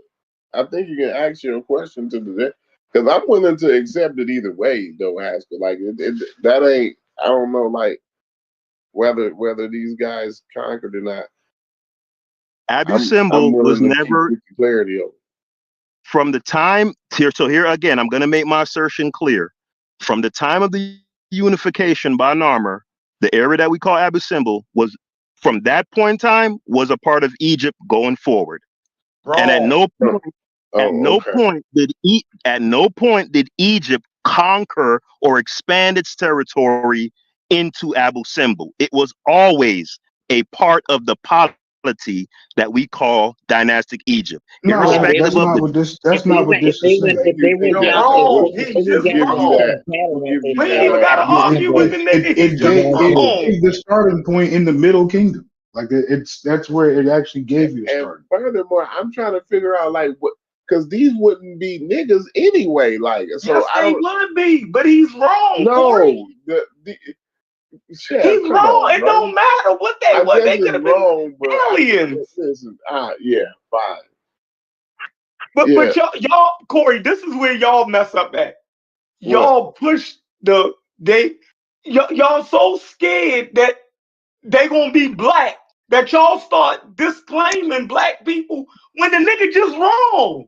You ain't even. No, I already know he just wrong, but this is what Ngozi is always trying to explain to these niggas, that these Nubian niggas wasn't the niggas that y'all thinking. The Nubians niggas is not Bior. So you think that they gotta look like Bior in order to be black? That's the problem. You got a cookie cutter black thing already in your head, and you're saying if it ain't them, then they ain't black. That ain't even logical. You have to understand, but this is what they think. When they don't say even know too many niggas that look like Dior though. No. When they say Nubians, Jeffrey, they thinking about Bior when these niggas say Nubian. You have to understand that. Corey, correct. When a black American they thinking about Bior when they say Nubian, bro. I'm trying to tell you, bro. No, they not thinking about Dior, but he encompasses it. But he's not. Come on, bro. Yeah, them niggas. African American. You got to know that. African American thinks that black people need to look like Dior in order for them to be black. Then you might as well throw away half of Black America. No. Hey, Bior.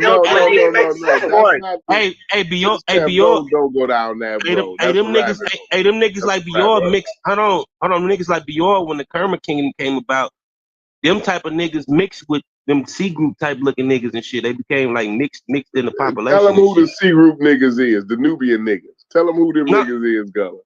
Now, them C group niggas are Cushitic niggas. Niggas look like Nipsey Hussle or niggas from the Horn or some shit. Go ahead. That's all I'm saying, bro. But the Kerma, hold on. But the Kerma niggas. Hold on, Corey. I'm not mad. Hold on.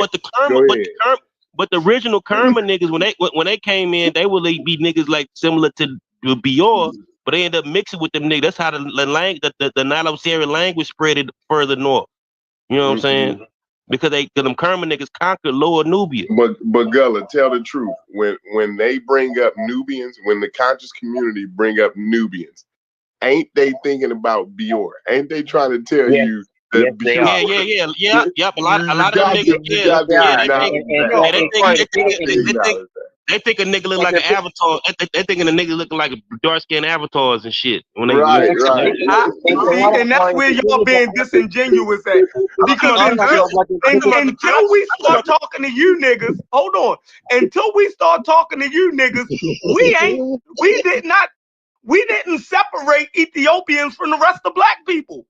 But let me piggyback on what Corey's saying. What Corey is saying, y'all Ethiopians in them. I ain't mad about that. I'm not mad about it. Different Corey, hold on. This is why they show. Hold on. This is why they show them images. They ain't really black. Hold on. This is why they show them images of the pitch black Tsar and the pitch black Nefertari. They're trying to say they black like Bior. What? Corey's right. What I'm saying, he's trying to say when they say Nubian groups. So y'all telling me that Cushitic groups are outside of what we call black people? No. Corey is saying in the Black American psyche, when they see Black American, Nubian, they think in Dior. That's what Corey is saying. No, but hold on. I'm a Black American. I don't believe that. You're in the conscious community and you're kind of aware. I get what you're saying. I know you don't.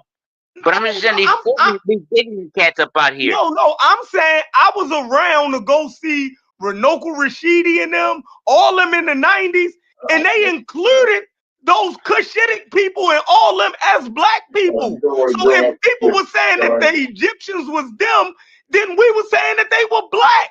It didn't have to look like Dior and them. Most black Americans don't even look like that. That's even odd to us. But a Cushitic nigga looks more black to us. What we understand is black than Bior in them. No, I wouldn't call them niggas black. I wouldn't call them niggas black. It don't matter what you would do. I'm saying in the conscious community, those Cushitic groups was never outside of the purview of black. I don't care what y'all niggas saying. Yeah, because they didn't understand. It was a lack of understanding there. Yeah, that's what they was talking about when they were talking about black. I'm fine with them being black. Because the conscious community ignorant. Them niggas don't even call themselves black. No, I'm not even gonna do that. I ain't doing that part. I'm just saying, Chef, if you want to call them black, it's fine. That's fine. The overall they point look like African Americans. No, they don't. It look like East African. They don't look like African American. Like East African. African Americans and stick them right in that motherfucker. No, you can't, bro. No, you can't, bro. You must ain't been looking at a lot of Somali y'all women. tripping. Y'all tripping. All you gotta do is Google a bunch of Somali women. You'll see a bunch of them don't look like us.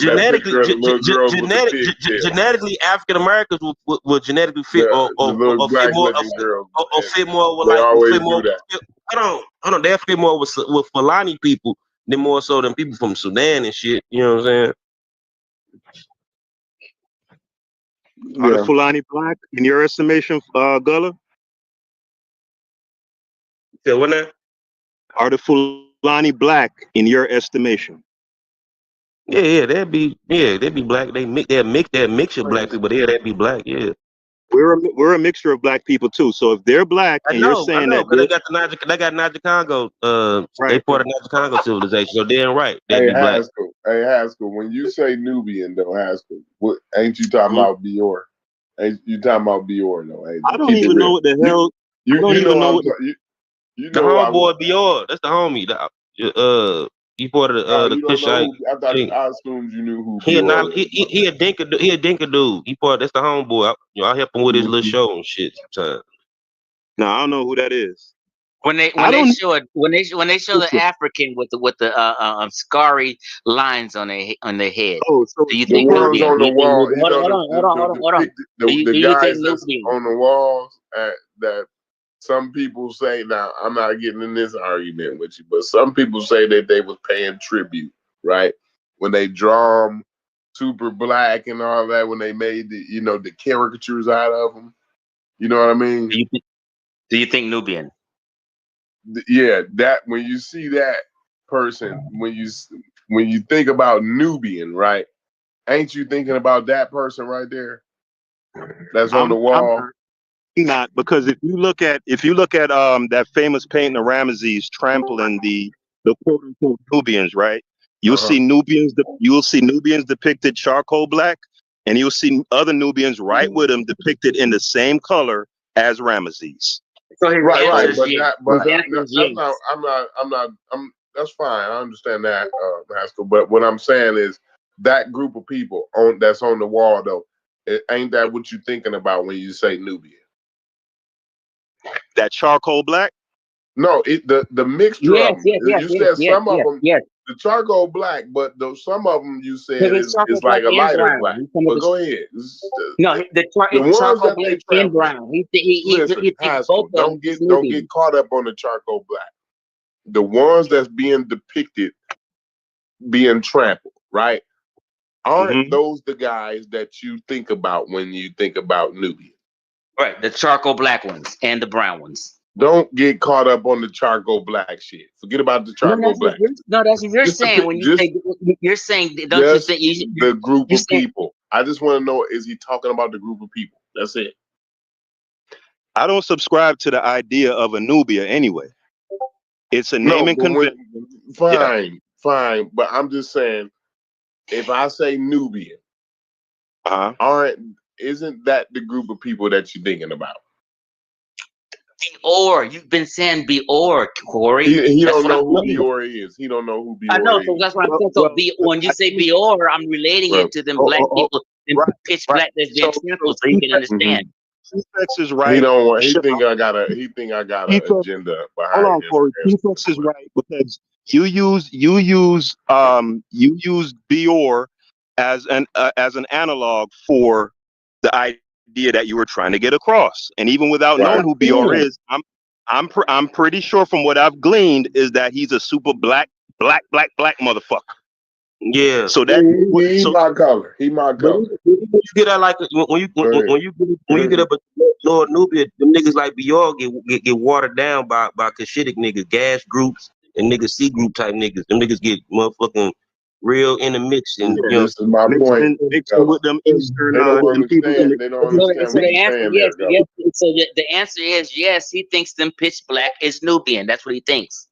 Basically, yeah. You saying that's what I think, Chief-X? Okay. Let me just. It's just simple. This is simple. Those getting trampled on in that picture. Okay. Some were pitch black. Some were dark brown. You consider whether they're pitch black or dark brown. You consider that type the Nubian, correct?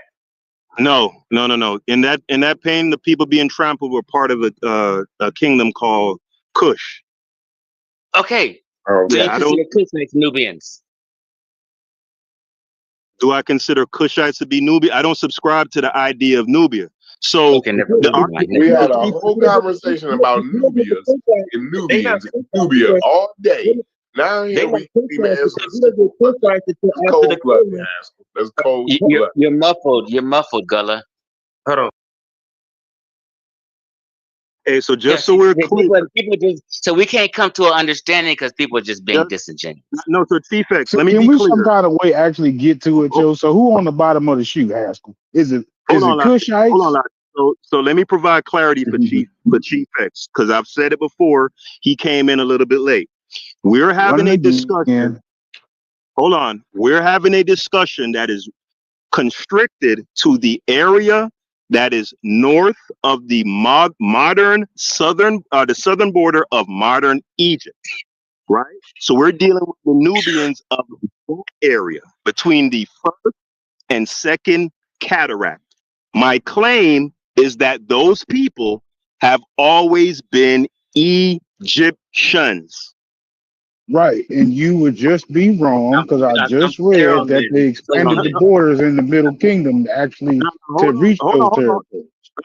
Logic. I'm just giving clarity to what we're talking about to Chief-X because he came in late. So what I'm saying is I got clarity. I've been listening. I'm very smart and got good listening comprehension. I'm very clear on what you've been saying, what Corey been saying, what everybody's been saying. But people are avoiding the point. Corey was making a point. When you see this black cat Uh-huh. Do you think Nubian? And it's okay to just say yes. No, I don't. When I see a charcoal black person, I just think of that's a person along the Nile Valley in that region. So you have charcoal black people Okay, that okay, maybe you don't want to call him Nubian, but I'm just saying people call But them the people. You thing just is, he's mentioned saying hold on, hold Nubian. on. We've People been talking call about people in that Nubians the geographical whole area day that you for talked 3 about hours. We've Nubian. been talking about Nubians. Now all of a sudden he gonna describe Right. to That's why I and said, so who then on the bottom of Nubia, the whether shoe? If it ain't the Nubian. Nubians, who is it? No, those are the Kushites. original Those are question was, Kushites. did Them ain't Those are Kush, Nubians? no, they Kushites. not Kush, no, they not Kushites because Kushites Hey, or the listen. hold Let me on, bring they're not some Kushites because straight things. Let me bring hold on, some straight things. hold on, he can't say they Go ahead. Kushites because Kushites are Egyptianized people of Lower Nubia. Kushites Not or only that, Egyptian. Hold on. Kushites or Egyptianized Napatians. They are Egyptianized Napatians. That's who Kushites are. No, it's See, not. see, So what about the people? Wait a minute. So what about the people? let's be very Hold on. clear. People in the conscious community, it It's too much consider people people in speaking at the the same time. I geographical didn't even area get a chance to that answer hold on, Gullah, bro. real quick. The geographical area that you're talking about, whether you call them that or not, I'm just saying in this community, for communication's sakes, people in the geographical area you're talking about, they call them Nubians and or Kushites. Why can't we just be honest about that? Regardless of what you call Hey, them. look. No, I'm Like I said, saying but that would change the whole story, right? He didn't. So that would be like, so they in the Middle Kingdom, they didn't expand their territory in the Nubian territory. They expanded it in the Kushite territory. That would be a huge deal, right? that's my claim. A big difference. Yeah, that's my claim. well, how is it different if we're talking about the same territory? No, you Whatever you changed your call it. claim. He changed his claim just now. It's not the same. It's not the same territory, Corey. You got to consult that map, brother. Lower Nubia is in modern Egypt. I'm saying that I thought area you is didn't know all. where Nubia. I thought you didn't use the word Nubia. I'm using it because we're communicating, so I could be clear to you Oh, guys. so you can actually do things like that. Right. So it is different from the Kushites, right? It's not the Kushite territory. I can walk See, and it's chew gum. wild. I can't do it. I can walk and chew gum. Is he just retracting everything he's just saying for like the last 3 minutes, Corey? Am I tripping, bro? That's just like if somebody say, "Oh, it wasn't called Africa back then," and in a discussion, we use Africa so that we, But that's what you just did, though. the people. Yeah, that's what I'm saying. I'm using it so that we both know what we're talking about, even though I So why don't when she necessarily. asked you the question about whether Now you it's see crazy. these I have guys no idea how as it would getting change it. I trampled? just asked the question, and you thought Say another that again, question to Corey. actually Say it retract again. all I of that couldn't hear shit. you. That wasn't me. That was Hey, you. hold on. asking Everybody you talking at the same time. Like if the Okay, man so asks say me, it again, Corey, because if the the man logic was asks me a talking. Say it question, again, give me a Corey. chance to answer. I'm And then, hold on, asking. I'm Corey. Let Like, you Corey know get his what? question asking. said again. You know I'm what? Let me asking you take to ask you them. guys trying to keep you trying to jump in. So I want to have the discussion with I'm Brass. not jumping in. I wanted Corey to finish his statement so people could hear it. So I'm logic was making talking him over. quick. I'm a mute up, Pastor. This is what I'm a mute I up. So I want propose. you to Hey, be able to say Logic, what you look got at to the say. chat. Logic, look at the Cushitic people in the chat. This what I propose, right? I want to have this They better discussion not with be them Chef. little girls again. I want to Go have ahead. this discussion with Chef, Corey, and Brass. That's it. That's it. Nobody else. I'm a crack But you up don't laughing. run that. I'm a crack up laughing. You don't tell who can talk and who can't talk. No, you could talk now. I'm saying at a future date. I'm saying at a future date. I don't. Yeah, I'm not. Yeah, got you. But you know, we have an audience listening, and we're listening. We know, in general, the conscious community, when we're trying to have a conversation, we're just trying to throw out words that we're used to for conversation's sake. So anybody from Abu Simbel all the way down to Dan Kenya. Not Kenya. I'm sorry, but the geographical area you're talking about, we always consider them people Nubians and or Kushites. It's just like interchange. Hold on. We just use them interchangeably in general. Maybe you don't, maybe Sheffrin don't, but the vast majority use those words Nubian and Kushites interchangeably. Yeah. I agree with that. Egyptology uses the terms interchangeably, and I said this about an hour ago before you came on. And in my opinion, it was specifically promulgated on a high level by Egyptology to cause confusion. Again, an opinion. Don't jump on me. Everybody got a conspiracy against you. Yeah, but I will say, me growing up and going to see Van Sertima and all of them, all of those people that y'all claiming are not black now is who the fuck they was talking about. It wasn't just one group that looked like Dior and them, the tall thing. It wasn't them. You dig what I'm saying? Like so I think y'all got the shit wrong a little bit, Corey and Chief X and Gullah. No, You know what I mean? mean it I think wasn't. y'all No, I agree with overemphasizing you. I agree with you. a stereotype. absolutely Hold right on. with What that. I think Temperance y'all did over. wasn't Let me just finish. them. Let me finish. I think y'all overemphasizing a stereotype, meaning those people that is, that have a caricature look about them about being black. Y'all trying to say that that's what people thought the Egyptians basically. No. That whole range, especially the argument that African Americans brought, right? The argument that African Americans brought, right? Think about it. If Dr. Ben and Van Sertima and them, they look vastly different from each other. They didn't just categorize black people as the people that look like Dior in them. That's not even logical. I agree. No, they didn't.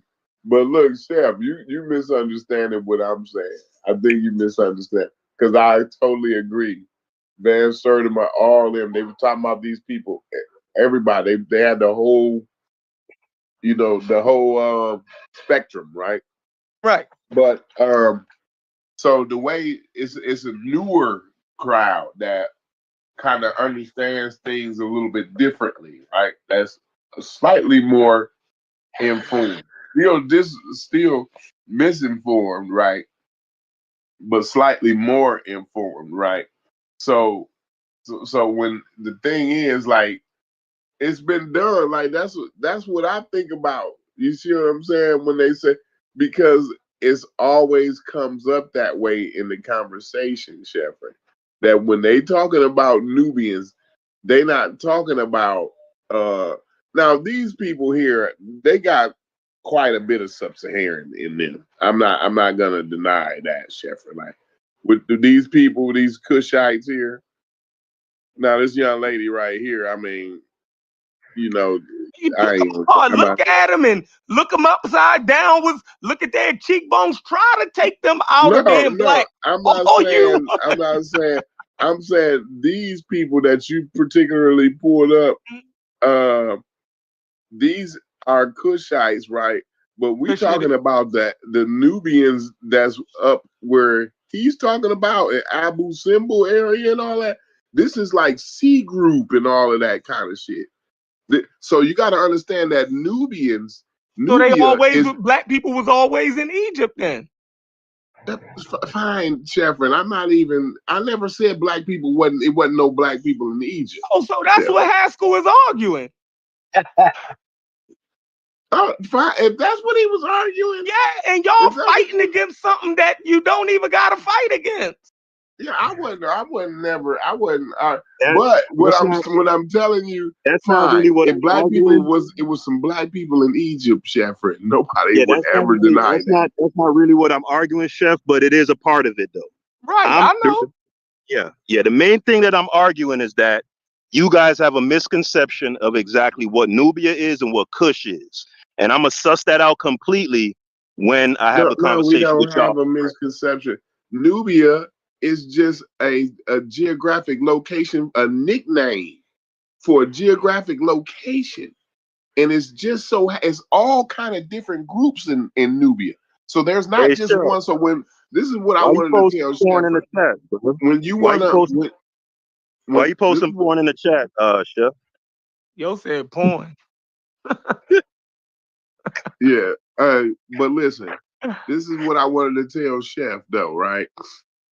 Nubia consists of all kind of different groups. That might be one group of Nubians that you showed, or those is Cushites, I guess. Is that what you're Cushitic, saying? yeah, Those Cushitic are people. Cushitic people, right? Mhm. But you got to understand, within that Cushitic territory, there's a geographic location that has a nickname that's Nubia. And within that geographic location, you got all these different groups in there, Sheffrin. So when you pull up this group, this specific group of Cushites, that doesn't reflect the overall makeup of Nubia. You see what I'm saying? So, like, this is what I'm trying to tell you.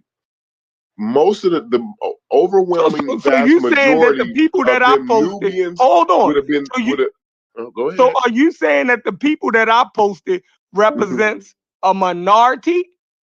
No, Of I'm what saying they Cushitic people represent are? they represent one group. No, this is a myriad of different Cushitic groups, right? When you Afar. saying Cushit, I don't listen. Y'all confusing me when y'all Exactly. interchangeably using You Cushitic. just said it was a whole bunch of different groups. And I agree with you. You dig what I'm saying? So I'm saying that those are the people. Where right? is the Cushitic territory at? Where is Hold on. I'm Because I'm talking saying about the territory of Nubia, the geographic location that they're talking about in Nubia, not Kush. That's what I'm talking about, Sheffrin. See, y'all be leading the conversation off in the all kind of. I think Kush is further south than No. That's Sheffrin, fine. listen, I'm not let me mad help. about that. Let me help, Corey. Let me help. People are confusing two different things. Cushitic and Cushites are two different things. Do you guys know that? It's one with a K and one with a C and C. K, C and K, Right, C so and you K. guys are confusing your guys' arguments because you guys just think one people are saying that. Yeah. Cushites are the ones who took over the 18th dynasty. Okay, Cushitic people are basically just like people from the Horn of Africa. Those are mainly Cushitic people. You mean the 25th, Chief X? Yeah, I'm sorry, the 25th dynasty. Yeah. So if you think Cushitic with a C, you're talking about mainly the Horn of Africa, right, Gullah? But when you say Cushites, you're talking about people in central Sudan who came up and eventually conquered the 25th dynasty. So when we said Cushitic, but we talking about the Nubians here, though, right? We? So when we said the Nubians, and then they start talking about Cushitic groups, they're talking about Cushitic with the C, right? So now I pulled up the Cushitic groups with the C and how they look, because y'all was saying that those people wouldn't be considered black. So either way, you in a conundrum. I don't think I was saying. Maybe I misunderstood Gullah what you was brought that up. asking. That was Gullah, Chef. Oh. That wasn't Gullah. He said like the Nubian C groups, the Cushitic groups. I think he said he doesn't consider them to be black. I'm talking about the Nubian A and C group, the Nubian groups here. The Nubians that's in Egypt right now speak a Nilo-Saharan language. Fine. Some of them don't, not all of them. Some of them speak Afro-Asiatic if you look it up, go look up Wikipedia right now. It's going to tell you their language group. It's classified as Nilo-Saharan. He's right. It's Nilo-Saharan. So you can't get away from the black. I'm telling you, you can't get away from the black, no matter how I'm not you mad slice it. if somebody call them black. I'm just saying, when they talk about Nubia, they ain't even listen. But they brought up the Cushitic, and then they'll try to say the Cushitic speak an Afro-Asiatic language. So obviously, we're not talking about them people. Sheffrin, you can't even talk when they talking about Nubians, bro. This is why I brought up Bior, because this is what the conscious community wants you to think, Sheffrin. They want you to think. I don't believe that. When they say Nubia, not Cushites. When they say Nubia, they want you to think Bior, bro. They want you to think Bior. Well, isn't Bior them the ones that conquered Egypt? It's groups of those Dinkas are in Nubia, bro. Is what I'm trying to explain to you. Right, but aren't they the ones that conquered Egypt, though? I think somebody came up from deeper south and conquered. They was Egypt. from Kerma, the 25th dynasty. No, right. Them Nubians. So the Bjorn niggas. No, Bjorn them from way. Their ancestors is way from Darfur, bro. I'm trying to tell you, they came from way down there. Ain't that close to Kerma? It's closer to Kerma than Nubia is, yeah. But it's farther south than Kerma. They can't. Bjorn's ancestors is from way further south than Kerma. I'm just gonna tell you. I'm just gonna tell you that. So they wasn't the ones that conquered Egypt. I'm not. Listen, I don't. Kerman. Somebody can answer that. Can Gullah answer that? I might be. What you mean, Shabaka? Not my opinion. I think the people who well, you know what? I think it's confusing. It's so confusing. I'm gonna leave it alone. When you talk, Chef, when you talking about the 25th dynasty, they talking about that. It's a ruler named Kashtar. Then the ruler after him was named Pa. Then you had Shabaka and his brother, and all of them ruled. So that's just one period in Egypt of the Kushites coming up to rule over Egypt. Now, don't confuse the 25th dynasty with things like marriages, like when Harkuf went down to Nubia, or even when Narmer came up from from Kush and conquered Egypt and started the Egyptian dynasty. So that's what I'm saying. Like, it's like y'all talking in circles. And Curry, don't follow Gullah on the C group thing. George Reisner has been debunked. There's no such thing as a freaking C group no more. That don't even exist. That's old whatever Oriental. You want to call That's it. Oriental I'm not gonna Institute get talk. into the naming of it, bro. I'm not gonna get into Yeah, I'm what just the saying name that of it C is. group. It's Say whatever C you want to group. call it. Those groups are different than Bior. I'm just gonna tell you No, that. I'm not calling it nothing. I'm saying that C group don't exist. It ain't no what I want to call it. The word C group is outdated. It's like saying Caucasian or something like that. Okay, well, People just don't use it no more. what's the right term for it there? The new term right now is the Kerma Kingdom. The Kerma Kingdom grew up. Now, Kerma is the kingdom of Nubia. Listen, Nubia is the region. Kerma is the kingdom. The city in the kingdom is called Chef. Now Kerma. can you see what I'm talking about, Chef? Yes, listen. I hope you can. Listen. Go ahead and run the whole thing down for Chef so he can understand where the hell I'm going. Wait for it. I live on the Navajo Nation reservation right now. Now, No, the run Hopi down the Kerma. God damn. And Okay, Nubia Corey, thing. You don't run off for that. Don't run off from that. Bro. I won't, Corey. Can I have some? Okay, Go can I ahead. have a little time though? Okay, I will. I will get back to it. But let me just say this. I live on the Navajo reservation. So the Navajo and the Hopi fought for years. These two Native American tribes. When the white man, the Americans gave the land, they gave the Hopis land inside of the Navajo reservation. I'm gonna say it again. The Hopis, although they fighting the Navajos, their land is encircled by the Navajo people. So now, this is sort of like what happened in Egypt. You had Nubia there already. The land of Nubia is already there. It already exists. Now, you have a kingdom rise up in Nubia.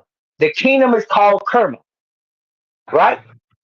The Egyptians named the people of Kerma, they called the people Cush or Cushites, right?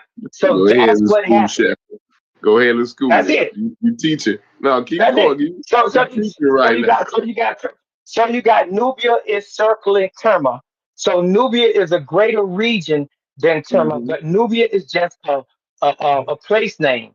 It's just a location. It's just a region. REGION. I don't think Nubia he's is a getting the bottom region. line, though. I don't think Sheffrin understanding the bottom line of what you're saying, right? So I'm not. The bottom line is when you're talking about the Kermites, this Kerma region, really you're saying Nubia. Nubia is Kerma. This is what I'm trying to tell you, Sheffrin. When they talking, they're not talking about these Afro-Asiatic looking niggas. right? When they say Nubia, they're not talking about these Afro-Asiatic looking niggas, right? They're talking about Bior and company. That's what I'm talking about, Chef. Sorry, you're making that up though. You're making that part up. I guess. Now I'm making Yeah, it I up. keep saying y'all doing that shit, Corey. Like that's in y'all argument. So you know when you're arguing with somebody, you really have an idea of what they saying, and that's what you arguing against. It don't mean that that's what people are actually saying. You're going after the hardest part of their argument. And since those people are the most southern people, right, and the blackest of black, that's what y'all fighting. Y'all think that that's what people. That's not. I'm telling you, But that's no, not that's it. not what Ivan Van Sertima was meaning. You're And right. that's where we You got correct this shit with that. from. You correct with that. But Right. these new niggas, Shepard, No, they on some whole no. other shit, bro. I'm trying to tell you. You underestimate them, Chef. You underestimate them, Chef. These new niggas is on some whole nother shit that you couldn't even. Obviously, you didn't even imagine they was gonna be on this shit, bro. I'm trying to tell you. Hold on. We got statues of them niggas, right? Wait, So we hold got on. statues of the 25th Dynasty motherfuckers. They was the Bior type niggas. Okay, fine. That the karma niggas. This is what I'm telling you. So this is why you didn't hear him relating the karma niggas with the Nubian niggas. You didn't hear that. All of them is classified as Nubian, though. No, Chef, you gotta stop that, bro. You gotta cut that out, bro. That ain't what that is, bro. So you gotta clarify it then. I'm clarifying it. So you're saying that you're saying that the cartoon, you're saying that the people down in Khartoum and Kerma and Marway, they are not really Nubians. No, they Kermites. So they not Nubians. No, they're not Nubians. No. All right, see, that's where I disagree with you at. Okay. Now, did they go up and conquer some So you Nubians? saying it's a definitive Nubian? Of Nubia? Yeah, they did that. But no, they're not Nubians. No. So you saying, so tell me who's the definitive Nubian that you're talking about. No, we're talking about those A groups and B groups. That's what you're talking about. Yes. Okay. Let's be clear. Yeah. So this is what I'm saying. So when they relating Nubia, it's not even chronologically right when they saying Nubia and Kerma and all this old wild shit, bro. You see what I'm saying? So that when they saying Nubian, Shepard, you have to understand that they're relating these people, just like you said, the Bior and them is in Kerma. That's Bior and them, bro. You don't see that? I do see that. Maybe I'm just. Who is this Dior nigga y'all keep talking about? This tall motherfucking black nigga, a dinka I ass swear nigga. to God, see Shepard. Wait, what do he do? Like, is he a rapper or some shit? With me saying it, but I swear to God, Bior look just like the niggas on the wall. Logic, bro. He a basketball player? Like, what do he do? No, Bior. He just a YouTube nigga guy. He just a YouTube guy. Okay. Yeah, I'm trying to find a way to look at a picture of him. No, you're not gonna find Bior. He's not popular or nothing like that. Like nobody knows who the hell he is. We just there's a bunch of crazy niggas on the internet know who he is. Right? But listen, if you imagine the guys that's on the bottom of the think of Matumbo. Yeah, but the dread, with the whole listen. The dreads, all that though, like the guy that's on the bottom of the shoes or the ones that's being trampled, bro, he looked identical to these niggas, bro. That's who they talking. Is crazy. Like that's his ancestors on the wall, bro. Nobody's comfortable with saying it, Logic. See, I'm the only nigga that's gonna say it, right? Everybody right. Somebody gotta translate it because they gonna tiptoe around it for another 30 years if you want to make them stick. I swear to you. Yeah, it's okay. So they're trying to So they're trying to push more of that population into ancient Egypt. But Yes, I don't never yes. remember that being a big problem of saying like there was people from that area, you know, also like in the original group of That ain't what my point is, and I think everybody conceded. Yeah, and I know I ain't never heard you say that, right? I definitely have never heard you say that. Right. But the point is, though, my point is, Logic, when they say Nubian, that's who they want you to think about. You don't get that? Like when No, they say I do get that. I'm so I'm definitely talking to Chef in this case. Like so Chef, are you assuming that they understand the diversity of all the different ethnic groups in Nubia and all the you know what I'm saying? Are you saying that that's what they saying when they say that?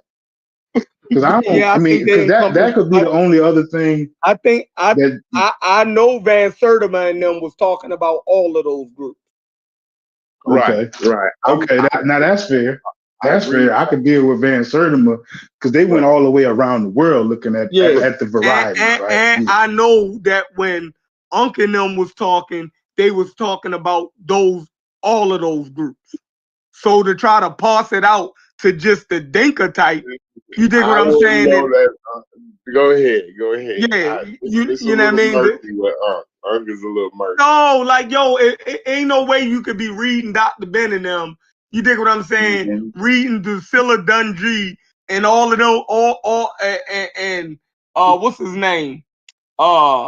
Chancellor Williams and them, and somehow miss the diversity of these people in the Sudan and southern Egypt. Ain't no way you they didn't know that. They didn't know that at yes, first. they did. Yes, they didn't know that it was that. I gotta believe that Ivan Van Sertima would have had an idea of the variety. Credit, bro. You giving out way. Van Sertima was an anthropologist, though. Yeah, I think that he did, but when other niggas like looking at it, they the ones who like trying to pigeonhole it into just one particular thing. I can't see. Well, you know what? Wait a second now. Because didn't Diop say that he? Bro. He didn't what was Diop saying? Because remember, he used to try to bring the Badarian. Like, if you knew, listen, Sheffrin, if you knew as much as you know about like the groups like the Badarians, and when he was trying to bring those groups to us, right now, like that shit would be wild as fuck to you right now, bro. See, this is how you know that most niggas don't know who these niggas is. You see what I'm saying? People don't like, yo, this shit is crazy as shit. Yo, so do you know how many? Listen, look. When they say Nubian, Chef, they're only talking about Bior, Chef. Yo, listen, Africa is so diverse, yo. It would be great. You can go to Nigeria. They don't know that though, Sheffrin. And get 200 different languages in Nigeria alone. People separate over the smallest of fucking things. So we sitting here when they said Nubian, they encompass all of those people. Just like when people say Nigerian, they talking about all of them ethnic groups in Nigeria. They not parsing them out. Yo, that's how diverse Africa is. Now y'all going through trying to nitpick that? That's crazy to me. So let me ask you this: Do you think Dr. Bean was talking about the variety? Yes, they was talking about the variety. You think Dr. Bean was? Hell yeah. That's kind of funny to me, Chef. Yeah, I don't know. I'm torn, dog. I don't know. I'm not a Dr. Ben fan. I feel like I'm giving Dr. Ben a lot of credit right here, bro. Come on, bro. So y'all think Dr. Ben is having it where he only classified Nubians as the niggas in Darfur? Right, basically. Well, listen. Listen. Let's start He here. doing it on purpose though, Chef. So Chef, so wait. So me and Corey, we gonna split up somewhere in this, yo, because he doing something on purpose, right? Like somewhere in there, he trying to say, nah, them niggas ain't this, right? like so how far north do you get before you just totally excluded niggas that's actually there? So Dr. Ben and them was famous for taking people to the Nubian village and fucking right. So to see the diversity of those people and the phenotypic range, if he was calling those people in the Nubian village, right, and when he take his tours to Egypt, why would you say that he was only talking about the people in fucking Darfur? Y'all lying, yo. That don't even make sense. No, listen, Chef. So let's start here. I got a good starting place for us. I might be wrong with Dr. Ben. I feel like that's giving him a lot of credit, but I know I damn know Pan-African James feel like them people invaded. So like we done moved on to a different conversation to be clear. Let's start right here though. Let's start right here. The thing is, all right, most people in the conscious community, now you gotta be honest here, Sheffrin. When you say African, they thinking about niggas that look like me, right? Am I right or wrong? We have to be able to start at least at that point. I'm not gonna do that. I can't do that. Logic? What you think? When you say African in the conscious community, most people in the conscious community is thinking about a nigga that look like me. I gotta believe that. I gotta believe that with the big nose and the big lips and the peppercorn hair, bro. I gotta believe that. Haile Selassie. Hold on, like that's but like so you agree that there is a stereotype that niggas go for, right? So if you already understand that, huh? I'm talking to you, Chef. So like you agree that niggas do try to stereotype. They do try to stereotype Africa, right? There is a stereotype, right? But so we talking about niggas we talk about niggas who looking at that stereotype unscientifically, right? For real. There is a stereotype, but even in having that stereotype, there is variety in that. When Haile Selassie went to Jamaica, them Jamaicans didn't think they wasn't looking at a black man. They said that this nigga was the king. Are y'all crazy?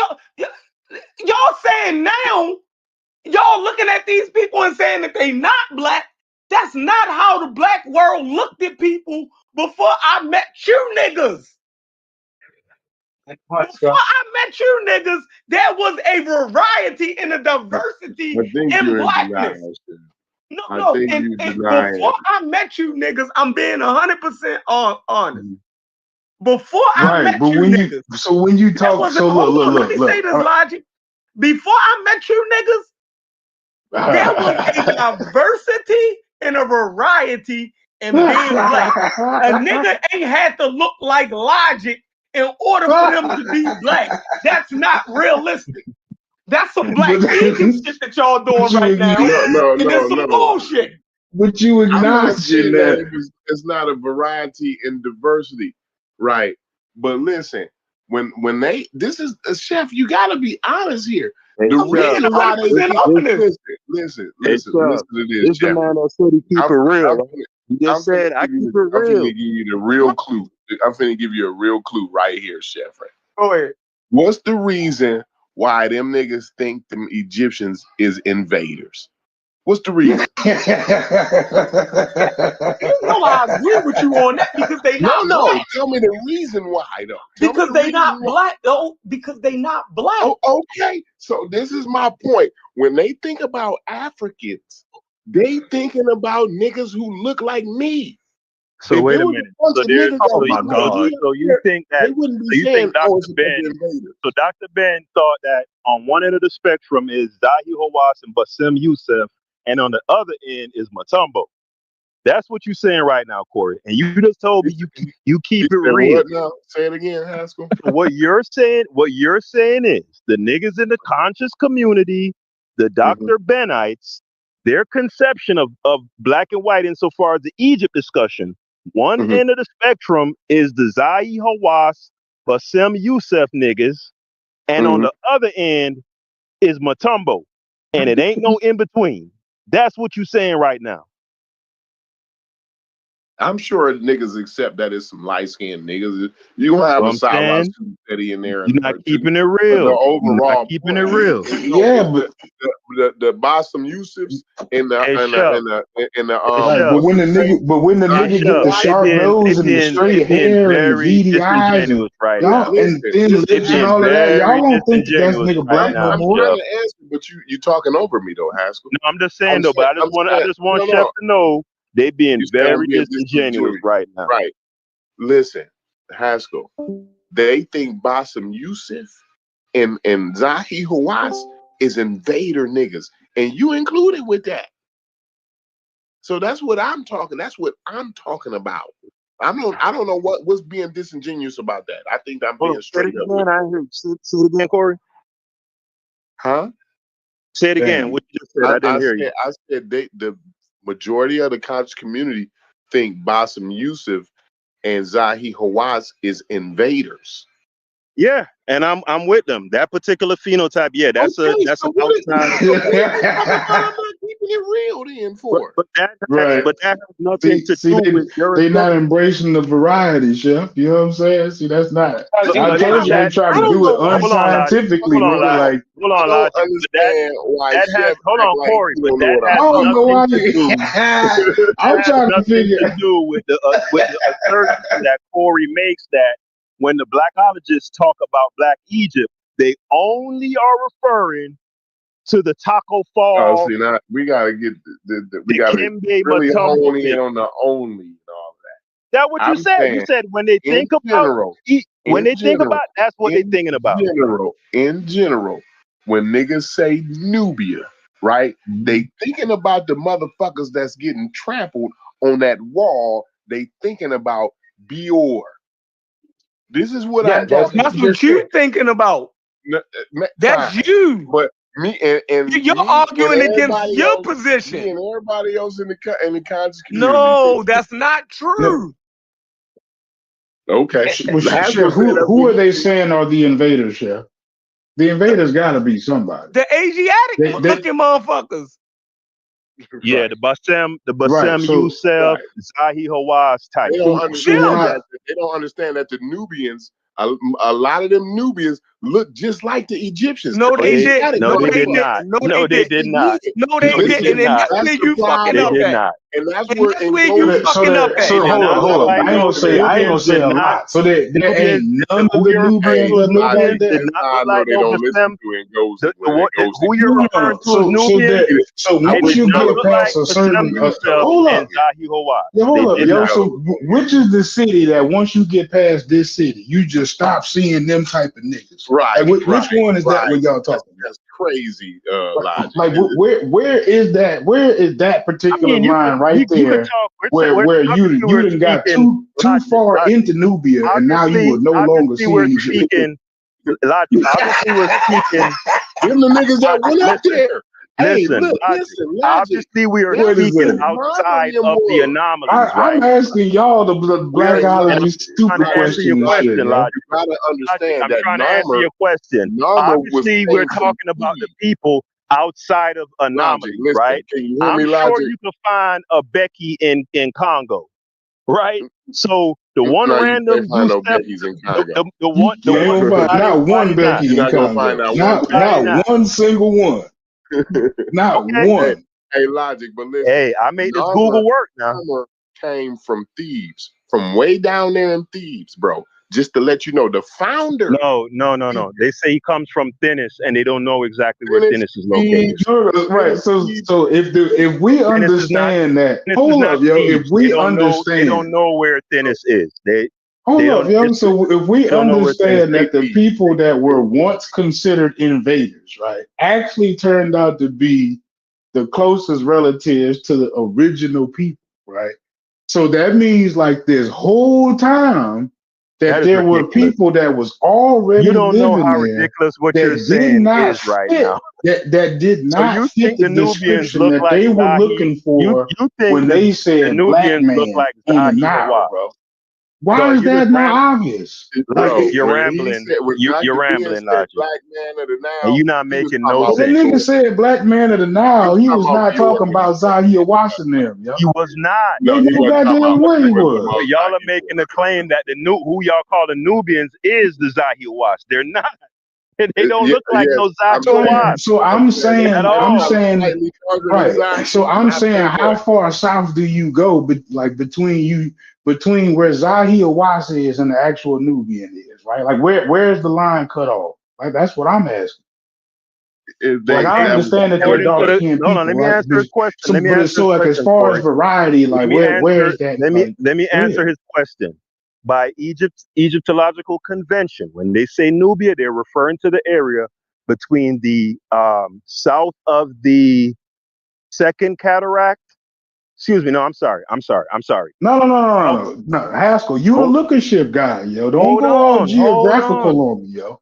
But I'm that's what trying it to figure is. out There's how no far south do I gotta go before I only start Aswan. seeing Nubians and ain't no more Zahir Wasses So, at all. Aswan and South. But you can find them there because people travel, obviously. We're in modern times. But we're Is you saying Okay. south, so Aswan and south of Aswan to answer your question the best that I can. yeah, don't go that logic. You got to be. Aswan is in Egypt. Yeah, that's Just why I let said you Aswan know. and south of. I said Aswan and Aswan is south. south of So you Aswan. stop seeing Zahi Hawass niggas at No, you Aswan. could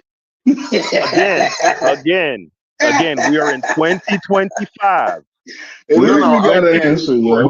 We are in We don't have to. We don't I have to mean, he act like gave us an 2025. everybody. answer. Where's Chef at? We How are you in answer that question, Chef? 2025, bro. Come on. A nigga Because could I know go the from question a sounds so nigga could go from ridiculous. That's Cairo. why I feel like I'm Nigga could glad go from Haskell tried to Cairo. answer. Listen, Where you at, Chef? you'll find Zahi Hawass niggas way down in Central Sudan. Yeah, No, yeah. In 2025, because They're Chef there. know that there ain't no real invaders, I'm right? out here. Not in 2025. Right? He know that the invader shit was just a little Nah, like switch it or who was type shit. invasions. It was invasions by the Persians, the Assyrians. No, I ain't say, you're right. There was invasions. There was invasions, right? But Yeah, as far as the Mamluk. population change, right? As Yeah, far as the yeah. population change, that's still the That's same so people. funny. This nigga That's Were what y'all aware? That's what I'm By trying. the way, I'm That's trying to I get it want to out. ask you a question. Just Were know y'all all of that aware? shit, right? Let me ask. That's why I'm trying to get it. And let me ask y'all a That's why question. I'm trying to get his answer. Were y'all aware I'm not that? saying there wasn't no Hold on, invasions. I'm talking about the way the conscious community, Elijah, tries hold on. to separate the real Let me ask you a Africans question. Let me from ask the you a people question, who Logic. also been living right there for all that Let me goddamn ask you a time. question, Logic. Are you aware that Egypt, right, during the Mamluk era, was the biggest slave port in North Africa, right? And the majority of the slaves that they imported into Cairo, because that was their base, was from the Balkan area. I know you're not aware of that. You're not familiar with that slave trade that brought in Europeans into Cairo. Were you aware of it or no? I'm not aware of it. What were you aware of it, Corey or Chef?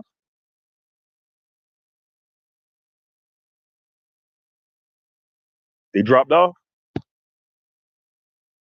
No, I'm. What you say, Haskell? Oh man! No, I said, were you aware that at the time of the Mamluk Turks, when they were engaging in the slave trade, because they talk about the trans-Saharan slave trade all the while with niggas, were you aware that their main port of Cairo, right, which is where they traded the slaves, the majority of the slaves that they brought in were from the Balkan area, the Black Sea, Europeans. Were you aware of that or no? Yes. No, I wasn't aware. I'm yeah. That's okay. What I wasn't aware of. Yeah. I respond. Y'all brought up a different conversation. Nah, I was just throwing that out there. Because when we talk about the demographic makeup far as racially, right, phenotypically of Egypt, we talk about invasions and different admixture events, right? They'll talk about the trans-Saharan slaves and the black I'm people that speaking was Spanish now, Corey. traded. I'm speaking Hold on, Spanish Logic. again. Hold on, Logic. I'm dead in the middle of talking, brother. When they talk about the trans-Saharan I'll see trade where and you the going black now. folks who they traded, right? Egyptology never speaks about that trade that affected the demographic. They never do. Apparently, it was only niggas that was slaves, and that's what they promote and push. So when that allows Logic to say ignorant shit like the Bassem Youssefs and them niggas been there, and they're analogous with the niggas way down in what they call Nubia today, just rambling craziness. So I don't know. It's wild because like they actually, this is what the consensus says, that the Bassem Youssefs niggas them been there the whole time. Like I don't know if they didn't realize about the Balkan slaves. Maybe, I would assume that if they call themselves anthropologists and Egyptologists, I would assume that they knew about the Balkan slaves or whatever, right, coming over. So they would account They're well for aware. it. They're well aware of it. But they It just just not never gonna gets put talked that about. in there. They hiding that They don't information. hide it. They don't hide it. They downplay it, or they just don't deal with it at all. They don't talk about when they talk about the Well, demographic, what about the makeup sub-Saharan of the area. slave trade though? Why? How come the No, sub-Saharan slave trade they didn't know play that if much black of a people part? get their hands on that type of shit, nigga, they gonna No, start I'm buying saying up all the no. houses, Why and they why gonna why and didn't they gonna start closing the wealth gap and shit. Nigga. why didn't this They get why their didn't hands on that the, real shit. the Saharan why didn't the Saharan slave trade fuck with the demographic? How come it ain't a bunch of niggas here? I'm not saying it did or didn't, but when They they just do didn't these, talk about it. yeah. Well, I'm saying when they do these studies, right? Like when they do Nura Man or even the Schuneman study, they always talk about in regards to how the demographics, the modern day population demographic was impacted. The sub-Saharan and the blacks that were enslaved, they never, ever talk about the Europeans. And we talking about a huge number. Let me go Google the number for you. They never talk about that in regards to how it impacted the modern day population. It's like it never even happened. What do you think the impact was? That's why Hold on, you got to buy some Yusuf niggas. I'm gonna get the number. That's for a you. good point. That's a good point, though. Oh yeah, you definitely in line with Babylon on that. You lined up. Y'all gonna be lined up on this point. Yeah, we click tight, Corey. It's because logic.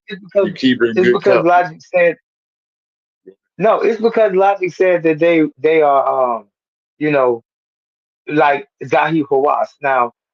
But the brother Haskell made a very good point. That's a good point that he said that those people that look like that came in on that Balkan slave trade with the Mamluks and the Turks and the empire. That's a fact. What ain't no argument. Okay. That's where they came from. So, That's how they got there. So when y'all look at them, so that's and what y'all Zahi. say That's how they've been Zahi there. was them. Okay. Yep. When y'all look at them and say they've been Now there, you know that the the majority people of the that know population is a say, bunch of Zahi say, Hawass say looking at and we Basim say Yusuf. those are Turkish ornaments. Those are Turkish ornaments. And y'all label them You agree with that, Arabs, Haskell? but they're not really Arabs. They invaders. That's the Turkish. That's not African. That's not black they're people. Turks. Like Zahi Hawass is a Turk, but Bassem looks like a Turk. I'm not 100% sure if he is Right. though. Yeah, Turk. See, Chef long gone. See, that's who we needed to be talking to, right? We need. See, we already know what Haskell don't mean. We know he don't mean Zahi Hawass when he say black man on the Nile, right? That's why. Hell no. That's why He's not looking at the whole spectrum. But that's who ain't no damn that's what spectrum. Dan was talking about, Logic. He was talking about You were talking about Zahi Hawass them as the black man of the now. I know y'all was. I just knew that's not what you was talking about. I knew that's what you weren't talking about. Like, Nigga funny. you know what I'm saying? See, that's the thing. Like when y'all saying things like Nubian, right? And I know you don't like the word Nubian. I like the word Nubian. Fine, yeah, Haskell don't like it, but it's fine. It's for educational purposes. We're gonna use this, right? So when they say Nubia, they talking about the ordinance, right? Who is them folks on the wall of Babylon? Them folks that now I don't. You can say they not being trampled or whatever. I don't want to get into the argument on whether they being trampled or whether they paying tribute or not, right? But and I think that's King Tut, right? He on the chariot, right? And he running niggas over, right? Who is those niggas? What they call them niggas? Wouldn't if I said, listen, if I said they was Nubians, would you argue with me for that? No. Nah, if we're communicating for the sake of the communication, because I understand what it is that you disagree on a lot, Babylon, but I don't care about how bad we disagree. All I care about is how real you keep it with me. You know what Corey, I'm saying? I think I know what you're getting at. I think I know what you're getting at. So for the purposes of the discussion, I know what you mean by Nubia, so we're gonna work with that, right? So your assertion that the conscious community niggas, when they talk about the Nubians, they are certain the blackest of the blackest niggas. I can kind of go for that because what they'll do in the arguments is point to the most unambiguously black people so that nobody can deny their blackness. Right? That's why they will probably point out the blackest of the blackest niggas to say, all right, okay, so you saying these niggas ain't black? So I think that's what you're saying. And if that is, then okay, I can rock with that. Because they classify them people that's being trampled on the wall as Nubian. So again, when they say Nubian, they want to automatically put you in the mindset of Bior. Is what I'm and Bior has if you hit the chat that's in here, I mean the back chat or whatever, right? You'll scroll down, right, and you'll see them tall guys that not the Cushite people. It's below the Cushite people, right? You'll see Sheffrin put all them people below. I see it. I know what you're talking about. Yeah, but hey, let me so out of all the pictures that Trump could have posted, right? Out of all the pictures that Trump could have posted, why he got a nigga? The guy that's got the green. The guy that's got the green on. He looks just like Bior. Corey, real quick. Hold on, Corey. We got some serious matters to deal with besides all of this shit. I just went in the back chat and looked at them pictures, right? Why out of all the pictures this nigga Chef could have got off the internet, why is a nigga with a motherfucking thong in the goddamn chat, bro? Because that's those Dinka niggas though, right? But the nigga in the green, they look like that in modern day. That's not an ancient picture. Why he chose the thong picture though, bro? That was pretty wild. Hey, but listen, the nigga in the green though, right? That nigga looked damn near identical to Bior, just to let you know. All right. So you saying the conscious community is only talking about that type when they say Nubians? Listen, when they say Nubians, that's what they talking about. When they say Nubian, they're only saying that. I'm saying that's what they want you to think about. Though that's the mindset they want to put you in. Now the only and all of that, I don't know what you mean by that. But what I'm saying is when they say Nubian, they want to put you in that mindset, bro. That's all I'm saying. Zahi Hawass want to put you in that mindset. Now they might accept varieties of that, right? But they're not going to go as far as Zahi Hawass. Even you would agree with that. No, Zahi Hawass want to make it look like a logic. So that's what I'm saying. Like there's a clear. But logic. Check it out though. It's a cavalcade. It's a multitude of phenotypes in between Zahi Hawass and that nigga in the thong though, bro. Come on, man. Jeez. A lot but what I'm saying is they don't understand when you say Nubian to the conscious community, they don't understand that includes Zahi Hawass looking niggas. No, it does not. Why do you keep It saying does. that? It absolutely does. What's wrong They with don't you? like that shit, Corey. They don't. That's the part that they don't Because like. Zahi Hawass This is is an how I ancient know they don't Egyptian, listen nigga. to Ndozi. This is why I know they don't listen to Today it Ndozi, does No. include them. because he Today tries it to does Logic, include explain what's this. wrong with him, Logic? He tried to Logic, your explain dog this to these crazy, niggas for man. years now, Dog, and they Zahi couldn't do it. Hawass, Nigga, we try to explain Zahi a million Hawass different people ways to make this is shit from simple. Turkey, Nigga, bruh. Zahi Hawass is an ancient What is Egyptian. wrong Nigga. with Y'all say that Logic? them What niggas is Zahi wrong with Hawass y'all, man? ain't the niggas that y'all trying to fuck with like that. Logic, what is wrong? What is wrong with your dog, bruh? Zahi Hawass is from Turkey. Bro, That ain't fine. got I'm nothing to saying the do with way that. Ain't his got look. nothing to I'm do talking with about no we doing Nubian. look and shit. Nubians did not look like no goddamn Zahi Hawass. Cut Listen, it out. they had This nigga's crazy. This man is crazy. So where are the depictions of the Zahi Hawass type on the walls for the Nubians? Where is it in the artwork? would have probably looked less Why we black. ain't see him getting trampled under the wheels? Then if he Nubian, y'all niggas funny. Y'all niggas is crazy.